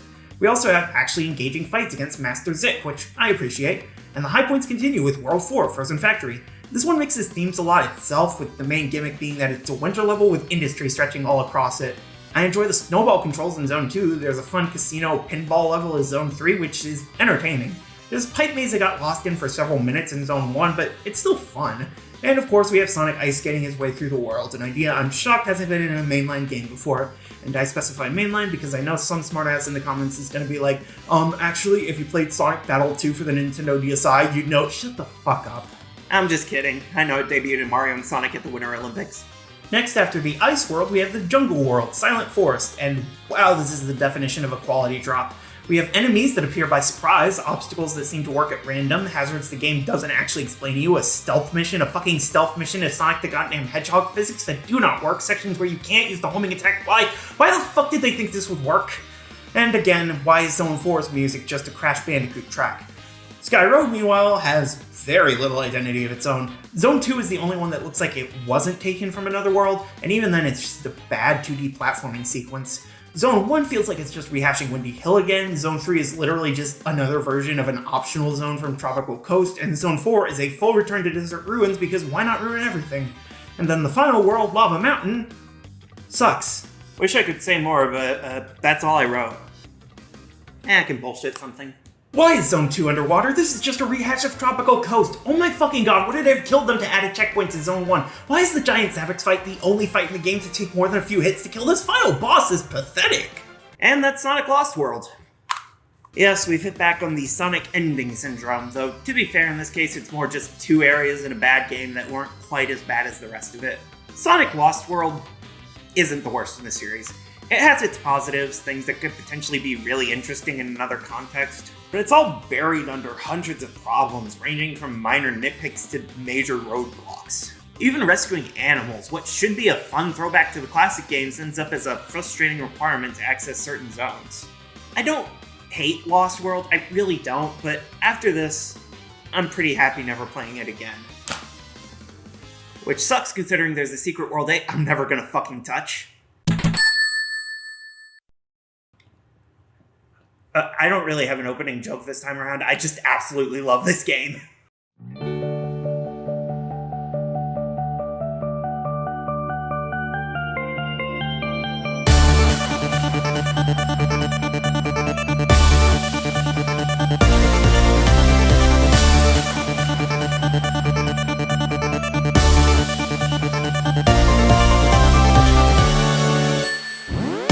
Sonic Mania, released for Nintendo Switch, PS4, Xbox One, and Windows Computer in August of 2017, is one of, if not the most beloved games in the Sonic franchise. It's a game that people absolutely adore, even today.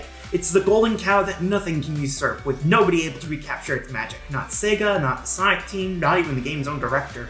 Just about the only angle it's come under fire from is its originality, since it includes a lot of elements from past games. But even then, that seems to be a minority opinion. Even with almost a decade to build up backlash, most people still absolutely love this game. And you have no idea how happy I am to agree with them. I did not want the link to the past backlash on this one. Sonic Mania is a great game. I'm just going to spoil my overall opinions now. I've been playing this game since it released in 2017, and I've loved it all that time. I don't know how many times I've beaten this game over the years, truly. I've definitely done it as every character multiple times, I can tell you that much. Admittedly though, it had been a year or so since I played it last, at least, so I was a little bit rusty during this playthrough. I mean, it took me until Press Garden Act 2 to unlock Super Sonic. Usually I can get that done by the very start of Studiopolis. Mania began development in 2015, created by the taxman himself, Christian Whitehead. Now, Whitehead's a bit of a big-name fan for the Sonic series, originally best known for the van game Retro Sonic, whose engine would be reused in several of Whitehead's official projects in years to come. In 2009, he created a proof-of-concept video for a mobile port of Sonic CD using the engine in response to Sega asking for ideas for iOS ports. This led them to hiring him to create an official port of the game for mobile phones and 7th-generation home consoles, released in 2011. 2 years later, Whitehead and fellow Sonic fan game creator Simon Stealth Tomley released mobile remakes of Sonic 1 and 2. Tomley, for his part, is responsible for the Knuckles and Sonic the Hedgehog ROM hack, the complete reworking of Sonic 1 that is Sonic Megamix, and several disassemblies of classic Sonic games. So Whitehead and Tomley went from fan game makers to official commissioned Sonic game creators. Guess it goes to show how different Sega and Nintendo are, even to this day. Sega sends their fans job offers, Nintendo sends their fans cease and desists. In all seriousness, Nintendo's complete mistreatment of fan projects is incredibly bad taste and is antithetical to the process of creative growth.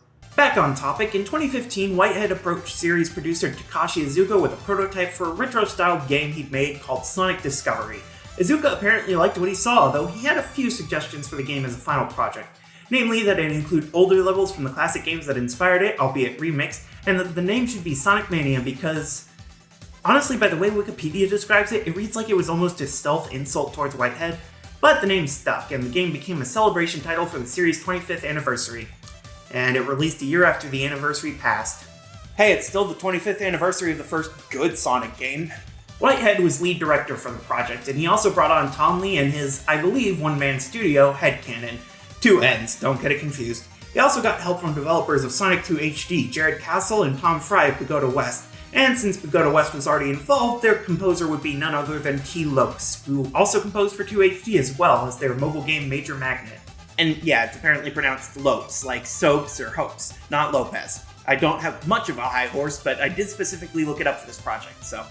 They also got Tyson Heese, an artist for the Archie Sonic comics, to create animated sequences for the game, including its reveal trailer and demo video. Heese also created the fan comic where Tails is named Arms, Knuckles is named Nipples, and Super Sonic is super muscular and wears bulging tighty whities. And now he works on the official Sonic film series. This franchise is fucking weird. Mania released in 2017 to absolutely stellar reviews. Metacritic is imperfect at times, given it splits reviews of the same game up by platform even when doing so isn't necessary, but if it's to be trusted, Sonic Mania is just about the highest rated game in the series' history.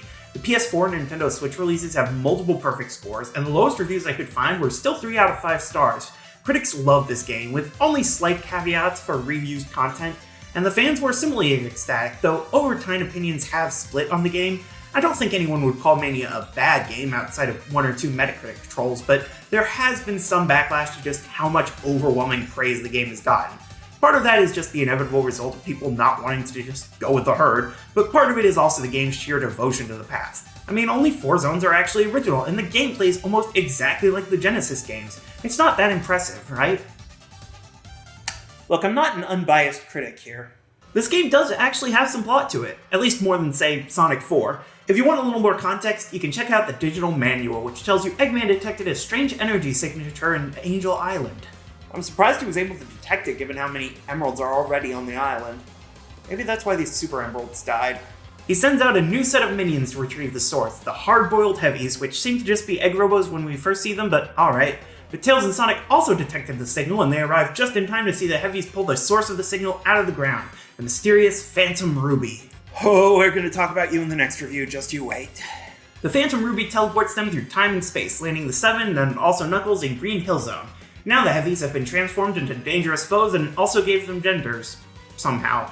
Yeah, the magician and the rider are girls while the other 3 are boys. Your guess is as good as mine. So, like I said, more plot than 4 had at least. I do like what they do with the story in this game. It's not a ton, it's mostly just a few in-level cutscenes and the originally inconsistent level translations, but there are some good moments in there. I enjoy how Knuckles ends up involved in things almost entirely by accident, and then when he finally teams up with the others, it's just in time for Mirage Saloon when he gets knocked off the plane. And while the heavies aren't exactly deep as characters, they do look interesting and have fairly interesting boss fights. There is some disconnect between levels since the Phantom Ruby can just send Sonic and friends wherever the designers want him to go next, and like I alluded to, in the original release not every level even had a transition to the next. It's not perfect, but it's also a classic style 2D Sonic game. I'm not expecting a masterpiece of narrative. Now when we get back to the 3D entries with forces, I'm gonna have some thoughts. Maybe it's just me, but I think this game looks beautiful. Yes, the game is styled after the classic pixel art of the Genesis games, albeit with a lot of added flair. Apparently the idea was to imagine if there was a real 2D Sonic game made for the Sega Saturn, as opposed to whatever the hell was going on with 3D Blast. And in my opinion, they knocked it out of the park. Everything old and new blends together with some of the best pixel art I've ever seen.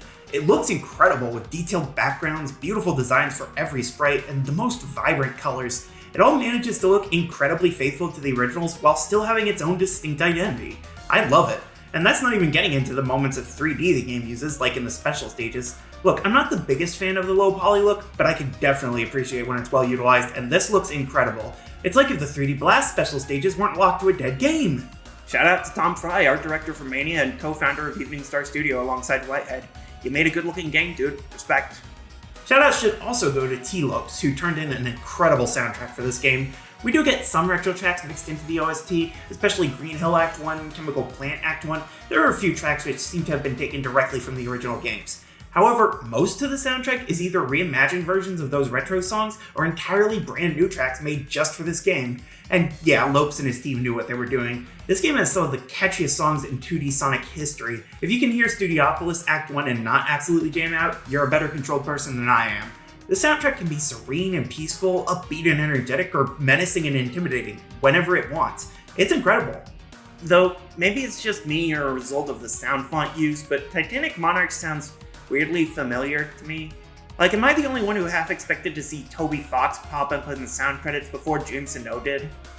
Maybe it's just because Undertale poisoned my brain forever. Besides, saying the music reminded me of Radiation's tracks is in no way an insult, so whatever. I really need to finish an accompanied minor one of these days. Well, once writing and presentation are discussed, it can only mean one thing. It's time to talk about how this game plays. As usual, I'm going to be focusing on the single-player story mode for this review, here known as Mania mode. At launch, we can pick from 4 options for how to play this campaign: Sonic and Tails, just Sonic, just Tails, and just Knuckles. I went with Sonic and Tails for this playthrough since it's the default option and arguably the true way to play. You can only get the true final boss if you're playing as Sonic, and having Tails along for the journey adds a few cute animations as well as assistance when needed. In terms of controls, we're mostly back to the basics from Sonic 3 and Knuckles. Tails can fly, Knuckles can glide and climb, Sonic can't homing attack, and everyone has the right to spin dash. Tails and Knuckles don't really have anything new to their controls during their journeys. It's basically the same stuff as in 3 and Knuckles, though now Tails can go super just with the Chaos Emerald, which is nice. The big change for Tails is as a companion to Sonic, since you can now actually use the little mutant bastard without plugging in a second controller. If you're playing with a duo and hit the jump button while Sonic's in the air, Tails will enter his flying state, and Sonic can grab onto his legs to be carried for a short time. It's basically just a single-player version of Tails' co-op functionality, but it's very appreciated. Though grabbing his legs can occasionally be a chore, just hold still, you little shit. The big addition to the controls is Sonic, as he has a brand new move at his disposal. Yes, the moment we've all been waiting for. This game introduces Sonic's latest and greatest move, the Drop Dash, which... Okay, I'm gonna risk a bit of controversy here, but I really don't think the drop dash is that amazing. I like it, it's good, but it's not that great. The drop dash replaces the insta-shield from 3 and Knuckles and the homing attack from 4 as Sonic's mid-air ability. Just hold the jump button down while Sonic's curled into a ball in mid-air, and when you hit the ground, you'll get a burst of speed, like a mini spin dash. It can be useful, especially if you make a jump without a ton of speed left over, but it's really not the secret to the game's success like some people seem to think it is. And for the record, the some people in that sentence means Sega. The drop dash has its uses, but cards on the table, most of this playthrough I just forgot it even existed. Yeah, it has its uses, but it's closer to a quality of life feature than it is a flashy new ability.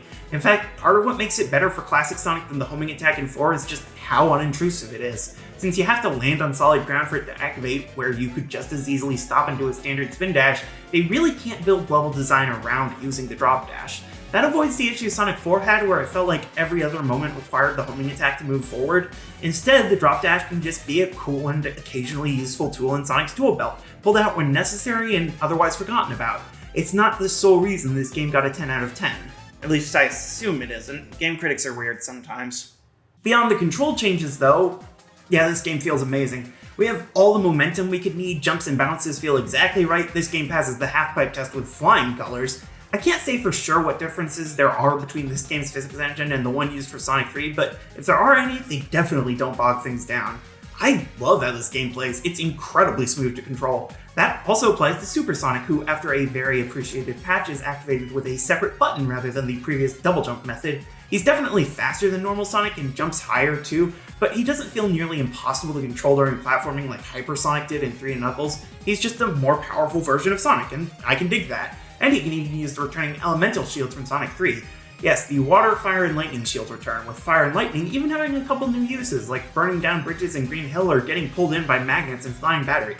It's cool, though it is odd how their respective double jumps replace the drop dash. And also, in the first release of the game, you couldn't activate Super Sonic while you had one of them, you just used their jump move. 3 cheers for patches, everyone! Truly a savior of games, isn't that right, Cyberpunk? But if Super Sonic returns, how do we unlock him? Why, by jumping into the special stages, of course, hidden in just about every act are giant rings, which, when touched, transport your player into the brand new special stages in glorious polygonal 3D. Your goal is to catch the UFO carrying a Chaos Emerald, grabbing rings to extend your time in the stage and blue spheres to increase your speed. You're always running in these stages, you just have to turn Sonic around to go where he needs to, kind of like the Mach speed sections in 06, but actually good. At Mach 1, you're easily outpaced by the UFO, but have more control over where Sonic goes. At Mach 2, you go a bit faster than the UFO and can gain some ground, but you start to get a little more slippery. And at Mach 3, your new challenge is not slipping right off the stage and into a pit. I really like these stages, although a few of these stages can be real bitches. 5 and 6 always give me the most trouble, with 4 being up there, but not as annoying once you get the hang of it. And don't even ask me about the Encore special stages. I cleared the first one and I am perfectly proud of myself for that. Thank you very much. God, I suck at video games. Well, if you've activated Super Sonic when you didn't mean to, you can always hop into a bonus stage, reachable by passing a checkpoint with at least 25 rings. Jump in the Ring of Stars and you can play one of 32 Blue Sphere stages, half of which are based on the special stages of 3 and Knuckles, and the other half of which are original creations. Having all of the Blue Spheres in a stage will reward you with a medallion, gold if you also collected all possible rings in the stage, and silver if you didn't. These medals unlock bonus content to use either in Mania mode or in the Extras menu. The Mania mode unlockables were originally locked to the no save option, so you can use the Insta Shield, Super Peel Out, or and Knuckles mode on a save file. A later patch unlocked them for all save files, as well as allowing you to turn off the hard time limit on levels, thank God. Debug mode is still locked to no save though, for obvious reasons.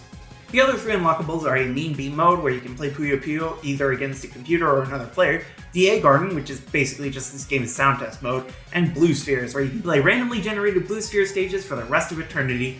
You only need silver medals to unlock everything, though I did go for all 32 gold medals in this playthrough, having my last one right before finishing Metallic Madness. Oddly enough, the Blue Sphere stages don't give you anything directly during gameplay outside of continues. And in the base game, once you get all the gold medals, you just go back and play the Blue Sphere stages all over again. Kinda odd.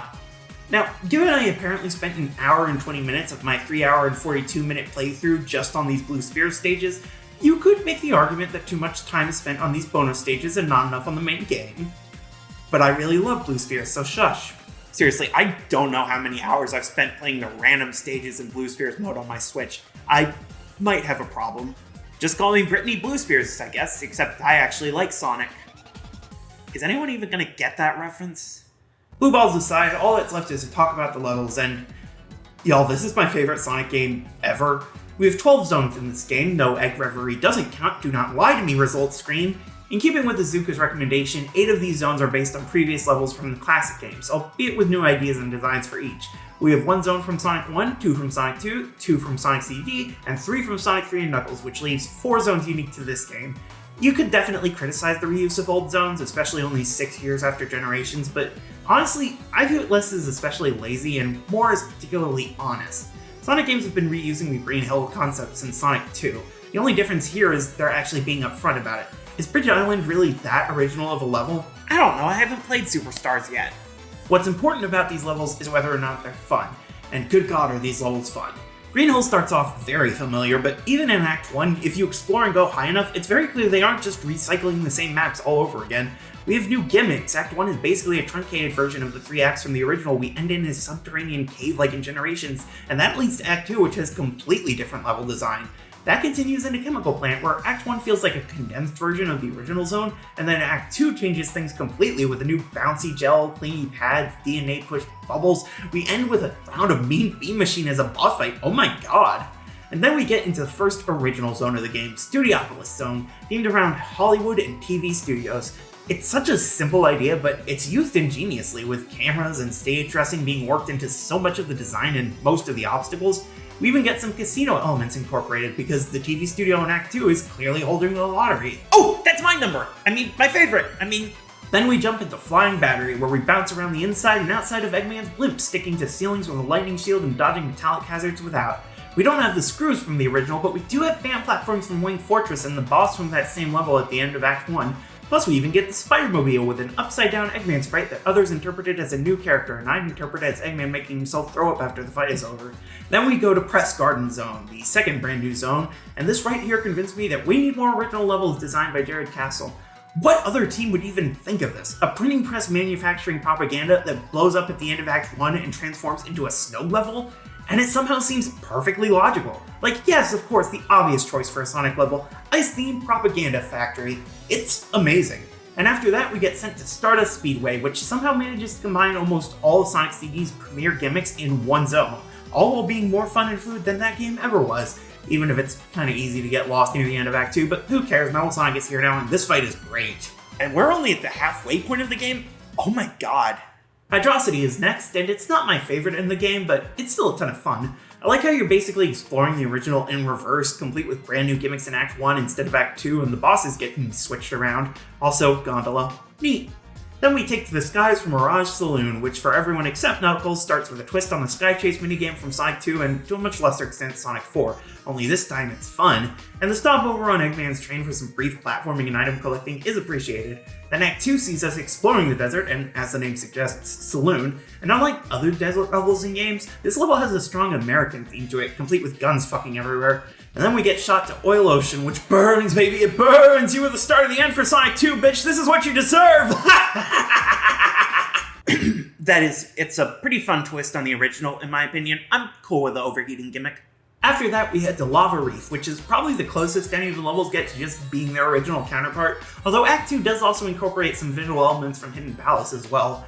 Like Hydrosity, not my favorite, but still a very worthy addition, and I like how Knuckles' playthrough diverges for the Act 2 boss fight. Then it's on to Metallic Madness, the grand return to Little Planet, I guess, where in Act 1 we go flying into the background, while in Act 2 we return to the original's gimmicks of switching planes through turnstiles and getting shrunk by lasers. It's a fun romp overall. I like the little platforming sections in the background, and the boss fights are cute throwbacks. And our final zone, both original and overall, is Titanic Monarch Zone, a trek up the giant Eggman mech that gives us our hardest challenges yet. Act 1 is an ascent to the head of this beast, while Act 2 sends us into 4 distinct challenge areas where we can rush to our ultimate final bosses. Hope you've got Supersonic by this point, because otherwise that Phantom Egg is a bitch and a half.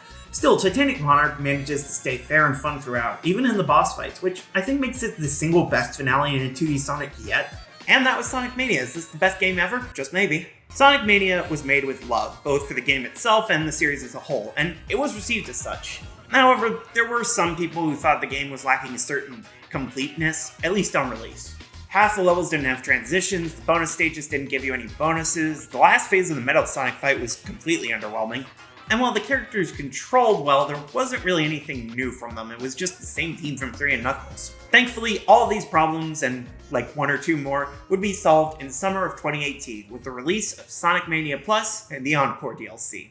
Mania Plus adds 2 new playable characters, deep cuts from the series' history last referenced in missing posters in Generations, Mighty the Armadillo from Knuckles Chaotix, and Ray the Flying Squirrel from Sega Sonic the Hedgehog. Please don't ask me what Sega Sonic is, I have absolutely no fucking idea.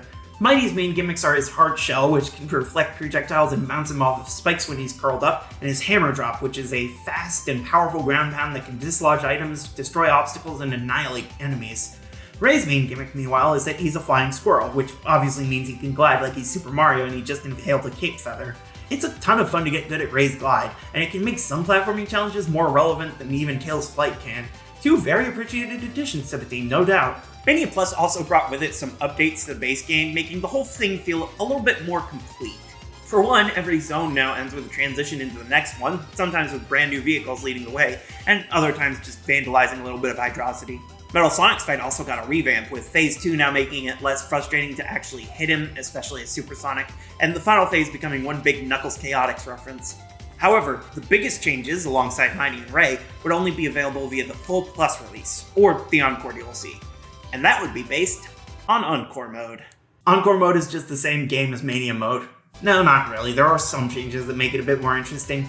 Encore Mode starts with Sonic warping back to Angel Island Zone, where he frees a trapped Mighty and Ray. Then he has to choose one of the 2 to accompany him, and the other is revealed to be Heavy Magician, once again disguised as a mostly forgotten classic Sonic character. Oh, when will she learn? This introduces us to Encore Mode's main gimmick, the tag team gameplay. Rather than the player just being followed around by Tails or Knuckles, now the player controls 2 characters throughout and can swap between them with the press of a button. And once you get going, rescuing Tails, Knuckles, and whichever poor sap magician was impersonating, you can find item boxes to switch your 2 characters between all 5 playable heroes, giving you 5 ways to play through each act. You also don't have lives anymore. Instead, each character who dies gets recaptured by Eggman and you have to save them all over again. This helps with making things trickier because it turns out Encore Mode is basically this game's hard mode. Each level has gotten a layout redesign and a new coat of paint, including new locations for the special rings and those goddamn Encore special stages. Gah! I didn't play through all of Encore Mode for this review, and I've only gotten all the Chaos Emeralds in this mode once. There's a bit more plot in this mode, with Heavy King giving the crew some ice cream after they beat the game with all 7 emeralds, but it's not anything super substantial. The main reward for clearing Encore Mode with Superform is bragging rights, and frankly, I had forgotten I had ever earned mine for this review. Seriously, I had to recheck on my Switch while writing this script to realize I actually have beaten all those damn stages before. Like, I blocked it out of memory. Or maybe it's just been years since I did it and I have a weird fucking memory. The other addition the Encore DLC brings with it is a new bonus stage, which takes the form of a pinball table, a la Sonic's Pinball's bonus stages. Reach the top of the table and you can use one of those claw catchers to snag something for the stage.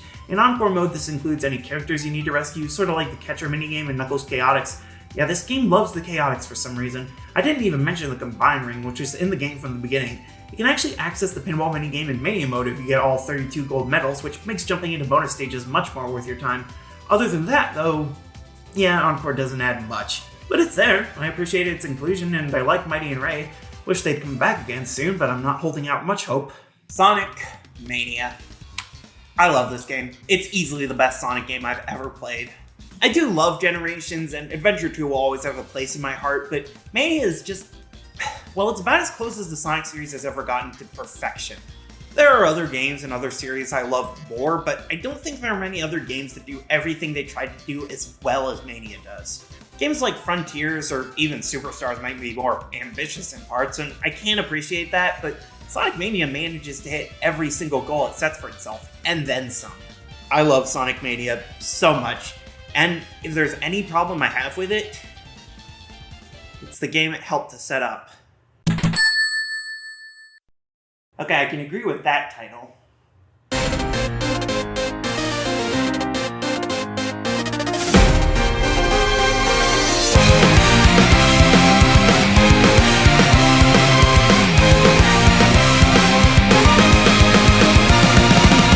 Sonic Forces, released on November 7th, 2017, or 2 days later in Japan. The second part of the Sonic 25th anniversary, but actually a year later celebration, Forces is a sequel to Sonic Mania, Generations, Lost World, and the Adventure era in varying proportions.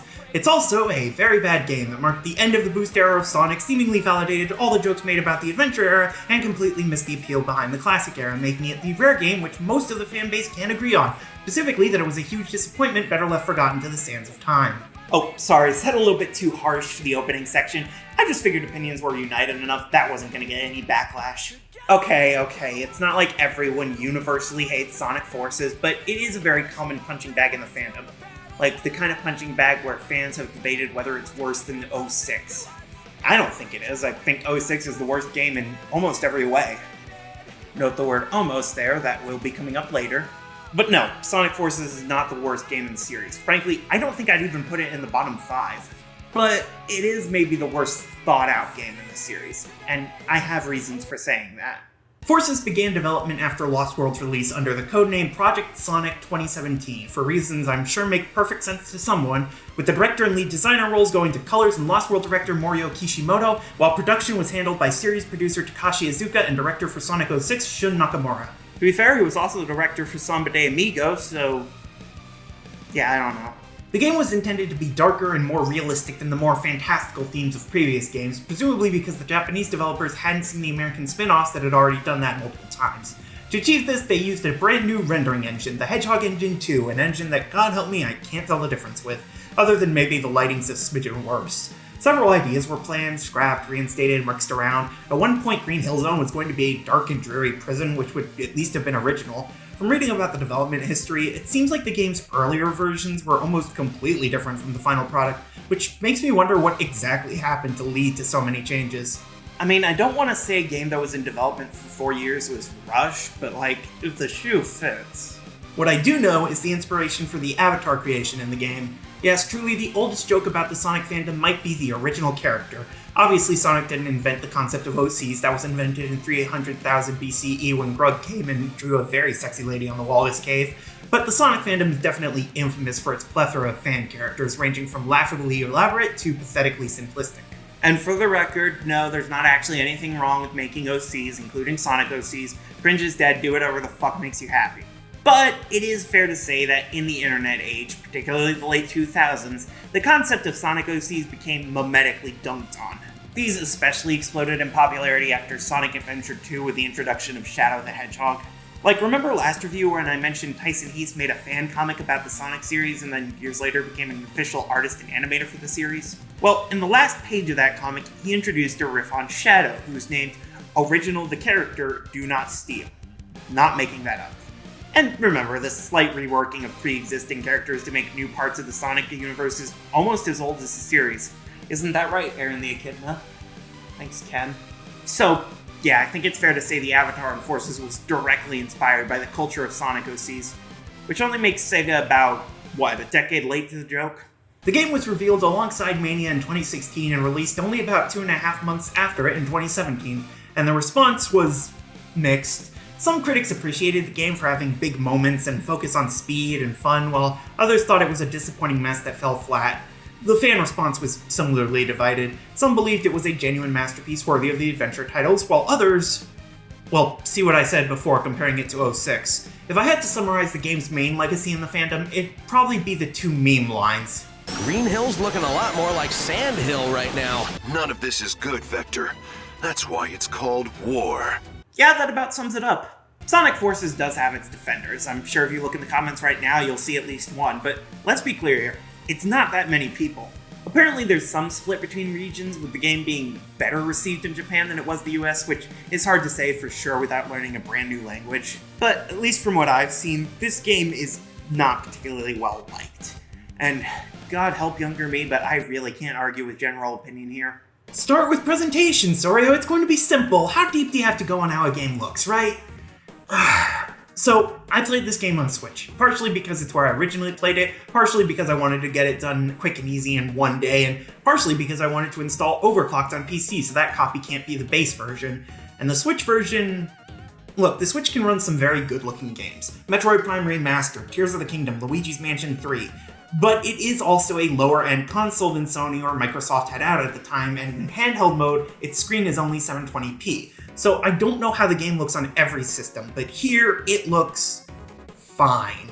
It's better than Colors, and it's stylized better than Lost World, but it's simpler than Unleashed, and the attention seemed to go into the wrong areas. Like having blades of grass sticking out in Green Hill, while pivotal cutscenes have hundreds of clones in them. And not just on the side with the in-universe clones. The visual design is also inconsistent.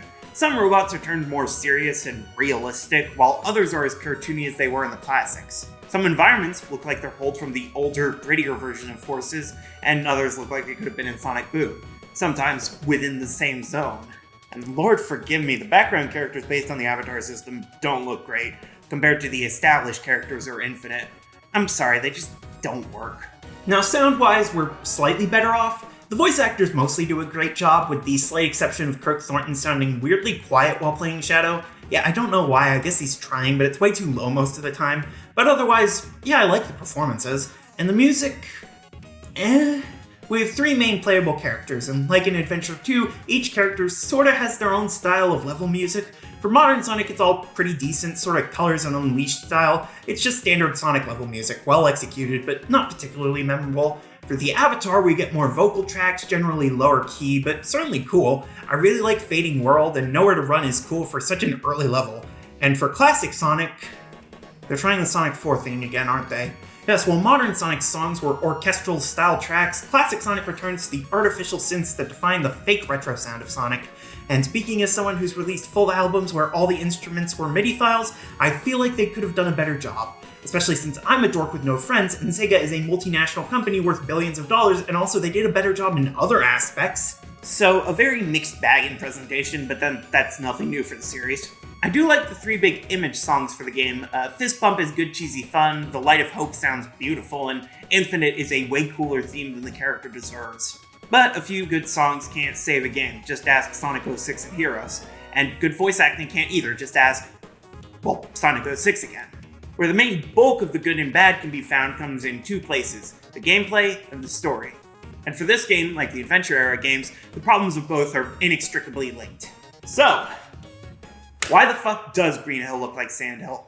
As we start the game, we make the choice of difficulty, normal or hard. Hard mode has you lose all rings when hit, but there's effectively no cap to how many rings you can collect. In normal mode, you only lose 20 rings with each hit, but you can only collect up to 100 rings, and your scores aren't part of online leaderboards. Why this is called normal instead of easy, I have no idea, but given my past opinions, I can't exactly disagree with an option to not lose all rings at once. And that name discrepancy might be different in the Japanese version, for the record, but like with all these reviews, I'm reviewing the American localization. It's worth noting some of the issues from the script are better in the Japanese version, at least according to TV tropes. Okay, I don't have a great source here, but apparently the dimension thing isn't as big an issue, Tails losing it isn't brought up, they don't even try to pretend Sonic might be dead. Of course, there are still definitely problems with that version. Probably. Again, I don't speak Japanese. But the English version is the one I'm familiar with, it's the one most of my audience is going to be familiar with, and it's the one that brought back Pontac and Graph, so that's the version I'm critiquing. And whatever version I play, I'm gonna play on hard. I might prefer not losing every ring when hit, but Mama didn't raise no pussy. What am I talking about? Of course she did. Just look at me. We start off with a short cutscene showing Eggman marveling over his latest and greatest invention, and what was the intention here? If the idea was that Eggman created the Phantom Ruby, then why have the tie-in with Mania that clearly shows where it came from? If the idea was that Eggman created Infinite, why did that immediately get contradicted by tie-in media and the game's own DLC? And if the idea is that he created something to join the two together, why is that never actually shown or explained? Later in the game, we have Phantom Ruby prototypes, which implies the Ruby was Eggman's creation that went through scrapped iterations, plus the plot points surrounding trying to destroy the Ruby's power source. But again, this thing came directly from Mania, and it worked there just by being pulled out of the ground. We also have Amy opining over how sad it was that Infinite was born in Eggman's factory, but I mean, I guess you could explain that as her just being wrong in universe. Still, it all leaves the question of what the main villain was fucking talking about in the opening cutscene. What, did he invent the mask that completely kills Infinite's depth perception? Great invention, Eggman, definitely gonna get Sonic now. We dive into gameplay with Green Hill, or more specifically Lost Valley within Green Hill, and we get back to that question from earlier. Why does Green Hill look more like Sand Hill? Sonic Forces revisits a few zones from previous games in the series, specifically Green Hill, Chemical Plant, the Death Egg, and Metropolis, I think. I believe the intention was that with Eggman's control and or the passage of time, these classic zones have been changed, with Green Hill being overtaken by desert in certain places, Chemical Plant being pulled and repurposed except where it isn't, and Metropolis, this isn't Metropolis Zone. It shares a name, and it's also Eggman's conquered city, but this is in no way Metropolis. Why did they reuse the name for it? As for Green Hill, outside of a single level later on, which is more industrial themed than desert themed, and like a single Sandfall in Lost Valley, the aridification has no impact on the actual levels. It's just a background element that occasionally gets referenced in dialogue. And as for Chemical Plant, 1.5 levels in that zone are themed after the colder and repurposed ideas, and then the other half of our time in that zone just feels like yet another Chemical Plant visit. There is also Mystic Jungle, which is either a jungle that Eggman is turning into a casino, or a casino that's been taken over by a jungle. Depends on if you view the commentary on Sonic's YouTube channel as canon. Now here's the thing. The issues with these zones' presence is not they aren't different enough, or they're too different, or that they don't use their new gimmicks well enough. I mean, yes, those are all issues, but they aren't the main issue with the zones. The main issue is, to put it bluntly, why the fuck are we running through Green Hill Zone again? Look, I love Green Hill Zone. It's the only fully good zone in Sonic 1. It's the only reason Sonic 1 isn't complete garbage that everyone forgot about. But it has been revisited so many times at this point, and by the time Forces released, it was getting stale. Forces is billed as a follow-up to Sonic Generations and Sonic Mania, both of which also started off with Green Hill Zone and then continued into Chemical Plant. And yes, they do try to change things up and there's no reused level design here, but it definitely doesn't help first impressions of the game when the tutorial level is yet another run through Green Hill. And especially when that run-through is 1.5 minutes long. Yes, one of the biggest talking points with Sonic Forces is its length, or more specifically, its lack of it. If you look the game up online looking for complete playthroughs, you'll find that a lot of them are under 3 hours long. We have 30 stages across the game, not counting the fully optional stages unlocked by various tasks, or the 3 DLC stages. Now 30 doesn't sound that small considering that's only one short of Adventure 2, and considerably more than most of the 2D entries. Of course, within that stage count are the 7 boss fights, including a stage that doesn't bill itself as a boss fight, but hey, all those boss fights are substantial. The problem isn't the level count. The problem is that those levels are universally under 3 minutes long. I've had shits that lasted longer than these levels. Yes, most of the levels in this game last somewhere between 1 and 2 minutes, with the longest before the final boss lasting just under 3 minutes. If that doesn't seem that egregious, let me remind you, in Generations, the shortest main level, the very first act you play in the game, has an S-rank time of more than 2 minutes, and as Modern Sonic, the shortest has a par time of over 2.5. The only stages with S-rank times of less than 2 minutes were optional bonus challenges that were designed to be bite-sized. Or hell, why even go that far back? Sonic Mania, a 2D side-scroller with intentionally retro design and a time limit of 10 minutes on beating acts, the shortest act I cleared still took me over 2 minutes. Plus, most of those levels had multiple routes, exploration, experimentation, and also, you can play that game 5 different times and have a completely different experience with each. Here, now we can have stages you can beat in less than a minute, basically no exploration for 90% of the level, and essentially no replay value. We're Sega, we don't need to put in effort, everyone loves our games, right? Wait, what do you mean 63 on Metacritic? So, yeah, this game is piss easy, repetitive, and weirdly short. What a revelation. But hey, we haven't talked about Control yet. We've got a whole 1.5 minutes with this Blue. How does he play? Well, quite honestly, he's fine. Yeah, I think the modern Sonic gameplay is solid here. This is our maybe penultimate return to the boost gameplay, courtesy of Unleashed, Colors, and Generations. And we have elements from Generations and Colors mixed into our controls here. Basically, we have both the quick step and the double jump. And for what it is, I think the boost gameplay works here. It's maybe a bit too quick, especially in 2D sections, but overall, I think it works. I do have issues, of course, most notably that rings once again do not replenish boost. You only get boost from whisk cast tools and defeated enemies, though at least now all enemies give you a bit of boost. But without ring boost and without a ring health system for the main difficulty mode, collecting more rings is pretty pointless. Especially since, as with generations before it, the rings really don't add anything to your stage rank. It's more about time spent and how many times you died, which is certainly worth considering, but it does leave the rings out to dry. Especially with the live system officially dead in the water. Yeah, Sonic Forces is the first game in this series to completely scrap lives, instead just respawning you back at a checkpoint whenever you die. They do track how many times you die, and it's counted at the end of the level as retries. If you have few or no retries, you get a ton of extra points for your score, and if you have a lot, you get nothing. It's a creative enough way to rework the system, especially around a time where extra lives are going out of fashion for platformers. But honestly, I could take it or leave it, especially considering this game's jumps between piss easy and complete bullshit. Once we clear Lost Valley with an audio drama playing in our invisible earpiece the whole time, we get Sonic confronting Eggman in City. Don't ask its name, it doesn't have one. Eggman surprises Sonic with his brand new army comprised of Chaos Zero, Shadow the Hedgehog, Metal Sonic, and Zavok, all under the leadership of Infinite, who's maybe faster than Sonic and is definitely stronger than him. This is what got people talking in the lead up to Force's release. Chaos returning for the first time in over a decade, Shadow rejoining the bad guys, the potential for Metal Sonic to reclaim his hero's intimidation, and Zavok... Well, I guess they did kind of run out of adventure baddies. Zavok sticks out like a dry patch among this crew, and I kind of get the feeling he was only included because Lost World was the last game Sonic Team themselves made. But hey, Lost World had its fans, and at least Zavok is one of the less annoying Zeddy, so sure. And this new character, Infinite, definitely leans heavily into the edge factor, but hey, after so many games trying to be the adventures of Sonic the Hedgehog, it's nice to get a little SatAM spice in there. And he proves he's a serious threat, fully beating down Sonic within seconds and thus crippling the good guys. After that, Eggman's basically free to take over the whole world. Apparently. Yeah, Gunn apparently called in sick that month. I guess we only see one side of the planet in game, so maybe they're just on the other hemisphere. That makes sense, right? No? Good, none of this does. After Sonic's supposed death, yeah, right, a resistance of his friends forms to try and stop Eggman's schemes. Unfortunately, not Tails though, because... Tails has just lost it. Excellent summary, Silver. Also, how the fuck did you get here? Yeah, there's the lore to this game you can only learn about by reading the tie-in comic, which mostly came out a month before release. But regardless, Silver is here in a minor leadership role, with the commander being Knuckles, who comes in alongside a brand new character. Us. Yes, the brand new feature introduced for Forces that got everyone talking was the Avatar Creator, which lets you put your own original character in an official game. Assuming your character is one of 7 species. Yeah, the Avatar Creator is unfortunately limited in how it works. We have 7 species: dog, wolf, rabbit, bear, cat, bird, and hedgehog. Each have their own ability, which makes sense gameplay-wise, though it does mean pretty much nobody's gonna play as the bear. And also, aren't dogs and wolves basically the same species? We also don't have a ton of options for the body. We can choose one of 2 genders for our appearance and voice, not that it actually changes much.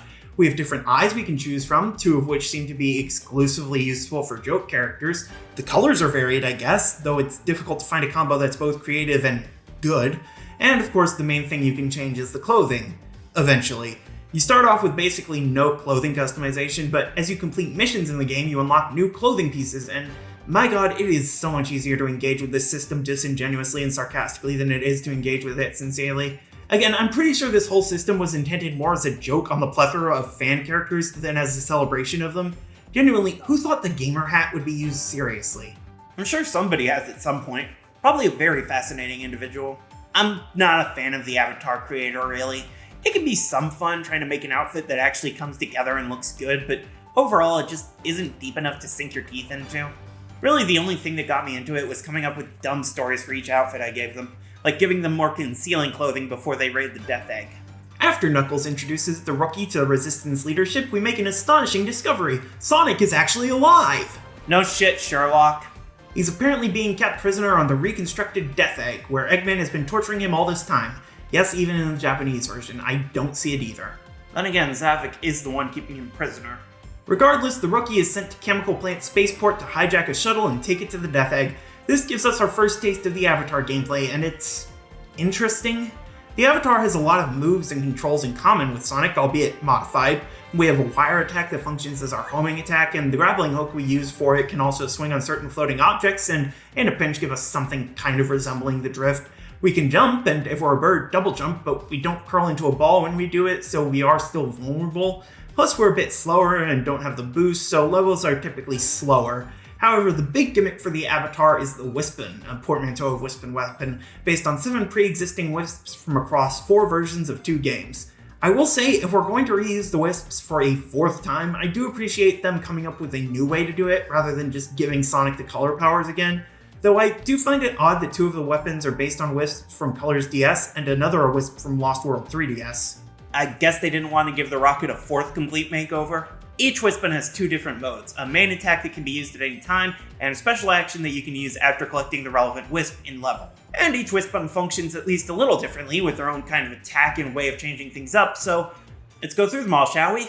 We start with the Burst Wispin, whose main attack is a flamethrower that can just tear through enemies. Its Wisp power allows us to propel ourselves through the air with explosions sort of like a temporary infinite jump. The Lightning Wispin gives us a whip that shoots us around the place and makes us temporarily invincible, with its Wisp power being a lightspeed dash because of course it is. The Cube Wispin is a hammer that turns enemies around us into cubes that drop rings when we touch them, which is wonky, and its Wisp power creates cubic platforms under our feet, which I guess is useful. The Asteroid Wispin is a gun that can lock onto multiple enemies at once and also fire really quickly, and its Wisp power makes us temporarily invulnerable and attract rings. Alright, that's good.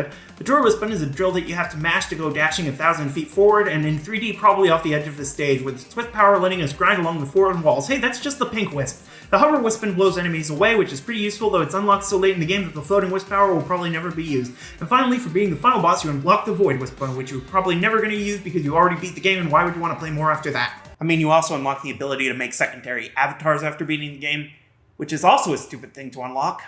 I don't hate the Avatar's gameplay, but it is undeniably weaker than it could have been. It feels like the Avatar was built to be a combat-focused character, but every standard enemy goes down in one hit from anything, and there are only 2 bosses in the whole game where you can even really use the Wispins. One of those is the final boss, and the other is a 2D boss that doesn't take advantage of the abilities. The Wispins can be used in cool ways, especially in 2D with the Wisp powers, but the core gameplay really isn't strong enough to support it. And it doesn't help that a lot of the Avatar levels have you do QTEs to proceed. It's weird, and what's weirder is that they try to give the player insert character who doesn't say anything a character arc. I mean, it's not like they can give any of the established characters an arc, except they absolutely can and just choose not to. The rookie starts the game as a scared child who runs away from certain death, and ends it as someone who throws himself into the sun to save people, all because Sonic believes in them. Now, I can't say I wouldn't appreciate anyone believing in me, seriously, dear God, somebody care, but I do feel like the story is a bit hampered by the rookie's complete lack of an identity. They're about as generic as you can make a character, right down to having hundreds of clones across the Resistance army. It's not particularly effective, is what I'm trying to say. I don't think the character arc does a ton for the game. After that run through the only visually distinct chemical plant level, we cut over to Tails working on the dead frame of Omega, a plot point that barely makes sense even with the expanded material. Suddenly, he's approached by Chaos and... Sonic, help me! Okay, so since Sonic Unleashed, Tails has been undergoing a process TV Trope calls badass decay, and Sonic fans call character assassination. I will say, within the context of the other games, it isn't as bad as it seems. Like in Lost World, we do see Tails nearly getting killed by a rogue crab meat that he effectively brought back to life and having to be saved by Eggman and Sonic. And within the story of Forces, it makes some sense for him to have been shell-shocked, seemingly seeing his best friend die right in front of him. But yeah, Tails' role in this game is really disappointing. Like, yes, since Unleashed, Tails hasn't exactly done any fighting, but he's at least still done things on camera that have played a role in the plot. Hell, in Lost World, he effectively saved himself after being kidnapped by the Deadly Six, and at the end, he restores life to the world. Here, he really doesn't do anything worth. To be fair, it's not like any of the other friends do anything special. There's one fight scene near the end where they get a couple hits in, and otherwise all they do is talk. I get that Sonic's friends are controversial, but at least in Generations, you had bonus levels where they actually did stuff, rather than just sitting around and coming up with ways for Sonic to save them. Luckily, Tails is saved from his fate of being inevitably killed by Chaos Zero, when who should arrive in this point of time and space but classic Sonic, straight from the ending of Mania, who kills Chaos in a cutscene and then we never encounter him in gameplay. So, before I start bitching about the death of this game's control, can we just talk about how disappointing this game was as a fan of the adventure games? Like I said before, Sonic Forces was one half of the series' 25th anniversary celebration, the other half being Sonic Mania. This being the next anniversary after Generations, and the two games releasing so close together, plus the emphasis in the marketing on the returning bad guys from prior entries, I, and many others, figured that Forces would be a celebration of 3D Sonic in much the same way Mania was of 2D. Even beyond the returning baddies, the inclusion and emphasis of Sonic's friends, the darker tone the story was implying, the OC creator. Yes, we knew classic Sonic would show up in some form, but I don't think it was unreasonable to expect this game to show the same love towards the adventure games as Mania showed towards, say, Sonic 3 and Knuckles. I mean, imagine brand new fights against Chaos, Shadow, maybe even Neo Metal Sonic. What was the point of the projection characters? At the halfway point of the game, it's revealed that Eggman's crack team of past antagonists is actually just a group of illusions created by the Phantom Ruby, all still as powerful as the originals but lacking sentience. Okay, fine, it wouldn't really make sense for Shadow to be a bad guy again anyways, Chaos is still in heaven or something, and Zavok would probably rather eat Eggman than work for him. Whatever, they're not real, and as much as that undermines their presence, it could still be cool to fight them. But you just don't. There's a boss fight against Zavok, which plays like none of the bosses in Lost World beyond just Zavok controlling another robot, and there's a chase fight against Metal Sonic that seems to be pulled more from the classic-style Metal Sonic fights than anything, but Chaos and Shadow, both dealt with in cutscenes. Not a single fight. Shadow does get his own DLC episode, which is essentially the episode Metal of this game. It's just 3 slightly reworked stages from the main campaign, but Shadow can chain homing attacks on lines of enemies. Well, specific enemies. And the story of the DLC gives contradictory context to Infinite's existence, which serves to just make him feel like a joke. But that's about all Shadow actually gets, which raises the question, why even bring up the adventure games in the first place? This game is not about 3D Sonic, and that's blatantly obvious just by looking at the third zone we hit, City. Yeah, City. There's no name, no callback to the previous games, it's not Station Square or Central City or Spagonia or any of the other cities the series has used in the past, it's just City. The big space station we raid isn't the Ark or Eggman's Space Fleet or any of Eggman's other more recent space installations, it's the Death Egg. We have Mystic Jungle, where the Mystic Ruins already exist, and that jungle has a direct connection to an Eggman base, but nope, never gonna actually make a connection there. We'll mention Seaside Hill once to let you know it does exist, and stuff is happening there, but it's all off screen. At most, we have a few sparse references to the previous games, some acknowledgement that Generations happened and that other games exist, but we're not actually going to focus on it. No, of course not, because what's really important is shoving the Death Egg robot in your face for the 5th fucking time. You see what I mean, right? This isn't a celebration of 3D Sonic, it's just another attempt to pander to classic Sonic fans in 3D. And nowhere is that more obvious, more blatant, and more mishandled than with our third player character, Classic Sonic. Why is this fucker here? Classic Sonic sucks. He just sucks to play. He starts and stops on a fucking dime, the momentum makes almost no sense, he accelerates to top speed in half a second and loses all of it after a single bounce, he needs to either spin dash or drop dash to actually make it up any ramps, it just sucks. Oh, and remember how in Generations they would work in brief moments of camera movement so that things wouldn't feel static and lifeless while playing as Classic Sonic? Yeah, I remember that too. Sure wish they'd do it here. Well, if his gameplay is bad, maybe he serves as a story. Classic Sonic does nothing. He contributes nothing except an extremely forced moment of sadness at the end and being an excuse to keep Tails away from the Resistance for longer. I felt more emotional investment in the romance between Elise and Sonic than I did any of Tails and Classic Sonic's interactions. Do I even have to keep going? I basically hit everything that makes this one of the worst games in the series. 1/3 of the characters suck to play, the levels are uninteresting and painfully short, the writing is pathetically weak and underexplored, and the whole thing reeks of missed potential and broken promises. Oh, and the bosses suck, despite arguably being more substantial than any of the levels. Infinite's first fight is yet another underwhelming chase, and his last is just Metal Sonic's fight again. The final boss is really great, the second phase is the only time they actually take advantage of the unique Wisp and combat abilities, and the rest is just copied from other bosses. The Egg Dragoon sucks, there's a quick time event against a giant snake, the joke fight against the Wrecking Ball is laughably pathetic. The whole game's laughably pathetic. Honestly, who is this made for? Actually, if I can calm things down a bit, I do genuinely want to dive into that question. What is this game's target audience? See, way back in the lead up to Sonic Colors release, Azuka made a comment along the lines of, "It's impossible to please every Sonic fan." He got a bit of flack for it at the time, but the thing is, he's completely right. You just can't. The Sonic franchise has been going for over 30 years now, during which it's pretty much always been targeted at all ages, young and old. We've had an anime, several American cartoons, wildly different comic book series, and of course over a dozen video games. And with all of that, the Sonic fandom has become one of the most varied, diverse, and divided fandoms I have ever seen. You can't please every Sonic fan because every Sonic fan wants something different, and none of them are even wrong. The fan who grew up playing Sonic 1 and 2 and only views Mania as worthy of the originals is no more or less a Sonic fan than the one who grew up playing Shadow the Hedgehog and Sonic 06 and thinks Sonic Unleashed is the best Sonic game ever. Even projects that theoretically should bring the fanbase together, like Sonic Generations, can still end up divisive just based on how they prioritize or arrange things. And there's nothing wrong with that. There's nothing wrong with having a darker, more serious take on the story, and there's nothing wrong with having a lighter, more cartoony approach to the setting. The problems don't come from picking one side or the other. The problem is when you try to combine them. You can't please everyone, and the more you try, the more likely it is you're going to please no one. Sonic Team wanted to make a game that could appeal to the whole of the fanbase, with elements from all across the series, but what they ended up with is a mess.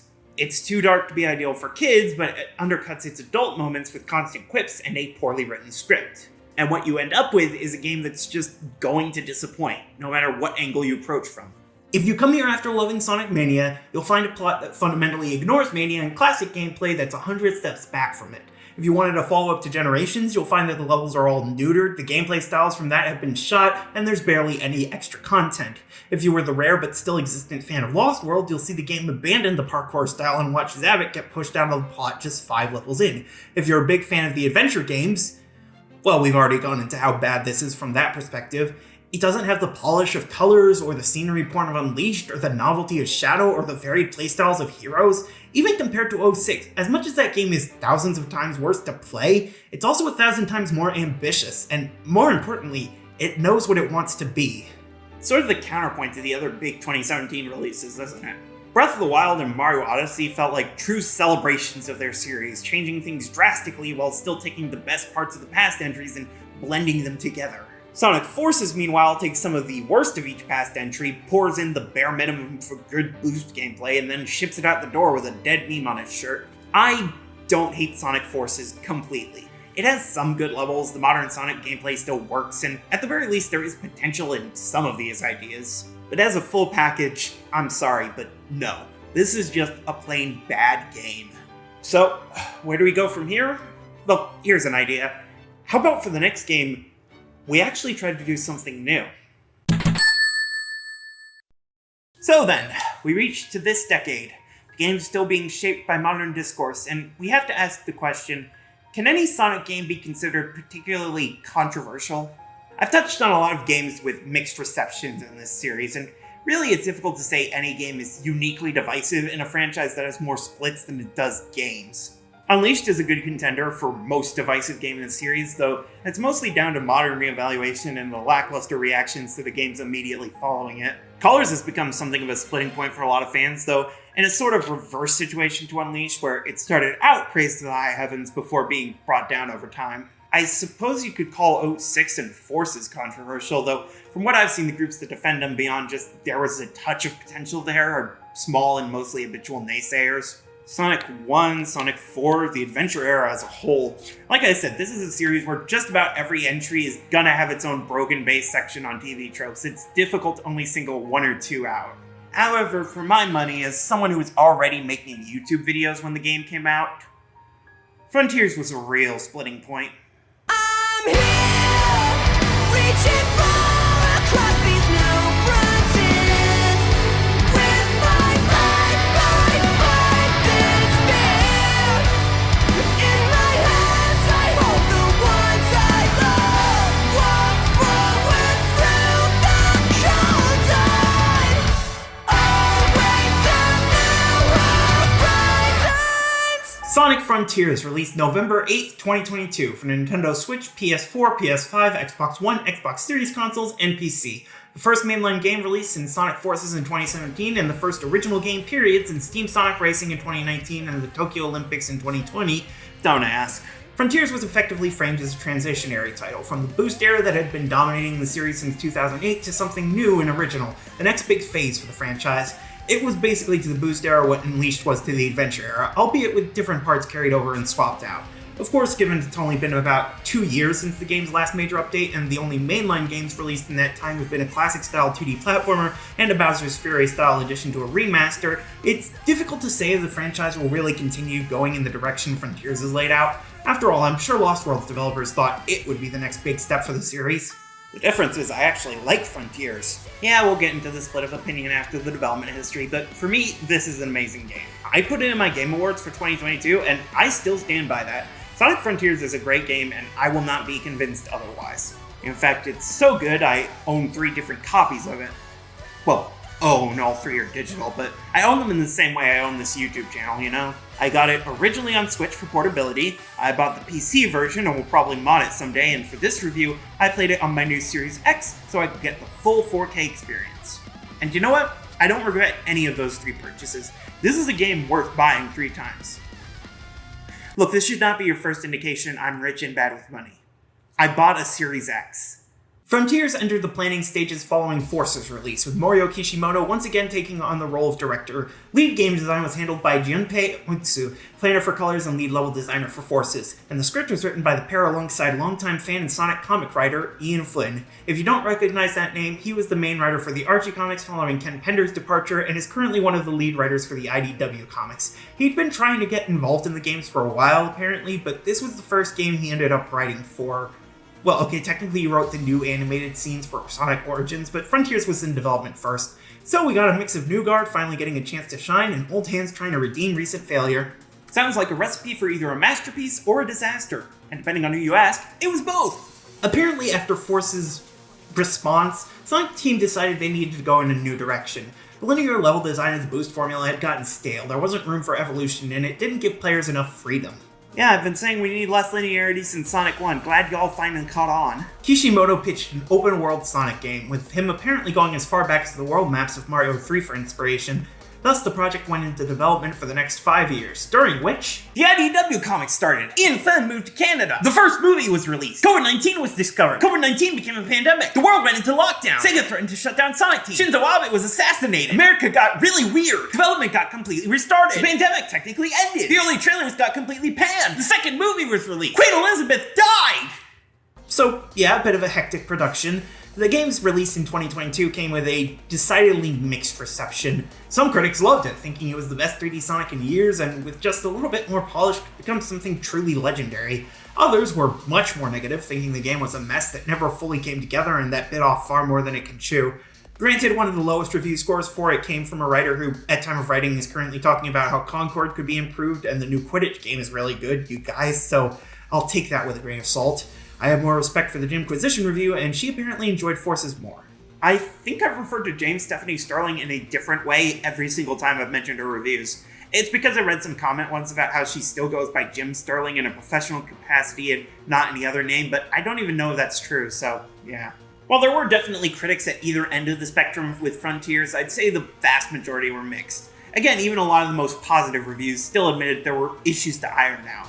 As for the fan response, well, the general byline most people use for the game's reception is that critics were mixed, but the fans loved it, and that's not exactly wrong, but it's not entirely right either. For one thing, at least some critics are, themselves, Sonic fans, and not all of those fan critics gave it 9 out of 10. The big thing is, like I mentioned in the Forces review, the Sonic franchise and fandom are both so big, you can't really make a general statement about every single Sonic fan.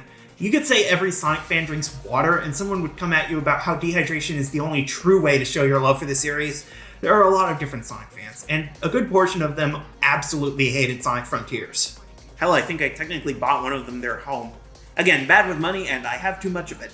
Now, I'm not gonna sit here and act like anyone who hates Sonic Frontiers is a fake fan or anything. Frankly, there are legitimate reasons to dislike it, and even if there weren't, who am I to judge? I currently have Sonic 1 in my bottom 5 for the ranking video. I'm not about to try and argue anyone else has bad Sonic opinions. That being said, I would make a fairly reasonable guess that if you really hate Frontiers, not just dislike, but actively hate, I could probably describe you pretty well. You're probably an old hat Sonic fan who's been playing the game since the Mega Drive Genesis days, think almost any 3D Sonic game is a terrible idea, and consider Sonic Mania the only good game in the series released in the past decade. You still reference Shadow the Hedgehog 06 and Unleashed as if they're representative of the modern series in any substantial capacity beyond being video games featuring Sonic. And you probably think the biggest problem with the series is it trying to innovate and experiment rather than Sega higher-ups treating their creatives like shit. Oh, and you're probably more excited about Sonic Superstars than you are anything Sonic Team themselves actually led the way on in the past 20 years. Like I said, you are very valid as fans, but that doesn't mean I have to like you. Let's talk presentation. Sonic Frontiers is the first new Sonic game released for 9th generation systems, not including the Switch, which does count, goddammit.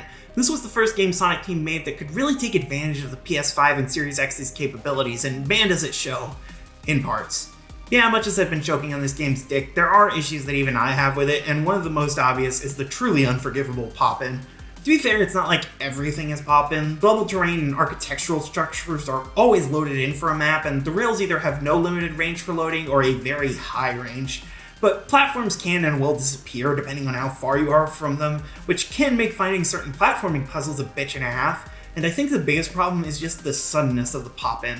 Look, I love Breath of the Wild, Mario Odyssey, Tears of the Kingdom. This is known and will come up again soon enough. And all of those games have some degree of this issue as well, assets loading in while in view of the player. It's kind of just a part of this style of game. But in those, at least, there's some transition between something being there and not being there. Like, they fade in gradually. They don't just suddenly appear, like in Frontiers.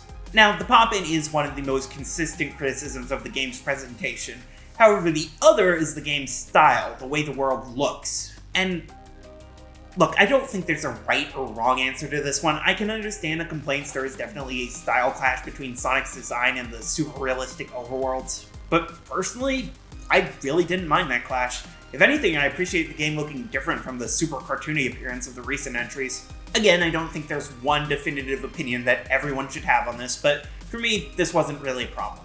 One thought I think should be universal, though, is that this game's soundtrack is absolute fucking bliss. Tomiya Atani was the lead composer and sound director for the game, and I don't know where the fuck this series keeps finding these absolute gods of rock, but as far as I'm concerned, this is the best soundtrack in the series' history. Yes, even better than the iconic Adventure 2 and the remixes in Generation or the classic-style bangers of Mania.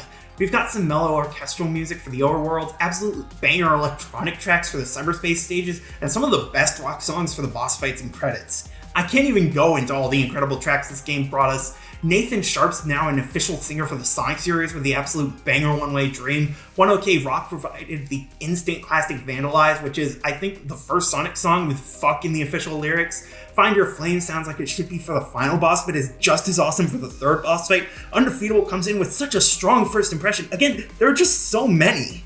Seriously, I don't think I've ever seen a game with this many bangers. Hell, I don't think I've seen an album with this many bangers. And I'm a musician!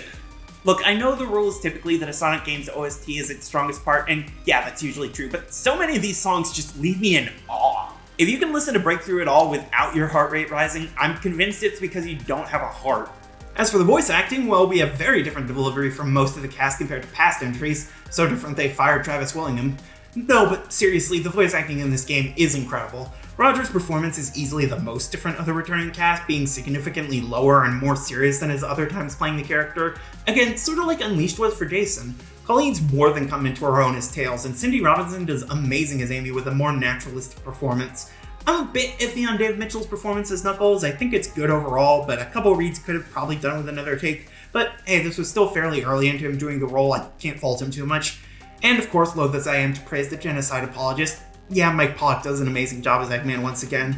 As for the new characters, Sage is performed by one Ryan Bartley, who does an absolutely stellar job for her first performance in the series. And then of course there's the mystery character, who I will heavily spoil later, but for now all I'll say is Cindy Robinson does a very convincing job and Mike Pollock is barely heard. As it should be. Seriously though, the game's vocal direction is great. I love the performances across the board, another definitive win for the game. So overall, pretty damn strong presentation. The game can look absolutely gorgeous, it sounds incredible, all good stuff. But the important question is, how does it play? You know, I've been saying this was the end of the boost formula, and it definitely is, but you'd be forgiven for thinking otherwise given how this game starts. Pretty much all of Sonic's moveset from Forces carries over into this game, and then some. We've got the homing attack, boost, double jump, quick step, stomp, slide, and grinding. Some changes to the controls for these, namely the homing attack being on its own button. The homing attack itself is odd. It kind of feels a bit too slow, especially in cyberspace. It's not a huge problem, but it can mess up an S rank on some of the challenges. We also have the light dash back in Sonic's arsenal, and unlike in most recent versions, you can use it for any rings in the game. Makes it a lot less situational, since now it can be used to collect just about any line of rings you find. I will say the sudden stop at the end of the dash can take some getting used to, so be careful if you're trying to keep the speed up with it. Alright, he's got returning moves, that's fine, but what new shit does he have? Well, to start, the stomp has been combined with the bounce from Adventure 2, 06, and Lost World. If you hold the button down while stomping, you'll bounce into the air higher than with a standard jump. You can only do it a couple times before slamming down with a more powerful stomp for the last time, but it can be useful to get to high places, or even some light sequence breaking. I said new shit, not well-implemented old shit. Most of Sonic's new toolset are focused primarily on combat, which is also probably why the homing attack is its own button now. First up though, the questionably combat-ready, mostly puzzle-focused side loop. This is about as simple as new moves can get. Just run around while holding down a button and a line trails behind Sonic. You can draw circles on the ground to spawn rings and occasional collectibles, draw an infinity symbol to get a temporary infinite boost, circle around puzzle elements to activate them in different ways, and encircle enemies to break down their defenses and sometimes send them flying into the air. It's a very cool little tool, if a little easy to abuse. If you're patient enough to do a ton of loops in a row, you can very easily max out your rings whenever you want. And when you do have max rings, you get a special extra powerful boost, which can be very fun to get thrown around by. And that's not an exaggeration, seriously. You hit a slight incline with the power boost, you will go flying. I love it personally. As for combat, the quick step has been transformed into a dodging move with an additional parry for holding both buttons at once. In the base game, the parry is more than a little overpowered. You can hold it indefinitely, and not only will it deflect any attack and after the first big story beat give you a super strong attack to use against most enemies, but you can even use it to hover in midair. Hell, you can actually cancel the hit animation and avoid losing rings if you trigger it during the hit stun. The homing attack has also been reworked, making it closer to Shadow's attack from 06, where you can continuously attack an individual enemy that doesn't die in a single hit. And that helps build up combo, which can also apply to so many unlockable moves. Seriously, as you progress through this game, you get so many different ways to attack, it's crazy. But before we get into this game's surprising number of RPG mechanics, there are a couple other moves I forgot to mention. The drop dash has been added to Modern Sonic's moveset, and unless you do the slog of S-ranking certain environmental challenges post-update, that's the closest you're getting to the spin dash before the post-game. On certain walls, you can either climb up, hang on, or wall run, and if you hit it with a boost, you can run on the wall faster. Oh, and the rail running feels great, for me. You can even easily reverse direction for like the first time ever. Right, that's most of the control stuff covered. Let's talk about the unlock system. First off, this game has a skill tree with about a dozen moves unlockable. You can get skill points from skill pieces, basically this game's equivalent of levels and experience respectively, by defeating enemies in the main open zones. There are other ways to collect them though, such as getting lucky with side loops, buying them from the fishing shop, and once you unlock the air trick 9 skill points in, by waggling the left stick after hitting a sparkling launcher or boosting off the edge of something. Just about everything else on the skill tree is a combo move, new ways to beat down your enemies. We even have an auto combo toggle to activate if some of the input moves are a bit too tricky to get the hang of. But that won't improve those little stats in the bottom left, so how do we get those higher? Well, my friend, by collecting Coco. What are Coco? Well, they're technically not Chow. The Coco actually remind me of the Koroks from Breath of the Wild, being small little creatures you can find who effectively act as collectibles you can trade in for upgrades. Not that they're the same, the Koroks had a specific limited number to find and a pointless unlock for collecting all their seeds. The Coco will respawn sometime after being collected, and there's no reward for finding them all, so there's much less of the grind. If you can find the Elder Coco and trade them in, you can upgrade Sonic's boost speed and his ring capacity. Originally, there was a bit of a slog to upgrade them all, since you could only upgrade each by one level at a time, but thankfully an update made it so you could use all your Coco to upgrade one stat at once. But hang on, what about the other two stats, attack and defense? Well, you can find these red and blue seeds across the game and trade those in with the Elder's brother, the Hermit Coco. He'll take every seed you've collected and upgrade your attack and defense, so you do more damage with each hit and lose fewer rings when you're hit. That one's always worked in bulk, for some reason. Okay, we've been talking about the details of the gameplay, but how does it actually feel? I mean, if you go in the options, there are all these sliders to alter the physics of the game. Am I gonna have to tinker with a dozen different settings to make the game actually feel right? No, thankfully that's just for players who want to customize their personal experience. And also maybe a backup Sonic theme included in case they pull up Force's Classic Sonic again. No, when you start a new game, you'll get a little menu to choose between two styles for your physics, action and high speed. I always play on high speed since it's the style for players familiar with Sonic and it works great. Obviously, your mileage may vary on how any game feels, especially a 3D Sonic, but for me, I think this game feels amazing to play. The controls are tight and responsive while still keeping things fluid. You can make precise jumps when you need to and move at insane speeds when you want. It all works really well in the open zones. Yeah, there are two main gameplay styles in Frontiers. The open zones are the open world gameplay that the game was mainly marketed on, and they're the bulk of the game. However, there's also Cyberspace, a selection of 30 levels based on the boost formula, which are kind of base breakers, at least among fans. The main issue is that in Cyberspace, the physics seem to be slightly altered, possibly to feel more like the previous boost era games, and especially in 2D, yeah, it feels really funky, though for the most part, I didn't really mind this playthrough. Look, maybe it's because I came here directly from Forces, or because I've now played all the shittiest games in the series, but I really didn't hate playing the Cyberspace stages personally. It's different, yes, and not necessarily better, but I think for what these stages are, the physics here work fine. They could be better, and probably should be considering how many boost games Sonic Team made, but it works fine enough. I mean, technically all but 2 of the Cyberspace stages are optional, since you can find the collectibles they give you elsewhere, and that will lead us to the level design, since the Cyberspace stages are the most traditional levels. So, Sonic Frontiers was originally planned to release for the 30th anniversary in 2021, before being delayed a year, which I certainly appreciate. We'll get into some of the more ingrained callbacks once we get to the writing, but for the most part, the Cyberspace levels are where you're going to get most of your continuity for. Cyberspace is very much based around previous entries, in more ways than one. Cyberspace is built to replicate the boost formula of colors, generations, and especially forces. And part of that replication is in the visuals. We have a total of 4 visual themes for all 30 stages. Green Hill, Chemical Plant, and Sky Sanctuary are all based on their generations incarnations, albeit now in trippy mid-air dimensions. And we have a sort of new theme based on the city levels from Adventure to Unleashed, Eternal Highway. And you know, I don't mind the retro visuals, the throwbacks, and how the levels look, but I do kinda wish we had more variety. I don't care if they're just more reused Generations ideas. I'd love to see a Crisis City theme for Cyberspace, but by the end of the game, seeing the same 4 visual themes over and over again is just boring. And it's not just the visual themes that were reused for these stages either. Yes, many of the layouts of the Cyberspace stages are taken directly from previous entries, and not just the boost games either, although yes, most of it is from Generations and Unleashed. We actually have a fair few layouts taken directly from Adventure 2, including City Escape, Radical Highway, White Forest. It's interesting. There are some layouts that are completely unique, like 2, 3, and 4, 8, but most of them are taken from previous entries.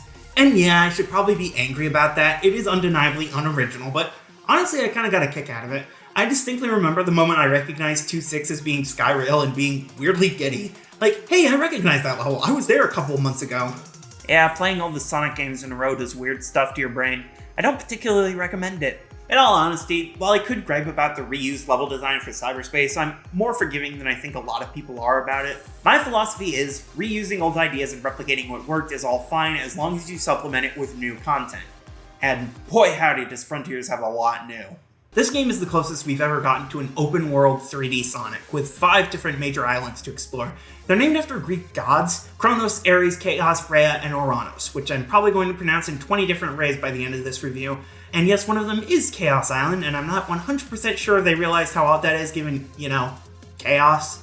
Kronos is our first open zone, and it's an amazing starting world for the game, even if we only explore the southern half. Ares is a desert and mesa-themed area with canyons that are almost maze-like to navigate and tons of higher places to reach for. Chaos is the main villain of Sonic Adventure, and the island is a black and decimated pair of mountains miles up into the clouds with a volcano and icy peak acting as the main landmarks.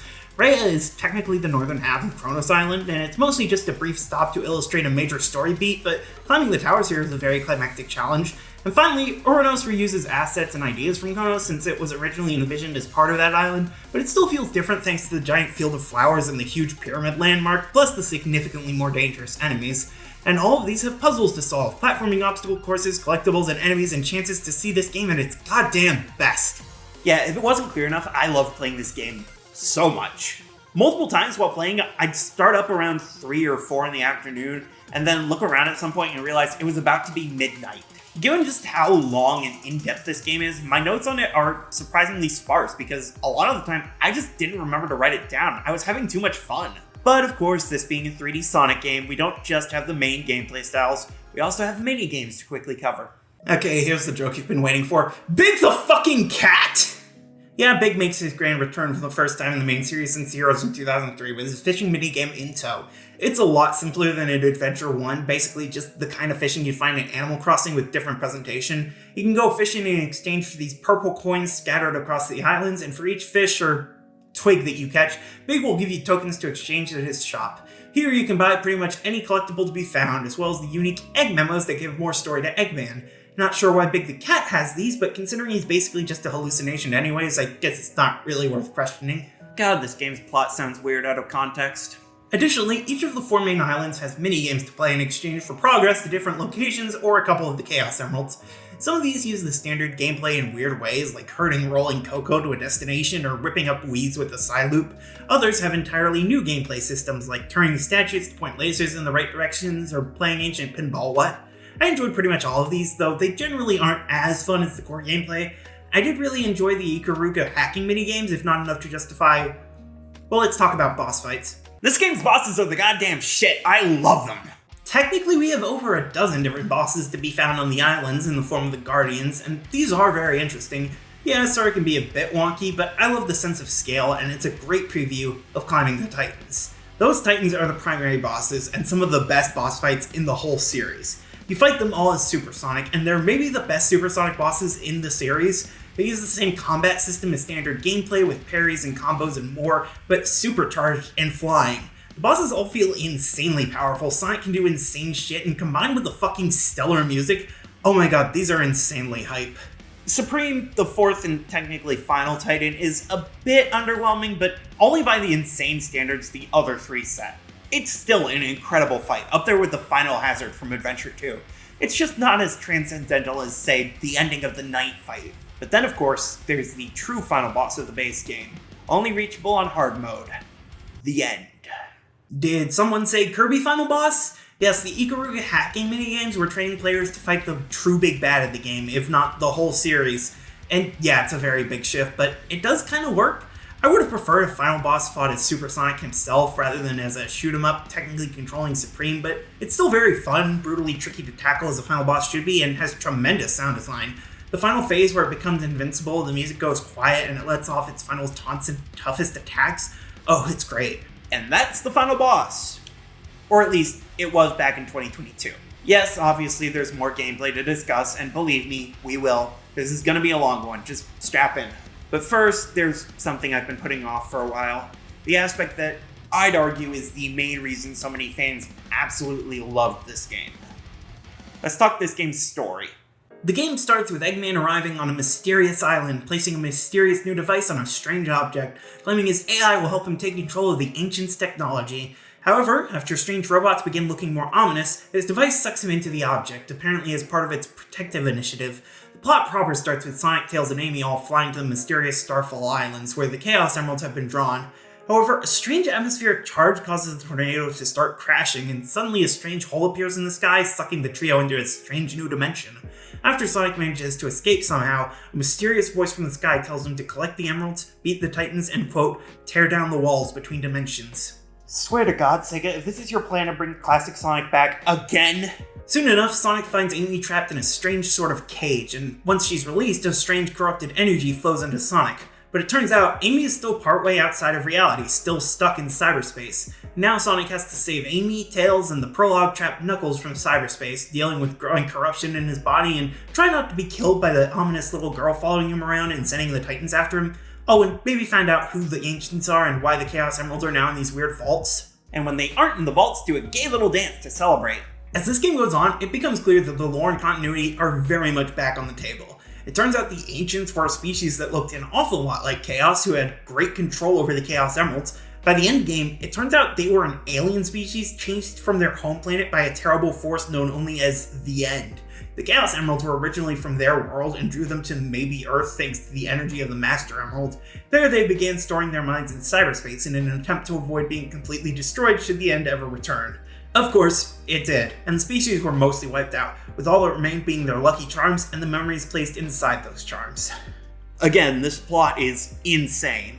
There is a lot of plot to this game, even before going into the final horizon, and it's very much appreciated, but it isn't what I really love about the writing. No, what I love is just how expertly this game handles its characters. You can tell Ian Flynn has been writing this world for over a decade because every returning character is just about perfect. Amy is caring and sweet, but with some serious bite as she thinks someone is being unreasonable. Knuckles is a bit hot-headed and arrogant, but still very serious and witty with a drive to do good. Tails, my god, the way they handle Tails in this game is legit legendary. I might need a whole separate video if I wanted to explain his character arc. Even Eggman, who manages to be a legitimately intelligent and intimidating villain and a nuanced and sympathetic character with more than one dimension. And maybe the best is Sonic, who manages to take all the best parts from his previous portrayals to make a character who isn't perfect, can still make mistakes and be wrong, but is still funny, clever, kind, and above all else, determined. This game has emotional moments the likes of which we haven't seen since Unleashed, hell, maybe even 06. And of course, we can't forget to mention the brand new fan favorite Sage, who steals the show in intimidation, mystery, charm, drama, humor, even tragedy. Oh my god, this is all incredible. I love it so much. God, can you tell I like this game? Now, I'll be honest here. As much as I love this game, it's not perfect. The endgame in particular was notably rushed, and while I enjoyed it, yeah, you can kind of tell. Supreme isn't a bad boss fight, but it is the weakest of all the bosses, which is weird given it's basically supposed to be the normal mode final boss. The end is cool, but it isn't as cool as the Titan fights, and the gameplay change isn't as fleshed out as it could be. And Arnos Island in general doesn't have as much story as I would want for the final chapter of the game. There are definitely issues with Sonic Frontiers. Or at least there were. Then in 2023, they released updates. Frontiers has received 3 major content updates over the course of 2023. The first 2 are substantial, but not super interesting to talk about here. The first, Sight, Sound, and Speed, released in March, and it featured a jukebox you could listen to in-game with collectible music scattered across every island, a photo mode because look at this game, 2 challenge modes accessible from the title menu involving racing through the cyberspace stages and fighting different enemies, and a nice new optional skin for the Coco. The second, Sonic's Birthday Bash, released in June, and included even more cosmetic options if you're interested, new songs for the jukebox based on the overworld music, action chain challenges that are a bitch for mid-ass rank that can unlock the spin dash if you do, new Coco to collect via hard platforming challenges that can extend your boost gauge, and the new Game Plus mode where you go back to the start of the game with all skills and stats from the end game. So yeah, substantial updates, not super in-depth stuff to talk about. There might have been more if I actually unlocked the spin dash, but no. However, the biggest update, the one that changed so much of the endgame, released in late September 2023. The Final Horizon. Holy shit. The Final Horizon adds a secondary version of Arnos Island, accessible via a portal called Another Story. In Another Story, Sage reveals a simulated possibility she came up with but discarded for being unrealistic. It turns out she can temporarily abate the side effects of Sonic's corruption, allowing him to keep moving and working while Tails, Knuckles, and Amy all operate on the island. So the plan is simple. The 3 members of Team Hero will go out and track down the Chaos Emeralds, now under even greater protection as the end approaches, while Sonic will track down trials put together by the pilots of the Titans, so he can use the cyber corruption to boost him to new heights. Also, hopefully, the day can be saved without any heroic sacrifice. Sort of an earn your happy ending kind of mode. And I do mean earn, because Another Story does not pull its punches. So let's get this out of the way quickly. Presentation, still just as incredible as in the main game. Great music, of course, beautiful landscape, some egregious pop-in, but otherwise a good looking game. Now, let's get to the good stuff. With 3 new playable characters here, the remaining members of what I like to call Team Hero. We start off with Amy Rose, who feels completely different from her adventure and 06 outings. She and the other new characters are basically just as fast, agile, and responsive as Sonic is, albeit with their own variations on the moveset. Amy, for example, starts out with a triple jump into a glide using her fortune cards. Yes, after being almost entirely absent from the series outside of CD's manual and Sonic Origins' new animated cutscenes, Amy's tarot obsession returns in full force, being what much of her moveset is based on. This is understandably controversial with some fans, given Amy's whole deal since '96 has been her usage of the Pico Pico hammer. And they did technically give her a full moveset based on that hammer in Sonic Adventure, so it would have been possible to do the same here. There's technically a line in-game hand-waving it away as part of still being partially digitized, but it's not like that's a real thing the developers had to abide by. Honestly, if I had to guess, the devs probably figured they'd already explored most of the interesting ways to use the hammer in previous incarnations, and they wanted to freshen things up for Amy here. Personally, I don't really mind the card attack, stomp, and float. Besides, we still get the hammer in a few of her moves, we just have to unlock them. Yep, each of the new characters have their own stats and skill trees to fully upgrade all over again. Amy unlocks a card stomp, attacks by slashing her fortune cards and homing in with hearts, and a special Psyloop where she slams the ground to form a heart out of Psyloop. She can do a spinning attack that can be upgraded to go infinitely, poison enemies with her parry, and of course, spin dash. She doesn't have as strong a combat focus as Sonic does, since most of the standard enemies in the open zones are gone in Another Story, but I actually think it's pretty fun. Besides, with the triple jump and float, I think she's the character I have the most fun platforming as. For a character with slightly more combat focus, there's always Knuckles. Apparently when the final Horizon update launched, Knuckles Glide didn't work the way it did in the adventure games for 06, but luckily by this point it's been patched and works like a dream. He can climb the same walls Sonic can, as well as new red climbing walls, and his unlocks include his signature combo attack, a flaming stomp reminiscent of the Drill Claw, and a parry that reduces enemy defense temporarily. Hell, you can even unlock an infinite glide for use when you have max rings, which is so fun. He and Amy also have attacking boosts at max rings, with his turning him into an actual drill, and hers making her Rider Hammer and a ring of cards like they're a fucking mono wheel. You know, those are pretty cool boosts for max rings, but Tails gets a fucking airplane. Tails probably plays the most different of all the characters, being the only one without a homing attack of any kind. Instead, he throws wrenches from a distance and can stomp with a pile driver. He can also fly, of course, which works pretty well. I feel like he has just enough stamina to get substantial distance before losing altitude, but he doesn't have so much stamina that it breaks the game. Instead, to break the game, you need to unlock the Cyclone boost. I love flying around in this stupid Cyclone. It uses up the boost meter, so remember to use the Infinity Boost if you want to completely trivialize any and all platforming challenges the Foxboy has. Hell, if you're on the ground with it, you can even use the super strong laser that previously was exclusive to Adventure 2's battle mode. It's all fun, which is kind of what I have to say about all 3 new characters. They're fun. There's been so much hesitation ever since 06 for any of Sonic's friends to get a playable Spotlight. Having the full team playable in 3D for the first time since that game is a blast, and I think they all play great. Which is very good, because you're going to want to learn how to play them if you want to beat this update. Another story takes place entirely on Uranos Island, which is now covered in platforming challenges specifically for Amy, Knuckles, and Tails. And some of these are pretty damn tough. A couple even require the character's most expensive upgrades. Luckily, we have a ton of new Coco to find, either as rewards for those challenges or just to help boost you up. There are special Coco who grant you between 5 to 20 skill points, map Coco who work in tandem with the returning map challenges to unlock squares of the island's map, and of course the story critical Coco. Knuckles has punching bags to pummel, Tails has robotic Coco to hack into, and Amy has new variants of the Elder and Hermit, who she just finds on the ground. Also, they can find and unlock the new locations of the Chaos Emerald and be corrupted by cyberspace themselves. Yeah, that's cool and all, but what's Sonic up to? Once you find a Chaos Emerald as each of the new playable characters, Sonic is tasked with ascending the towers that are now scattered across the island so he can overcome the trials of the Titan pilots and harness his cyber corruption into a brand new power. Oh, and if you haven't already gotten it, starting another story unlocks the Spin Dash. Neat! It's very overpowered, and I love that for us. To unlock the towers, though, we need to collect Lookout Coco, who can be found in the 9 new cyberspace stages, or just by finding them hidden underground in the overworld. Yet I did not beat a single one of the new cyberspace stages, and I only played 4A any at all. To be fair, they seem like fun, having new objectives to go for, new gimmicks in each, and even original layouts. But personally, I found all the Lookout Coco I could need just while exploring, and after how rough 4A was, I didn't particularly feel like 100%ing all these new stages like I did with the base game stages. I'll probably come back to these someday, they do look pretty cool, but for now I'm more interested in these towers. So, I mentioned Rhea Island earlier, briefly. Climbing towers there was a part of releasing the End from its cyber prison, and that was a decently challenging little obstacle. Here, climbing the towers is Sonic's main objective within the mode, and they all have their own special ways of climbing them. And those methods are absolutely unforgiving, holy shit.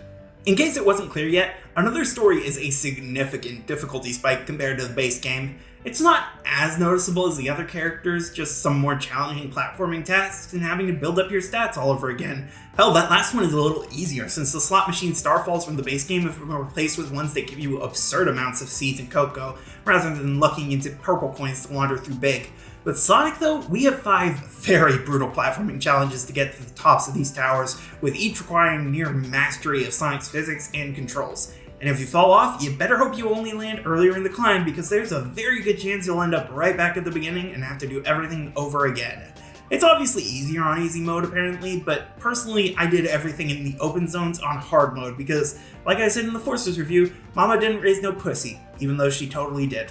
Note how I said everything in the open zones was on hard, not a flat everything. Because there are a couple challenges in this game where I just couldn't. Once you ascend the towers, you get combat trials led by each Titan pilot, and the first is pretty challenging, having to beat 5 super fast and aggressive enemies with level 1 stats across the board and a 3-minute time limit, but otherwise, most of the trials are decently easy. Just remember that the Psyloop method of taking out the shells is non-optimal and that wolves can be parried whenever you want. Then there's the 5th and final trial given by the Master King, and here's a recommendation: unless you're deliberately trying to torture yourself, before you start the Master King's trial, change your game's difficulty to easy. It's a boss rush of the first 3 Titans, with the only parry on offer being a limited time perfect parry, and already, this is brutal. See, in the current version of the game, if you're playing on hard mode, the parry will be active for only 16 frames, or about a quarter of a second.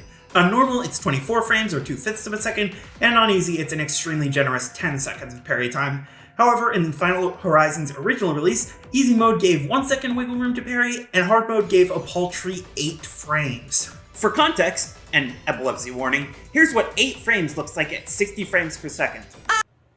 Did you miss it? Now, even if that was twice as long, do you think you could time that to right before an enemy attacks you? Here's the thing.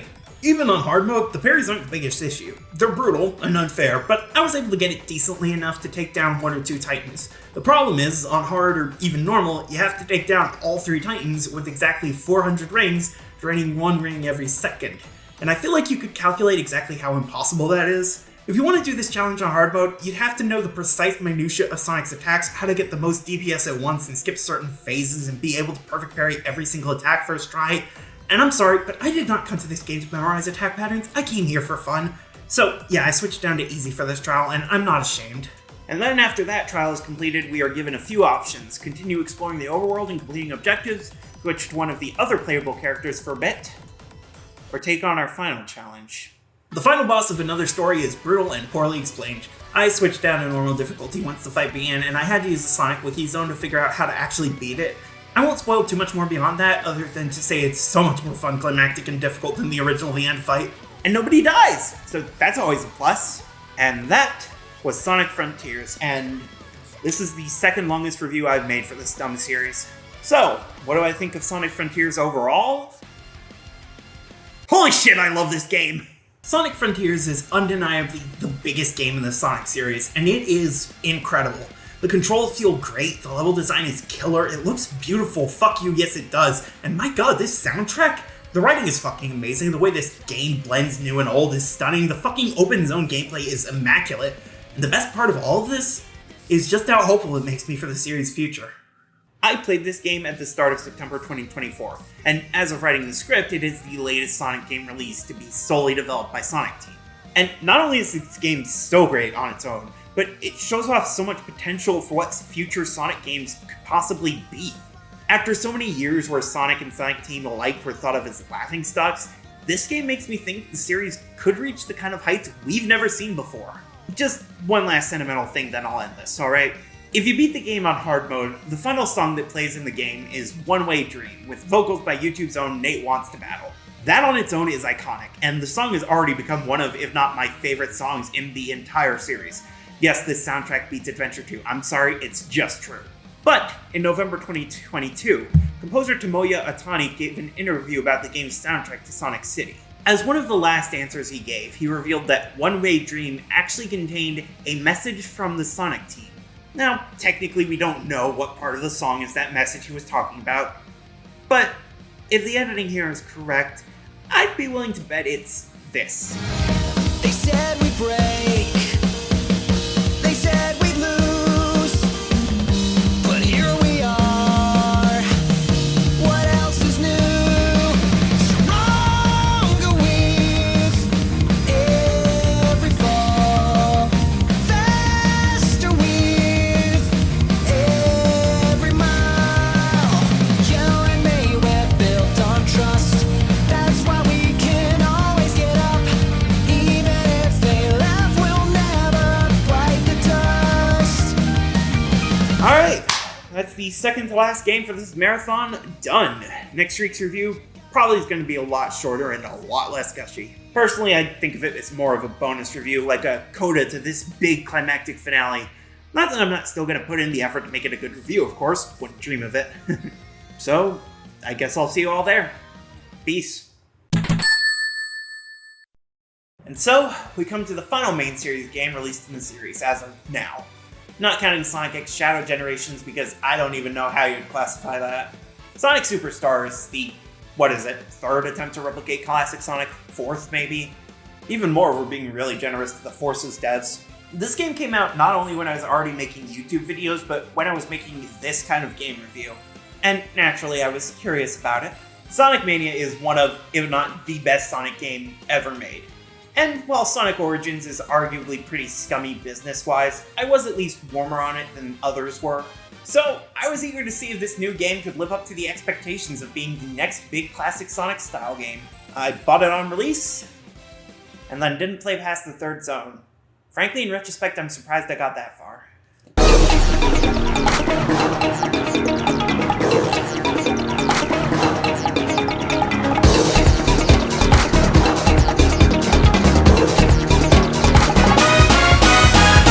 Sonic Superstars was released October 17th, 2023 for Switch, PS4, PS5, Xbox One, Xbox Series consoles, and PC. Keep in mind, this was just 3 days before the release of Super Mario Bros. Wonder, a game I 100% completed for the second time while working on this project because dear god did I need a break from the mid-2000s Sonic trash. I also completed Mario Odyssey for like the 12th time because after playing Heroes, Shadow, and 06 within about a month, I needed to be reminded of what good 3D platformers were like. Still, coming out within days of not only a major Mario release, but arguably the best 2D Mario in over a decade, if not ever, the rivalry is apparently back on. Not that it's really a competition. After a while without new AAA 2D platformers, it was kinda nice to get 2 new ones. Besides, they're 2D platformers, you could 100% complete Superstars in the 3 days between its release and Wonders. The problem isn't that the game came out so close to a rival. The problem is that the game wasn't particularly good. Is that controversial? Genuine question, I'm not sure where the general consensus is with Superstars at the moment. Yes, I've seen some people praise it, and to be fair, it's not completely unenjoyable. Some people will probably really get a kick out of it. It's certainly better than Sonic 4, though that's not saying much. Sonic Forces is better than Sonic 1, if only because the shitty classic replication was only a third of the game. But Superstars just isn't all that great. It's fine at best, incredibly frustrating at worst. Which probably shouldn't be a shock given the main development team. Sort of similar to 4 and Mania, development on Superstars was primarily handled by RZest, particularly their president and chief operations officer Naoto Oshima. Yeah, Sonic's original designer returned to the series for the first time since Sonic Adventure, acting as the game's main producer. Of course, since Adventure, he'd acted as producer for many games, including Yoshi's Island DS, Yoshi's New Island, Sling Smash, Hey Pikmin, Balan Wonderworld. I should probably quit the sales pitch before someone throws their wallet at the screen. Yeah, RZest is not exactly a beloved game developer, and Oshima himself isn't exactly a beacon of quality. Still, some people enjoy some of their work. I mean, they made the Street Pass Me Plaza and 3 of the games in We Play Motion. They're a great pick for a modern classic Sonic game. You know, maybe I should tone down the sarcasm. Nah, I need to make the review fun for myself somehow. As far as I can tell, based on the story told by the Wikipedia article, this whole thing only even happened because of a set of coincidences. The original ideas that became Superstars were conceived while Christian Whitehead's company, Evening Star, was still working with Sonic Team. Then Evening Star dropped the project and made Penny's Big Breakaway instead. It is a video game that exists, and that's all I'm qualified to say about the subject. I've never played it, and I probably won't until many years from now, knowing myself. Then during the COVID lockdown, Iizuka and Oshima had a Zoom drinking party, and they were like, hey, we should make a new Sonic game. And then years later, the world was graced with Superstars. You know, I'm pretty sure we were asking for more important blessings in October 2023 than a new 2D Sonic game, but what do I know? Anyway, free Palestine. The game's release was interesting. Critical reception seemed to be mostly middling overall, with general consensus being it's better than Sonic 4, but not any of the actual classic Sonic games, and it's definitely no Sonic Mania. There were split opinions on just about everything: the visuals, the music, the gameplay, the level design, and of course the co-op. Yeah, co-op was one of the biggest new additions to the gameplay, though I didn't exactly get a chance to try it out. You know, I was really hoping I'd at least have a friend by this point. So yeah, you know how the go-to joke for Frontier's reception was, it's a miraculous 7 out of 10?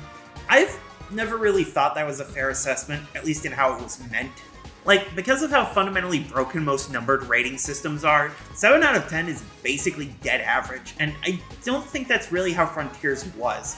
That game was much more love it or hate it than, it was alright. But Superstars, yeah, I'd say this game is the definition of a modern 7 out of 10. Because my god, are numbered ratings stupid these days. I guess it should be a good thing that the average is better than the dead center, but I still don't really understand how it is.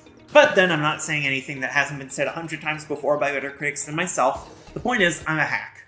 This game has a plot, technically, and a story, if only in the most basic of senses. Eggman has hired Fang the Hunter, also known as Knack the Weasel or Fang the Sniper depending on the year and the continuity. He himself has found a girl named Trip the Sungazer on a series of islands and has decided to, I guess, enslave her? I don't know, it's not really clear in-game. The game's plot is told through dialogueless miming, and while there are cute moments from that, it doesn't do a lot for some of the game's more confusing elements. Mostly the only thing explained is why Trip eventually turns good, not why she went evil in the first place. We get some build up to a dragon existing at least, but only in a couple blink and you miss it moments. I know Sonic's really gotten into the tie-in comics and animated shorts, but I prefer those supplemented the already existing explanations within the games themselves, not being required viewing to understand why Fang has a servant now. There are at least 2D animated cutscenes, which look amazing, and frankly I wish there were even more. To be fair, the classic Sonic games have never had a ton of narrative focus, but at least in Mania and 3 and Knuckles, how things connected together and what Eggman's ultimate plan was supposed to be were coherent. At least we have Trip now, who is probably never going to appear in a mainline game again, and we'll be lucky if she gets referenced in the IDW comics. Being a Sonic fan is rough. Now, the game looks like it looks. We don't have the same pixel art aesthetic as in Mania, instead going for a 2.5D look similar to classic Sonic and Generations. It kind of reminds me of the Mega Man Classic games, how 9 and 10 were based on the NES graphics and then 11 went for HD graphics. Except in Mega Man 11, the graphics looked kind of stylized, like they were using 2D assets alongside stylized models to achieve an anime-style look.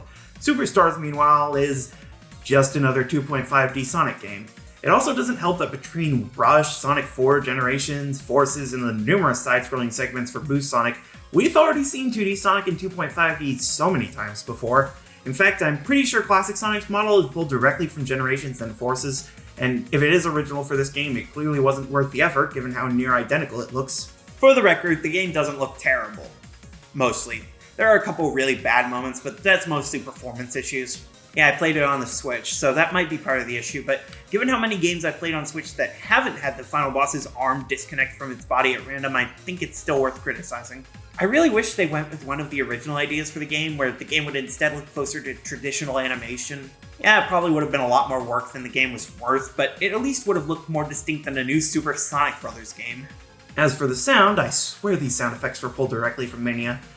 Anyways, the music, I guess some of it's okay. I like Cyberstation's music, and I think the main theme is pretty cool, but otherwise, I didn't really notice any other tracks as particularly great. It doesn't help that a decent number of songs are done in the same faux retro, not particularly ambitious style as Sonic 4's soundtrack. Jun Sano, you know I love your work, man, but you need to stop trying to replicate the Genesis sound. You don't do it particularly well. You shouldn't be trying to copy the sound font of the Mega Drive, you should be imitating the thought process and songwriting ethos of the classics. T-Lopes can do a lot better than this soundtrack, I know it. To be fair, like with the visuals, there's not a ton necessarily bad about the soundtrack. The bonus stage theme is really the only objection I had, being really repetitive and annoying to listen to. I don't know, maybe it's just a me problem. But yeah, this is not a great soundtrack in my opinion. Unfortunate, but it does happen. Let's focus on the actual gameplay. Remember how in pre-release material they said Superstars would have 12 zones just like Mania? And then it just didn't? Yeah, there's a secret final boss if you play the whole thing twice, but it doesn't even pretend to be a new zone like Egg Reverie and Doomsday Zone, it's just straight false advertising. And besides, who the fuck would want to go to that much effort for another Superstars boss? Yeah, let's get this out of the way early. The boss fights in Sonic Superstars fucking suck. I remember people complaining about Sonic Mania how the boss fights are too long and elaborate, and all I can do is laugh. Honestly, the first two boss fights are already iffy, with the Speed Jungle bosses both requiring way more work than a good boss fight should. Then we get Sky Temple's boss fight, which is where I originally gave up on this game back in 2023. Seriously, it takes so long waiting just to get a single hit in, and it's not just that one. Almost every boss takes so long to let you even try and hit it. And it's not just them being damn near turn-based. Press Factory's bosses are both equipped with instant kill crushing hazards. Gold Capital Act 2's fight against Fang is goddamn excruciatingly prolonged. And then there's the main story's final boss fight, the fucking sumo death egg giant robot. Oh yeah, almost none of the bosses have names, by the way, but the main game's final boss is just absolutely god-awful. We have 2 full phases to beat. The first one requires fucking dodging random missiles and hitting the blue ones, but only at his back, and then phase 2 starts with him undoing literally all damage from phase 1 and being nearly impossible to hit except for very specific moments, and be careful not to get hit because the screen keeps scrolling, so you're probably not gonna get your rings back. It fucking sucks! Yeah, I'm not getting the true ending. This game fucking sucks and I'm not fighting all these bosses fucking again. Let's talk about the actual standard gameplay. Thankfully, unlike 3 and Knuckles or Mania, in Sonic Superstars we can switch who we're playing as during the campaign. And we have 4 playable characters from the start: Sonic, Tails, Knuckles, and the new to classic style, Amy Rose. Yes, classic Amy is finally playable in a mainline game after being introduced in Sonic Origins Plus, and she's pretty interesting as a playable character. She has a double jump unlike the other three, and holding the jump button has her hammer spinning around her, sort of like a simple shield that also extends her hitbox. If you hold it after a double jump, you can swing her hammer back and forth while she runs, sort of like a slower and easier to control spin dash. Other than the new character though, the controls are mostly the same as in Mania, with Sonic having the drop dash and all. And the physics are okay, they're mostly fine. I don't hate every second of playing this, but there is one major problem I noticed right from the beginning. Man, what the fuck did they do with the spin dash? Seriously, what happened here? Every character has access to the spin dash, and it just does not work as well as it does in previous games. The whole point of the spin dash is you're supposed to gain a ton of speed and momentum at once, so you don't have to worry about obstacles that require speed like ramps or loop-de-loops. In Superstars, I swear to god, the spin dash gives you less speed than you get just by running for a few inches from a standstill. It's so weird, because in general the physics feel good. We can gain a lot of speed, the jumps feel just right, the game passes the half-pipe test with flying colors, but for whatever reason they just completely fucked up the spin dash, which really does make the game feel worse considering how important the spin dash has become for 2D Sonic gameplay. It doesn't help that it also extends to the drop dash, which just makes its inclusion even less important. There is also a fifth playable character to unlock, specifically the new antagonist, Trip.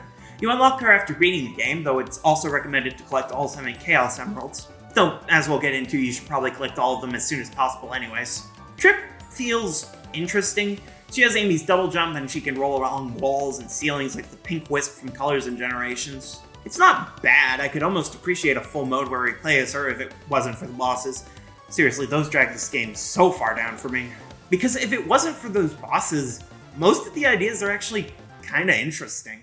For the first time, maybe ever in a Sonic game, each Chaos Emerald brings with it a new ability. Yeah, it's not just get 1 emerald for Chaos Control, all 7 to go Super. Each color has its own unique power, and they are curious. Blue gives us Avatar, which spawns a few dozen copies of the player character to run across the screen, collect certain items, and hurt enemies. Red gives us Bullet, which lets us shoot our character as a fireball like we just grabbed the Burst Wisp.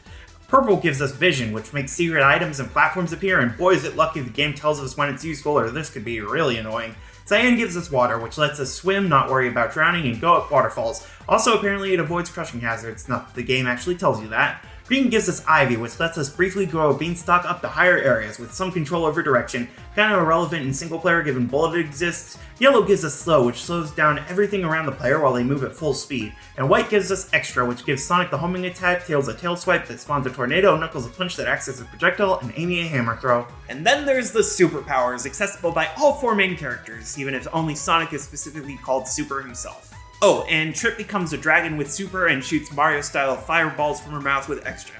Cool. So yeah, a very interesting set of abilities, and I do appreciate how they give more value to each individual emerald. And the special stages to get them are odd but not terrible. So, okay, we use the same giant rings hidden around each act as in 3 Knuckles and Mania. Alright, that works, and the special stages themselves are mostly okay, with the green one being the only one that's really obnoxious. Yeah, for some reason Special Stage 5 is the only one that works completely different from the others, but otherwise they're alright. But the problem is, you can only grab 1 emerald per zone, so you have to wait until Press Factory at the earliest to unlock the extra ability, and from there we only have about 5 more zones to use the powers in, which is kinda really weak. I guess that's part of the incentive for Trip's story, since you have access to all of the emeralds there already, but that's a weak incentive to replay the entire game again. There's also bonus stages you can enter at checkpoints if you have 50 rings, and my god, I could not care less. They're a recreation of the Sonic 1 special stages, but with brand new layouts and gimmicks, but man, that's still not fun. And all they reward you with are medals, which can only be used to buy customization options for a robot used exclusively in the multiplayer battle mode, and does anybody actually give a shit about that mode? Yeah, the bonus stages aren't worth anything here. They aren't even useful for leaving super form, since you now have the ability to turn the form off at the press of a button. So that just leaves the stages themselves, and man, this really isn't more original than Mania, and the level design isn't anywhere near as good. Seriously, the only thing Superstars had over Mania was that all of its zones were original, but like I said in the Mania review, it's not like calling a zone something different makes it completely original. Bridge Island may not be called Green Hill, and it has white stone instead of orange and brown, but this is absolutely just Green Hill Zone again. We have a jungle level, a desert level, a carnival level, multiple ancient ruins levels, and 2 different factories. One that's just a factory with 2 very annoying gimmicks, and another that's a winter-themed factory, a combo they already did in Sonic Lost World. Oh, but this one's different because Act 2 is just a fantasy zone level. And somehow its boss fights are among the most tolerable. Okay, I'll stop harping on the bosses, they just really frustrated me. The allocation of acts in this game is also odd. 3 out of 11 zones only have a single act total. Sky Temple, Sand Sanctuary, and Cyber Station. That third one is annoying because beyond you-know-what in an annoying maze section, Cyber Station is actually one of the best zones in the game. The rest all have an Act 1 and an Act 2, but also usually more. Bridge Island, Pinball Carnival, and Press Factory all have Act Fruits, which are just high score challenges. I think. I couldn't find any other purpose for them. However, Speed Jungle, Lagoon City, Golden Capital, and Frozen Base all have extra acts which can only be played by a specific character. And those are fine. I like that the latter 3 take advantage of the character's abilities, and none of the character acts have... Look, it's difficult not to bring up, okay? And then there's the final zone, Egg Fortress, which is closer to the original Death Egg zones than Sonic Forces Death Egg was, oddly enough. Boss aside, this is probably one of the best final zones in 2D Sonic. Nowhere as good as Titanic Monarch, of course, but better than most of the classic game's final zones. I actually enjoy the Act 2 gimmick where you run through the original act backwards because Eggman created another time machine. I'm not doing the "it keeps happening" gag, it's barely a thing. So, okay, the zones are thematically mostly unoriginal, but hey, that doesn't mean they can't be well designed, right? Well, here's the thing, they really aren't. The level designs are so generic most of the time, I can't remember them 5 seconds after playing. The gimmicks that get introduced really go beyond, okay, I guess we're doing this then. Press Factory, oh my god, I can't fucking stand this shit. Literally the only level I remember actually fully enjoying was Cyber Station Zone, and even then, that fucking maze. Most of the game's levels are just fine. That's all this game is, it's fine. It's a completely forgettably average game that only got attention because Oshima came back, and it released alongside Wonder. Does anyone even care about this game anymore? I really doubt it. So yeah, that's Sonic Superstars, a game that exists. Gotta be honest, I don't think this game is getting a successor in the near future. If I'm wrong, but I really think Superstars is gonna be a one-off thing. And that's really alright with me because, my god, is this game boring to even think about. Like, strip away the shitty boss fights and broken spin dash, this game's biggest problem is that it's so completely by the numbers, and most of what it tries to experiment with were the elements that worked. We don't have great new level themes like Studiopolis or Press Garden, we don't have advancements for the series like Frontier's Open Zones, we don't even have polished throwbacks to past games like Generations, we just have a Sonic game, made with all the creativity of New Super Mario Bros. U. I don't hate Sonic Superstars, but honestly, the keep it simple stupid mentality is not what the Sonic series needs to move forward. I'm sorry, JSS. I'm sorry, I just don't like Sonic Superstars. As if that wasn't already obvious by this point. So, now that I've played every single main series game in the Sonic franchise, what are my thoughts? Can I go back to Nintendo now? Okay, but in all seriousness, this marathon has actually given me a lot to work with, and I do appreciate a lot of what I saw. I think Unleashed deserves its more positive reappraisal. I think Lost World genuinely has some good moments, and God help me, but I still think Shadow the Hedgehog plays well moment to moment. However, I absolutely understand why this series has been seen for so long as a straight-up laughingstock. Sonic Heroes, Sonic 4, Sonic Forces, and my god, Sonic 06. But all in all, I came away from this project genuinely excited about the Sonic series. Maybe mostly put that down to Sonic Frontiers being a goddamn jam.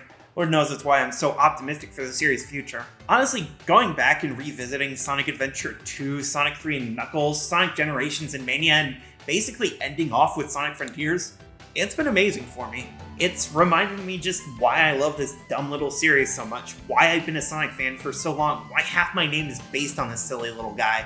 So, yeah, all jokes aside, I'm really happy I took this journey. To all you out here who came with me on this wild ride, thank you so much, and I'll see you for the next one. This is Sorio99, logging off. Peace out.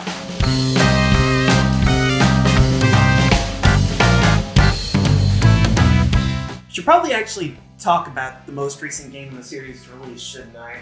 Shadow Generations is great. It is one of, if not the best 3D Sonic games ever. Like, just to put it in perspective, I would put this right above Sonic Generations in the ranking.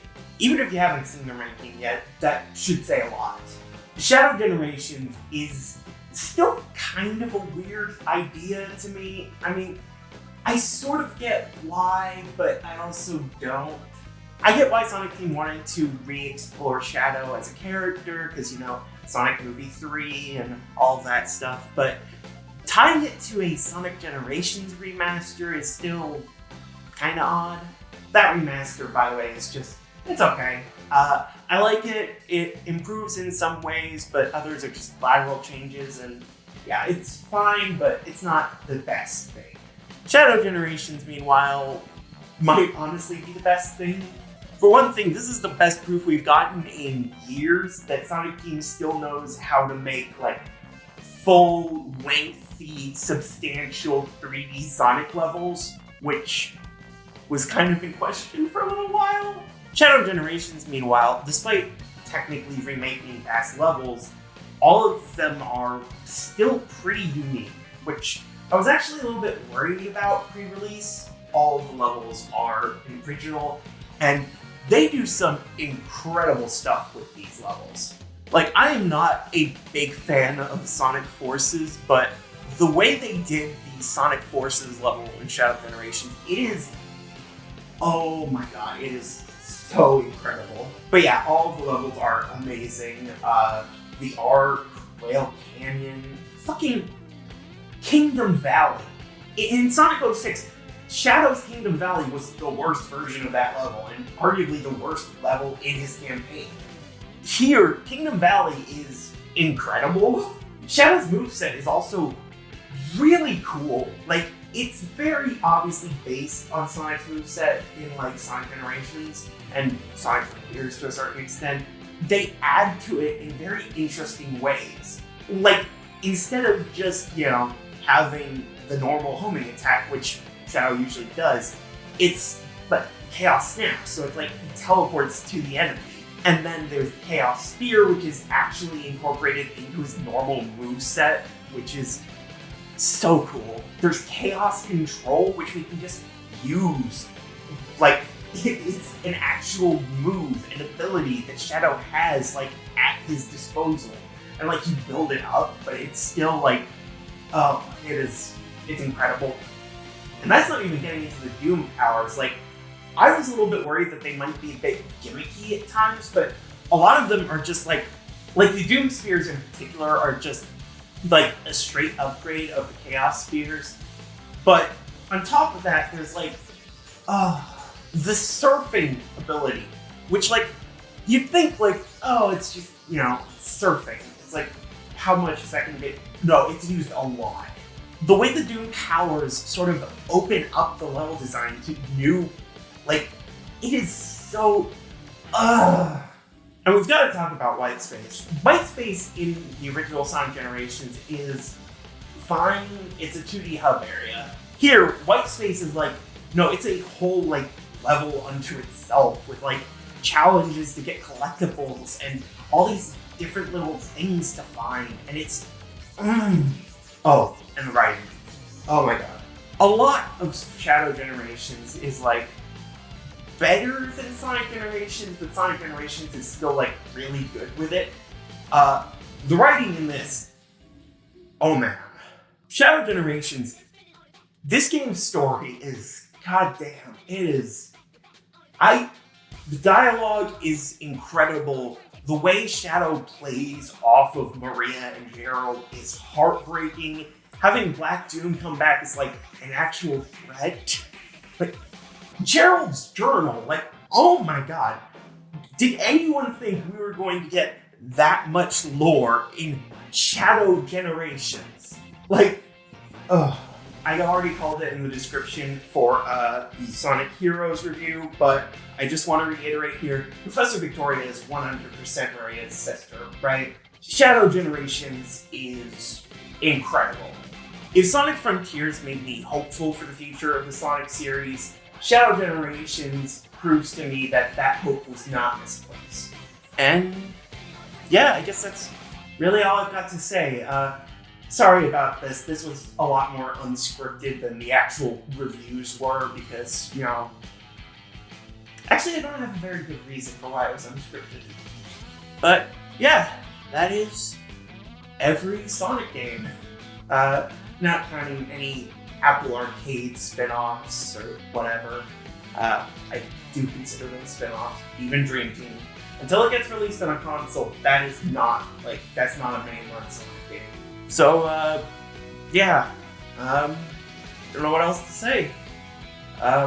Enjoy the credits, and I'll catch you all with whatever my next project is. Hopefully, it's a lot less arduous than this one. Peace.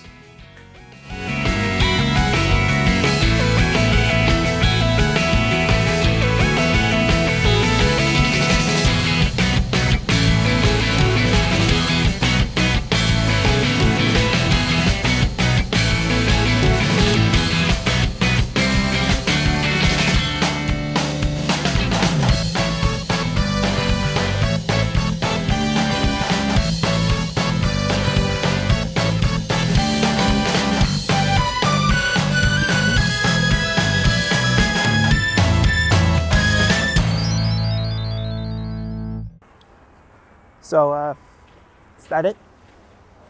We done already? Alright, I'm going to Disneyland.